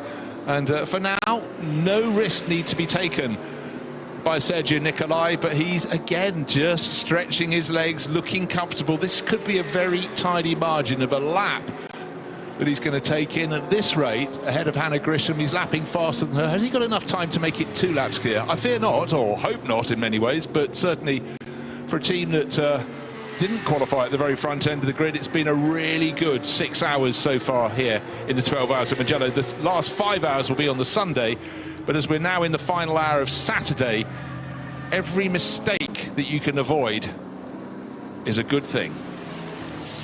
And one thing you maybe want to avoid, certainly if your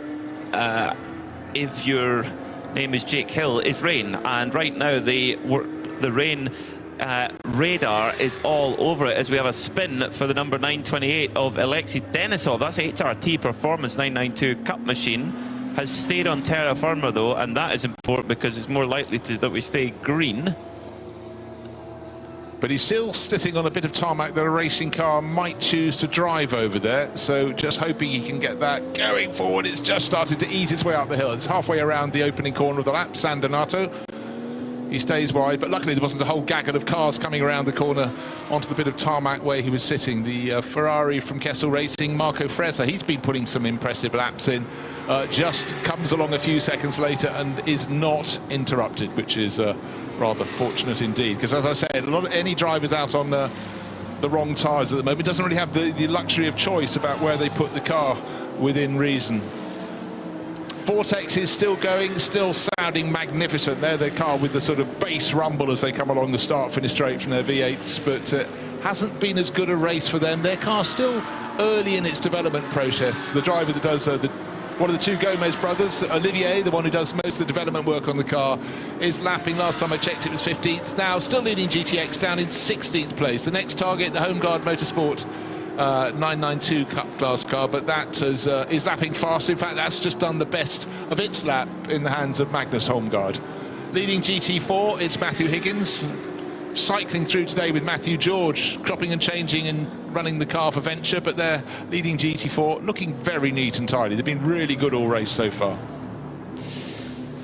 Well, in terms of weather, there is a cloud, there is a rain cloud that's, I mean, so close to the circuit that's passing through. Has it missed us? Has it not? According to the weather radar at 5 p.m., which was 5 minutes ago, there's a big rain cloud over, albeit a light fall from that rain cloud over the circuit. But when you skip forward another 5 minutes, it's disappeared. So we may have missed it. See it touching wood on my desk, but oh. I'll come back to you again in 5 minutes and see if you can revise that format of weather forecast, see if it's changed all over again. But all the teams you can guarantee are checking their timing screens a certain amount, but their meteorology screens a whole lot more. This is the final hour on Saturday. We've got 56, 57 minutes remaining. But the top 4 of the top 5 cars have just set their fastest race lap after 5 and a bit hours of racing. We've had rain of all varieties, heavy, light, intermittent, coming forward, going backwards. Right now the track is looking good, but you cannot be sure. We've seen the last flurry of rain today. And those that haven't gone out onto slick tyres at this late stage on the Saturday, do they fancy it for the remainder of this race? When do they need their next pit stop? Of the front runners, you'd expect Sergio Nicolai to come in fairly soon. He's got nearly an hour and a half on the clock for him. What's left on the overall clock? 56 minutes. He's not going to add 56 to 1 hour 26 minutes, is he, in this stint? So there's definitely going to be one more pit stop for him. It's just personal best, just littering the timing screen at the moment. Every couple of seconds, another lap, another car goes over, improving all the time. So the track is getting better all the time, and it's at the point where if you do have wet tires on your car, you've got to try and find every little hint of a puddle that you can. As we head towards the darkness, of course, the official sunset, wherever it is, wherever the sun's hidden, is 6:29 p.m., which is in about an hour and 20 minutes time. Well, the message so we're going to get dark. The message on the gantry of the start-finish straight was lights on. New fastest lap of the race, under 2 minutes. I ordered that, and Jake Hill has delivered 1 minute 59.1 second. I just want to talk heart of racing for the moment. They struggled in the opening couple of stints. They're a lap and a bit down on the race leader, but they can go to the end of the 7 hours without needing a further pit stop. So Hannah Grisham should be into the end, whereas Sergio Nicolai, he's put in his fastest lap of the race, but he's a 1 hour and 28 minutes into a stint. He cannot add another 55 minutes to that and get to the end. One element you have to we'll just reiterate though, he's going to have to come in and have another pit stop. They cannot do that We're just under, we're anything 10 minutes or less before the end of the race. So they're going to have to do it soon, and that'll be that. But it does mean that the advantage over Heart of Racing teams Mercedes will come right down. It should still be a lap, but not nearly 2. But how on earth is he doing this on those old tyres? Because he didn't take tyres at the previous stop. 27 seconds, which is the pit transit time, so he didn't stop in the box.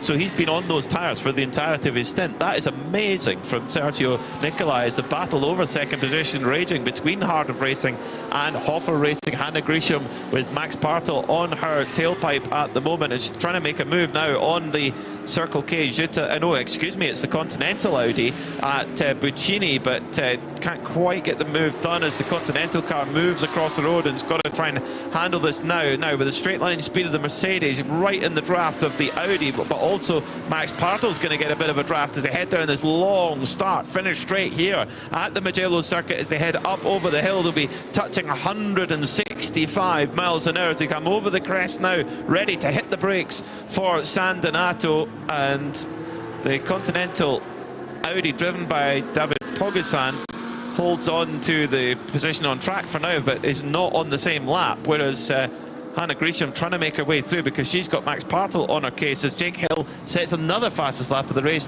a 1:58 this time, 0.4. Absolutely stonking laps from him, but in this battle for second place, Max Partel, oh, he's putting his nose up the inside as they get to Materazzi, but the track goes left, immediately goes right. He's potentially 3 or 4 seconds a lap faster on his current tyres for Hofer Racing, but Hannah Grisham is holding on to second place, surely about to cede it, yes, as they go through Casanova, dive down the hill to Savelli. Second place now in the hands of Hoffer Racing, and that is a car, though, near the end of its stint. That will have to have another pit stop. Hannah Grisham does not need to fight him. She can let him through. She has let him through. He will have to have a pit stop for the end of the race, whereas her car does not need one. Could be massive for them, for Heart of Racing. Yeah, Max Hoffer has to get out in 21 minutes time because of driver time as well. So it's regardless whether there's fuel in it or not, he's going to have to make that change. So that was smart driving there from Hannah Grisham, and this is every lap is a discovery for her. And it's not just in the overall times that we're seeing the absolute best being set. We just saw 1:58.4 from Jake Hill, but also Olivier Gomez in the Vortex and GTX, a 2:08.7. You know, that's quicker than some of the GT3s are going. That Vortex is impressive in these changeable conditions as Martin Rump puts in a 2:06.197 in the 992 category, which at the moment Milner are in second. In fact, they might go forward a bit because Rick Breukers for Red Camel Jordanson in the lead is in fuel. Oh, yeah, well spotted, and a very, very frustrated Maxi Partel for Hofer Racing, getting blocked big time by the Audi sitting across his nose, the Continental Racing car. He has got clear of Heart of Racing team, but he wants to be pulling away. Down in the pits, it's Diana. Yeah, you mentioned that the Red Camel Jordan had come in for refueling, which it has. Rick Breukers behind the wheel, just waiting for him to come into the pit lane. The team are waiting here to receive them. But just further back, so the pit-in entry area, the 965, the MDM Motorsport car has come back on the back of the truck, and they're trying to offload that. However, in the garage next to them, the 95, Manamaori Energy by EBI Motors, that they're waiting to do their driver change and final pit stop. So there's a little bit of navigation going on down here. The marshals have got it well under control. They have the yellow flags at the entry, so when Rick comes out, he will see those straight away. So they're just having to get themselves settled down here. The 902 Homeguard Motorsport, they're also waiting for a final pit stop, and so a Red Camel, but it's just... It's a little bit grey in the air down here at the moment, so it's all going to happen any minute now. I can see a different array of tyres. The 965, they're not going to be doing anything straight away, but they've got slick tyres outside their garage at the moment. The 95 Manamaori, they have wets, as do Homeguard, and Red Camel Jordan. I'll update you on that one when when Rick makes his way up the pit lane. Thanks very much, Di. And I tell you what, you say it's grey in the air. The language might be blue in the pit lane shortly, because Maxi Partel, having got up into second place, was being blocked by a driver several laps down, David Pogosayan, who was all over the nose of his Mercedes, and when he eventually ceded track position, which he needed to do, not being on the same lap, he did precisely the same to Hannah Grisham in the Heart of Racing team Mercedes. an almost put, but let's hear from Rick. He's down with you. You know, he's not with me. He's just come into the pit lane, apron. He's jumping out, handing over to Fabian Dance, and they are going for slick tyres. They're taking off the wet tyres, which are well worn now, as you can imagine, and it's slick tyres going on to that 909 red Camel Jordan. Interesting stuff there. That will take take a little bit of warming up in the Porsche. But interesting to see if a GT3 car is easier to get that dry tyre working, or a Porsche 992. I guess the GT3 car has the traction control, has a bit more aero, which could work the tyre a little bit more. They both got ABS in this trim, so interesting. Let's see what it's a bit of a task there for Fabian Dance, but they're throwing the dry tyres at it as Olivier Gomez goes again quicker in GTX with the best lap in that class, a 206.386. Right, Sergio Nicolai in fueling area at the moment. The Manamari Energy by EBI Motors Porsche sitting on a lead of over a lap, but that's going to be tumbling down now. So maybe he'll be back out before Max Partel goes by, but Max owes us a pit stop very soon for Hofer Racing, and that should put Hannah Grisham back from third into second, and Hannah presses on, having been pleased to get past the Audi that was a lap or so down in the hands of Russian racer David Pogosyan, Continental Racing Audi. Still, we're getting a host of drivers setting their cars fastest lap, but still for quite a lot of the drivers at their final pit stops, they come up, they're going, yeah, give me the slick tyres now, because it's almost a record. There doesn't appear to be any rain for about 5 or 6 laps now. That's cool. Yeah, that helps, doesn't it? And it looks like we've dodged that little I say a little fairly reasonable rain cloud. It was okay, it was the lightest on the scale of rain clouds according to the radar, but it seems to have passed through, so hopefully we are clean to go between now and the next 48 minutes. What I want to know is what tyres do EBI Motors put on that Manamari Energy, a leading car in this race, as Sergio Nicolai still in fuel, but I'm sure Diana Binks is waiting patiently at the EBI Motors pit to see what Michelin tyres are put on, and you want to try and keep them in the jackets as long as you can to keep them warm. Diana?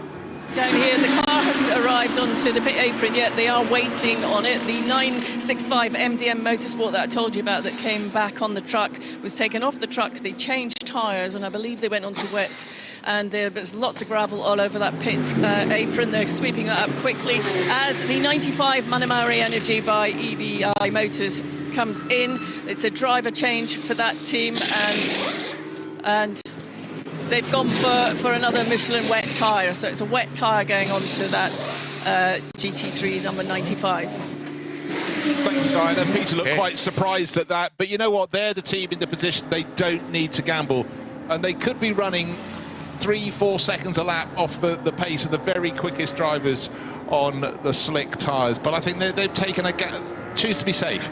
That's what they've done. They had a lap and a half advantage. It could suddenly tumble away. We have 46 minutes remaining on the clock. Now I think they've done their sums right. They should be in the lead at the end of this race unless something really changes quickly. Still the fastest lap of the race is that 1 minute 58.4 second lap from Jake Hill. He's moved Era Motorsport and their Ferrari up to 7th place overall. He's still lapping frequently just below 2 minutes, but maybe if they feel they can shed 4 or 5 seconds a lap, which seems enormous, but you know, all we're going to get in this race, if we've got 46 minutes remaining, is about another 20 laps for the race leader. 80 seconds, yeah, he should still be in front, the EBI Motors car, Sabino De Castro, come the end of the 7th hour, where we park the cars on the grid. Peter's pointed out before, I'll point out again, nobody can come in for a pit stop, a tyre change and anything pit stop in the final 10 minutes this evening in the lead up to 6 o'clock. So they've got to nail their colours to the mast before then. It's been another fantastic stint from Max Partel, come up into 2nd place. He's just set the personal best time there, 2:02.69. That's 3 seconds quicker than the Heart of Racing car behind him, and Partel's got to come in by regulation as they come in the next 13 minutes. So the Hoffer Racing team will be waiting patiently for their number 11 car. And I've been curious to see which driver they put in for that sprint to the intervention break in 45 minutes time. They've had a great run, but that battle in Am particularly is really, really close, because you've got those 2 Mercedes for Heart of Racing and for Hoffer in 2nd and 3rd overall, but Hoffer in 2nd, Heart of Racing in 3rd. And then in 5th overall, not a million miles behind them, is the Continental Racing Audi, the run by Simpson Motorsport. So the AM teams have done really, really well today. Yeah, they have. It's been a very, very tricky race for all parties concerned, even if they, you know, constantly changing weather conditions. But also what we forget is the fact, if you just joined us, this is the team's first experience on the Michelin wet weather tyre, and it really was a question of suck it and see how it works. Some got the tyre pressures wrong, but they very much got it right later in the race. That's my Heart of Racing team with Hannah Grisham up into 3rd place. They started 2nd, tumbled down to about a 12th position or so towards the tail of GT3, but they've chipped away, got it right. But there were many, many considerations to this. Not everybody was getting it right. In fact, I don't think any team has got it fully right the whole way through, because the weather conditions chopped and changed, wetter, drier. And then as it is drying out, the track is still damp. It's still damp at various points, and certain points as you look around the circuit, Peter, the track is actually properly damp looking. Maybe that's just parts of the track where any breeze that picked up doesn't touch the circuit. But the fact of the matter is we have finally got laps below the 2-minute mark, but that's still a dozen seconds away from the quickest laps. The aggregate laps in qualifying just shows it ain't natural slick weather conditions for them at all. A little bit of a struggle at the moment on those dry tyres for the number 909 Red Camel Jordan's car. That's running 2nd place in the 992 category. Last time by was 10 seconds slower than Martin Rump in the leading Milner Motorsport car. Not sure what tyres Milner are on. I presume it's wets, but that is a big struggle, and that could risk the Red Camel Jordan's team falling off the lead lap. They have just had a pit stop, so that we have to bear that in mind. They're only 6 minutes into the stint, whereas Martin Rump is 52 minutes into the stint. So we should see the Milner car have to come in, and that could then put Red Camel back into the front of the field. However, if they're losing 10 seconds a lap, that could come back again. Yeah, well, look, I'll keep an eye on that, because that could well be the sort of first lap they're doing on slick tyres. And, you know, let's have a little bit of caution there from Fabian Dance. But we'll see. 2 minutes 16 seconds last time around. What's he going to do this time around? His sector 2 time is not... No, it's okay for his class, but it's not earth-shattering. Yeah, we'll keep an eye on that, because it's been driven really well thus far. But some of the teams, bear in mind, we believe that Sabino De Castro, leading the race, is finishing the Saturday sector on wet weather tyres. He had his lap pace last time, 2 minutes 18. We want to see it next time around, his 2nd flying lap. But if he is back on wet weather tyres, or still on wet weather tyres, you'd expect it to be quicker than that, because he doesn't have to work so hard to get the heat in them. It's a bit better this time, 2:12, but still dropped 6 seconds to Martin Rump. For Fabian Dance. Yeah, I think he's building up to pace. I think he may well be on slicks. Just being cautious. It's very interesting, because if for example, we got to a point where they go into Parc Fermé with wets on, and then we come into a dry circuit tomorrow, they then have a huge advantage, because they've got dries on and they can get going. I don't think that's going to be the case, but it's one thing to consider. Meanwhile, a little set 2 here between the Vibo-driven 56 Scuderia Praha car and the Red Ant 93 Mercedes AMG. The Red Ant car is running a lap ahead of the Scuderia Praha car, so it's not for position as such. Yeah, but each of those drivers, despite being a lap apart, still has to just see where the other's positioning their car. We don't know if one's on wets, one's on slicks. Can't give you a full rundown. But what I can tell you, the car is on slicks. Yes. Okay, what I can tell you, though, is that the top 4 runners are running their fastest laps of the race. So Sabino De Castro stretches his advantage. He's 34 seconds clear of Hofer Racing's Maxi Partle, who's been doing a sensational job. 2 minutes 1 for Partle last time round for Hofer Racing. There's a yellow flag at turn 2. Now, is that a code 60 threatening yellow flag, or is that just a little spin? I'm not sure, but turn 2, that is into Luco, and it's it the Hofer car? Yeah, it seems Maxi Partle has had a moment. He's rejoined. He's got up to turn 2 now, but the entry to San Donato is tricky. A lot of people have been going a little bit too deep there, and it could well be that Maxi just undid all the good, not all the good, but a lot of the good he did. That takes a bit more pressure off the race-leading Manamari Energy Porsche. So every time the chasing car doesn't take a chunk out of your lead, is definitely a tip of the hat to you. It's been an hour and 52 minutes at the wheel. I wonder if was that a little bit of a driver error? Was it an incident with another car? We don't know. We don't know at this point. But Max Partel, he'll be frustrated because he nearly had the perfect stint. Nearly. How many times? Well, we saw that with Jörg Dreisau with the Proton Huber car. Oh, yeah, entirely. Just about to come in at the end of a run, and that car for Proton Huber was running in the top 3, was leading the race at one point. Now it's got Laura van den Hengel at the wheel of it, but that spent so long in the pit garage having repairs. Hofer Racing, there seems to be no damage. It was just a loss of time, and I should have said that. Round he goes, he spins. He touched the tyre on the inside curb going into Luco. It's about in the dry around 70 miles an hour for a GT3, but a little bit less in the wet, of course. Stepped a tyre on the curb and whoosh, round he went. Oh, that's so frustrating. Just a tiny error. Didn't lose a huge amount of time, but time lost nonetheless. Wonder if we'll maybe see Max Partel now popping into the pits to go to fuel. 39 minutes on the clock, or is he going to keep going as long as possible? He's going to keep going as long as possible. He's got 6.5 minutes left on his absolute maximum driver time in this stint.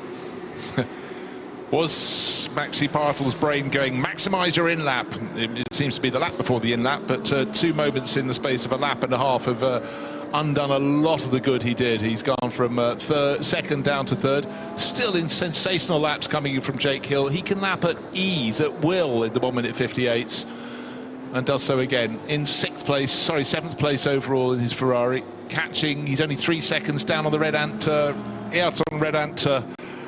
driven Mercedes. That's a car that had many moments early in the race, but it's still there or thereabouts in the mix. But Jake's pace, he should put the Aero Motorsport Ferrari ahead of it before this is over, before his stint is done. I think, well, he's done. What has he done? He's done 51 minutes at the wheel, some of which under code 60. So you would think that maybe you could maybe go an hour and 10, an hour and 15 on the fuel tank that he's got if we stay green to now and then, which would mean that he would pit just before the pits closes.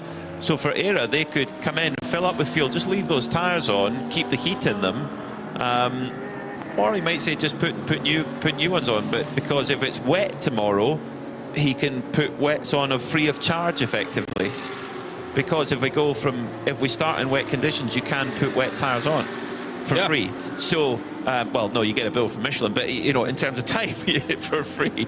So I'm curious to see what Aero Motorsport are going to do here. Is another absolute best lap, a 158.354 for Jake Hill, and he has gone past Ayrton Redan, who's just nipped into fuel. And you know what Jake did? He did 3 consecutive laps in the 1 minute 58, a 1 minute 58.4, 1 minute 58.5, 1 minute 58.3, metronomic. And within that, he'll have been lapping other drivers as well, quite possibly. So clearly right on top of that Aero Motorsport Ferrari, and they've all been learning as they go along today through the wet weather, the slightly less wet weather, etc., etc. But to be so bold as to put the slick tyres on when most of the other teams hadn't thought about it as yet. They'd been having a consideration, but they hadn't put the wheels in the pit lane. Pelin Motorsport were the first to do so. And I tell you what, this next lap is going to be faster still. Sector 1, fastest of all for Jake Hill. Sector 2, fastest of all for the same driver. He's getting closer and closer to, in fact, Ayrton Redon has gone into the pit, so he almost caught him on the track. And for Red Ant Racing, their first season in GT3, having stepped up from the Porsche 992 Cup class, is going pretty nicely indeed. They had the moments early on, but they were not alone in this race. We had a flurry, several flurries of code 60s. It set everyone back, but again, it's how you run your car. Do you come in during code 60? How long will the code 60 be? How much fuel can I get on board, etc., etc. So many things to consider, as well as the fact you're still trying to learn the new Michelin wet weather tyre. And you know what? One of the best benefits for Aero Motorsport, they don't need to worry a thing about Jake Hill's drive time. There's no maximum, there's no minimum for him as a semi-pro graded driver. So the only thing they need to worry about is doing the 2-hour maximum in one go. But that's not going to be an issue right now, as he does a 156.225. He's lapping, last lap by the car ahead of him in 5th. He was 10 seconds quicker. 7 seconds quicker than the Kettle Ferrari, 6 seconds quicker than the Hofer Mercedes, nearly 9 seconds quicker than the Heart of Racing Aston, and 6 seconds quicker than the Manamuri Energy Porsche. Most of those cars I just mentioned are on wet tyres, of course, so there is the swap over point Absolutely so, but having done 3 consecutive 1 minute 58s, to suddenly do a low 1 minute 56, I think there was clearly no traffic for Jake Hill. He's got someone up ahead, bright red rear lights on the car up in front. He's got to pick his moment. That's braking a bit before he would want to have it. It's a 992 Cup class Red car. Camels. It's the red, and that's on slicks, by the way. Just had a message from Di in the pits that Red Camels Jordan, Fabian Dance on slicks. But you know what? He waited for that. We thought that was the case because he was slow to start with. I thought he was getting the heat in the tyres. He's obviously listened to the team, and now he's found 10 seconds in terms of lap pace in the space of a few laps. So he's done exactly the right job. And he's 3/10 quicker than Martin Rump in the lead. And that from who's driving with Milner Motorsport. Milner Motorsport are due a pit stop. Red Camel Jordans don't have to if they don't want to. They've only been at the wheel for 14 seconds. So Milner Motorsport and Red Camels at the front, they've been in the class of their own in 992, really, I think it would be fair to say. And they've just been back, forth, both on track, but also on the pit wall. The brains on the pit wall, I love it. No wonder people are tired. Come the end, you might go, oh, we've only done just over half the race. 7 of the 12 hours we're going to have here, but I think everyone's going, particularly after a day like this, not just because the weather was changeable constantly, it was also learning the tyres, and also it's 7 hours of racing, so there's plenty to be going. But I think people are going to feel a little more emotionally and intellectually worn out this evening. Regroup tomorrow, feel fresh. Due to have maybe a little thing in the sky we haven't seen since Friday, a thing called the sun may poke through during the rain showers as they wash in, wash out, but don't bet on anything. Well, today turned out slightly differently than rain was forecast, but the time at which it arrived was a little bit different than what we expected. This is the exciting part about endurance racing. It's over such a long period of time. You've got to judge it. I mean, looking at this forecast for tomorrow, we're due to go green at 10 o'clock. We go green. At that time, that is the highest chance of rain during the morning hours, 62%. And it drops down the following hour to 42%, then 43, 45%. So, and then, towards the checkered flag, it goes to 70% chance of rain. So it could come and go tomorrow. There's this Michelin 12 Hours of Mugello. It's going to be a thriller. Make sure you join us tomorrow, either on Preventing Motorsports TV or listen in on RS1, part of the Radio Show Limited network of channels. Marco Fretzer caused me to have a sharp intake of breath. He's running third in the CCC Kessel Racing Ferrari. He's tucked under the wing of the Continental Racing Audi, but they were 3 abreast as they went into Buccin. He is chipping away at the second place Mercedes of Hannah Grisham. She doesn't need to pit again. He doesn't need to pit again, but I wouldn't really have to press too hard. He'll be on the same lap as her at the end. He's 1 minute and 17 down. I don't really understand taking those risks. He got away with it into Buccin. He actually backed out of that group, and now he's got ahead of the Continental Racing Audi, so he's done what he needed to do. David Pogosian was a lap down already, but he's got past him in the track. And Maxi Partl, after a really, really good stint, blotted right at the end. He's down his car's down the pit lane, and Diana's watching Hofer Racing rejoin for their final stint of this race. Yes, they just came in as you started that conversation, and it's Alexander Prince that's behind the wheel on that, and they've gone from wets onto slicks for this final. We've got, what we know, 45 minutes remaining. 31. Oh, 31. Are you really that happened quickly. So yeah, another great slick stop by the Hofer Racing crew, of course. Brilliant stuff, yeah. And Max Partl, what a stint that was. Yes, there was that one little spin, but let's ignore that. There was some brilliant stuff in there as out 2 moments. 2 moments. Oh, so there was, yes. Well, but in very short order, in the space of about a lap and a half. But back in, Alexander Prince has been a very, very solid driver in this car. He showed great pace in qualifying. Let's see what he makes of this. Of course, the last time he was in this car, it was on wet weather tyre on a track that was changeable at best. So he'll have to see. The light is fading. It's really very grey here. I know we've got tinted windows on the box, but the sky is pretty much the same colour as the flanks of the Hofer Racing Mercedes. But half an hour to go, running in now 6th place after pit stop. But some of those cars ahead, no, I think all the cars ahead of him should be able to get to the end of this race without a further pit stop. So yeah, 6th is the representative position there. Ahead of the Scuderia Praha Ferrari, but behind the Era Motorsport Ferrari of Jake Hill, who's at amazing pace, lapping in 3 laps in the 1 minute 58s, 2 in the 1 minute 56s, followed by 1 in the 1:57s. Just astonishing pace from him for Era Motorsport. That will put a smile on their face. Nobody has been able to switch on that H2, that hard compound Michelin tyre. Of course, everyone, that's the only dry tyre available. There is no choice. Nobody has been able to switch that tyre on like Jake Hill's been able to. Just to be able to get it into that temperature window and keep it there, not easy. And what was even more impressive was how he was able to do that coming out of a code 60 as well, because that's going to drop the tyre temperature and pressure very quickly. And I mean, this is something that's totally new to him. Just as we say that, he puts in yet another fastest lap of the race, 1:55.3. We're now within 10 seconds of the fastest qualifying dry time. Well, that really is something. He's 26 seconds down with half an hour to go on the Continental Audi. He's lapping at the moment by, well, last lap he took 16 seconds out of it. Was a bit of traffic for David Pogosian, but actually, clearly at that rate of gain, even if that's halved, he's going to catch and pass it, move up to 4th place overall. This is a car that, remember, had penalties. It cost they lost a minute serving a penalty, and that includes also the in and out on that. So it could. Oh, and we've had a collision down at the final corner at Bucin, and the Seb Lejeune Racing Porsche's been given a spin, but it looks like, is that Red Ant Racing? It's the Hoffer car. No, it is. It's the grey and pink Hoffer Racing Mercedes is off in the gravel. So on dry tyres, Alexander Prince has gone off at Buccini at the final corner. This is a car that was in 6th place and competing in the AM class. He's sitting dead stick in that deep gravel trap. Now this will bring out the code 60, and I would think with 28 minutes left before the intervention break, we are going to go code 60 in 20 seconds. So many teams now are going to come in and make sure the fueling is going to get very, very busy. In fact, Jutta Racing are into fuel, as are MP Racing.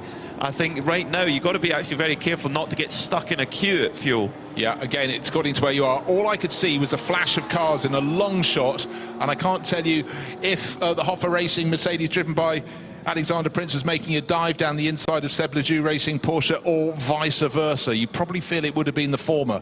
But anyhow, code 60, will this be the last one of the race? And for a lot of the teams that still owed us a pit stop, this is the golden chance to come in and to take it without losing anywhere near as much time as they would had it been green. For Alexander Prince, for Hofer Racing, who really have hardly put a wheel wrong, really, really unfortunate. Let's go and just run down through the classes while we have this period of sort of interregnum. 8th place overall, and it's in the 992 Cup class. Leading that class is Martin Rump. You're looking at a replay. Who pushed who off? Was it the Porsche pushing Martin Rump? Not Martin Rump, sorry, I've just said his name. So was Alexander Prince is getting the tyres up to temperature and pressure. The Seb Lejeune car goes diving up the inside. Prince is on the outside, and then the Seb Lejeune car just tags him. Oh, no. No, what can Alexander Prince do? He's on the outside line. The Seb Lejeune car goes by and just bang, hits him. That was Paul Meyer. I mean, in Paul Meyer's defence, he was not expecting to go past the GT3 car, but of course was trying to get those dry tyres up to temperature with Alexander Prince. But that is heartbreaking for them when they're in that such tight battle with Heart of Racing. Well, you know, under fully dry or fully wet circumstances, the speed differential wouldn't be as great. But I think when you're driving a 992 Cup class, you expect the GT3 runner to be faster. But because a lot of the drivers are running about a dozen seconds off the pace on that first, even second lap out of the pits on fresh, slick rubber, and that's exactly where Alexander Prince was. And he's such a safe pair of hands. I was really surprised that he got involved there, but it wasn't really of his making, unfortunately. He was doing the right thing, not pushing too hard into Buccin on his first lap out on slick tyres, and it was a consequence he wouldn't have considered. But for Hofer Racing, well, the car will be got back onto the circuit. They need to get those roof hooks in so the car can be lifted, and even this isn't going smoothly for them. Really annoying.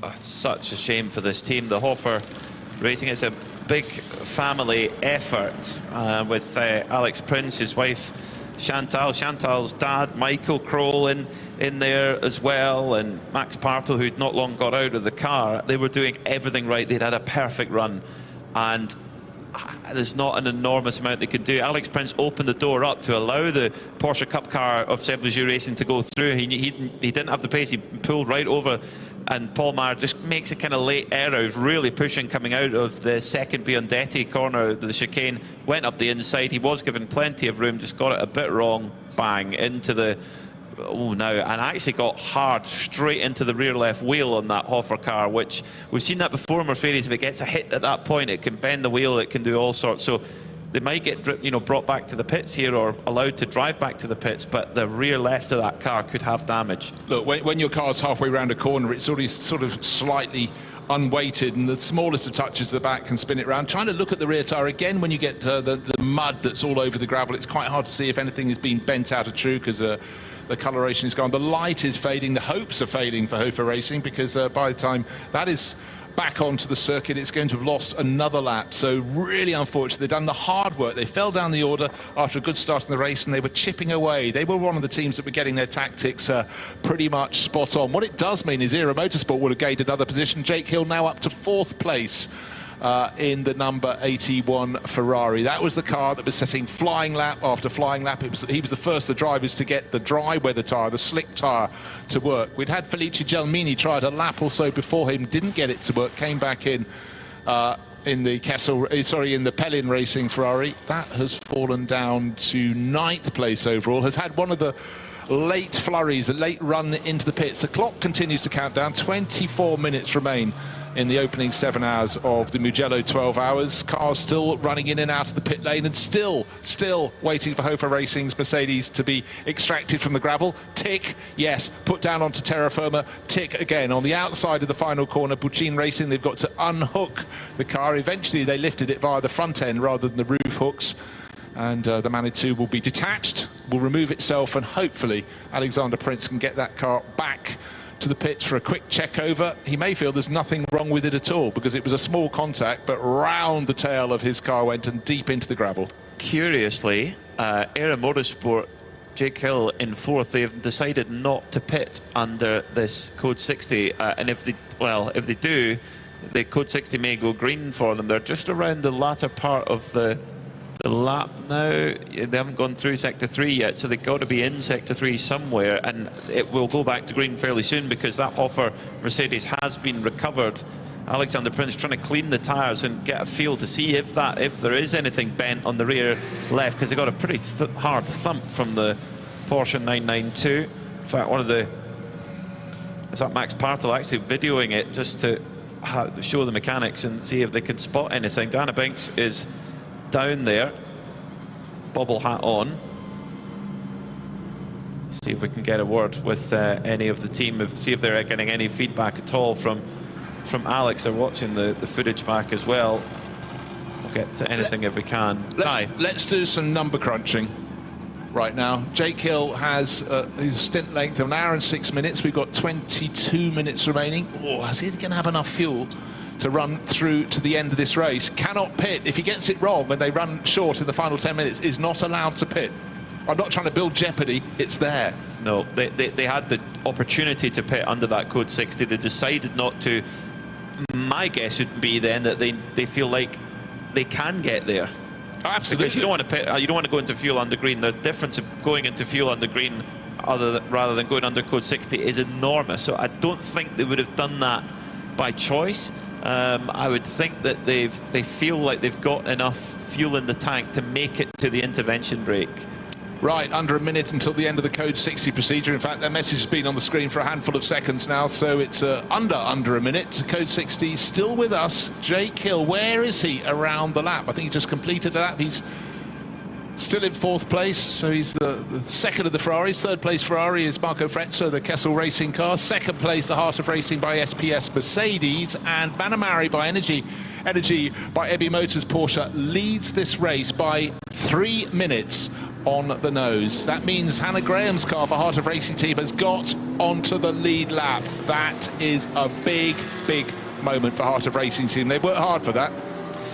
So Jake Hill then in 4th place for Era Motorsport, 21 minutes to go, and how impressive that speed was before that Code 60.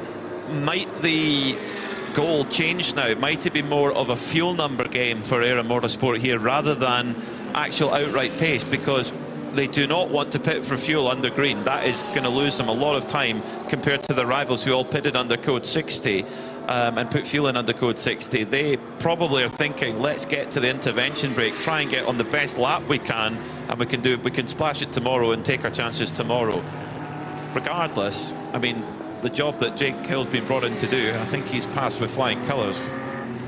Yeah, no, he certainly has. Not just a flash in the pan, and as you pointed out, not only once he started on slicks did he have to wait to get the temperature in the tyre, he had to do it twice with the first of the Code 60s. Now he's happy to do it all over again, but it was the second one that was really critical. He came out of that second Code 60, got the tyres up to temperature, and the speed came, and it was consistently there as he chopped and chopped and chopped away at the fastest lap of the race, leaving it sitting at, what's it now, 1 minute 55.3 seconds. Still not on the pace of a fully dry track. And again, when you look at the track, there is a dry line, but it's taken an awful long time for anywhere off the racing line to be other than damp. Right, Di, what have you got for us? I'm with Hoffa Racing.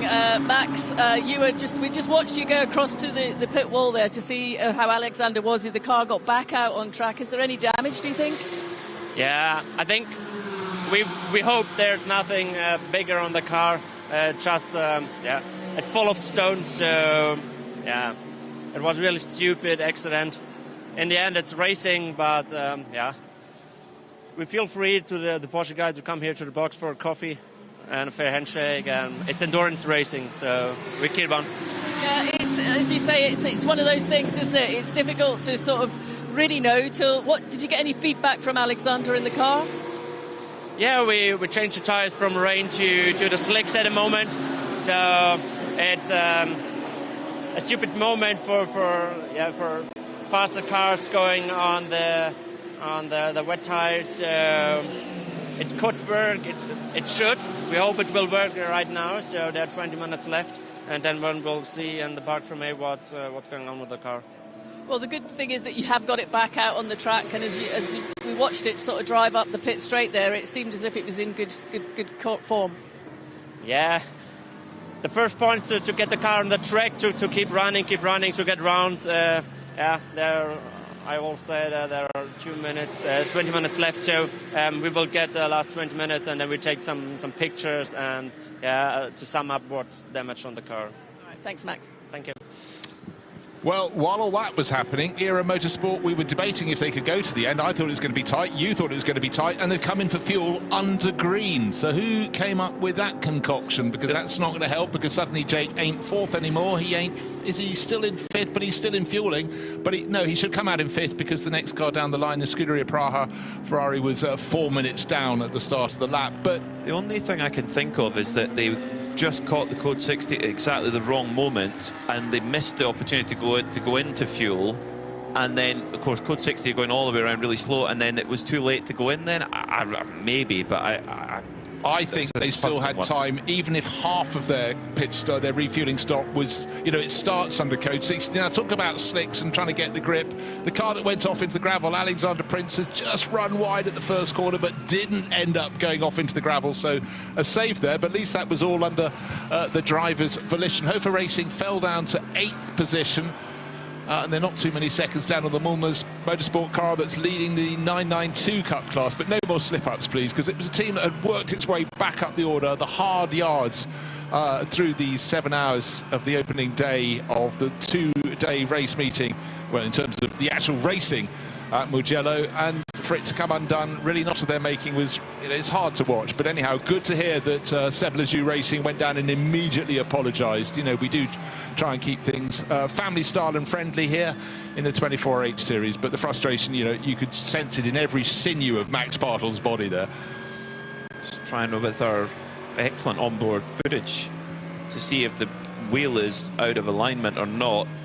It's hard to tell whether it's ever so slightly right hand down, but if it is, it's not by much at all. And pace-wise for Alexander Prince, the previous lap was a 2:05.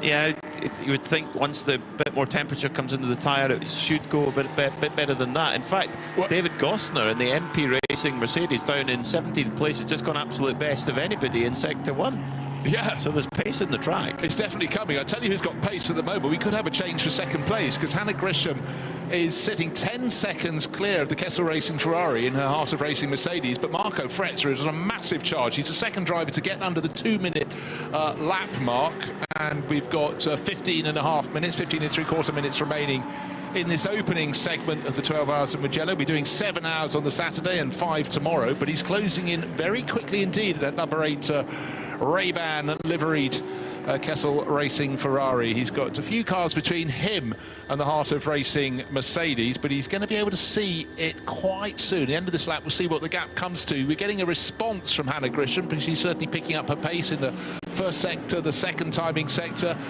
But as they go across the start-finish line, a lap of 2 minutes 2 from Hannah Grisham, and another lap about to go on the board. 1 minute 57. The gap comes down to 5 seconds between them. So the chase is on. This is a doable thing. This is viable in this battle for second place. Both of those cars listed on the same lap as Sabino De Castro in the Manamari Energy by Heavy Motors Porsche. But I think when he comes across the line, they're going to be another lap down. I think he's still sitting on a 1 lap advantage.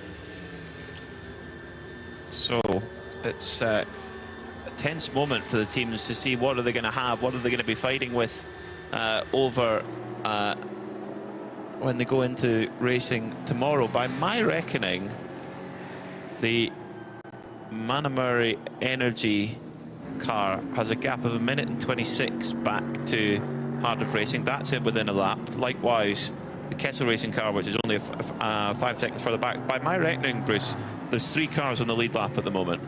Manamari Energy, Porsche, Heart of Racing Mercedes, and then the Kessel Ferrari. 3 manufacturers in the lead lap. They should actually be able, those second two, the Heart of Racing Mercedes and the Kessel Racing Ferrari, whatever lap is completed by Sabino De Castro when he takes the checkered flag, they should come around behind. Bearing in mind, they're about 1.5 minutes behind him. So getting towards a whole lap, but importantly for them, not an entire lap. Interestingly, looking at the pit stop times, Kessel Racing took tyres. So they've got new tyres on the car, because they've stopped for 58 seconds, whereas the others were 27 seconds, as through goes the Kessel Racing car at a canter. Absolutely so. It was a case of looking in her mirrors and going, oh, I need to look out the windscreen because the Ferrari's gone past me, thinks Hannah Graham. But her team, Hannah Grisham, but her team would have been keeping her informed. And for them, the real goal is they were one of the teams that struggled in the early hour or two of the race. They got back into the mix, and if they can finish on the lead lap, that job will be done. And that is just pure tyre. We don't know if it's a new wet or a new dry on Kessel Racing's number 8 car. Maybe Diana can find out for us, because the thing is, if it's a dry tyre, they will, we come back to wet conditions tomorrow morning, they can get changed back to wets, to brand new wets for free, basically, because if there's a change in condition, you're allowed to go from dry to wet. You're not allowed to go from wet to dry. So maybe Diana can find that out for us, what the story is, whether the Kessel number 8 has dry tyres on right now. Because although that being said, you know, they had to spend an extra 30 seconds in the pit box. Now, are they going to get that 30 seconds back in the next 12 minutes? Possibly not. So was it actually worth it? Hard to say. David Gosner is absolutely flying around the circuit. 1 minute 56.5 in his MP Racing Mercedes. This is a car we've seen off quite a few times when it was track conditions were at its wettest, but right now, clearly on slick tyres, it is flashing its way around the circuit, faster than every car, bar the car that's got the fastest lap of the race by a small margin, by only a second, and that's Jake Hill in the Era Motorsport Ferrari. But Jake's car is in 5th place, the MP Race Mercedes down in 16th. But David Gosner, the conditions have come to him, and clearly he's absolutely lapping it up. That previous cold 60 really helped Milner Motorsport in the lead of 992, because they would have had to pit under green, and Red Camels could have potentially not pitted under green and maybe forced them a lap back. But it's more status quo now. We're interested to know how much fuel they have compared to Red Camel Jordans, because they hadn't long been out and they put more fuel in. So if they stay where they are, they're going to start absolutely side by side on the same lap, and it's going to be just go time from the green flag. And well, I can imagine Red Camels might have the Rick Breukers warmed up and ready to go for that charge off the line tomorrow. So much to enjoy tomorrow from 10 o'clock local time. Do join us. That Kessel Racing Ferrari, number 8, has only got one working headlight, so clearly it's been rattled over the curbs at some point, but I'm sure that's they'll have words. And tomorrow, hopefully, we won't need headlights at all. But so we're getting into the early evening here on the end of a very grey and soggy day at Mugello. Hofer Racing still pressing on. trying to regain the ground they lost, but the clock will not be their friend. Actually, it's only a few seconds down. The hunt is on. There is half a chance. Martin Rump, though, who's sitting in 6th, one position ahead of them, is in a different class in the race. He's leading the Porsche 992 Cup class, so he doesn't have to fight this one. But for Alexander Prince, he's just going to want to gain as much ground as he can, just to make himself feel better, because he was the one that ended up being pitched off just as he was having his first run on slick tyres. A chance to build up, wait to get the temperature in, and then attack. And he was sitting in 4th place at the time, but with the contact with the Seblegy Racing Porsche from the 992 Cup class, he got tipped into the gravel, and all the wind was taken out of their sails. I can only imagine that Marco Frezza in that 2nd place Kessel Ferrari is on dry tyres, because he's just done a 156.1. That wouldn't be possible on the wet. So put on that for the sprint, and you know, he's 10 seconds a lap quicker than both the car ahead and Sabino De Castro on the wets, who stayed on those wets. So yes, actually, although he was 30 seconds changing them, 3 laps, he's got that back. So that was a really interesting strategical call there from Kessel Racing with 9 minutes to go. And if they really want that to stay green, because under code 60 you can be on whatever tyres you want. You're still code 60, but under green, of course, then that advantage keeps going. Your heart goes out to Hoffer Racing. They ran the perfect. They were running the perfect race all day today. Every single one of their drivers doing their best job, and then they get taken out by another car, no fault of their own. They gave as much room as they could possibly give without running off the circuit, and they still get taken out. That's where endurance racing can be cruel. As Marco Frezza on those fresh, dry tyres, 154.7. So he's found 6/10 over the best lap set by erstwhile fastest driver Jake Hill. So for Kessel Racing, and clearly the Ferraris, we've seen the Ferrari and the Mercedes, they seem to be the cars that shone when we had qualifying and practice and testing on dry circuits, and we're getting towards a dry circuit and certainly coming to their own. But it was about nursing those tyres, making sure you had enough heat before you put the pedal right to the floor, and they've made it work very nicely indeed. Alexander Prince, we talked about him for Hoffer Racing, getting closer and closer to the tail of the Mullner Motorsport car that's leading the 992 Cup class in 6th overall. I thought for a nanosecond there I was seeing a little bit of rain blowing through, but at this point with 8 minutes remaining, it's really not going to matter too much. Look at... Oh, there we are. No. I did spot some. Definitely started to rain. Yep, the rain is coming down, and quite heavy at the moment. so it's just started. 8 minutes left on the clock. So the drivers who have got wet tyres on, whether they're worn out or not, they are now dancing a jig. So Marco Frezza, who just done the absolute best lap of the race on dry tyres, now he's got 7 minutes, and he was in dreamland, and then within 30 seconds all of a sudden he is in a world of pain. 7 minutes and 44 to go, and now the rain is coming down hard as the Hoffer car, which is the Scuderia Praha car, off in the gravel, and does he get it out? Oh, using all the power of that Ferrari V6, and he finally gets going. Oh, and the Vortex is off. This will be code 60, because that car is beached up to well beyond the tyres there, so we could go code 60 with 7 minutes and 22 seconds to go, but the pits are closed. But if you're in pure wet conditions on dry tyres, code 60 is maybe just doable. Maybe uncomfortable, but doable, I think, as we surely will be going code 60 in fact we are 20 seconds to a code 60 with 7 minutes left on the clock, so that effectively neutralizes the field. But how heavy does that rain get? If it's just little spits, you can probably survive on the dry tire. Oh, back it off. This has not been a race that's let anybody relax. Drivers, mechanics, team strategist, team meteorologist, and only person that could relax was the one that was given a pizza in the pit lane. 80 of those distributed to make the teams feel better, but a lot of teams will be feeling, oh, if it hadn't been for X and Y, if I hadn't put the slicks on, then if there hadn't been that code 60. But for Manamari Energy by Ebi Motors, oh, and the rain really is coming down as we get a sight of that car. The clock continues to count down. We've got 6.5 minutes remaining, but they're sitting on an advantage of 1 minute and 11 seconds. That's like a dream. But 2 other cars on the lead lap, the Kessel Racing Ferrari that just set the 2nd fastest lap of the race, and Hannah Grisham driving the Heart of Racing Mercedes in 3rd. Nobody else on the lead lap, so they've got quite a mountain to climb tomorrow. But really, across the board, Manamari Energy have done a fantastic job for Porsche to lead this one. So yes, Hannah Grisham just on the lead lap, just. at the moment. So, and the thing is that this was not what, with the rain coming down, when it was dry, Manamara Energy must have been praying for a code 60. They must be like, please stop the pain. We're on old wet tyres and we're getting destroyed by the Kessel Ferrari that's on dry tyres. And then the rain starts. They're going, okay, no, we didn't mean that. We didn't mean that. Stay green, punish them. And then the code 60 comes out. This is Christmas Day for Kessel Racing in second, because they're on they're a minute and 10 behind. They won't be a minute and 10 behind when we grid up tomorrow, because, well, they're on the same lap, so they'll start alongside them on the grid. And if we come into wet conditions, which is what we're expecting, they can get a free tyre change to shiny new Michelin wets. If that is, but then if not, it's dry. Yeah. And then that means Manamura are on old wets and they've got to come in and change. So whether it's wet or dry, Kessel Racing, I think, are going to enjoy their dinner tonight.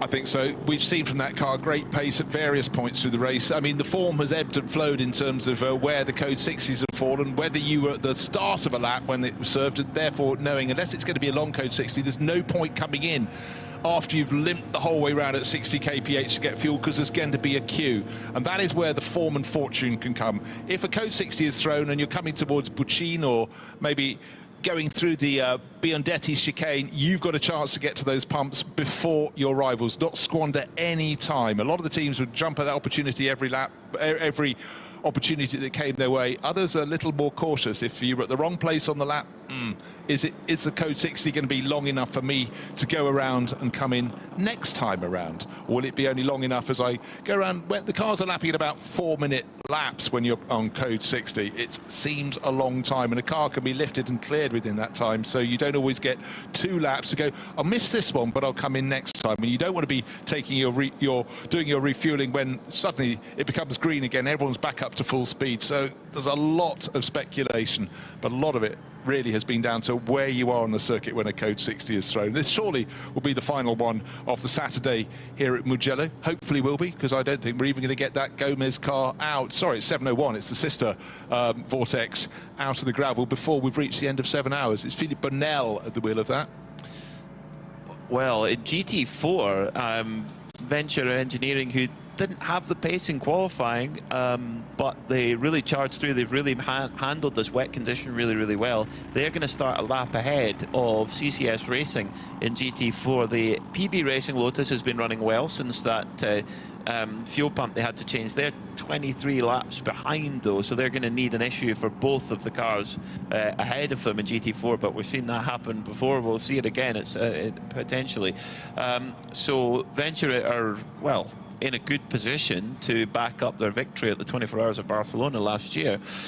So, in terms of 992, we're going to have 2 cars on the lead lap there, Milner and Red Camel, and they've been in their own division all year. Sepleju, despite all of their trials and tribulations, somehow they're in the lead of the 992 AM class. I'm not entirely sure how they've managed that, because they've been in the gravel, they've had spins, they've had incidents. Quite remarkable, quite remarkable. We haven't seen any penalty come through for that incident with the Hofer Mercedes. That doesn't mean there won't be one, but we haven't seen one come through yet. Well, I have to say, Bruce, I am mentally exhausted with it. This has been, I don't know how the teams do it. No, I mean, we spent most of the race sitting down there, buzzing around their garages, having to effect tyre changes, and but the brain power of just trying to predict, you know, how much rain is coming in the next natural stint length. But for Manamara Energy by Ebi Motors, they want the track to be wet, because the Porsche doesn't seem to have to be equal in performance in the dry with the Mercedes and Ferraris, and embarrassingly for them, or unfortunately for them, their lead of really well over a minute is going to come down to just being on the pole position with the Kessel Racing Ferrari on the other side of the track. But it's all about getting to the end of the 7-hour mark when we close the racing for Saturday on the same lap as the race leader. Only 2 other cars will have managed that, the Kessel Racing Ferrari in second, and the Heart of Racing by SPS Mercedes in 3rd position. Everyone else is on the back foot for tomorrow, but as we've seen today, the pendulum can swing one way, swing another. The leader is now on their last lap of Saturday here at Mugello. The leader is the Manamari Energy by Ebi Motors Porsche. Sabino De Castro is the driver who is bringing that to the end of the Saturday action, but still waiting to see how tomorrow is going to shake out. The weather forecast is slightly better, but as we've seen today, the weather hasn't behaved according to the forecast, so that will keep all the teams on their toes. Three cars on the lead lap game on tomorrow, one of which an AM category car. Really impressive. I mean, you've got to think that the Hoffer car would have been on that lead lap as well if it weren't for that incident, and they're, I'm sure, as aware of that as anybody. So you'll have just one lap behind. No, actually 2 laps behind the Continental Racing by Simpson Audi, and then a further lap behind them will be Jake Hill in 5th. So he's got 3 laps to catch up. Have you got the checkered flag, Peter? If so, wave it, because the Ebi Motors Porsche is coming to cross the start-finish line. 7 hours of racing here at Mugello on the Saturday completed. So many tales to tell, so many ifs and buts and maybes, but the best job done with Sabino De Castro completing that, building really on the very hard work as well of Sergio Nicolai and a little bit from Fabrizio Broggi. So smiles down there. The first part of the job is done. It's one of the friendliest teams in the pit lane in 24H races, so double smiles all around. Fantastic stuff. Yeah. Oh, they've even got a team dog as well. That's always a good thing to have. I think so. For morale. So checkered flag out then, but that's not checkered flag of the Michelin 12 Hours of Mugello. Oh no, we have 5 hours of racing for you tomorrow. We've got the team dog. It's a King Charles, an Italian King Charles Spaniel. Fantastic stuff. That keeping the smiles out in the team. I love it. Brilliant stuff. Keeping dry as well, very important. Diana Binks is down in that Ebi Motors garage. I certainly am, and I was going to chat to the doggy, but I won't. Fabrizio, what a great way to end part 1 of this weekend here. Yes, it is absolutely great, but of course the race is longer. We have learned, unfortunately, with some sorrows, that races do end at the checkered flag on the second day. So we will see. We'll get you to just walk out with us. Yes. We've just got a little bit of an issue. I think the weather's affecting all of us. So if you just wouldn't mind, that's great, yeah. It's been a very difficult race for everybody. People that put slick and tried, then they went out, and it was worse. To gain 5 seconds, then you were losing a few minutes. We have been lucky. We did a decent race. I sacrificed my stint today to be in this position. I haven't been in the car because they were the safest.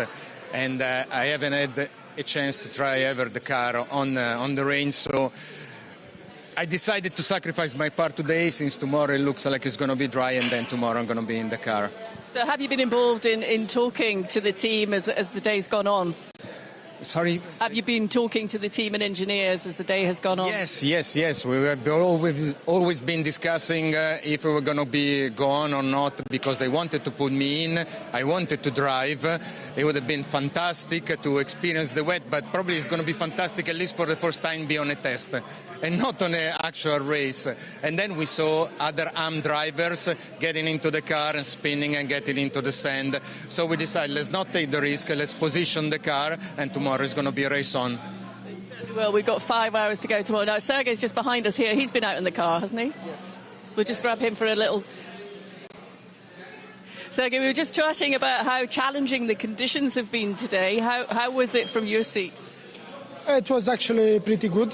It was our second time in the rain. So we did a good job, but we still have 4 hours tomorrow. 5 hours. 5, sorry. I hope it's 5. Yeah, it was a little bit longer for me in the rain. Well executed at this point. Obviously, we've got tomorrow to go. So obviously, we wish you all the best for tomorrow. Thank you. Thank you. Thanks a lot. Thank you very much. See you tomorrow. Brilliant stuff from the Ebi Motors team. Always smiling. And this was a step up. They made it 2 seasons ago to step up to the 911 GT3R. In fact, it was last year they moved up to it. They were always running the 992 Cup car before that. Yeah, 2024. I mean, and it's a big step. You're talking triple the price probably for a the latest GT3 car, which that 992 is. No, absolutely so. It's a big step, and you're coming up against teams that have other experience already with the GT3 cars. It's a big learn. Now, one thing that's really unusual here is the cars will form up on the grid. They will not be parked in their garages overnight. So the car we're looking at to come round and form up on pole for tomorrow is that number 95 Porsche from Manamari Energy by EBI Motors, and it's working its way. The evening is falling very fast over the circuit here. 6:29 is sunset, but we haven't really seen the sun. Can't set today. It's just a different form of cloud, I think, today. But we've had thrills and spills. We've had chopping and changing order, and there's so much for these teams to consider. If we'd had this weather in a year where they already knew the tyres would be one thing, but they were learning as they went. And we just heard from Fabrizio Broggi there saying that he sacrificed his space in the car today so they could get their position with his two more experienced teammates. And tomorrow will be his turn to learn. And would it be nice to learn the wet turn in testing? No, the West tyre is being tried for the first time in the race for all of these drivers. So tricky for them. Well, if we arrive tomorrow with dry conditions, there's a chance, but it's quite literally 50-50 by the forecast that we're looking at the moment. The thing is, though, that Kessel Racing in second place, and we'll start, on the same lap. Like you say, we've got three cars that will start on the same lap: Manamari Energy, Porsche, Kessel Ferrari, and Heart of Racing Mercedes. Kessel Racing are in a unique position because they have dry tyres fitted to their car right now. So if we have dry conditions tomorrow, they don't need to pit to change. EBI Motors do, Manamari Energy by EBI Motors do. But if we come to wet conditions, Kessel Racing also get to change for safety reasons. They get to put wet tyres on. So Kessel are in the pound seat, and they only put one stint in for David Faminelli. They still have 3 hours of his driving time they can use up. That is gold dust. So right now, who is in the absolute most comfy position? Yes, EBI Motors crossed the line ahead, but actually it's the Kessel Ferrari, it's that blood red Ray-Ban Ferrari that's in a good spot, in my view. No, I absolutely concur, but I sort of had a sort of wry smile on my face. I was still thinking they've got to get round the first corner tomorrow. It might have 5 hours of racing. I'm not trying to be the old cynic, I'm just being old. But, the advantage has come their way, but it didn't come their way by just good fortune. They had to interpret the situation. We heard from Fabrizio Broggi. He knows he's going to have a lot of time in the car tomorrow. He hasn't done that. That's the car that came home first with an advantage of best part of 2.5 minutes, but that's nothing, because when the cars are forming up on the grid, which they are now for tomorrow's race, it's only one grid position. It's not 2 minutes and 29 seconds. No, sir. So it will be, David Pogosayan for Continental Racing by Simpson Audi will be 1 lap down starting tomorrow. The Era Motorsport Ferrari, after some amazing work in those last couple of hours by Jake Hill, it must be said, they'll be 2 laps down. Now, the biggest one for me, though, Bruce, and I did not see this, was Milner Motorsport actually finished a lap ahead of Red Camel Jordans. So they're on 158 laps. Red Camel Jordans in second in 992. They're on 157 laps. So that I did not expect that. So that late code 60 really did play in the favour of Milner Motorsport. In terms of the AM class, Seblitude, I cannot believe they've managed that. They've also managed to be a lap ahead of RPM Racing, of Krone Racing. So it's all to play for. GT4 Venture are a lap ahead of CCS Racing. So very, very tight. In fact, it's at the front of the field where it's the tightest. It's the only category where we have multiple cars on the lead lapping category. Yeah, really, really is. But it's been an enthralling day. And night appears, the cloak of darkness is falling across the Mugello circuit. But it's been enthralling. The teams have learned as they went along. And then that gamble in the final hour, people starting to go, you know what, let's try slicks. Didn't work for all of them. And certainly you had to feel for Hoffa Racing being spun around there. Alexander Prince, the innocent party there, unfortunately, but that's put them several laps down. And you work so hard for 6.5 hours to gain track position and be on the right tyres at the right time, not just for the end of the race, but for tomorrow's race tomorrow morning. A little bit of contact and it can all change. That's racing, that's endurance racing. Smile on my face. I think it's been a brilliant Saturday here at the 12 hours of Mugello. 5 hours to play. Who's going to win? You reckon it could be Kessel Racing. They're certainly starting from the outside tomorrow with an advantage in their Ferrari. Or are they? I don't think there's any guarantees, but who has got the best position heading into tomorrow? I would say it was Kessel, but there is, as was proven today, nothing is guaranteed. And with the weather being so unpredictable, I don't know. But everyone has seen the checkered flag now, albeit at slightly reduced speed under code 60. So 3 cars then on the lead lap. That is the number 5 Ebby Motors Maramuri Energy Porsche, the number 8 Kessel Ferrari, and the 27 Heart of Racing Mercedes AMG. A great job from them. They're an AM class car and they're there on the overall lead lap. Fantastic stuff. We've seen it before with CP Racing as an AM class car winning overall in these races. Could Heart of Racing repeat that feat? Let's see. 2 laps back from them is the Continental Racing Audi, number 69. Then that's in 4th place. 5th place, a great fight back from Jake Hill in the final couple of hours, making that brave call to go into dry tyres, and fortune definitely favoured the brave there. They're a further lap back, 3 laps off the leaders. They're on the same lap as the 992 class leader, the 921 Milner Motorsport car, which is in 6th overall. In fact, there's a lot of people on 158 laps. It's Aram Motorsport in 5th, that leading 91 Milner car, the 11 Hofer Mercedes, the 71 due to Audi, and the 93 Mercedes for Red Ant Racing. So very, very exciting there, who comes out on top. Then one thing that just didn't quite fall their way was Red Camels. They are 2nd in category, but they are going to start a lap down on Milner Motorsport. There's going to have to be some strategical genius and some great driving from their pit wall and indeed behind the wheel. In 11th, it's the number 44 ARC Bratislava car. They're on 157 laps. A further lap behind is the Scuderia Praha Ferrari. Then it's the 29 Ferrari of Pelin Racing on 155 laps, which they share with the GTX leader of the Gomez brothers, who actually brought out that code 60 towards the end of the race. Leading in the 992 AM class, a team that have had an incredibly eventful day, I think it would be fair to say. The 888 Seblejew Racing team there in 15th overall, sharing the same lap as the MP Mercedes, car number 58. Then it's 2nd in 992 AM, that's the 907 RPM Racing machine of Tracy Crowe, Nick Johnson and Philip Hamprecht. A good fight back from Homeguard Motorsport. They had to start at the back of the pack. They're going to roll off from 18th tomorrow on the same lap as that Krone Racing car. Then it's Ajith Kumar Racing. They're on the same lap as the 2nd place car in class. They're 3rd in class at the moment. 901 Kumar Racing. They are in a fighting position for tomorrow to see how they can go and see if they can take the honours in the AM class. 973 Ebby Motors, their 992 Cup car, sits in 20th. In 21st, then, it's the number 949 for Scuderia Ferron car. Then 22nd, it's the 992 Porsche Baltic machine. GT4, really interesting. GT4, there's actually 2 laps between the Venture Engineering Mercedes and the CCS Porsche, the Gebhardt family outing car. So at the moment, it's advantage Venture. 965 MDM Porsche in 992. They've shown a lot of pace, but they've just had too many incidents, unfortunately. They're a little bit off the pace in terms of laps for 992, but let's see what they can do tomorrow. The number 701 Vortex is in 26th. The 928 HRT Porsche is 27th. The Lotus PB Racing machine, unfortunately, a lot of repairs required to get the fuel pump repaired. 33 laps they lost there, but they'll come back tomorrow fighting.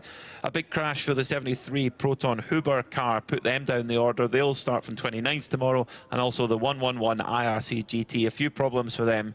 They came home 30th and will hopefully come back out fighting tomorrow. I don't know if we'll see the E2P Aston Martin tomorrow. They've been in the pits throughout the day since that incident on lap 58. Hopefully we do, because it's always great to have our smiling Spaniards out on track. Unfortunately, it was a non-start for the Pelin Racing number 23 machine.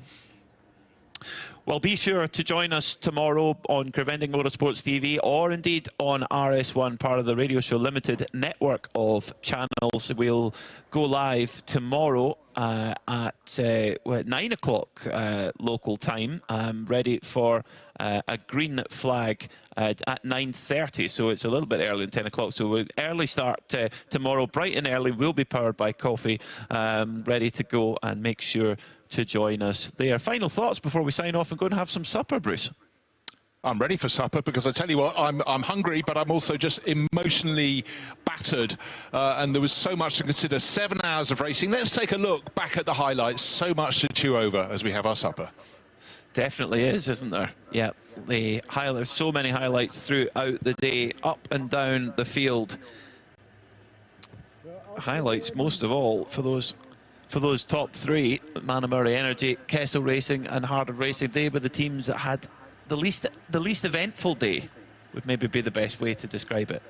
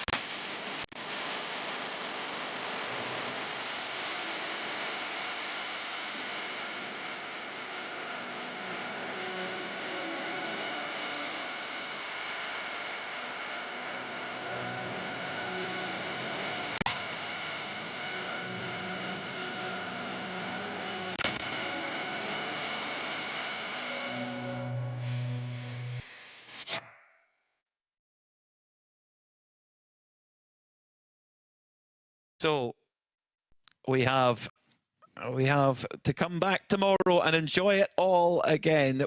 At local time will be live from 9 o'clock European time, local time here at the circuit in Mugello. Do join us on Creventic Motorsports TV or indeed on RS1, part of the Radio Show Limited network of channels. But now from here in Mugello, it's good night. Thanks for watching.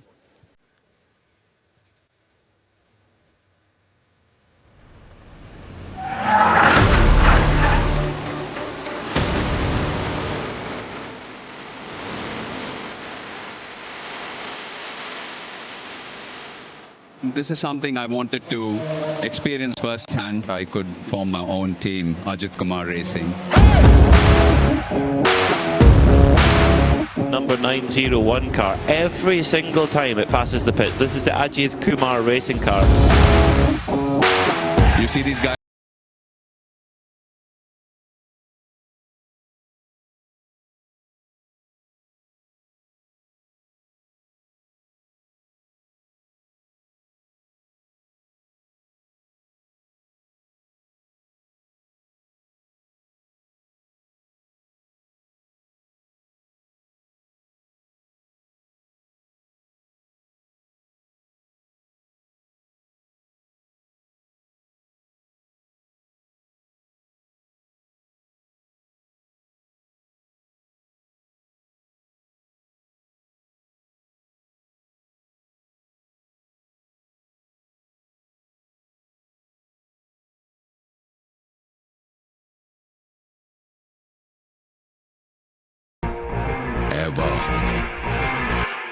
Give up! Q&Q Pharmacy. Quality healthcare at affordable price.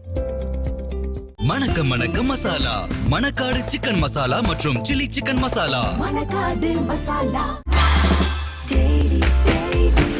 Taste the daily. Taste the daily.